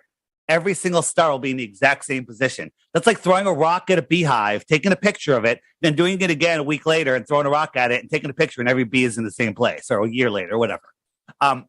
It's absolute insanity once you think about it. And then and at some point, you're going to go, why the lie? Why the lie? Well, I halfway told you already. Why the lie is because they're controlling our mind, right? They're keeping us in fear, and they're making us willing, not making us, they're allowing us to willingly give our free will away. They're allowing us, because they're not allowed to take it. We have free will. That's something very important to remember. They're taking it from us, and they're not breaking any karmic laws in their book. All right, it's a fine line. So the last thing I'll say, and I'll throw it back to you, is the movie The Matrix. I call it a documentary with Keanu Reeves. Remember when Keanu at the beginning of the movie, he's depressed, something's wrong with the world, he can't figure it out, he's sleeping a lot, and then look at Neo at the end of the movie where he's unplugged from the Matrix. He can see the world for what it is, and he's a much more powerful, connected, aware, fulfilled human being, and it doesn't matter the shape of the world, the state of the world. He's really, look at yourself. Put the two, the Keanu, the Neo at the beginning of the movie and the Neo at the end of the movie. Put them next to each other. Which one do you want to be? Well, flat earthers are the one at the end of the movie because we're unplugged. The heliocentric system is the Matrix. It's a prison for your mind to steal your life away. Okay, so to a couple of points that you made.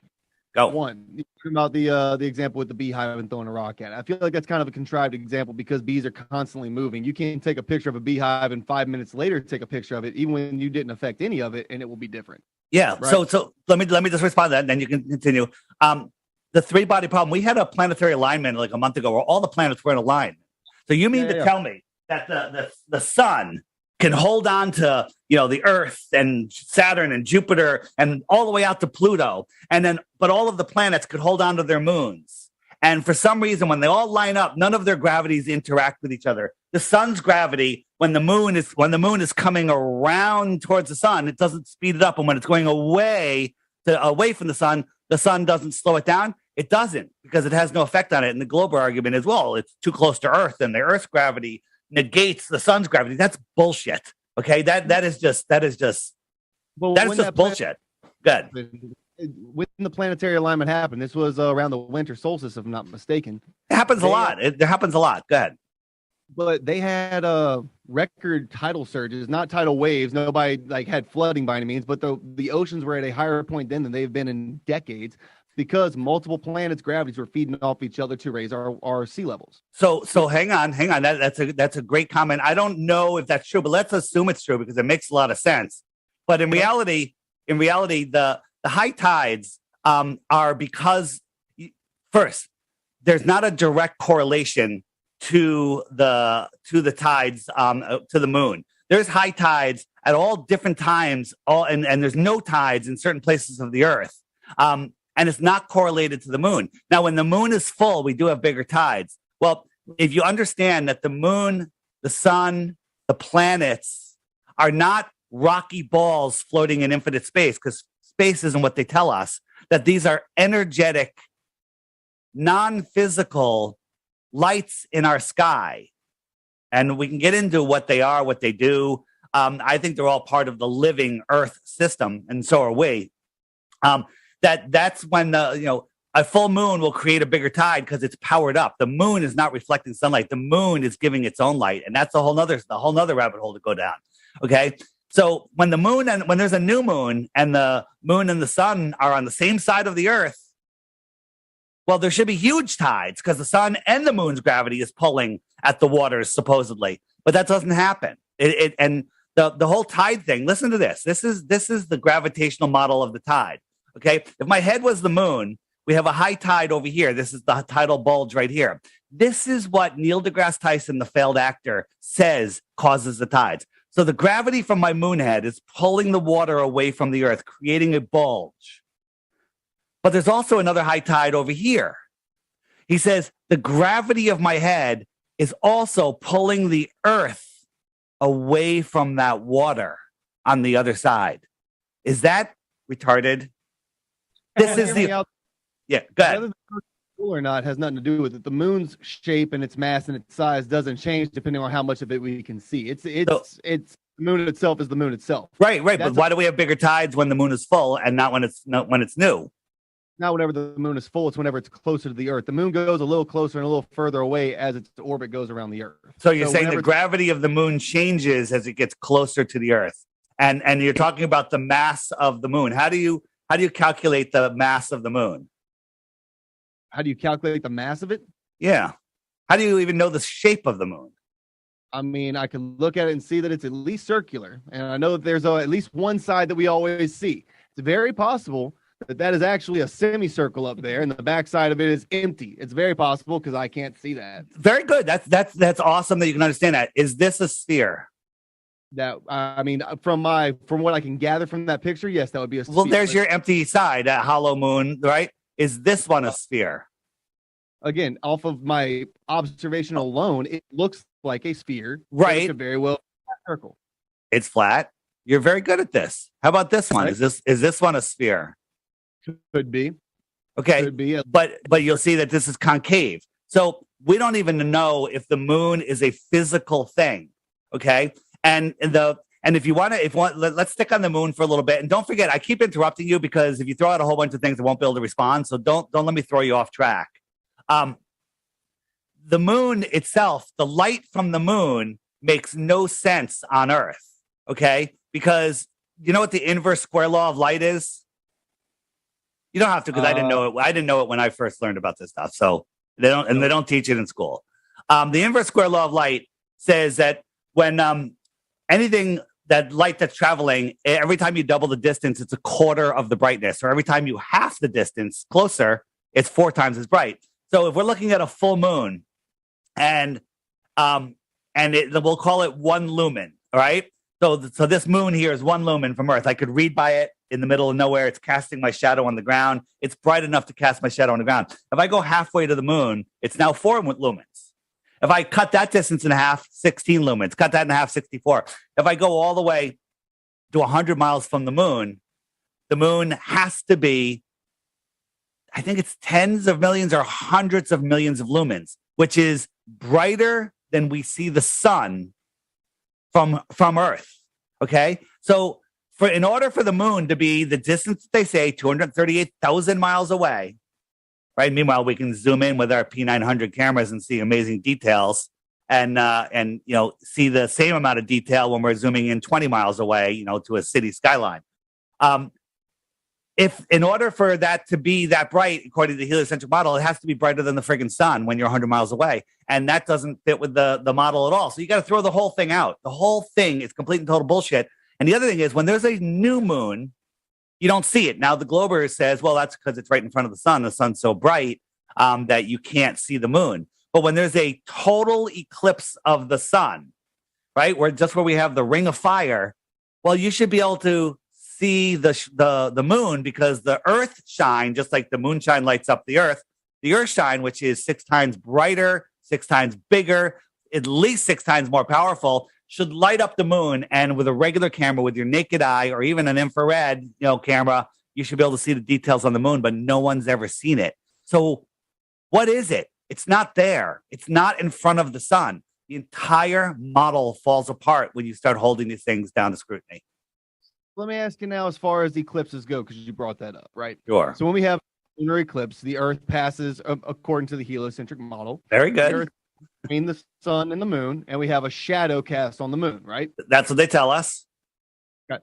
That being the case, how is it that we have a round circular shadow rather than a flat shadow? Okay, so first the thing is, this is program response number eclipse number B2, I'll call it. Where we're told that only a ball, Bill Nye has rubbed this in everyone's brains, only a ball can cast a circular shadow every time onto another ball. And if it was a disc, it would be like this, an eclipse like that. Well, when no one's saying the Earth is a disc, no one on flat Earth is saying that the Earth is causing the eclipse. And another thing is, you can do this experiment yourself. Go in a dark room, get a single source light. They make that your sun, and then get 2 balls, a basketball, maybe a golf ball or a baseball or whatever, and cast a shadow onto the ball. And really a weird thing happens. When you do it with a ball onto another ball, the shadow becomes straight. Only if you use a flat, like the edge of a book, right, will it carve a curved shadow. But I'm not even saying that happens. The problem is a lunar eclipse happens when the Earth and and the sun and moon are all in alignment. Okay, but this has been documented over 50 times. It's called the Seleninian eclipse, where the observer, who's always at the top of their Earth view, can see the sun and the moon both above the horizon, which says the Earth is not in line with it yet. But the eclipse already starts. Now, use your brain here. If the sun is on my right side above the horizon, the moon is on my left side above the horizon. Well, the Earth is not in between yet, so it can't be casting a shadow. But as they become in alignment, the shadow should come in from the bottom. But the last eclipse we had, the shadow came in from the top, and both were above the horizon during the eclipse. This 100% eliminates the idea that it's the Earth causing the shadow.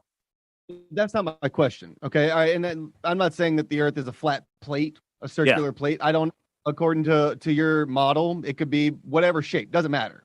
What I'm saying is, going off of the flat Earth model, how the sun is more or less like a spotlight, right? And it rotates around our equator, and the moon. That's simplified. Go ahead.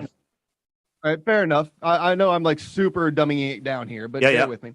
I appreciate it. So how does the sun and moon and Earth, if the sun and moon are both looking down at Earth, correct, give or take, how does the shadow that's cast on the moon even come at all, if there's nothing blocking it from the sun's rays in the first place, according to the flat Earth model? Yeah, so this entire eclipse thing, the sun and the moon that we see aren't physical.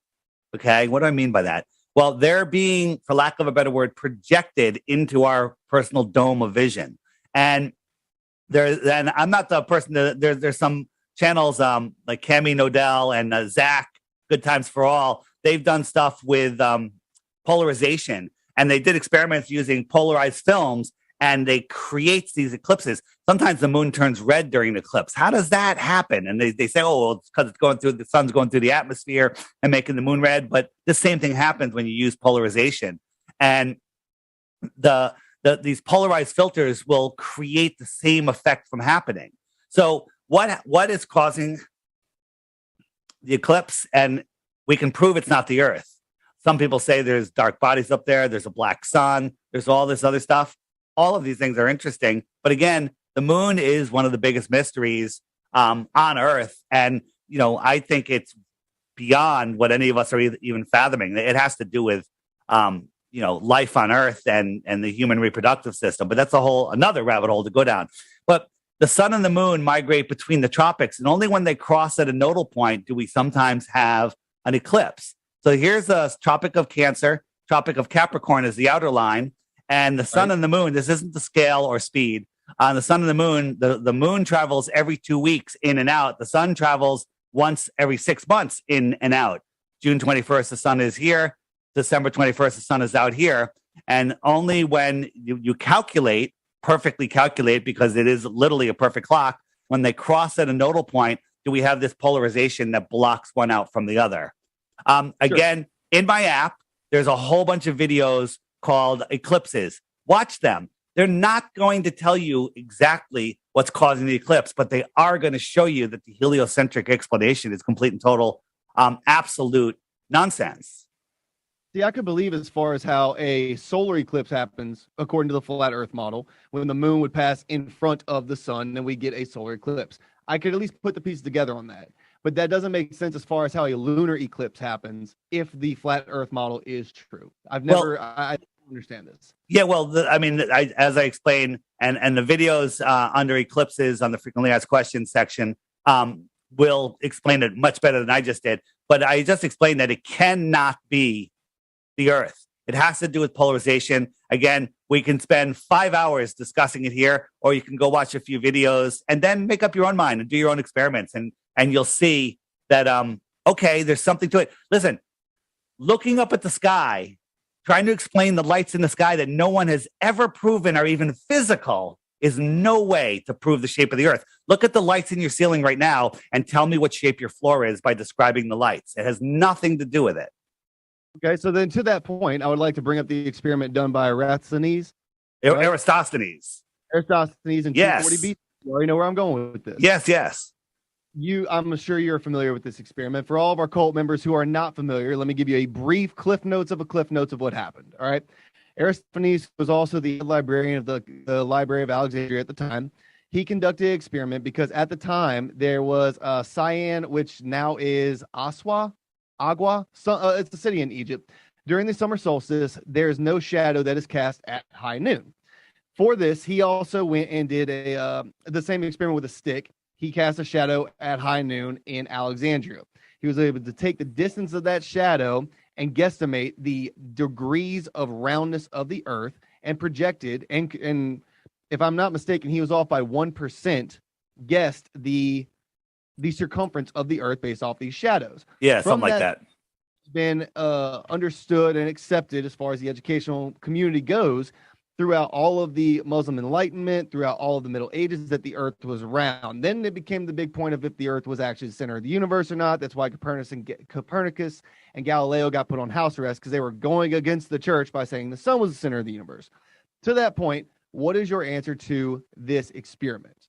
Very good. Awesome question. And I'm going to give you a lot of information. And so open up your mind. And I'm going to ask you a question here, which isn't really fair.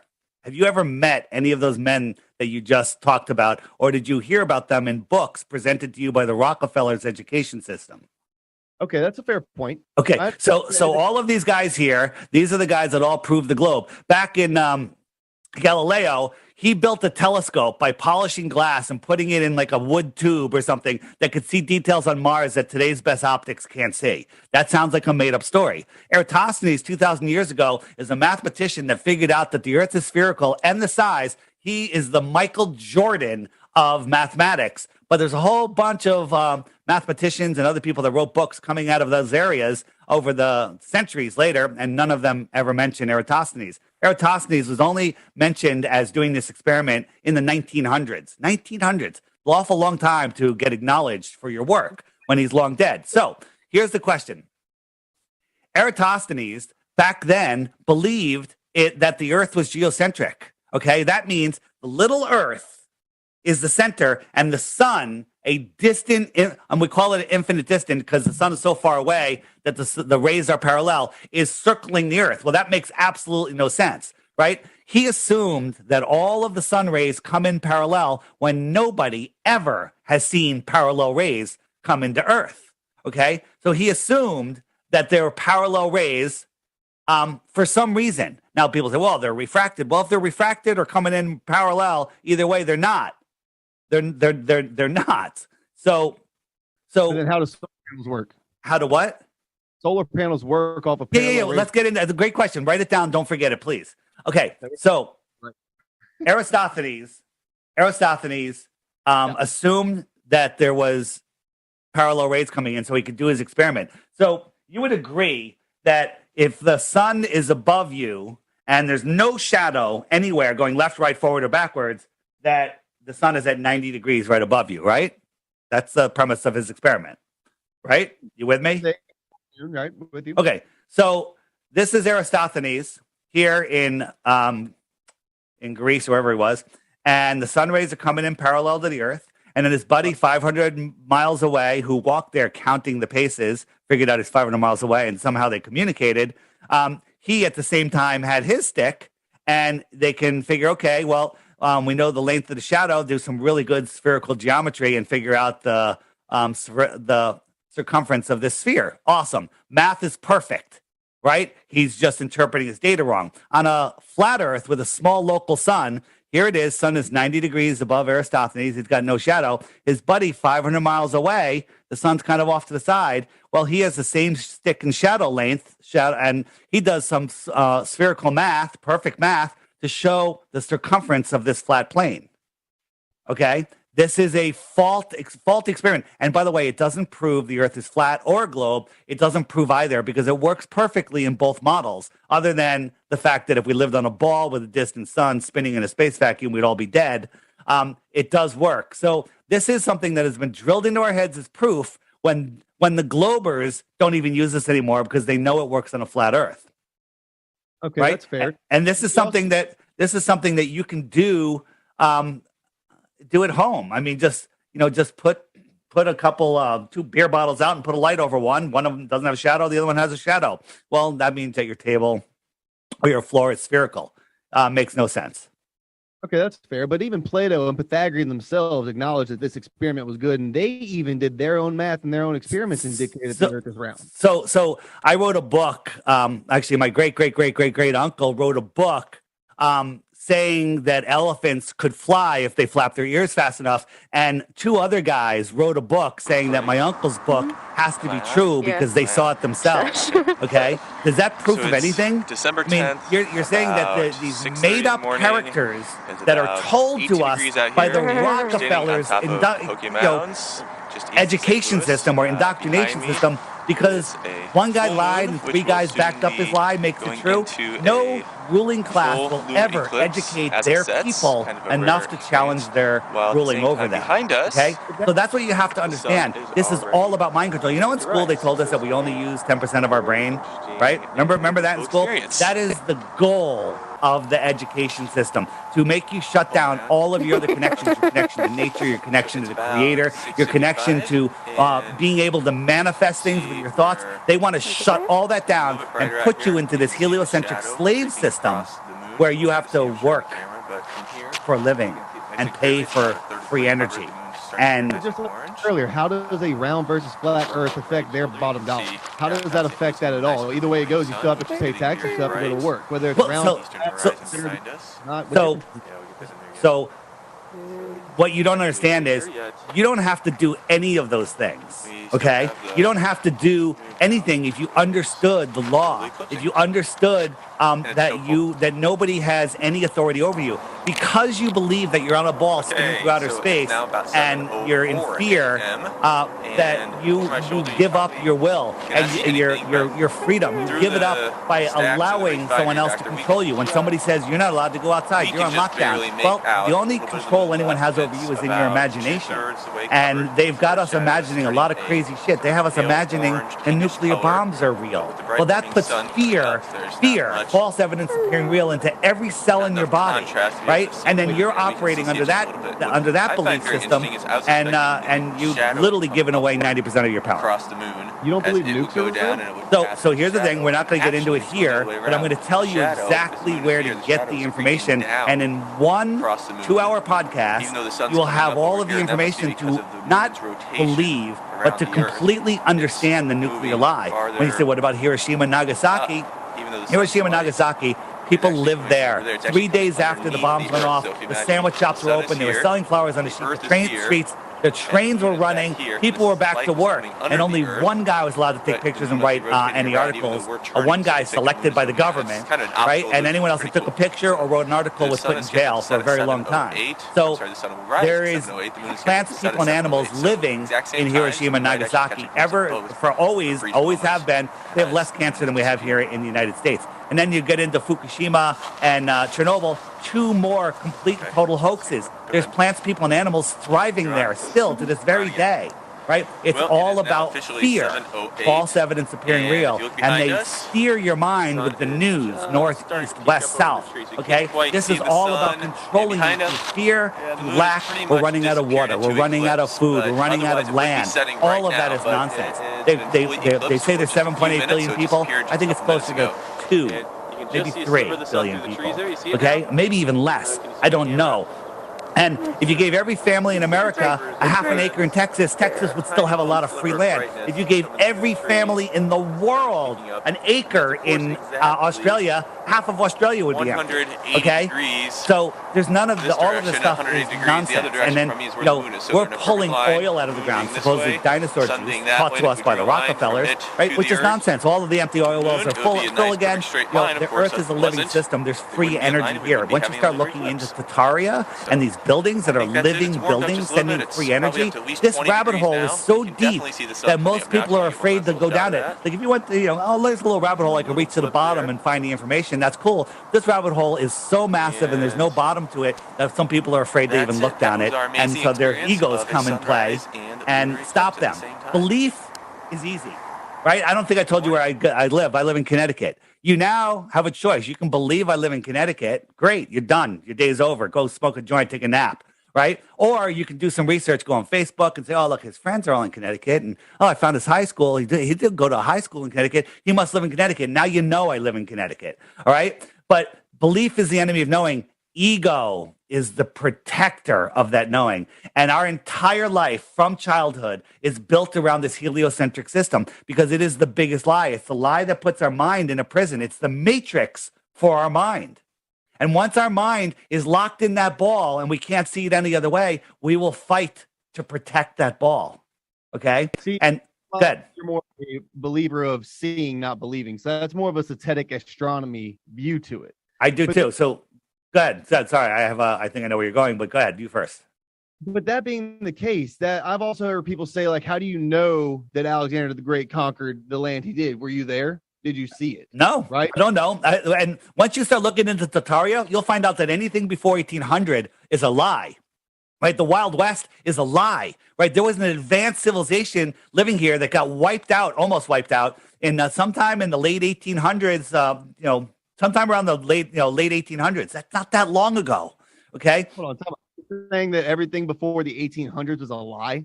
I'm saying everything before the 1950s is a lie, okay? It is unbelievable. They were teaching flat earth here to everyone in every public school in the 1920s, okay? I interviewed a woman named Ruth, 102 years old, in February of 2020, and she was taught in Hamden Public School in Connecticut that the earth was flat, and then they changed it some years later. We found other people that said in other countries they were teaching through the 1930s and 40s, and I met a man in Mexico just recently that said he was taught, I think he was in Canada, when he was in the 1950s, that late 50s and early 60s, they were teaching both heliocentrism and flat earth because they didn't know, okay? But then the Rockefellers came in, eliminated flat earth like the friggin' Mandela effect, and it's gone. And now, science, NASA, when you get into it, it's very interesting, fascinating topic. Here's the thing, last thing, and I'm sorry for talking so much, but you cannot believe anything I'm telling you. I'm going to give you so much information today. I'm going to give you a way to easily access it, and then you need to spend the time verifying this shit yourself. Don't believe me. All right, go ahead. Sorry. That's kind of the way we run our podcast as well. We give nuggets of information, and we hope that our cult members out there will go and do the research themselves. And we also like to get proven wrong, even though we haven't been yet. But I mean, well, one of you haven't yet. Not yet. You haven't given me any compelling arguments to make me feel like the earth is definitely flat, but I have a few more points I want to bring up, and maybe you'll change my mind. I don't know. Good. For that point, as far as teachers teaching kids bad shit, they have teachers right now teaching first graders that there's more than two genders. Just because the teacher says it doesn't mean it's real. Right, absolutely. We're on the same page. They're teaching heliocentrism, so it doesn't mean it's real. They were indoctrinated. They were great at memorizing and regurgitating, and therefore they became the teachers. Awesome. And I wanted to also bring up solar panels to you. They operate off of a flat plane. That's why the solar panels have to face the sun at any given point. They're turned a certain way to where they have direct sunlight. They go off of parallel rays. So yeah. If the rays aren't parallel, then explain how that works. No, they don't. Actually, you're talking to the wrong guy, because I was I had a solar power company for a long time. The more direct they hit a solar panel, the more power they make. If they come in at an angle, they don't make as much power. And we do angle them, to get the maximum amount of power depending on your latitude and longitude. But a funny thing about solar panels is scientists don't know how they work. Scientists don't understand how they make electricity. They have a theory that a photon that was born in the middle of the sun 1 billion years ago finally came out to the surface of the sun, flew 8.5 minutes to Earth, hits a boron molecule in a silicon chip, knocks it out of the way, and an electron fills in, and it creates a current, and then they channel all these currents. That's bullshit, okay? The way a solar panel works is it's collecting electricity. What do you mean? The sun is electric in nature. It is sending electricity here. All of the plants, animals, people, everything runs on electricity. We are electrical beings. We are humans. We're light beings, okay? So it's collecting electricity. It's very simple. If they understood that the sun was electric, they go, oh, that's how these panels work. They're actually very simple, right? They're very, very, very simple, and that's how they work. The other thing is, if you look at, remember, we're in this heliocentric, crazy spinning solar system, but we have monuments like this. This monument is you know this one where it lights up it's a war memorial. Yep. And so on 11/11 at 11:11 a.m., the sun lines up here. In a heliocentric beehive, where we're moving 4.5 billion miles from where we were the previous year, never to return, okay? Corkscrewing, how is it possible that the sun is always in the exact same position unless the sky is a perfect clock, okay?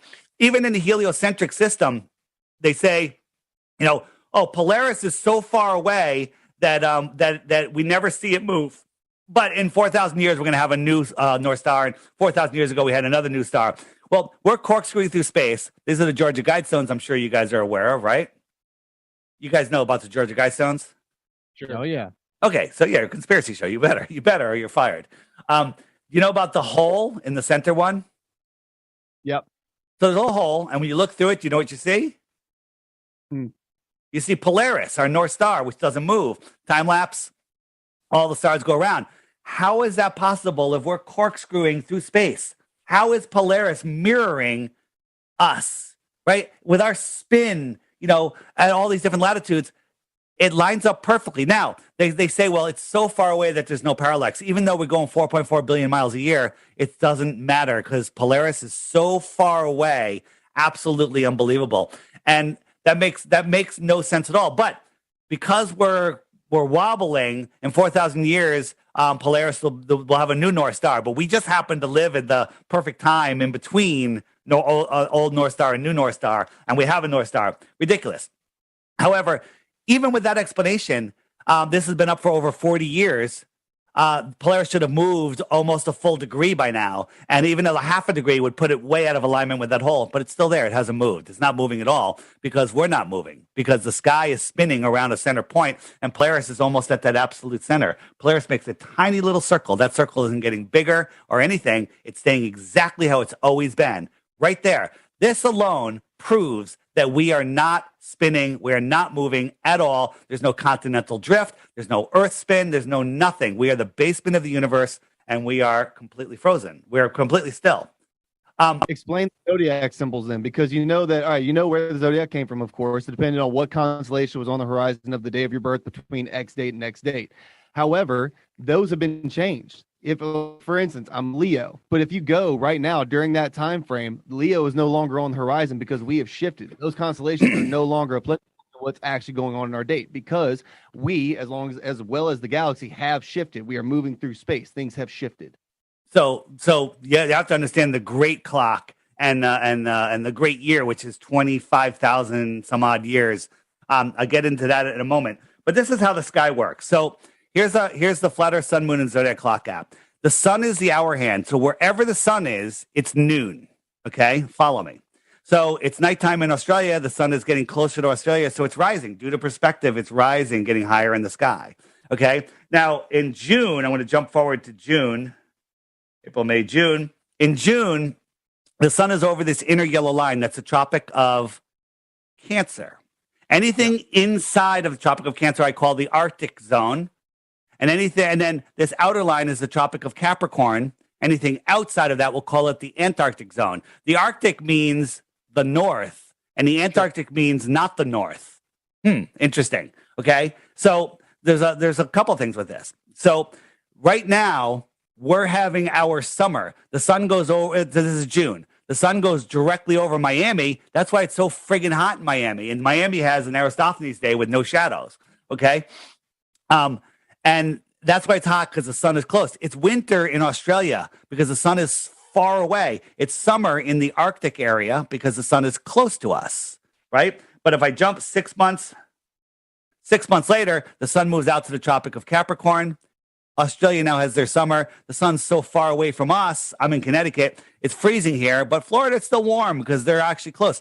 The space in between the tropics is called, coincidentally, the tropics. That's where all the tropical places are because the sun passes over them twice a year. It only comes towards us once a year, and then it turns around and goes away.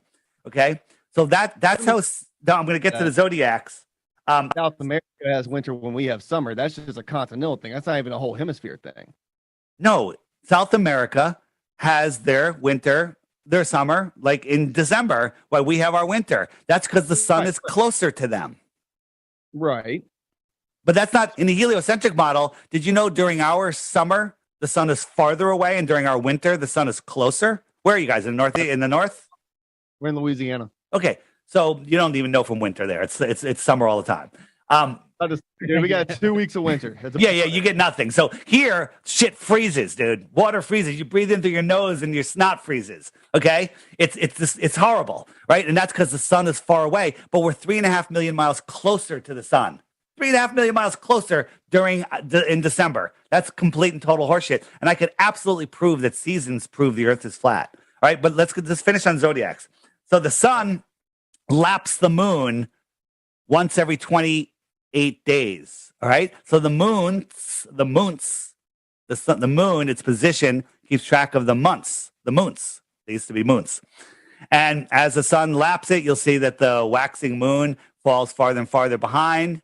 And so the sun keeps track of the hours and the days. The moon keeps track of the weeks and the months. And if I turn on the zodiac, my zodiac moved. Where did it go?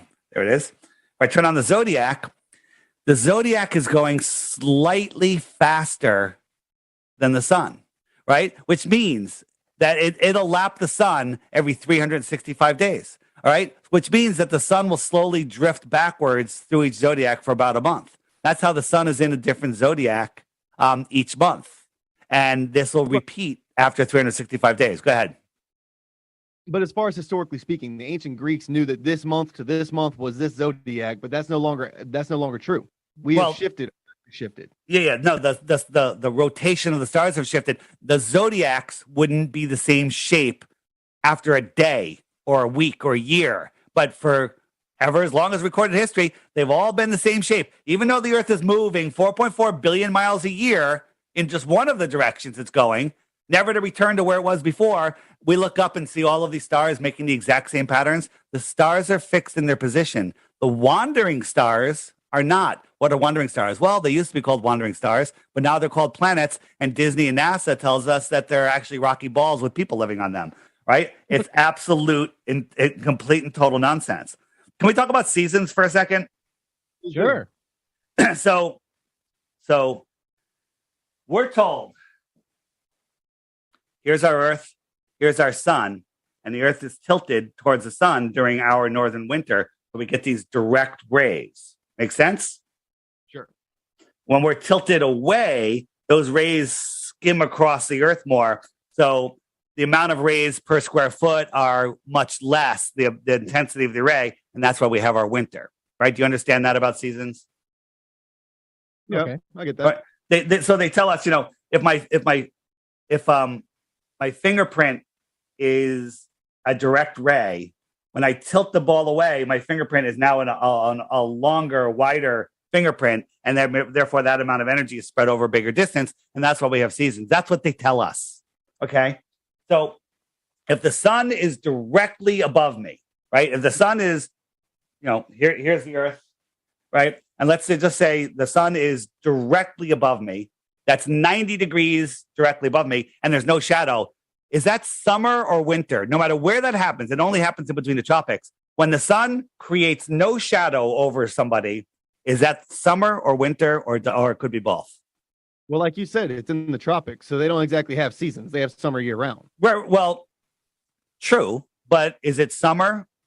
Is it when does the sun go directly over them? Like, is it summer for me in the north when the sun is directly over Miami? Well, like you said, the sun would be over Miami. Miami doesn't exactly have a winter. They don't freeze. Right. Well, so Miami has their summer. So on June 21st, the sun is directly over Miami, 90 degrees in the air, and that's my summer. Okay, so no problem. So just with me. So that is the directly over. So that means the sun rays are coming in at 90 degrees direct. Okay. Right. Now during the winter, the supposedly Miami is tilted farther away, so the sun is lower in the sky, and the rays are spread out a little more, but not too much, where it's still nice and warm in Miami. You with me? Sure. Okay. Right. So here's a question I have. Here in Connecticut, in the summer, when I see the sun at sunrise, when it's right on the horizon, how many degrees off the horizon is it? Remember, if it was directly above me, that's 90 degrees. So it's all the way down there, right on the horizon, the horizontal horizon. How many degrees is that? Well, it's kind of a moot point because, like you said, the sun will never be above Connecticut. It will never. Okay, be direct. but it doesn't matter. The point I'm making is on the horizon. It's not above me. It's on the horizon, so it's like 1 degree. It's like 1 degree versus 90 degrees. 90 degrees. If I'm right here, the sun is 90 degrees above me. Over here, it's 1 degree, right? Okay. It's about 1 degree, whatever, 1 degree, 5 degrees, doesn't matter. Okay. Here's the problem. In the summer, when the sun appears on the horizon, I could take my shirt off and get a suntan immediately. I could feel the heat on my face. I could lay down on the beach and take a warm nap. It's beautiful. Okay. Right. The sun is 3.5 million miles closer to me. It is the most severe farther from me than it is during our winter. It is on the horizon. So it is a 89 degree tilt away from the sun. Okay. And I can feel the heat on my face and get a tan and soak up some vitamin D. Okay. Then in the winter, when we're 3.5 million miles closer to the sun, at noon, when the sun is high in the sky, like 50 degrees in the sky, not as high as 90, but it's like 50 degrees in the sky. It's more than halfway more direct angles. I could look at the sun here in Connecticut and can't feel the heat on my face. I can't get a tan. I don't absorb any vitamin D. And I'm completely looking at a clear sun in a clear day, can't feel the heat on my face. And it's closer than it is in the summer. It's more direct. When you actually let this register in your brain, some people are unable to, not you guys, talking about a not professor guy, you can understand that this completely debunks the seasons model 100%. If the globe model was true, it would be arctically freezing every day at sunrise in the summer. Well, then also I'd like you to explain the Icelandic issue, or I think Alaska has something similar where they have like 3 weeks of straight sun. Yes. And they also adversely have like 2 months of no sun whatsoever. How does the flat Earth model equate for this? Yeah, perfect question. So let me just see if I can find the right video for you. Day and night. So the way it works is the sun sets not because it's going over a physical curve. Remember, we got to get into the requirement of a physical horizon. Because it goes away. So let me pull up another picture real quick. When the sun goes away, it gets lower in the sky, and then it gets hidden behind atmospheric density. So here's streetlights. Your brain knows that they're all at the same level, but they kind of look like they're going down, right? Yeah, it's called. And then you can't see, everything merges into the horizon, and you can't see it because the trees get in the way. Whatever. Well, here's the sun doing the same thing. It's just going away. And in this atmosphere, as you're looking across the atmosphere, it gets thicker and thicker. Looking up, you're only looking through it a little bit. Looking across, you're looking through all of it. And it becomes opaque, and the sun just goes beyond it. All right? So when the sun goes away, it's just moving away from you. So wait, what was your original question? I spaced out for a second. We're talking about Iceland and Alaska and the Arctic Circle. Right. Can have months of sun and then months of dark. Right. Give an answer to that. Yeah. So the sun, maybe it's easier to show you on the app real quick. You brought up perspective and how things go away with depth as they go distance. Because I want to bring up the example about as far as how sailors, as far back as human history, could always tell that the Earth was round, because as you go into the distance, the ship doesn't disappear all at once. It disappears slowly. You now sound like a flat Earth shill trying to set me up to slam the globe. Okay, don't forget that question, please. Don't forget that question. All right, so think about this. Before we go, how much more time do you have? Because I'm going to go long. I'm going long, my friend. I'm going long because I want to see that friggin' tramp stamp with me on your back. All right. All right, go ahead. All right. So inside of this Tropic of Cancer, we call that the Arctic region. Why is that? Because the sun is arcing around us. Interesting. Let's just hold on to that for a moment. So it's arcing around. It's arcing. It's going around us. If you were standing inside that circle, the sun arcs around you. Okay. That's not a theory. That's just a observation. So the circle that this is making is smaller than the Tropic of Capricorn circle, which is a much bigger circle. The sun is traveling a bigger distance. Okay. And the sun is it's still making a circle in the same amount of time, 24 hours, but appears to be traveling slower. and it's not moving away as fast. So here in the inner north, in Alaska and in Norway, the sun never gets far enough away from you in June to set. It just doesn't get far enough away. It goes around, and then at midnight, it's midnight in where are we? Where does the sun go? It's over here. So it's midnight in Alaska right now, and it's never far enough to go away. Okay, to set. That makes perfect sense on a flat Earth and makes perfect sense on a globe Earth. Other than if we lived on a globe, we'd all be dead. Okay, so that's in June. Now this 1, 2, 3, 4, 5, 6. This doesn't, because of different time zones, I'm not able to show it exactly. But in December, the sun never gets close enough. It's like noon in Alaska right now, and the sun isn't close enough. And so Alaska and Norway are in the dark all day long.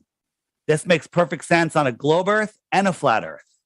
Okay. However, the Earth is between the two tropics, as it does. Yeah. And during the day or night time, the long night or the long day, it's basically on the opposite side of it, to where even at high noon, it doesn't have enough. It's not too far away. It's too far away to see. It's like that street light that's a mile down the road. You never see it. Like you said, that works on a round and flat Earth model. So However, if whatever happens at a certain latitude in the north, 6 months later should happen at a certain latitude in the south. However, that doesn't happen. Now, one thing you guys haven't picked up yet is the sun goes around once every 24 hours, but it's traveling more distance here. So it has to be moving linearly faster. Okay. And we can get into that. It's not, don't think of a massive sun speeding up and slowing down, because that's not what it is. It's more of a point of energy.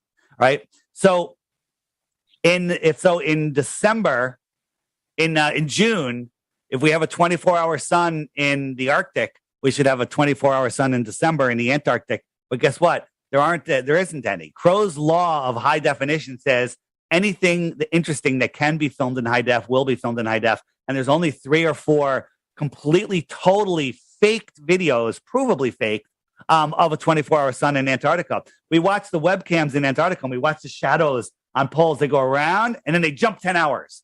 And then we contacted them, these research stations, and they're like, oh, we're saving data. We can't do that. Bandwidth. They made up excuse after excuse after excuse, and they never will show us the sun going around, because they can't, because it doesn't. Because in this model, the sun is too, like if you were over here in Antarctica, the sun's too far away, right? And this is the time where they should have a 24-hour sun. So they do have some extended light. You see how the light kind of wraps around? This has to do with something else that has to do with when the light gets near the dome, it wraps around the dome. And we can show you experiments with light and a glass dome, and the light will wrap around. And that's what's going on here. But again, looking at the sky to prove the shape of the Earth is no way to go. The other problem is there's no 24-hour sun, but excuse me, there is 24 hours of darkness when the sun is over Alaska and they're having 24 hours a day. It's too far from Antarctica to light it up at all. So Antarctica does have 24-hour night when they should. Antarctica has 24-hour nights when they should. The Arctic has 24-hour nights when it should. The Antarctic has 24-hour nights when it should. The Arctic has 24-hour sun when it should. The Antarctic does not. All right. And one more thing. You guys are in Louisiana. So when in June and July, when the sun sets, how fast is it dark? After the sun sets, how long is the sky still lit? I mean, realistically, when the sun finally goes down the horizon, right? When it disappears, you see it set from the bottom up. You might have light for another 30 minutes, maybe. Okay. And here in the north, here farther north, we have light for 90 minutes. It's still light for in June and July for another 90 minutes. And that's because the sun is kind of not getting far away that fast, right? But at equal latitudes in the south, some places in South Africa, during December, when the sun sets, 5 minutes later, it's pitch black. Pitch black, can't see your hand in front of your face black. Okay? Well, why is that? It's because the sun is running away linearly much faster, right? These things should be the same at equal latitudes north and south, but they're not. 60 degrees north, 60 degrees south. They're not. So They're not. I also want to ask, as far as the sun is concerned, okay? So I believe the sun is a giant ball of burning gas. You do not. Fine. In a space vacuum. Have you ever seen burning gases in a vacuum? Have you ever seen high pressure next to low pressure or no pressure without a physical barrier in any lab or any natural setting? Or do you believe it because some guy in a book told you?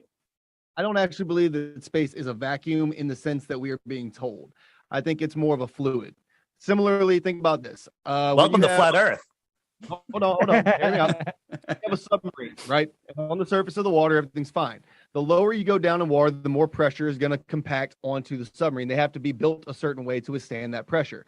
I think adversely, space operates in the same playing field. I don't believe it's water, but I believe it is some sort of a fluid-like substance. But then in my line of work, a fluid is something that can be flow, give or take. It could be a gas, it could be pellets, it could be a liquid, whatever it is. It can flow from point A to point B through a pipe. That's what we call fluid, right? So I believe that space is a fluid of some type. It may not be on our periodic table. Like this fluid here in the swimming pool of the space station, right? Fair enough. Why not? Right. Welcome to Flat Earth. I believe that the sun is burning inside of a fluid, but that fluid is also conducive to burning. But again, we could go back and forth on that point. The point I wanted to ask you. So according to the flat earth model, the sun has more or less directed beams on the equator. It's not a giant ball putting out energy in all directions, right? It's more or less focused its energy on our equator and it rotates. No, it's focusing its energy everywhere, but it's closer to the equator than it is to Connecticut. So if the flat earth model was true, and if the sun is putting out all of that energy at all times, how come the entire earth is not lit at the same time? Great question. Because the sun is local, and I will show you. I'll show you some examples of this. So the sun is a local light. All right, I'm going to show you a couple things real quick. As it comes, it brings its light with it, and then as it goes away, it takes its light away. You'll see as the sun. Now you have to believe that we're falling forward, or is this light just coming towards us? All right. I believe. But go ahead. All right. So, which one is this? So, this is the sun setting. It looks like it's setting, but when we zoom in on it, you'll see that this is just perspective in your eyes' inability to see that it's really just going away, right? It looked like it was setting, but as we zoom in, we can see that it's still in the sky. It's still the same height in the sky as it was over our head, but perspective brings it all together. So we're gonna look at. Good. If you wait an hour, it will go over the horizon eventually. Yeah, at a far angle with our human eye, the glare alone makes it look like it's setting already. When you zoom in, you see it's still got some time to go. Yeah. So this is how that works. So these clouds I pasted in here are all at the same height. As the sun just goes away, it looks like it's going down. It's going behind these clouds, just like it went behind these clouds. It's going behind these ones that are merged in with the horizon, and it's going beyond them. And it looks like it's setting, but it's not. Okay, let me show you how that works. How that works with how our eyes see. What's that? Okay. So you're talking about it going behind the clouds to hide itself, which I get. We could talk about how they create weather. I agree with this. So no, I'm not talking about that. On the clearest of day, when you look across the sky, and I'm going to show you an example of this. It's going to blow your mind. It becomes opaque. The atmosphere becomes opaque, just like if you're in a pool that's 100 yards long with crystal clear water in it. You go underwater, you cannot see the far wall because light cannot push through. Well, the air is the same thing. The air is a fluid and it becomes thick. So let's stick with me through this. So these lights are not going, they're all the same height, as you know. So here we are. I got a cumulus cloud. It's 10,000 feet above my head, right? And now there's a deck of them. And as they go into the distance, they look like they're going lower, but they're all at the same height. So here they are getting lower and lower and lower. And we get all the way to the horizon. And I can't see, it merges with the horizon. So if I looked over at this light, this cloud, and I actually pulled a string from my eye to that cloud, I would see a string that's parallel with the water. You with me? You agree with that? I do not. I would see a string that's parallel with the water all the way over to that cloud. That's how I would see it. It's not a question. It's actual. What? If you were to jump 10,000, let's say, okay, like you're talking about, let's say you're for whatever reason, able to jump time and space for the sake of the experiment. Fine. You look up, you see the cloud, 10,000 feet, give or take. Let's just throw that out as a round number. Fine. You see that same cloud pattern is going down the horizon, and you see it's kind of going towards what we see as our perspective as the horizon. I'm with you. If you were able to jump 10 miles that way, that cloud would be 10,000 feet above your head. It wouldn't be on the horizon. Correct. So I'm just showing you how our eyes work, and then I'm going to show you how the sun takes its light away. So if I'm literally standing here, and from my point of view, I can actually draw a string from my eye to that cloud. I'm going to see a string that's parallel with the water going all the way to the cloud. That's just the way it is. All right. So now if I move somebody underneath that cloud, yes, this person, and they could see the string, they're going to see a string sloping down from 10,000 feet to my eye. They're going to see a string that goes down. Now, if we move this farther forward, this is my level line, right? This guy here, me, I see this line as level. This clouds that are merged with the horizon becomes opaque. And as the sun goes away, it disappears. I can't see through this. This is my horizon here. This is my horizon that's down, and the sun disappears. And in reality, it's really disappearing like this. The sun is going down. It's going down, down, down, and it's going beyond that. But it's still at the same height. This is how I see it, but this is an orthographic view. We don't get to see in an orthographic view. We only get to see from our vision, right? So here's a sunset. This is my simulated sunset. This line is level. Looks like it's going down. This horizon, this cloud deck is at, or mountains or whatever, is at my eye level. This is the real sunset. What's it going behind? This is the atmospheric deck of opacity, and it's going beyond it. That's all. It looks like it's setting below it. And if I zoomed out, you wouldn't even see that line. So real quick, this is a level line. We're looking at it from a celestial point of view, from the height of the sun. I'm just going to jump through this real quick. And I move the line across it. Now I have a camera at the other side of the table on the counter looking up at that line. And I'll show you what that looks like as it goes by. And from the other side, look at this line. It looks like it's going down.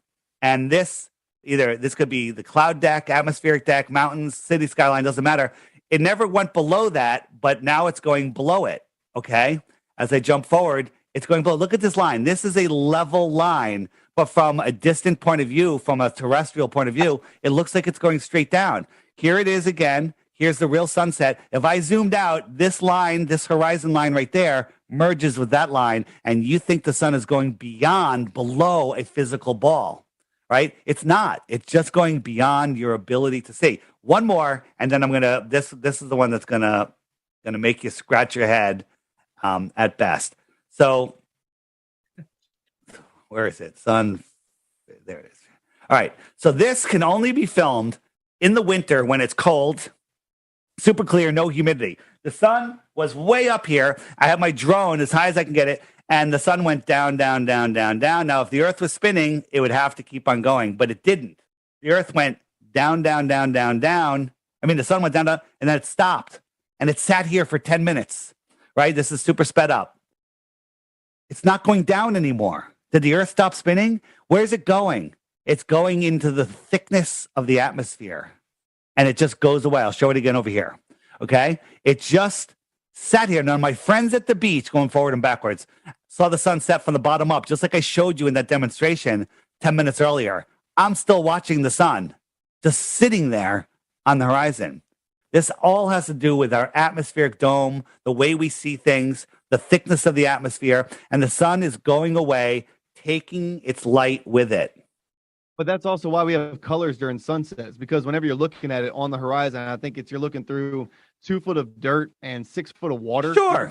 Works on a flat earth, works on a ball earth, but we'd all be dead if we were on a ball, so it doesn't matter. Yeah, so explain that as well. How would we all be dead if we were on a ball? Because we're in a space vacuum on a ball with water on the outside, which is physically impossible, scientifically impossible. We'd all be dead. That's it. There's no chance that we could live on a ball floating in a space vacuum, right? It's such a silly thing. We'd all be dead. I have a video. I'm going to show you a couple of videos that you need to watch on your own. Turn off Netflix for a week. Start watching these videos, and then you'll be like, oh, that's what he was saying. Oh, that's why he keeps saying we'd all be dead. and it'll blow you away. Again, here's another thing with perspective. The atmosphere works like a lens sometimes, right? When there's humidity in the air, that I just showed you, this candle looks like it's going down below the horizon, right? It's not. It's on a flat table, right? But when I showed it to you with no moisture in the atmosphere, but moisture is mostly in the atmosphere 99.9% of the time. And here it is. And let me show you what's really going on here. Is this candle coming up from below a table surface? It's not, right? This is the setup. Here's the camera. Here's the atmosphere. And here is the candle just being pulled away as it's going away across this flat plane. This is what we perceive. The sun setting below the table. Your mind can't wrap your mind.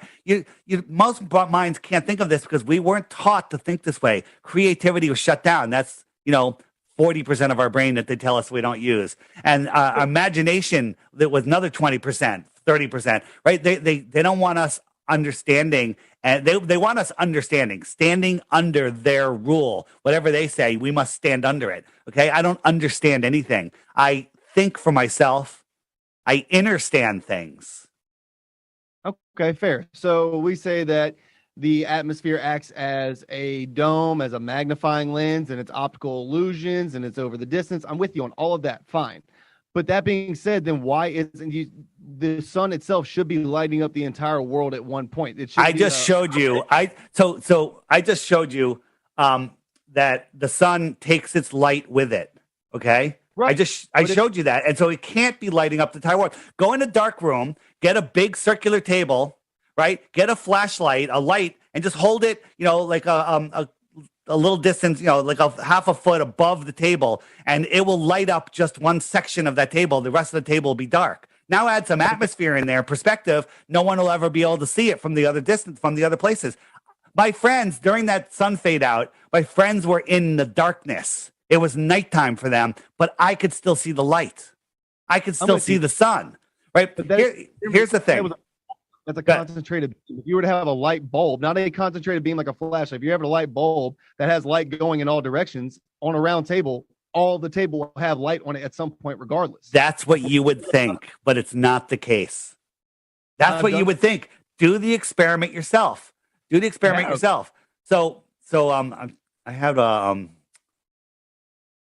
where is it?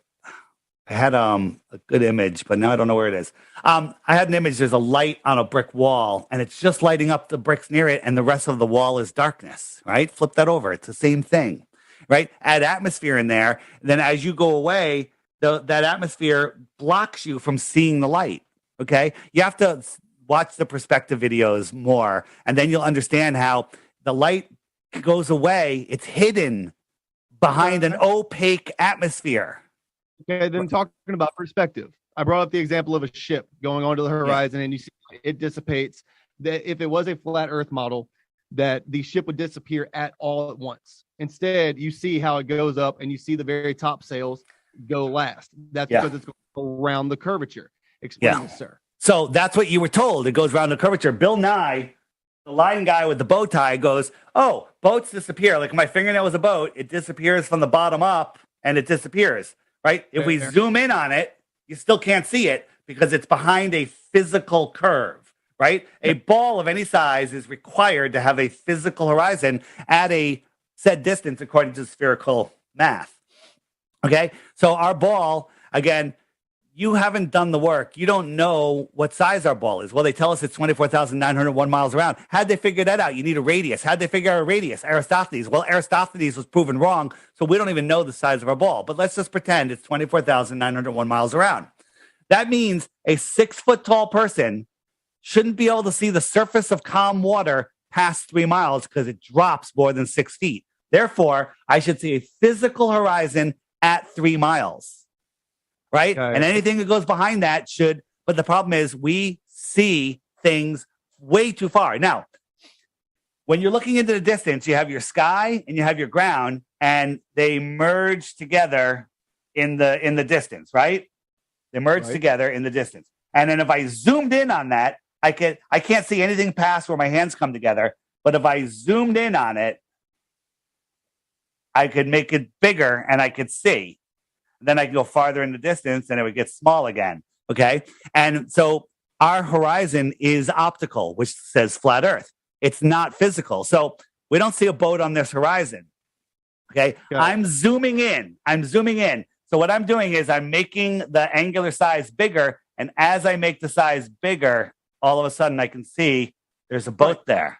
Okay. That would keep going out. Eventually, no matter how much you zoom in, you would not be able to see it. You're wrong. And you're right at the same time. The reason you won't be able to see it is one, because of optics. It just becomes, the light becomes too distorted by the air and it disappears. And I'm going to show you, listen, in this short podcast, I can't show you everything, but I'm going to show you where to go and do the research. You have a choice when we're done. You can believe you live in your crazy ball world, okay, to protect yourself from having to get this tattoo that you're going to have to get, okay? It's going to be my mission for 2022. You're getting the tattoo. All right, so let me ask you a question.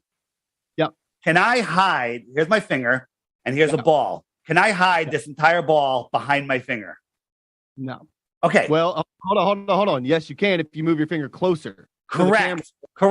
So as it goes away, it can disappear behind my finger. Okay. Sure. Now, in all of the pictures that they show us of buildings and stuff, it's always a rough day. These little waves in the foreground will block this boat. So here we go. I'm going to zoom out and you're going to watch this boat disappear from the bottom up. Now it's still there. It's not going behind any curve, right? Look, the bottom of the boat's missing. It's all the way up to the window, the top, the angular size of everything is too small. It disappears. A Glover would say it went over the curb, but we just zoomed in. Today's consumer optics have proven that it's not behind a physical curve. It's right there. You just can't see it. And as we zoom in, there it is, right? These little waves are hiding it. Right, my finger can. I'm 30 miles from New York City.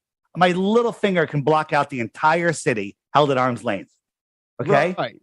So adverse lighthouse, same thing. They could see the very tippy top of the lighthouse before they could ever see the base when you're sailing up too. There's many. So in one of the videos, 200 proofs. There's probably 25 lighthouse examples. According to Globe Math, you shouldn't be able to see this lighthouse past 20, 30, 40 miles, whatever it is, but they can see it farther.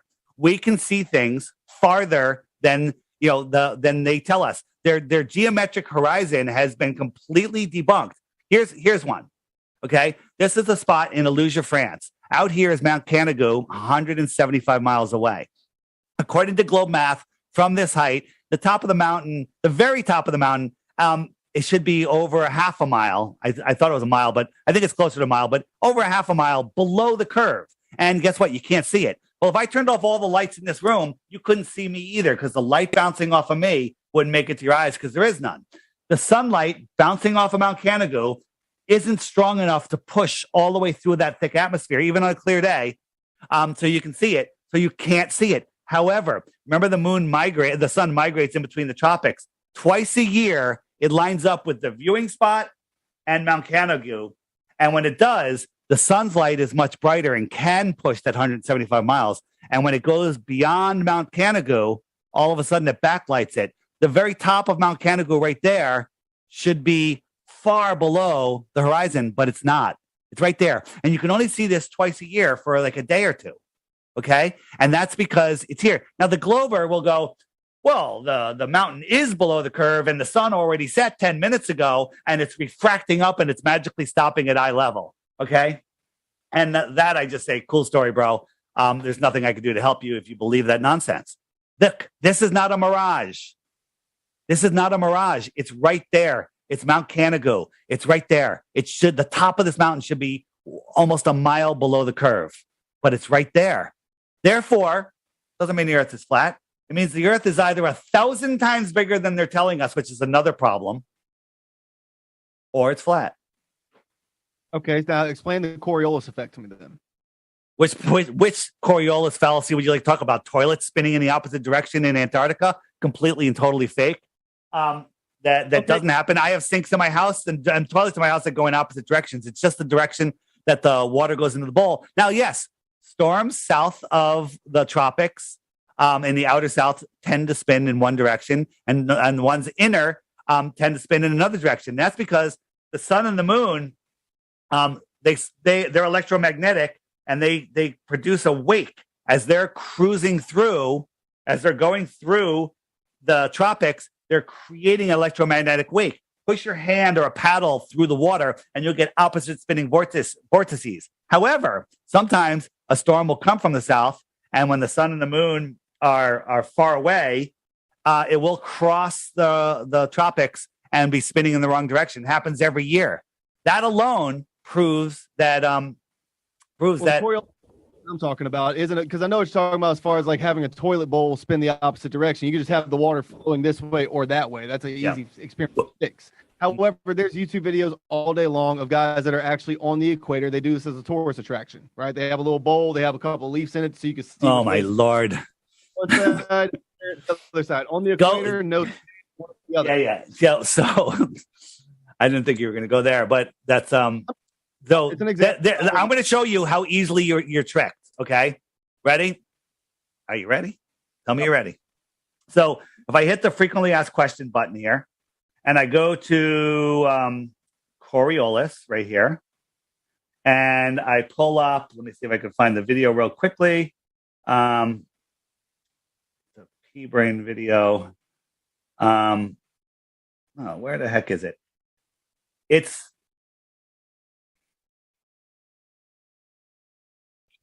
let me search for it. Here it goes. This is what they're showing you. So let me just jump forward a little bit.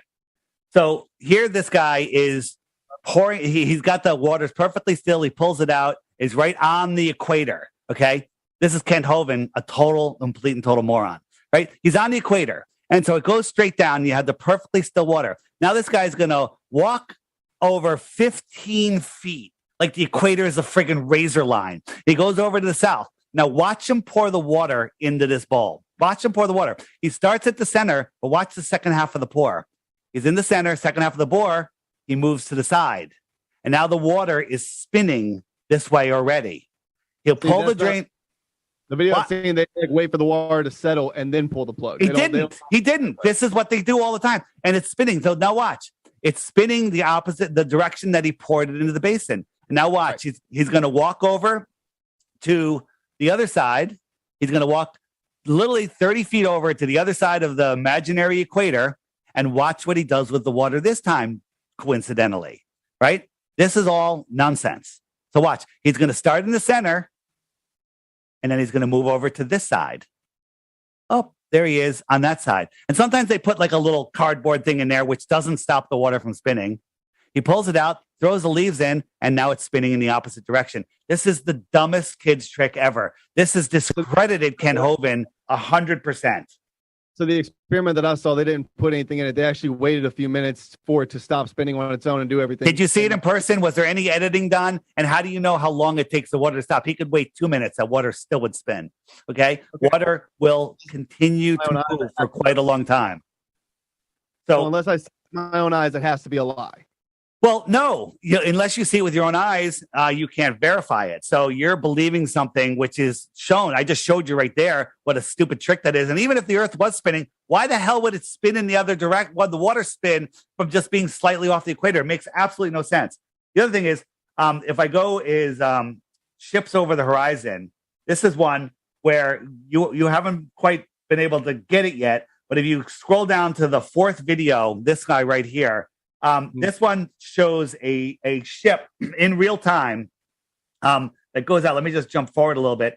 So you got this ship, and this girl does an amazing job. She's measuring things like, okay, this is equal to that and everything. And as this ship goes into the distance, it slowly disappears due to morphing. Right here, there's a mirror line. So this is actually a reflection of the ship. The actual horizon's up where my finger is.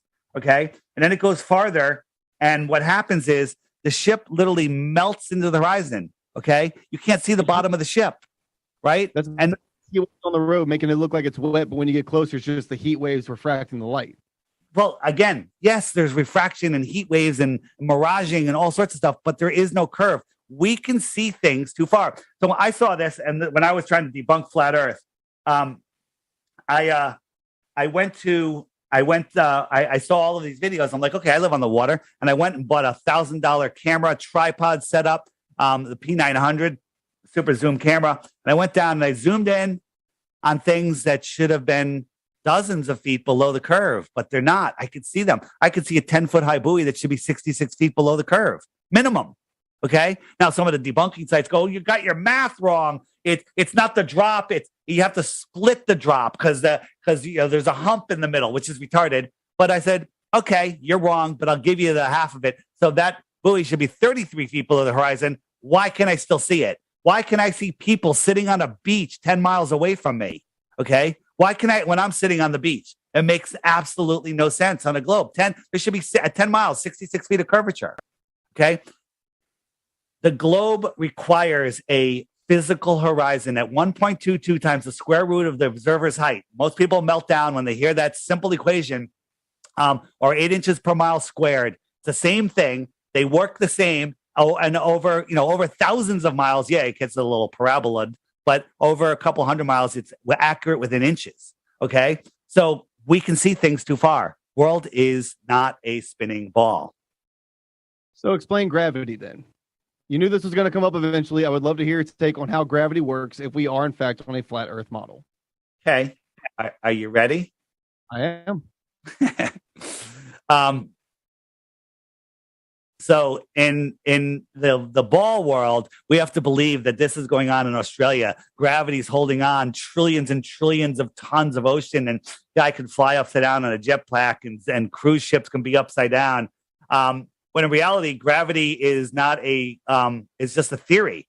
Gravity, they used to be that mass attracts mass, but now they changed it to Einsteinian gravity, which is the bending of space-time. And they show us a cannonball on a fabric, and then they roll some balls around it. Okay. Well, why is that fabric bending this way and not that way or this way or that way? Right. It makes absolutely no sense. The bending of space-time is made up nonsense. Right. So Neil deGrasse Tyson says, gravity, we don't know what it is. It's 95% or 96% dark matter and dark energy, which is made up, but we have to have it. Otherwise, gravity doesn't work. And guess what? It doesn't work even with it, but they're admitting that they're making up 96% of it.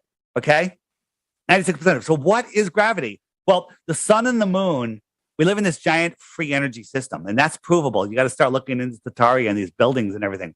The sun and the moon are the anode and cathode of the Earth battery system. The salt water carries the current. The land is the salt bridge. If you understand how a battery works, this is this big loop, this giant battery, and it's testable, measurable energy that we can pull from the Earth.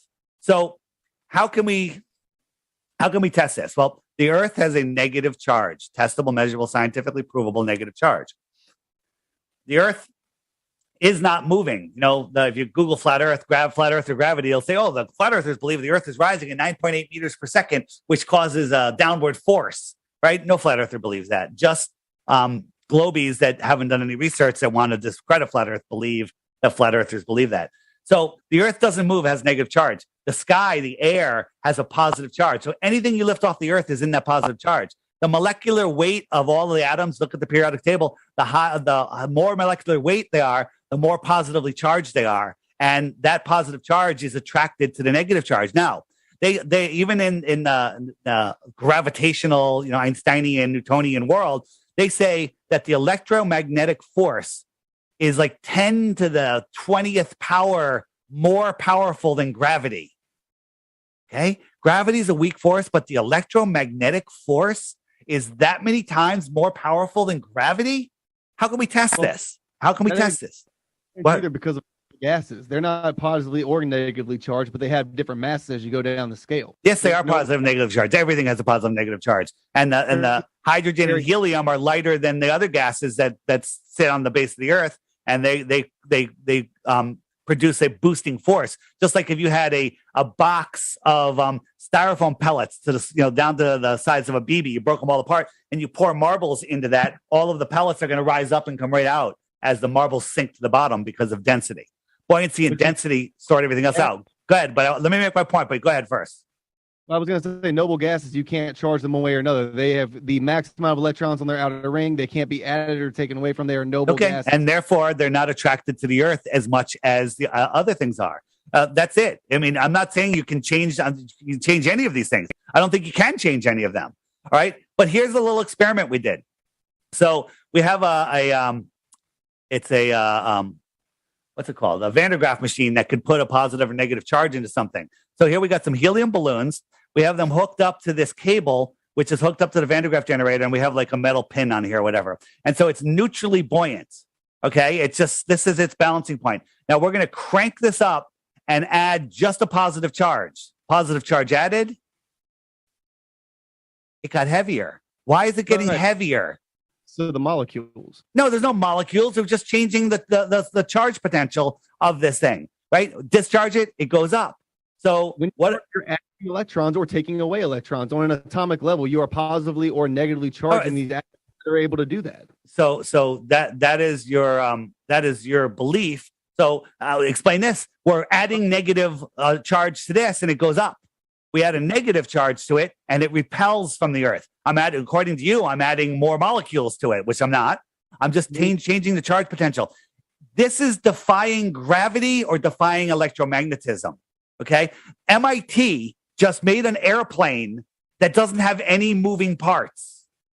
Okay, doesn't have any moving parts. Right? How is that possible? Where did it go? Where's my MIT airplane? Maybe it's right here. Nope. I lost my But fair enough. If that's true, I haven't seen that, but that would be phenomenal if they were able to make that and be able to safely put it on from point A to point B. Well, it's just a model at this point, but this is hidden technology from us. Oh, here it is. So this is their model, and it uses what they call the ionic wind. It's changing its electric potential. We have maglev trains, one of the anti-gravity trains, right? We have gravity is a lie. Buoyancy and density sort everything else out, and the Earth goes, hey, down is this way. That's all. That's all it says. Down is this way. It's a weak charge. Then buoyancy and density sort everything else out. So you believe the gravity is strictly off of a magnetic pole? No, not at all. Not at all. It's electrostatic force. It's a dielectric. What is it called? An electrostatic. We live on this dielectric plane, and it's an electrostatic force. The Earth has this negative charge to it. It's attracting anything that's in the air, and this is measurable. You go up 1 meter. There's 100 volts. 2 meters. There's 200. It goes up 100 volts every meter. Okay, and this is how they used to harvest free energy out of the air with all of these old buildings. Yeah, they do with graphene wires. They're able to pull ions out of the air and power an entire laboratory over in Utah, if I'm not mistaken. Very good. So now that's old world technology. That's what Tesla powered the world's fairs with. And then they took that away from us because we can't have free energy. We can't have airships that can stay in the air indefinitely. So they demonized hydrogen, and they demonized and they took over helium. NASA, with all of their satellites hanging from balloons, controls all of the helium in the world. By the way, we didn't finish on nuclear bombs. Crow 777 Radio, two R's in Crow, CRROW 777 radio.com, episode 053 and episode 400. All you need to do is listen to 053, and you will understand that nuclear bombs are complete and total mind control. And once that happens, you literally unplugged half the cables from your body from the Matrix. And because no longer when you hear a politician or a world leader say something about a nuclear threat, nuclear bombs, we need to, then you just laugh. You go, oh my God, that guy's a total puppet, right? Just like Elon Musk, total puppet. That being the case, you believe the nuclear power plants are actually producing energy? Absolutely. Nuclear power plants are steam engines. They're using a high-tech, not even that high-tech, they're using plutonium to boil water and create steam and turn pistons. That's all it is.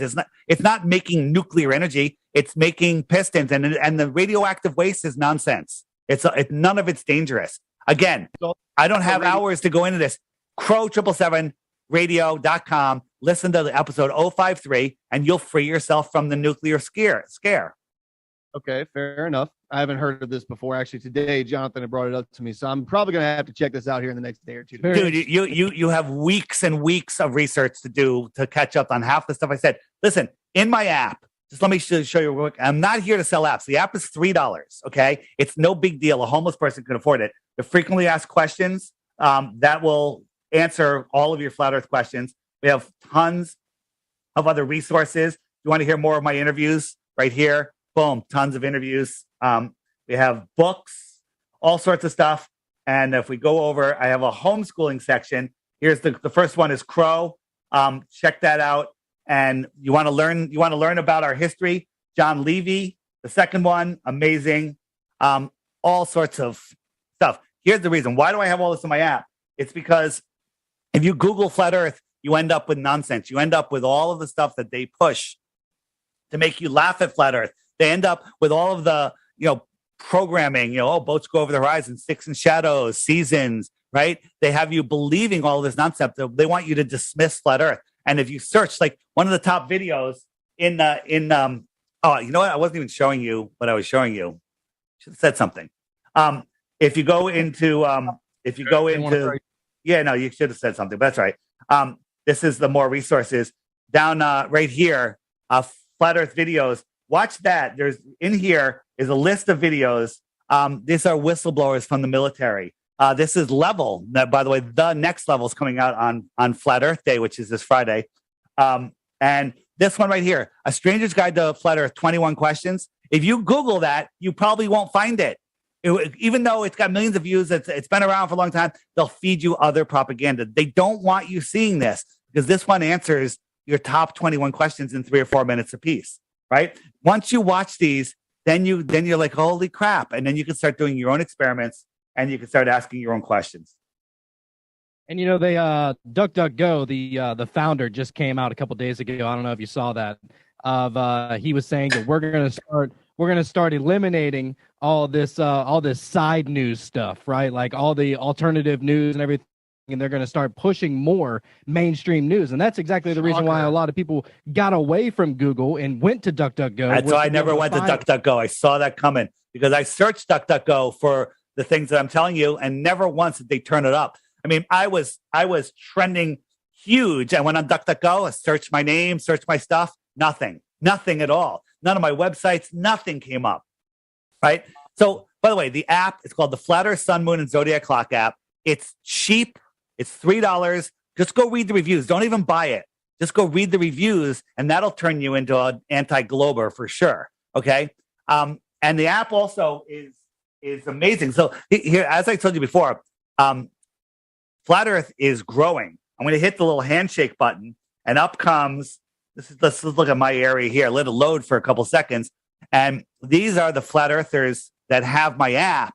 And there's many, many more that don't have it yet that are just near me, right? In that circle, 50 kilometers, there's 338. I can send them all a message. Hey, I'm having a meetup at Rico's Pizza on East Main Street, Saturday, 4 p.m. And everyone shows up. It's a great way to use their technology to bring us together. If we look at, let me just click the number on the bottom left. This will bring me to a web version so I can zoom out farther. Look, these are flat earthers. Don't be the last person to get on the train, okay? All of these people know the earth is flat. Let's get the UK. All of these people are awake. There's not that many people that would really go against mainstream unless this was rock solid. The earth is clearly not a spinning ball. And this is the key to our freedom because, they have us believing that we're useless, that we're powerless. Then that's the truth. Whatever you believe becomes your reality. They don't want you to know that your thoughts create your thoughts create your world. Everything you have in your world, including this podcast and everyone listening, everything you have in your world is the way that you think. If you think you're going to be paycheck to paycheck your whole life, you are. Okay. If you think that, whatever your thoughts, here's the biggest conspiracy. I don't know if you guys have looked into this. The universe, the earth system is conspiring to deliver every one of your thoughts to you, whether it's a good one or a bad one. Whatever you are focusing on, it is conspiring to deliver that reality to you. Okay. That's a fact. And once you understand that, you're going to be a lot more careful with your thoughts, your words, your actions, and your time. Yeah, we know that, like just based upon the zodiacs and, well, this is what they say, but people who are into astrology and all that stuff, you can go and look at your astrology, for today, and it'll tell you what you're gonna experience and whatnot. And sometimes all that shit is wrong. I'm not saying that it's true or not. Well, what I'm saying is that the alignment of the planets or the alignment of whatever the lights are in the sky definitely plays some kind of role into our day-to-day lives. I used to laugh at people that believed in astrology. How could Mars, 25 million miles away, that can't even affect the tides, affect my life? It's just a rock in space. When I find out Mars is right here within the Earth system, it's named after all of the wandering stars are named after gods, okay, which is fascinating. And when you look at Mars, it's not a rock in space. It's more of an energetic orb. What is this? Okay. So once you understand that, so here's the thing: astrologers look at all of the motion of all of the other planets. Okay. Well, why don't they take into the motion of the Earth? We're moving 4.4 billion miles a year. They use the Earth as a stationary plane, and it's because everything's relative to the Earth. But then once an astrologer, you can have a good astrologer that believes in the globe. Once an astrologer starts to understand the flat Earth model, they wrap their astrology over that, and then they become a more powerful astrologer. One of the best, smartest man out there that's into astrology is Mr. Astrotheology, Santos Bonacci, and he used to be a glober. But when he found out the Earth was flat, everything he's doing became way more powerful. Right? He is on it. Right? Absolutely. Love that guy. Yeah. Santos is all he knows about the flat, immovable, non-moving plane. This is the star Arcturus. It's 211 trillion miles away. Okay? 211 trillion miles. Do you understand how ridiculous that is? Right? The inverse square law alone would make, its light impossible to see. Even not, I can't even say at a fraction of that distance because it just, you can't see. Light's like the surface of a balloon. You got a balloon not blown up, and the surface of that balloon is the amount of light. You blow it up, it's going to get thinner and thinner and thinner. I blow a balloon up to a foot wide, that's pretty thin. If I blew it up to a mile wide, is there any rubber left? Is there any light left? Did it completely fade out to nothing? Is anybody out there? Right? Yeah. A trillion seconds. You know how long? You probably do. Now, how long is a trillion seconds? Hey, Helio, you up? I have no idea. My head, I don't know. Give me a calculator. Take a guess real quick. 5 seconds, and I'll give you a Bitcoin if you get it within a week. Let's see. 5 years. I would say 10. Close. 31,000 years. Okay. 1 trillion seconds is 31,000 years. So if you're traveling at a mile per second, which no human has ever done, and you're going for 31,000 years, you are 1/25th of the way to the closest star, which is only 4 light years away. Okay. So if you went a mile per second for 1 trillion seconds, you only have to go do that 220 more times. Okay. Or 210 more times to get to this star. This is ridiculous. These are numbers that people just, the number's too big. I can't deal with it. I'm going to trust a guy in a bow tie who lies. Okay. I'm going to trust, these failed actors, these non-scientists, these, it's in the book. Everyone can't be lying. My teacher told me. It's nonsense. Okay. And when you wake up to this, everything changes. Whenever we look at NASA, dude, I mean, everything about them is evil and deceptive. Absolutely. And like whenever we see, the moon landing, that was all fake bullshit. Of course. And then talk about how they got, dude, I get all these random ads pop up on Facebook about like futurism or whatever. And they're always talking about like the Mars rover and look at it. Look at all the mountains and all that shit.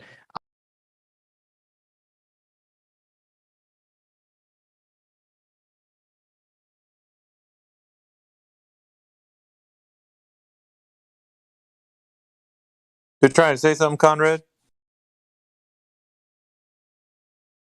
Yo, do you see these pictures I posted in the voice chat? Yeah, it looks like rocks that are carved out. That one looks like an arrowhead. Looks like an arrowhead or a spearhead. What is that? Did you do that or what? No, I found it. Where you live at? Yeah, okay, so I was going through. It's a long story, but I was going through the history of our local area, and I just found a lot of inconsistencies. But there was this local area that supposedly there were artifacts found in the past, but the artifacts aren't even at the history museum in our local town. So I was like, okay, where are they at? Supposedly they're at a different place, but they're available for research, if anybody wants to see them or whatever. So I went to the place, but the place was closed. So I was just like, well, I'm just going to go to where the artifacts were supposedly found. And I found that old toy car. I found the one looks like a spearhead. The other one looks kind of like maybe an axe head or something. Or maybe the one is just a giant arrowhead. Maybe it was from a giant. I don't know. And then I found the car, and I found a super old leather sole to a shoe.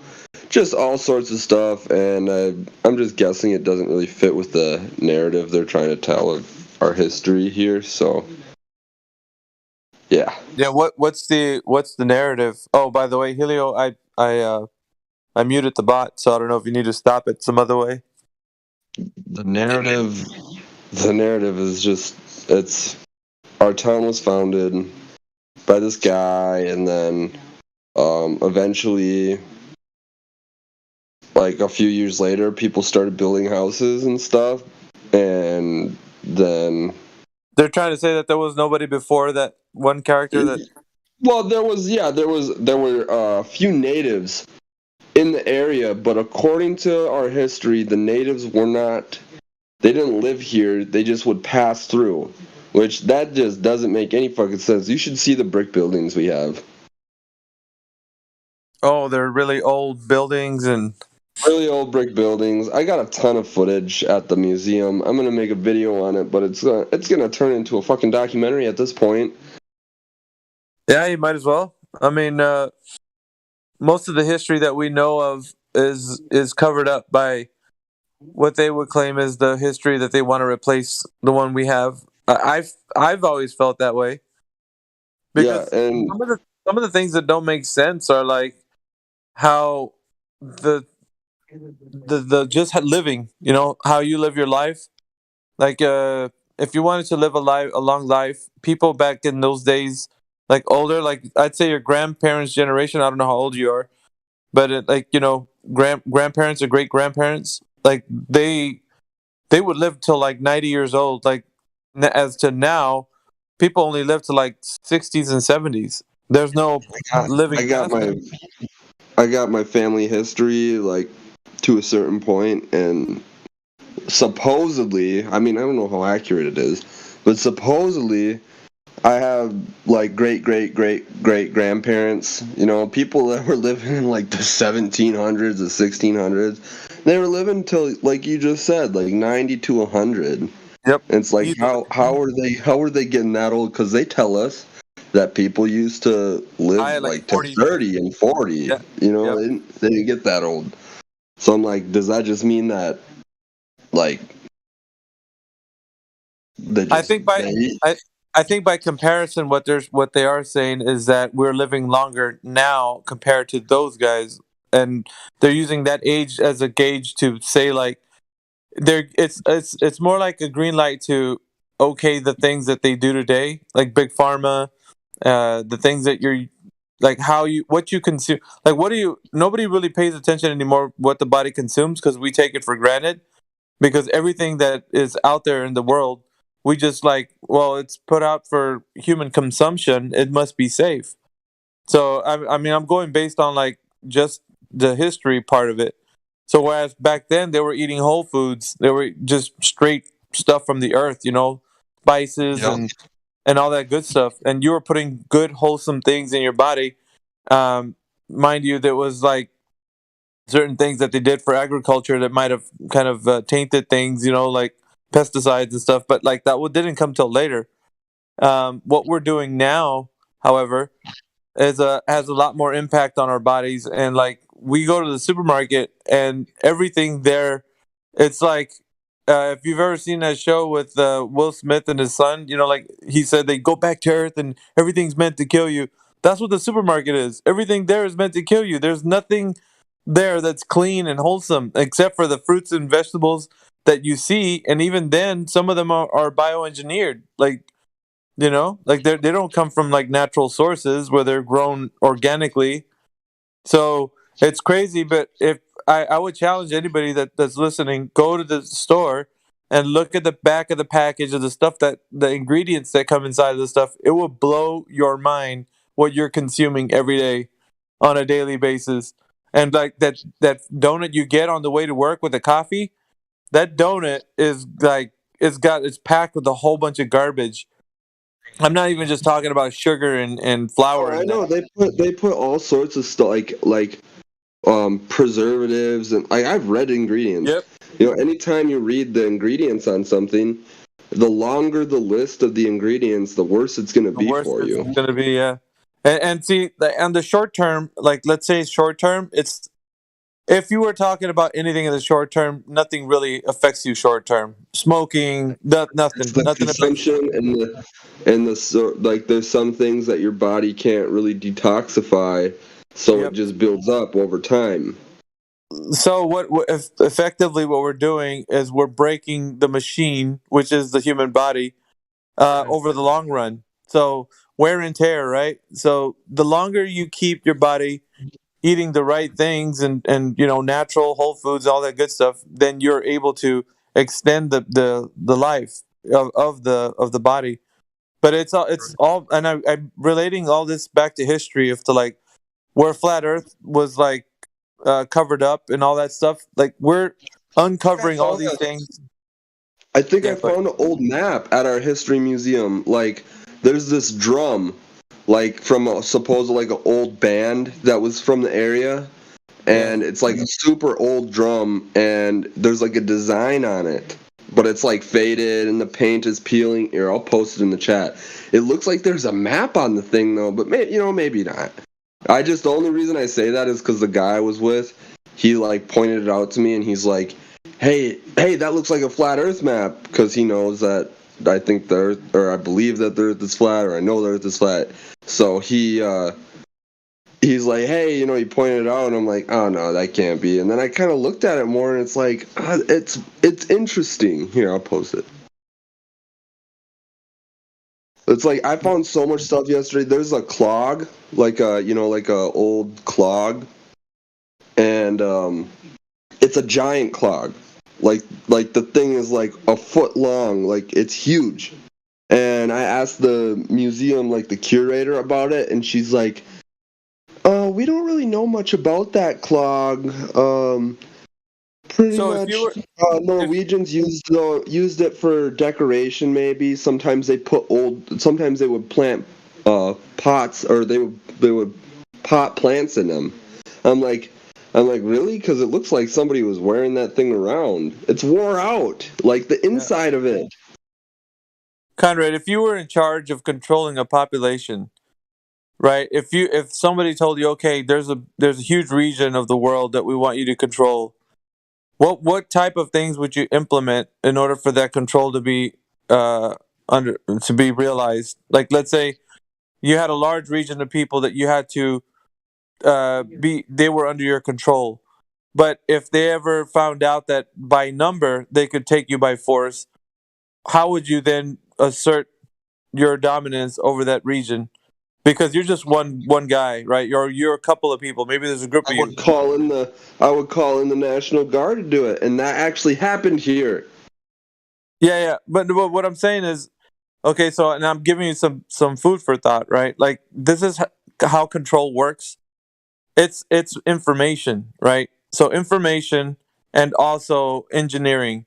So if I'm going to take control of something, it's not really hard to think about this, but everything, all the deception, because people always ask the question, well, why would they lie, right? Shape of the earth, or whatever the case is, history of like the lands that we live on, like what we're talking about right now. But if I wanted you to be docile under my control, I would then give you a narrative to believe in, and that narrative has to be understood as this is the way things are, as the truth. So you wouldn't be able to parrot the narrative if you found there was flaws in it. I would have to make you understand that the thing that you're thinking about doesn't exist, and the thing I'm telling you is what really reality is all about. So the information that you receive right now from your history, Conrad, whatever it is, that narrative has been given to you. You don't know because you've never experienced it. The people maybe everything that you're saying, because I watch a lot of videos on old world stuff and just hidden past. So I get like everything you're saying right now, and the crazy thing about it is like you're saying, how would you control the information, right? Yep. Well, I figured out like kind of what happened in a sense, or like I feel like a really good theory. So basically, it has to do with the local Freemason lodge here, and it's all they're connected to a lot of this. A lot of events that have happened here in this town that have like changed the course of history for like. Well, yeah. Think about it like this: they're the foot soldiers of a greater elite system. So it's basically like a social club, and with the social club, you have a hierarchy. They're basically like the foot soldiers. They're the guys in the towns. Those are the people inserted. Yeah, and they don't even realize what they're doing too. Yeah, they're the people inserted into the places where we live. Now that as you go up the branch, of the elitism hierarchy, then you get to these other groups of people who are like they're in control of the banks, and then you go above them. Yeah, you go above them, and these guys are in control of nations, and so there's levels to this thing, but the foot soldiers. It's creepy. It's creepy, man. Oh, definitely. No. Like it's dark, but what I'm saying is, like, because of the fact that it has to work, it operates that way, then everything that you receive, like from whatever town you live in, from whatever place you're at, it goes by, like, let's say, why do you think that the law is handled by those already inserted into those systems? Like, you rarely get the guy who sounds like he's speaking for truth. You rarely get that guy. The majority of the time, the guy you're going to get who's an elected official is going to be somebody who parrots a narrative that already has been working in the U.S. So I mean, I'm talking about specifically in the U.S. because it works that way everywhere. But the ones we would call third world countries, they don't have an existing paradigm like that, and what happens is because of that, they don't get the financial support, or if you are going against the narrative, then you become a terrorist. You become some sort of like these things are like how they're called out, and you can see the people of long ago who were demonized, who were supposed to be the villain, right? And we're the heroes, and we're taking over that. And there's a lot of this patriotism ideals. I'm going over like the history part of it, right? So we're defending something with the bias without having any understanding of what the opponent was, what their involvement was. So, and I take a look at it from history, from the standpoint of history, from any wars that were fought, because we went into them like, yeah, let's get those guys, kind of this mentality where, well, what did they do? Nobody even asked any questions. But and it's because of that, man. It's this herd mentality. It's like this bias that we have. Like, don't ask questions, just believe, because you were taught by a teacher who is telling you this information, who was a scholar from a very prestigious college. Listen to this. At the museum, the curator, she's newer. She's like younger, and she hasn't worked there for that long. But she's changed a lot of the displays and the exhibits there because they haven't been changed for so long. And she's added little descriptions on a lot of the items in there. And apparently, a lot of the older people in the community are upset about that. The fact that she's given descriptions on certain items. Because they're not. Because they don't match. They don't want it. They don't want that. Like, and by they, I mean the older people in this community, the people that know more about what's happened here in the past. So they're saying Yeah, that's interesting, dude. Like, so the narrative is being changed by one person, and all you gotta I'm gonna go. I'm gonna go to the place today where supposedly these artifacts that were found are being held, and I'm gonna like argue with them until they let me see them because supposedly these artifacts are available to the public for research, but anybody in the past that's ever tried to ask to look at them, they don't let them look. They don't let them see them. Oh, yeah, you're investigating. Hey, while you're doing that, you know the wealth of information where it can be found, and it's going to sound kind of crazy to you by me saying this, but if you've ever gone to like a nursing home or like a place where they have, Because the old people and the pictures and the old people, they were around, but they're like kind of losing it, so it's kind of hard to find a good reliable one. yeah, you have to pick the person's, like, as long as they're cognitive, they're not going to be saying. But here's, what's funny, like, even at that, because the people suffering from that, like dementia and all this, like, I think all of that is stuff that we're given, like, these chemicals, so that when we get to the age, like, where our minds start breaking down, like, I think that's for a reason too. Like, all of everything is so that we won't be able to recall things that, like, were real events that took place. I'm asking my dad. I've been asking my dad about stuff around town because he lived here his whole life, and I've brought certain things to him, and I'm like, hey, what about this? And he's like, oh yeah, I remember that. I'm like, why can't I find a single article or anything on it on the internet? Yeah. Why is there nothing out there? And he's like, okay, yeah, that's kind of weird. And I'm like, why can't I even? So there was one event that happened here, and the National Guard came in and imposed martial law in the 1940s or 1950s. We never heard about that in school. He barely knew anything about it because he was 3 years old. And on top of all that, I found an article on it on an old newspaper at the library because they have it all documented. I found an article and it makes no sense. Like, it's just so weird. And the National Guard was called in a few years after those artifacts were found. That's interesting. I know. It's weird. It sounds like a rebellion was going to take place, and there was because there were so many strikes here, and like police fighting with the citizens, tear gas, all like through the years, early to mid 1900s, tons of rebellion. Point out.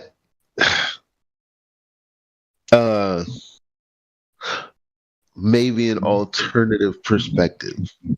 Yeah, I love alternative perspective, man. I love it. God, it's smart.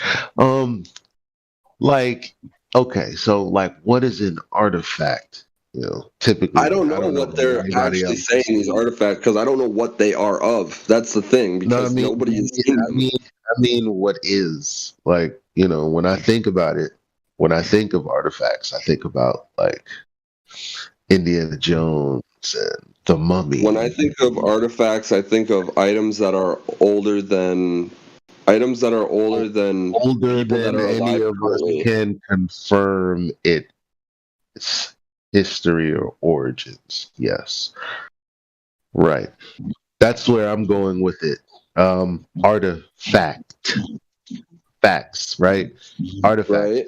Interesting word for things that have been around longer than anyone can pinpoint its origin directly. That's like that's really. It's really, I guess there's a sense of adventure, especially when you're young. Nobody can pinpoint these arrowheads that are found in the area where they actually came from. Well, if I would have built some arrowheads, and no one knew that I built them, and no one would know where they came from. Especially if I was the guy trying to drum up some sort of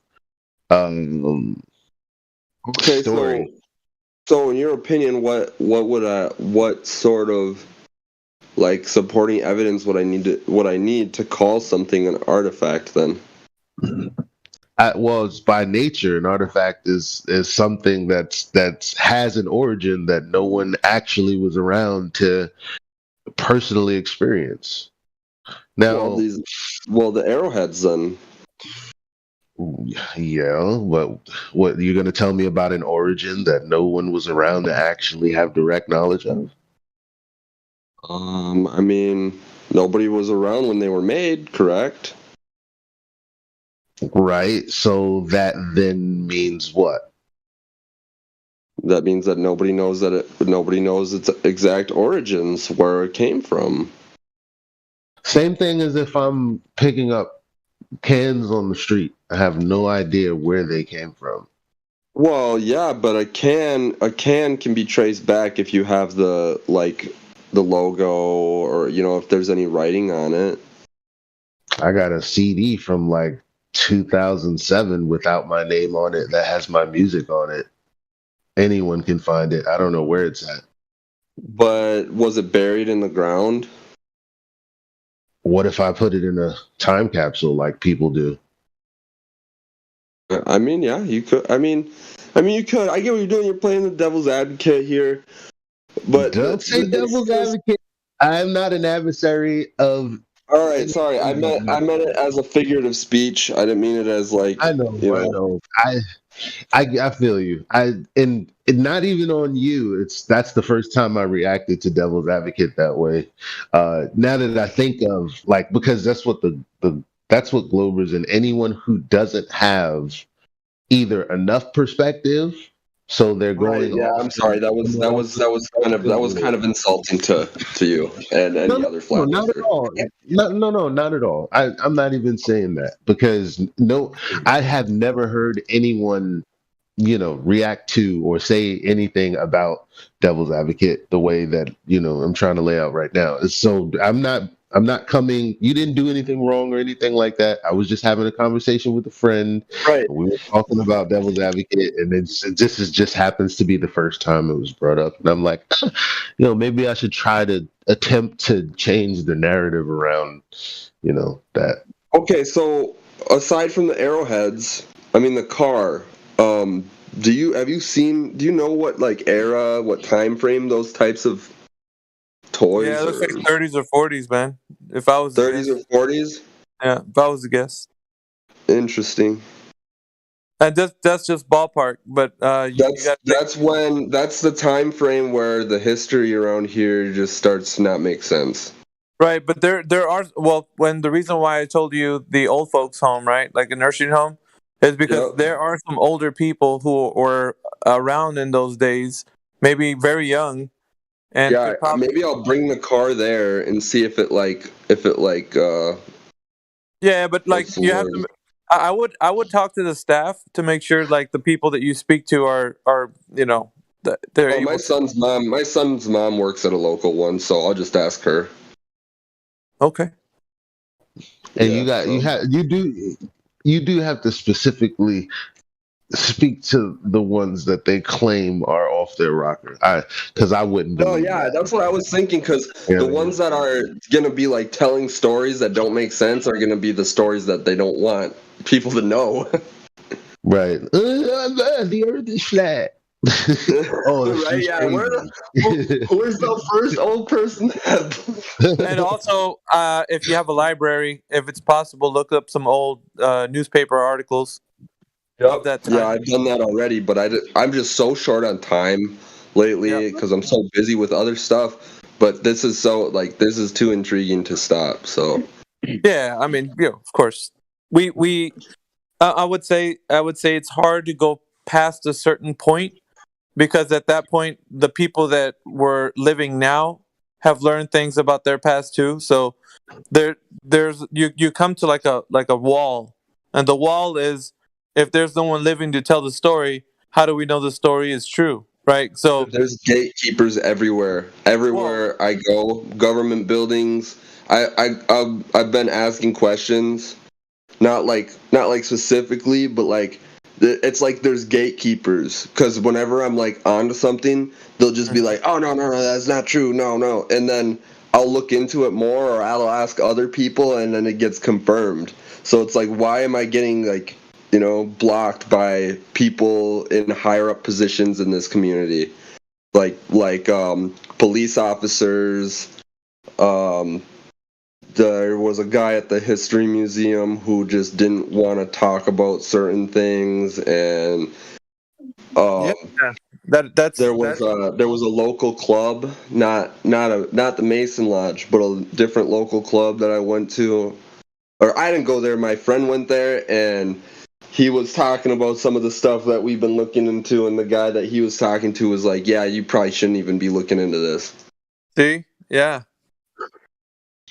He's like, I mean, for now, yeah, keep on speculating, but he's like, I wouldn't go. Don't dig too deep. Exactly, but that's kind of what we did. We uncovered some stuff. This is like physical stuff, and the place where I found the car and the arrowheads was in the same area, and it just doesn't fit the narrative at all. Here's what I tell people that come into the server. They're like, well, I don't know, man. I don't care about if it's flat or globe. I was like, yeah, you do. You're in this server, man. It's human curiosity to want to know the thing that challenges something that they've always Anybody thought was true. making fun of you for being a flat earther wants to know if it's flat or not. They're making fun of you because they want to see why you believe it. They want to see how devoted you are to it. It's curiosity, and I'm like, and they're like, I don't care either way. And I'm like, dude, you're sitting in here talking to me. You do care. Like if your mom wasn't your mom, would you care? If your mom wasn't your biological mother and you didn't come out of her, would you want to know that? Yeah, but see, no, I wouldn't want to know. I wouldn't care. She's still my mom. Yeah, you still want to know. Yeah, pride is a very ugly thing, because instead of being humble and being like, you know what, like I might still think the Earth is a globe, but I'm really curious, man. Like, I want to know why, or whatever. But it's almost like be honest with yourself. They become indifferent because they feel like there's no rebuttal that they can actually say that's against the what we're saying in here. So the automatic answer would be just be indifferent about it. Well, it doesn't matter, right? If it is or not, like, it does matter. It really does. Like, the thing about you understanding the nature of reality really does matter to your sanity. Because if you think that you believe the earth that you live on is a complete lie, how crazy does that make you? Like, because you bought the lie and you continue to believe the lie. Like, I always bring it back to flat earth because it's the nature of our existence. It's our world. It encumbers everything from the origin of like where things came from to why we think our cosmology is the way it is. Like, it's everything. It's all of it, all wrapped up into one. So literally the foundation of like what our beliefs are in our existence. And we can't start to learn something new if we have this bias. We have to say, hey, you know what? I don't know. It's a mystery to me, right? So let's discover this together. But yeah, it's important. Like, it's a big piece of why we feel like we can move through our day forward, because we are standing on truth. Imagine if you lived in a world where truth, you didn't understand what it was. Do I live on a spinning globe Earth, flying through the cosmos, or is this a realm that I exist in? That's flat and is stationary. There's no movement to it. I may not have all the answers, but I can tell you a few things that I do know. That my existence in this plane is noticeable. I can see, I can feel, I can do a lot of things in here, and you're telling me that everything I'm experiencing is opposite. So you know what I mean? Like, you're challenging something that it's huge, man. It encumbers everything. Like, even the history that you're trying to look for, like, where did this stuff come from? But the most interesting part of everything, man, is why would they stop you? Not even why you would question it. Why would they stop you? And even in here, Even in here, people, you get the globe proponents coming in here like, no, you guys are dumb, you're stupid. Flat Earth is dying. There's no reality in it. Like, you guys are just all delusional. Like, why are you trying to stop it? Like, if it didn't matter to you, like, go on your merry way. Go into your own servers. Like, don't even worry about this. But your curiosity brings you in here because you want to know. That's why. It's not because you're trying to be what do you call it? Like somebody who's trying to protect the truth of the globe. Like, there's none of that. You're as curious as everyone else as to why people are challenging it. And the thing is, I can't even like investigate to a certain extent, because now the area where these artifacts were supposedly found is a state park. It's protected land. So I can't even like, I can go there and I can look at stuff, but I can't dig. I can't. Any more investigation would then further need a kind of like a pass. You'd have to have certain permissions. But this is what happened to Antarctica, man. This is the thing. A lot of people are like, well, why can't you just go there? It's easy. No, it's protected land according to the Antarctic Treaty. So it's not like state parks in my state are so protected, like, compared to other places. Like, we have, like, our environment is like, we have a very, very beautiful environment here, and they're trying to protect it, right? That's what they say. Mm-hmm. But it's just, I mean, I don't know. It's interesting, man. But yeah, that's kind of a neat thing to look at. But one of the things that I found out in the research of, like, all the things that we've been looking at in this group alone, man, the combined research of all the topics we've been looking into, we run into a I want to say, like, where you can't go any farther. Let's say, if no one's able to vouch or speak for the thing that you're looking into, if you reach a place where you're gonna leave it as a mystery because there's no way that thing can be explained. You either have to believe the narrative or whatever's being told to you. Either some old person told you that a long time ago there was a group of indigenous people that lived in your area, and they've had that homeland for a while, and they were run out by such and such. Or you believe whatever person came to your town and established, like, a community there. Whatever it is, you have to take the person's word on it. Like, there's no other further. There's no one that's gonna say, "Hey, man, I was there." Like, you know what I'm saying? Like, you can't. my dad told me that this state park where the artifacts were found, supposedly a long time ago there was a Native American that killed a man out there, and like there's tons of stories like that. And then on top of that, there's stories about what did he say? Oh yeah, people just go out there and kill themselves a lot. But I never even heard any of that stuff. Suicide. Yeah, it's like Suicide Forest, kind of. It's weird because we talk about like history of, like, the land in which we're standing on, but there's always this sense of overwhelming victory. Like, have you ever heard the term "how the West was won"? Have you heard that? Yes. What was it won over from? What were they winning?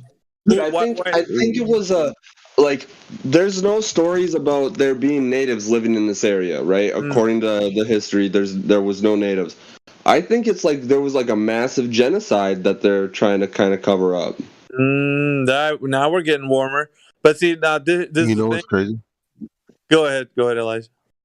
This might be a little, like, not on topic, but I understand. I think I can sympathize with Matthew Learns, and because it wasn't until, like, I thought about something that I believe, and I had a conversation with someone, and still after the fact, still thinking about it and everything. And then I was just like, even if they did have a point, I don't care, because there are facts and then there are things that I believe. As far as those belief goes, I want to believe them because they're beliefs, and that's my choice and my right. Almost to the sense of like it's true to me because that's how strongly I believe it. Right. And I was like, that's kind of what Matthew told us when he's like, well, I believe it, and I think I get it now. Yeah, people are entitled to their beliefs. That's absolutely true. Some people do not. They don't want. They may come here, but they don't want. My biggest thing with all this is it's not even about like trying to figure out the truth for myself. It's like the truth is so important to me that like I realize the truth more than other people, so I feel like it's my job to make it known to other people that don't look into this stuff. You feel a sense of duty, Conrad. I think that's what you're saying. Dude, and the state park I was at, there's like 20,000 people live in this city, in this whole county. 20,000 people, and I guarantee you over half of them have never even been to this place. All right, so yeah, I'm going back to what I was saying right before Elijah came in. But think about it. If the West was won, and it was won over from something, because the narrative was, of course, we started off in like the colonization of America, and it started to move further to west and so on. And like I think there's even books that show like established counties and country, on the states that we live in now, like at a certain time period. But what were they taking over? Because it had to be taken over. There was not a sense of like they were there first, and you know what I mean. There were people living here already in this land. Yeah. And so this land was, as far as back as you're gonna go, you're gonna start to reveal the bloody history, And what is it? What was that movie with Brad Pitt? That war movie? He said ideals are peaceful, but history is violent. Yeah, like, dude, and there's tunnels. There's tunnels under downtown, and they won't talk about them. They're all blocked off. They're sealed. The guy I was with yesterday tried to get into him when he was younger. He tried to get into him, and the whole police force showed up. And I just can't. I was at the museum looking at old pictures, and you can see the brick buildings that they supposedly built. And you can see that they added on the door to the building, and they had to pour new concrete steps to get up to the door because that wasn't the first level. You can see buried windows. You can see the windows are buried up. There's only like 6 inches of the windows showing on the bottom floor. It's like they're buried. The building extends further. It extends further. You can definitely, and then all these stories about tunnel systems under town, and everybody we've asked that's like that works for the city. I talked to the city engineer at the library, and he's like, "Oh, there's no tunnels. There's no tunnels under Albert Lee." He's like, and if you want anything on the sewers, we don't have any of those either. I'm like, what? Where does our water drain? Where's the waste going? Yeah, there has to be. Yeah, tunneling has been one of the oldest. It's almost like he's gotten that question before, and that's just his answer. That's just the answer he's been given. Like, the way he responded, or like it's a secret. Well, it's going to lead you to run into a dead end where you don't want to ask any more questions. Right. But it's only made you more curious, sir, right? Well, I already had like 5 other leads before I went there, and it just made my other leads more, convincing. Yeah, bro, like the history of like what we people here in America before it was taken over. And I've been trying to figure that out like what's happened, and then like eventually just I was like, well, let's just check out local, just locally. And there's so much just locally. I don't even want to start to get to stuff that happened in other places. Yep, it was a kingdom expansion. The kingdom on Earth, which was being expanded into this territory. So the people living here were a castle at one point. I'm pretty sure it was a castle. Right. So that kingdom was starting to be established here in this land. So we have buildings that I even check your local place, right? Wherever you live at, look at I would say start with City Hall, or it's either City Hall or it's the courthouse. If you have a courthouse in your local town, out of there. We got kicked out. Look at the structure. Look at the structure of the courthouse, because those things were the things that were established. Because one thing that gets established in a town in those days, the very first building that gets erected would be a courthouse and or a city hall. So those are the two. And if you go to those buildings, you're gonna find out some of the oldest structure. And these buildings were built so soundly. I mean, they are the most I know. We tore down so many historic buildings here for no reason. And everybody was pissed. I remember when I was younger when it was happening, and everybody was just so mad. They're like, why are they doing this? Like, these buildings have been here for hundreds of years, which doesn't even fit the narrative, so that's why they were taking them down. Because these buildings were as old as ancient Rome. Some people were like, yeah, but that's impossible. How could because the Roman Catholics still run shit. The nation is still alive, and their teachings, their influence, their ingenuity, everything about our world today is pretty much the same. But people are good at departmentalizing and compartmentalizing. They'll look there and see the same shit and then have a mental separation between two things that are the same shit. Yeah, so the empire that I was talking about is ancient Rome. That is the empire of the world, guys. I don't know if you guys know this or not. That is the controlling empire that controls the entire world that we live in. That's what I'm saying. Yeah, they've imposed their empire and their rule and to govern every part of this world. So, Conrad, I think you're going to go far back as to finding out that this truth, because of the fact that some of the remnants of the buildings that were left behind have those very carvings and markings, and there has to be some sort of history that you go to the Capitol building, you look up, you see ancient Rome, like all of it. You want to know something that I found that doesn't work at all? The state park where they found the artifacts, right? Supposedly, there is a chimney. There's a brick chimney on a foundation, and there's obviously something under it, like under the dirt, and it's been facaded over, and the chimney has been re-bricked over and built around multiple times, but each layer of the brick is falling off, and it all peels back to the same color brick. And that doesn't fit the narrative because there was never any buildings made in that area in that time.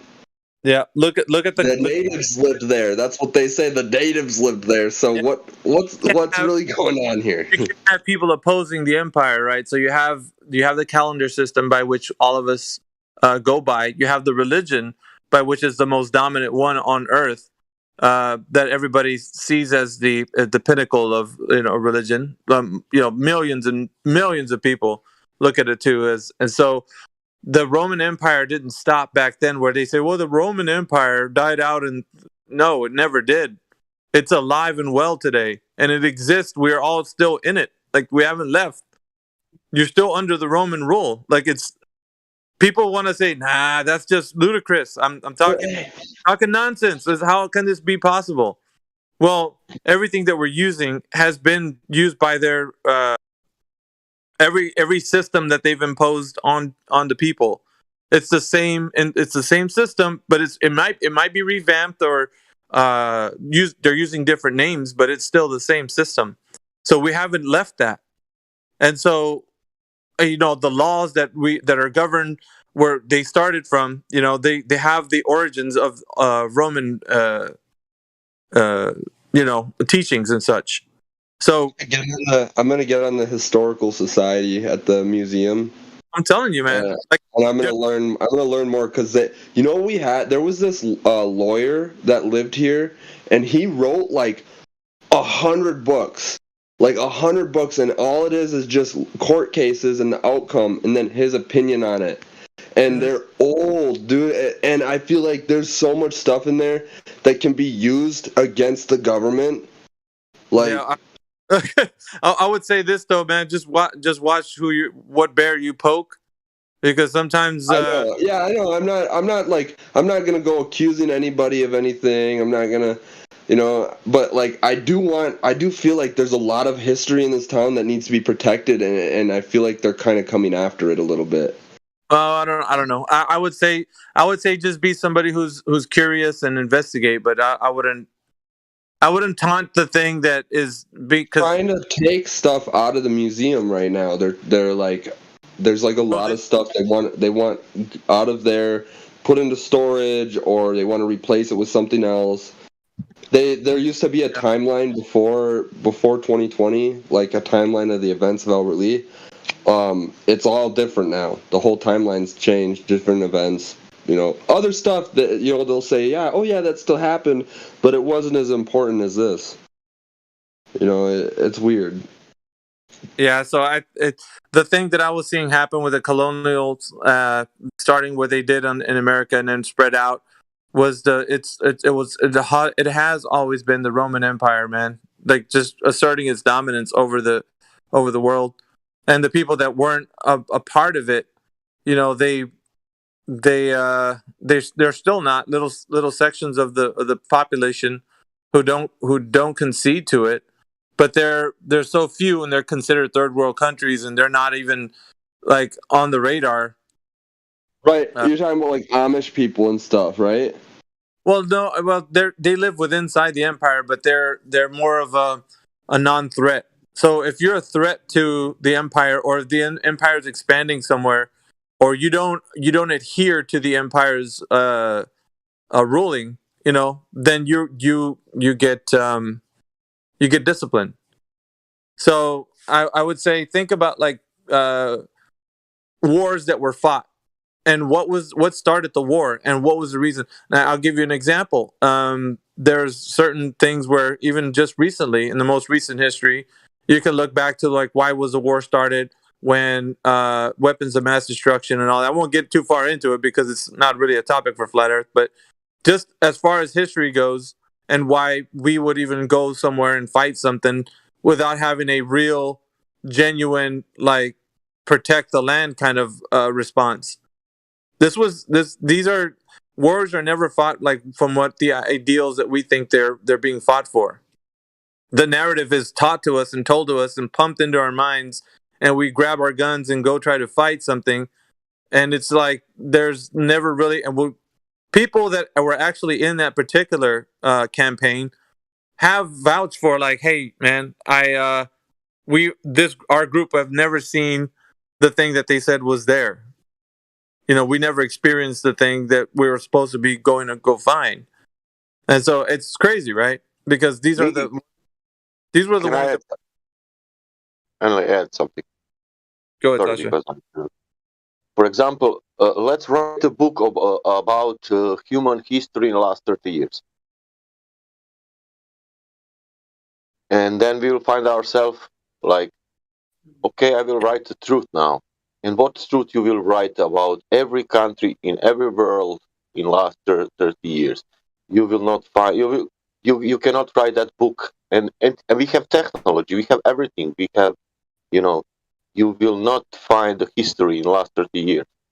And not in the last 200, not in the last 500. Yeah, hey Sasha, I'll take a look at what's happening right now with the current events with Ukraine and Russia. even if you take that narrative, just the narrative alone, what we see on our televisions when we turn on the news, and the information that's getting put into our minds, there's a lot of biased information that we're taking in to support a narrative. So you got a lot of people that are just supporting something, only hearing half of the story. We don't know the entire. There are things that are happening, and I'm just going based upon what I've seen on TV, right? What I seen on TV, there was opposing views as to what's going on in Ukraine. That they got biochemical factories and whatnot, according to the people they say are the Russians, were saying misinformation. There's a lot of stuff going on, and I'm looking at this stuff. It's on YouTube, it's on the TV, so you can look at what they're saying too. But they're saying that there's, they got biochemical factories. They're creating chemical weapons and such. And of course, the narrative on this side is like, no, these people are crazy. There is nothing like that, And they talk to the military leaders of the. I know that one guy that was standing for the U.S. He was denying all that. No, of course not. But there was this other lady, and I don't know if it was she was speaking for like the UN or something, and they were cross-examining her or something like on the court. And they were saying, "Hey, we know that these factories do exist. Now you're going to deny that their existence is even there." And she was like, "We're not denying that these chemical factories don't exist. They're just not being used for the sake of making these weapons or whatever." So she did agree at some level that it does exist. And so I'm like, man, this is crazy, right? My head out, because this is all in the news, mind you. I'm not even taking what I know, or I'm just looking at what people are saying. So she did confirm that yes, these factories exist, but they're not used for making these weapons that they're talking about. So it's boggling in my mind. It's like, well, then why would the opposing faction, Russia, that was going to wars and that, they're ones that are trying to expose this kind of to the world, and why now? Like I'm looking at all sides but I'm just saying, like, we hear a narrative. So Conrad, I guess I'm going more to your point. It's like we hear a narrative, we take it in, and then we make our conclusions based upon just the information, because why would they lie? Right? That's what's in our mind sometimes. I'm looking at the mainstream media and whatever channel, it doesn't matter if it's CNN or Fox or what, it don't matter. You take in the narrative and you're like, okay, that's what's happening on that side of the world because I live over here. So I'm just gonna have to take their word for it. And then that gives us an opinion of the worldview, and then we either support or we don't support, based upon that information. So do we know what's really going on is my question. Like, who's there? Who's living in those regions? What if they're saying that the people that live there are like, that's not what's happening? Don't know. You guys don't even. You don't. Yeah. You hear what I'm saying? You don't really know. You don't know what is happening. You know only what that mainstream really wants to show you, and that's it. Nothing else. All other things, it's not a war for let's say in this case for the war. For example, take one town in Ukraine now, Mariupol. I even don't know. Mariupol. That means everything is happening in Donbass, Mariupol, and 3 towns. But villages behind, one place, whatever, one village with 10,000 or 5,000 people. There is like 20 people dead now. Today, I'm sure nobody will say nothing about that. Yeah, but why? Like, so Sasha, I mean, you're close to that region, not really close, but you're not close. I'm speaking from personal experience. I was in a war. Yeah, I know, but like a civil, not like a military. Like a civil. I was like a civil in a war, and I can tell you how many you don't know what is true, man. You know the truth when you see with your eyes. You cannot know what is the truth. So you're saying even while you were there, you don't even know the truth? No, you don't know the truth. Well, the truth is made by the machine gun.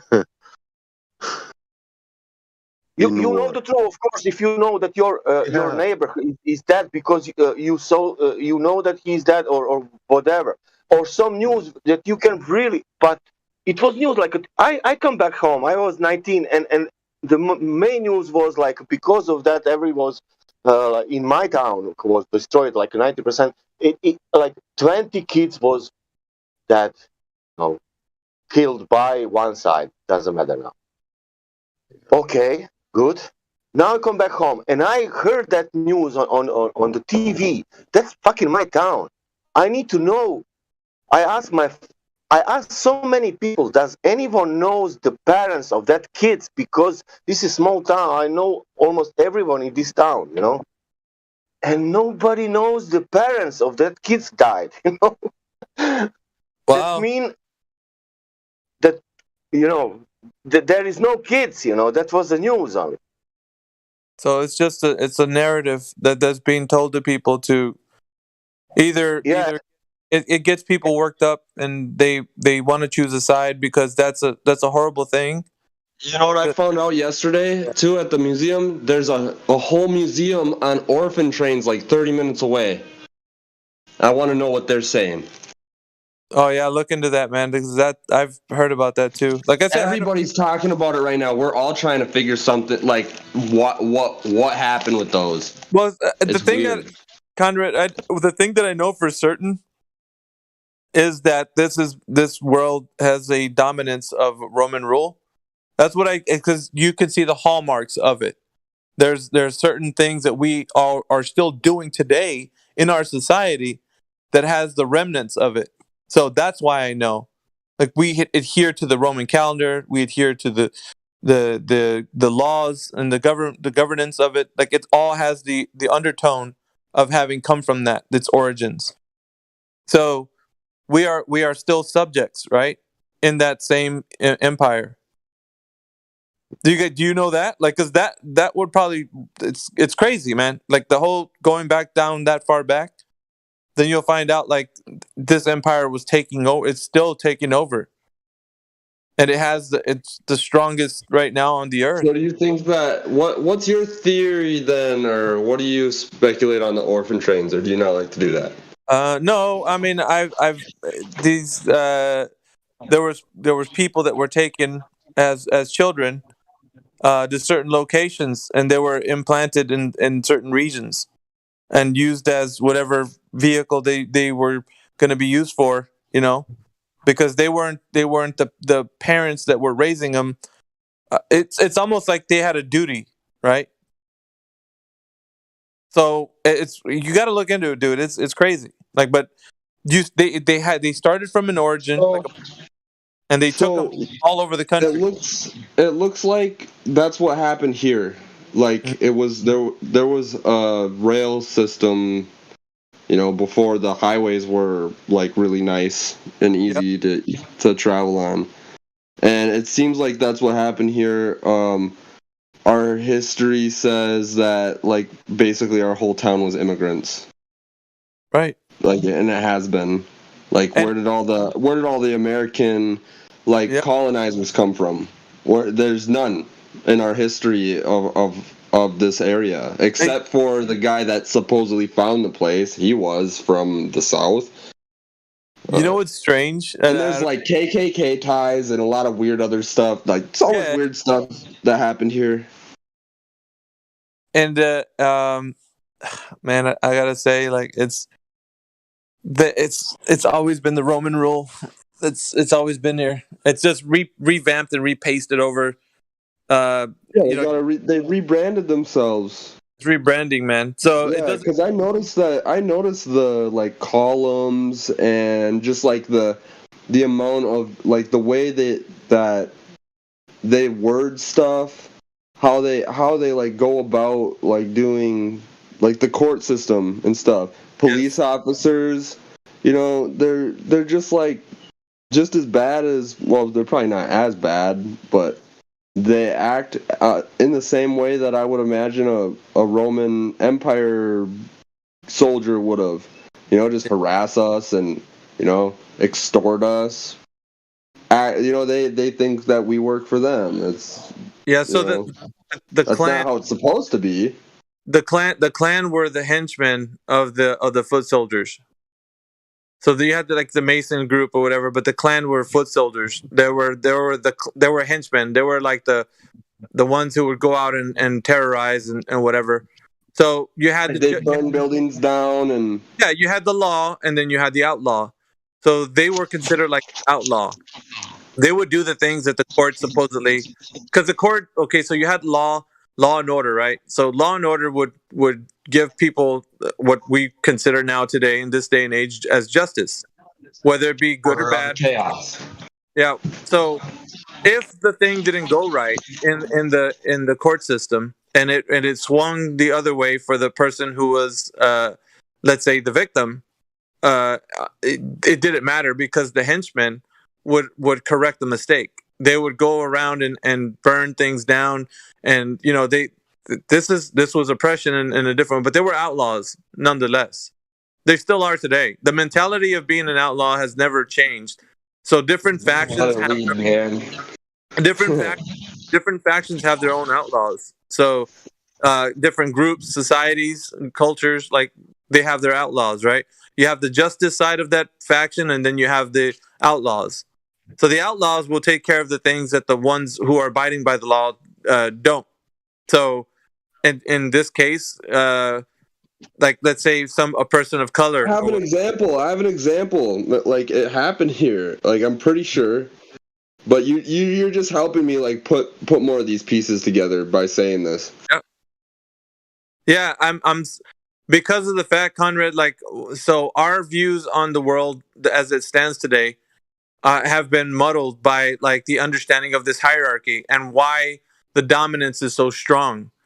We don't understand like why do these people hate so much? They hate so freaking much. You don't have to hate somebody because of their skin tone. But it wasn't that, man. It's never been. It's always been about the adherence to the hierarchy. So the ones who were compliant, the ones who gave themselves away to the empire, were those were the ones that were grafted in as like, okay, we're gonna take you guys in and bring your old boys in here, and you guys will be the henchmen. When things don't go right, we'll give you that little wink or the handshake, and you know what to do. So even if the judge had to rule in a favor of the victim that was a part of the whatever crime, the henchmen, the outlaws, would correct the mistake and destroy any remnant of that. So it was almost like you lived in fear at one point. But then, man, look, it's crazy because within that, the reason why it's been kind of like dying out, or it's changing. I should say it's changing. It's not dying out. It's still there. Everything is still in place. But the thing is that now you don't see a lot of the outlaw system taking place because they have a different method. And they got so much control right now. Yeah, so the method is different. So it used to be you would have to go and take care of things yourself. You'd have to go and burn things down. You'd have to shoot people. There's still a lot of that, but here's what they're doing now.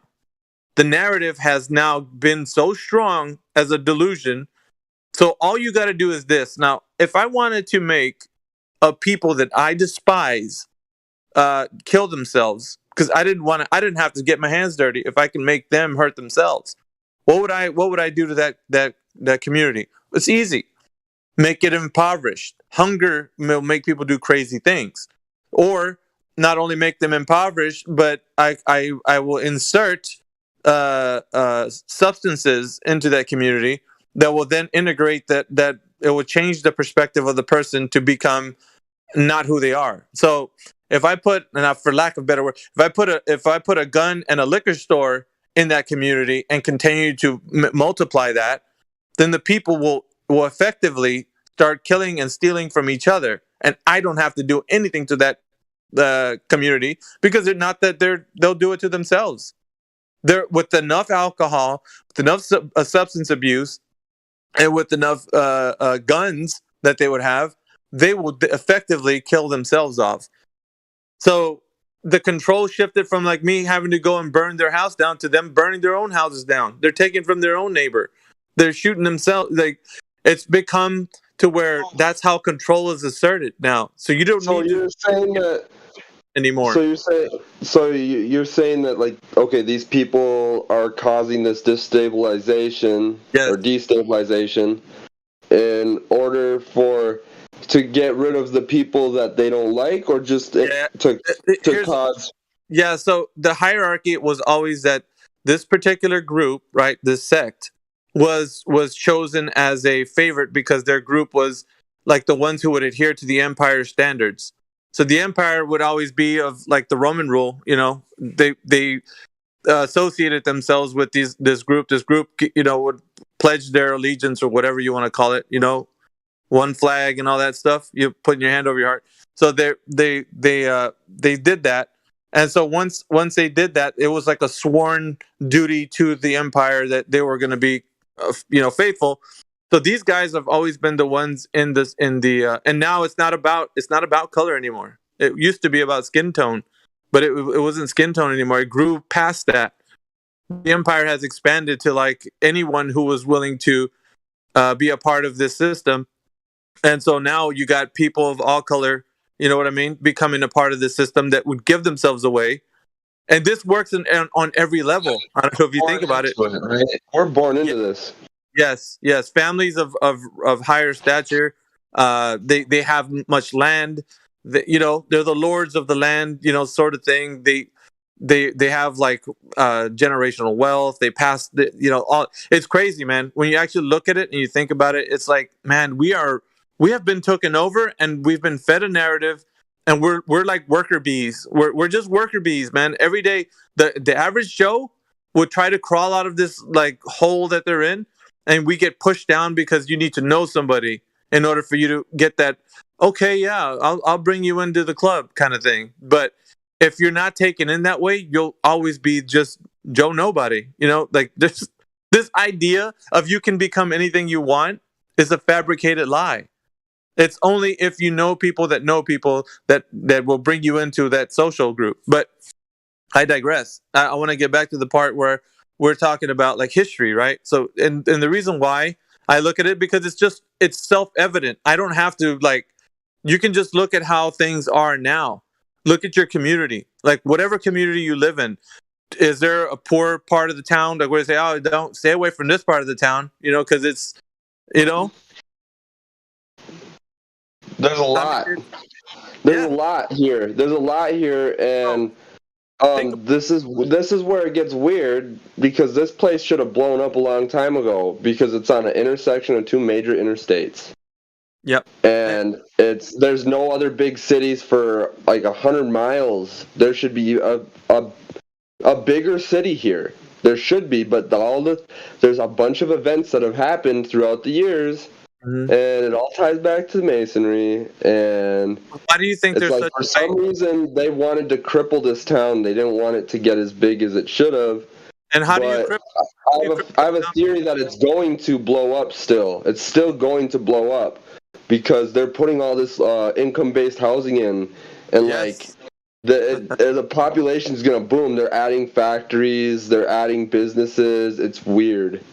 Yeah, but see, that's almost like a recipe for disaster, man. Because if you have, I know, it's what you're doing effectively is you're getting what you want, and you're giving it's like you're what are the word? I think this is like ground zero for New World Order. Or one of the major locations. Honestly, I think I'm gonna make this into a documentary about just I don't know. Here's the thing that you have to do though. Follow the breadcrumbs, right? The breadcrumbs always lead you back to where follow the money. The money always leads you back to the origin of where. I have there's a whole trail. Okay, so this factory got built down. It's tied to Masonry, 33rd degree. There's 33 all over this motherfucker, right? So this thing burned down, and then they changed the name of where the factory was at to the Blazing Star Landing. And the Blazing Star connects to Freemasonry. That's Lucifer, the light, whatever. and then they have the Blazing Star Trail, and you can follow this trail, literally follow the fucking breadcrumbs, and it goes to the state park where the artifacts were found. And on the trail there's a sign. On the Blazing Star Trail there's a sign that says the password is Esker. And there's a trail that leads off of the Blazing Star Trail, and it's miles and miles away, and it's like away from the park, and it's called the Esker Trail, and I need to go there. I didn't get time yesterday, but I have to. I just want to clarify, it is illegal to follow the money for a civilian. Yep. I'm not following money. I'm just following a trail. I'm just following a trail. I would say too. Also, investigative work, detective work is illegal for civilians. Yeah. How is this investigative? No, but here's the thing though, Conrad. Like, I would. The only thing that I would say to all of this is a word of caution, because, and I know that you've already been hearing that all in your investigation, kind of looking into things, with your research, I should say. If you do happen to see something that you know what I mean, like don't go down a path, whatever path you're looking at, and it leads to something that you know that exposes. I would just be very careful of that, because things like that are picked up nowadays.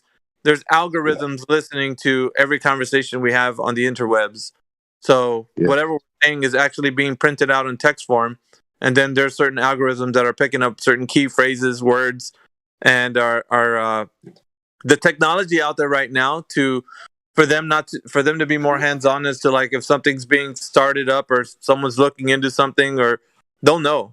And so all I'm doing is speculating, and I'm just going off of the reason I'm making these connections is through numerology, so that could just be written off as coincidence, right? But I'm not a coincidence theorist, so. And the reason I'm saying is just for the fact of, like, there's certain things that you can actually look into, and all of a sudden, you're down a path. It's like you feel like you're uncovering some things, and you're going to be like the whistleblower or something. And just can't be a whistleblower. The thing is, no one's gonna look at this the same way as I do. I mean, there's a few people, but like.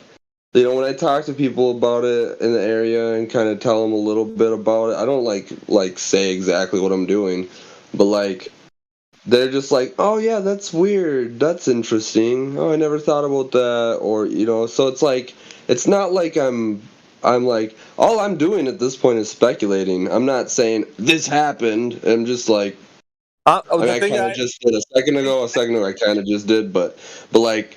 It's really all just speculation at the end of the day, because I can't prove anything. I wasn't around. The reason why I speak on the issues that I do is because the hallmarks of the evidence of the things that are left behind.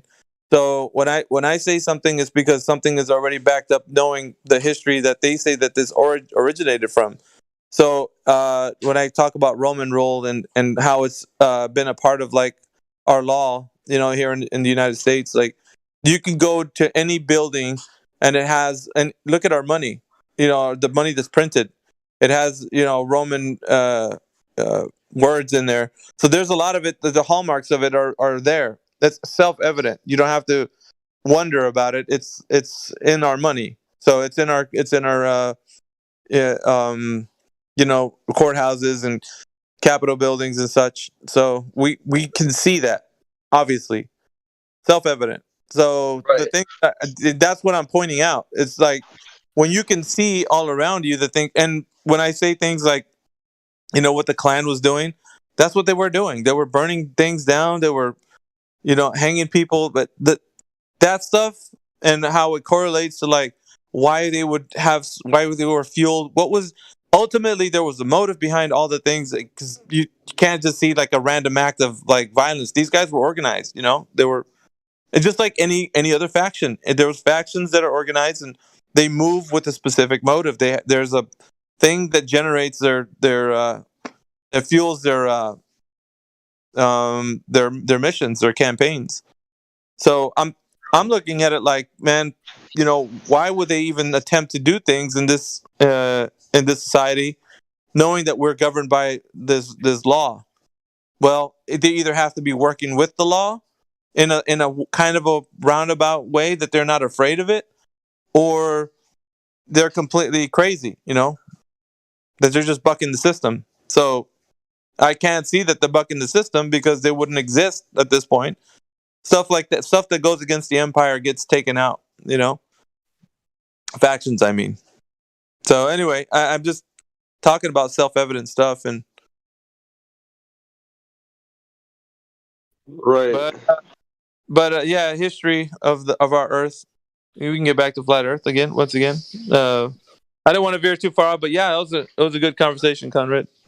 Yeah, for sure, man. I just like thanks for the different perspective, because like my family they're kind of like well, yeah, that's interesting. Like someone want me to keep going, keep on doing it, but and there's things that I have came across where I'm like, should I really be doing this? And but like for me, I can't stop. So curiosity killed the cat, and yeah, that's all I'm gonna say. Back, like you said, back to flat Earth.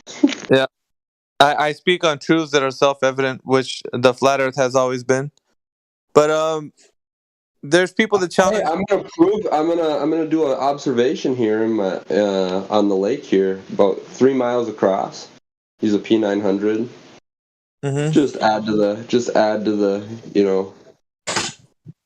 right of the evidence that we already have. Because people are going to ask you, how do you know? What have you done? Right. That's exactly why I want to do it. I'll be like, I proved it myself. What do you mean? For me, it's as simple as water. Water is right. Truth it's hydrostatics. It's everything that has to do with like the Earth revealing itself to us as how we can perceive it and we can work with it practically. And it doesn't have to be a mystery because we can examine it, right?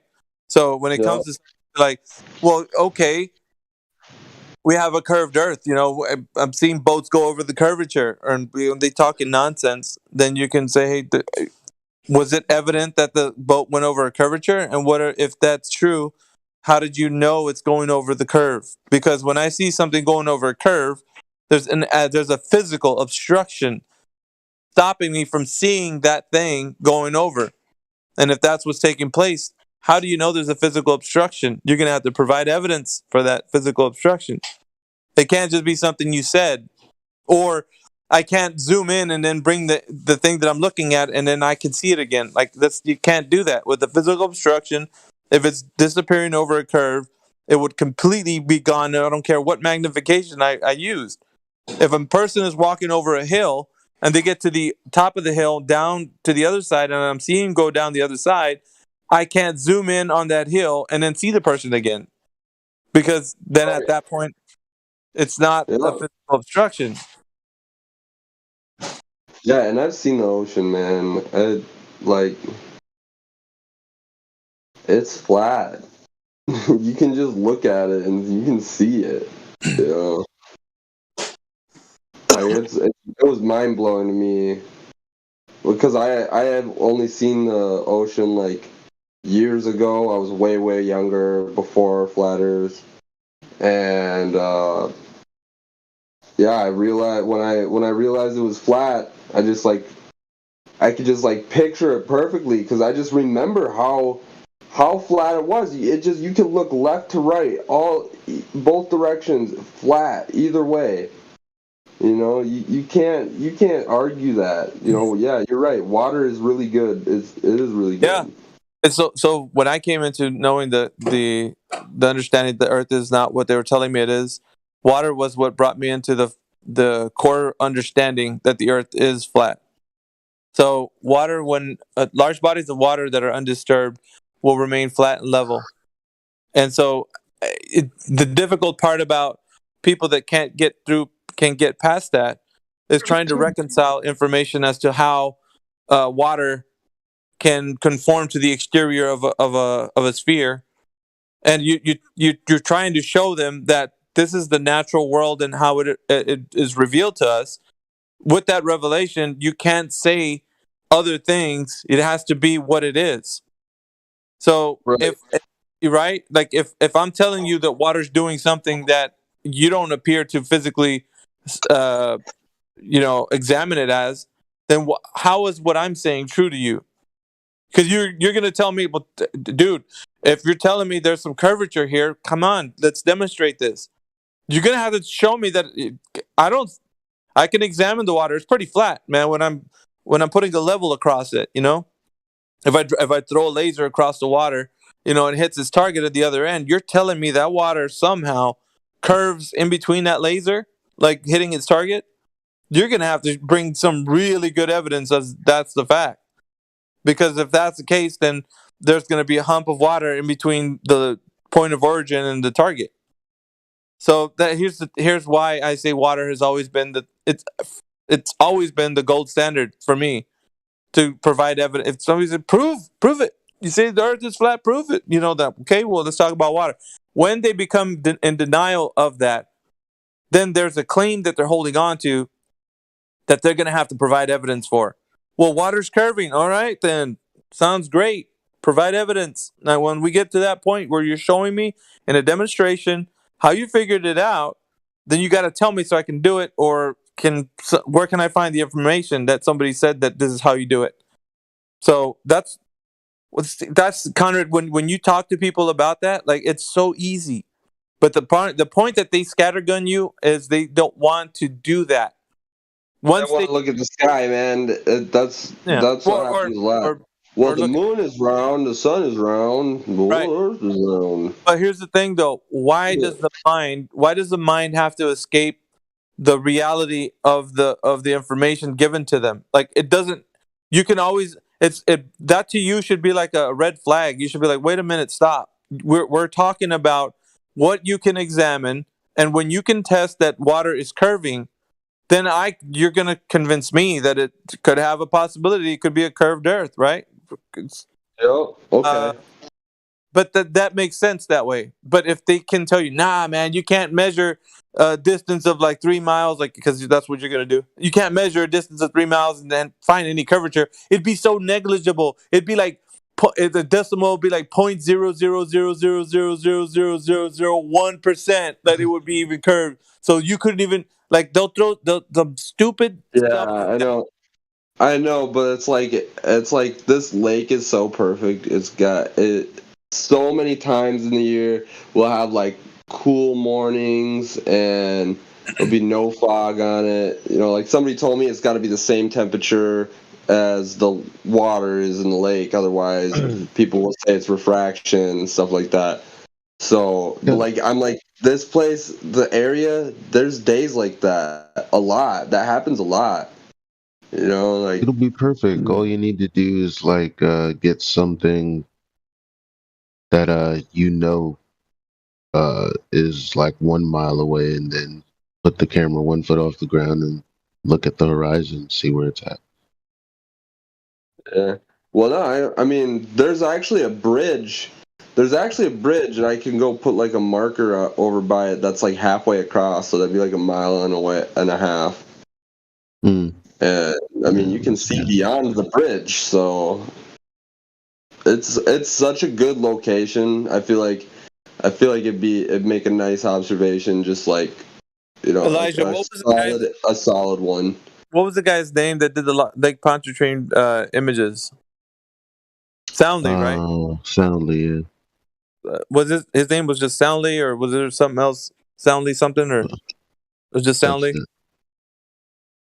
Yeah, the Lake Pontchartrain images would declare that within a span of about 12 miles, because that's how the length of from where he had, I think it was his drone. I'm not even going to tell you what he was. Maybe it was a P900 or something he was using on that day.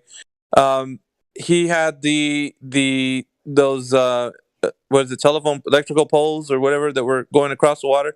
So from the point where you saw them actually start to look like they had a little curve on it, that was due to the fact that when you saw the way the image was distorted towards the very end, but when you started seeing that happen from the place where he was standing to that point right there, where that the image looked kind of distorted, was about 12 to 15 miles, I would say, from his where he was standing on the bridge to that point. So that would mean, by logical extension, that it only takes 15 miles to see the curve by that image. So just that image standing on its own 2 feet, right? You would have to deduce that you could do it yourself within that amount of distance. So you could take that image and say, okay, you said you found curvature. Let's test out how long was it for when you saw look at the photo on the Lake Pontchartrain, and it's about 15 miles or whatever.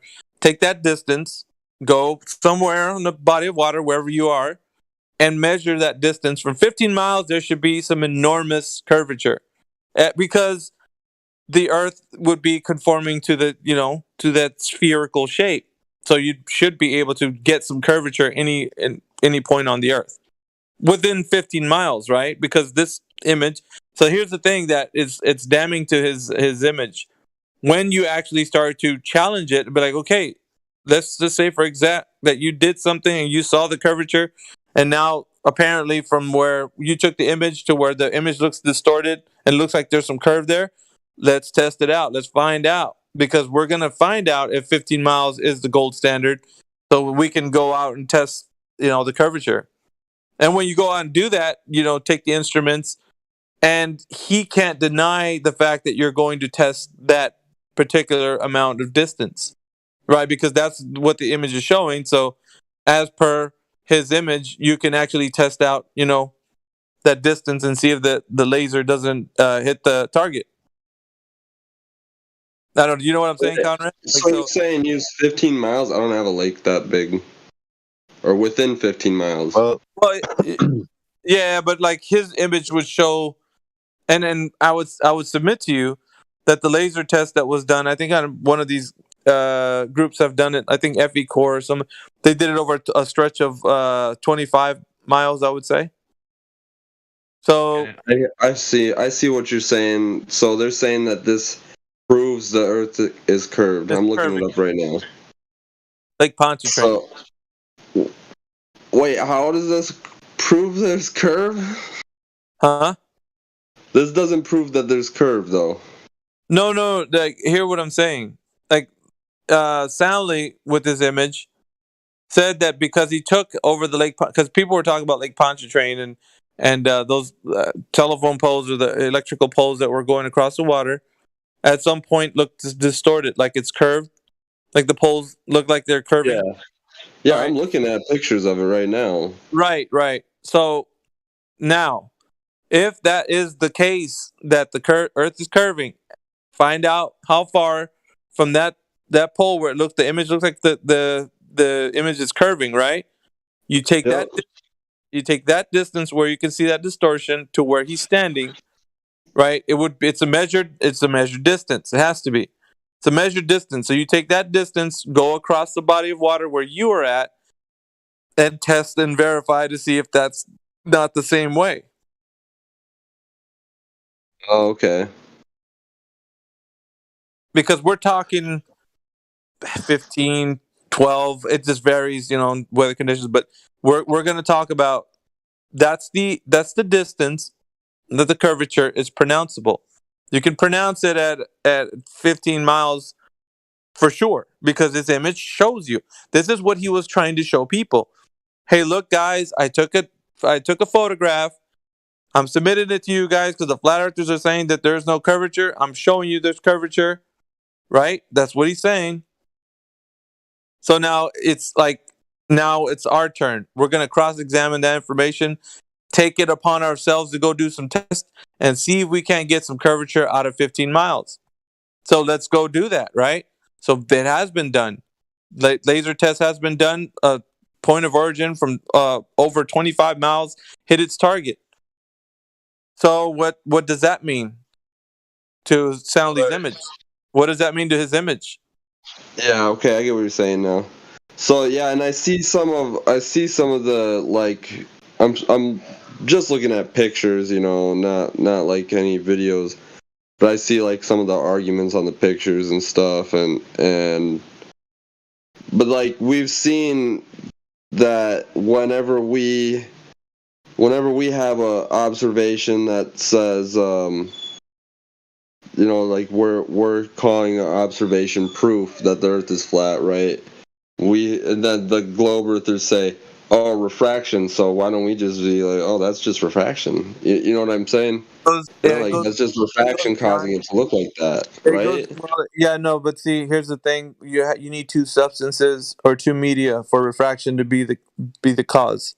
I'm just trying to figure out what is the cause of this happening then? Right, I know, but here's what I'm submitting to you about, because refraction is like a high on their burners. They'll say refraction as a way means to escape the understanding of the definition of what it is and how it's declared. It has nothing to do with what they're trying to say. So they're trying to say, because they're looking at something in the far distance in one media, that you're going to be able to see refraction take place. But that's not what the definition says. And even the guy named Leaky Soyuz came in here the other day. He posted the exact definition for what he was arguing for, but nobody. When he did that, he contradicted himself, because he was only talking about looking at something in the far distance through the air, when refraction is not. This is the thing that people don't stick to this. Please, Conrad, whenever you tell somebody about refraction, ask them, how many media do you need for refraction to take place? Just ask them that. How many substances do you need? You need two. You need two. Otherwise, refraction doesn't occur. So they want to go and yell refraction, and they're not even speaking of how it takes place. It's not going to happen over the one substance of the air that you're looking through in the far distance. It doesn't happen that way. Whoever's telling you this information is actually going against what's been stated. So think about it. A straw. You got a straw. You got a glass of water, right?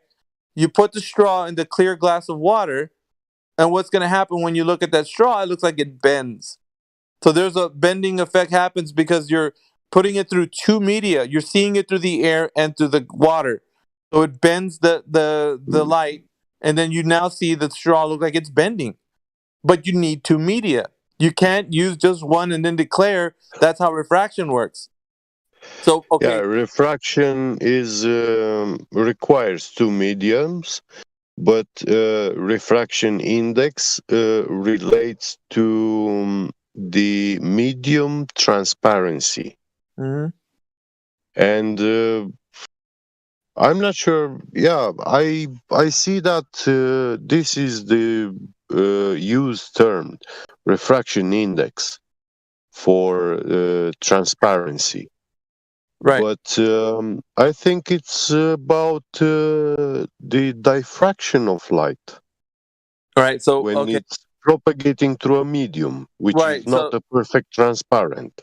Yeah. Right, but and they'll try to use different terms or whatever. But what I'm telling you, Conrad, is make sure, because they want to escape to that all the time, and thing you got to adhere to in this conversation is, if somebody's giving you something as evidence, right? Like Soundly would say, this is the evidence that the Earth is curving, and I'm submitting it to the flat earthers for your guys' review, so you can see that you were wrong, right? Well, we take that and say, okay, if that's what you're using as perhaps like a ruler to see if this isn't the case, we're going to use that ruler and attempt to do a test ourselves on any body of water, because it doesn't matter where we use this. It's going to adhere to the standard of the metrics of the globe, which means that thing that you just showed us in the image of the Lake Pontchartrain is going to adhere to the metrics, and so is the thing that we do, because it's the truth. It doesn't matter where we go. The Earth will be curving in any miles away, whether it be 15, 20. It's gonna stay that way. So his observation image, or he took an image, that's gonna have to adhere to the metrics. Wouldn't you say, Conrad? I mean, it would have to, right? Because the Earth's a ball of a certain size.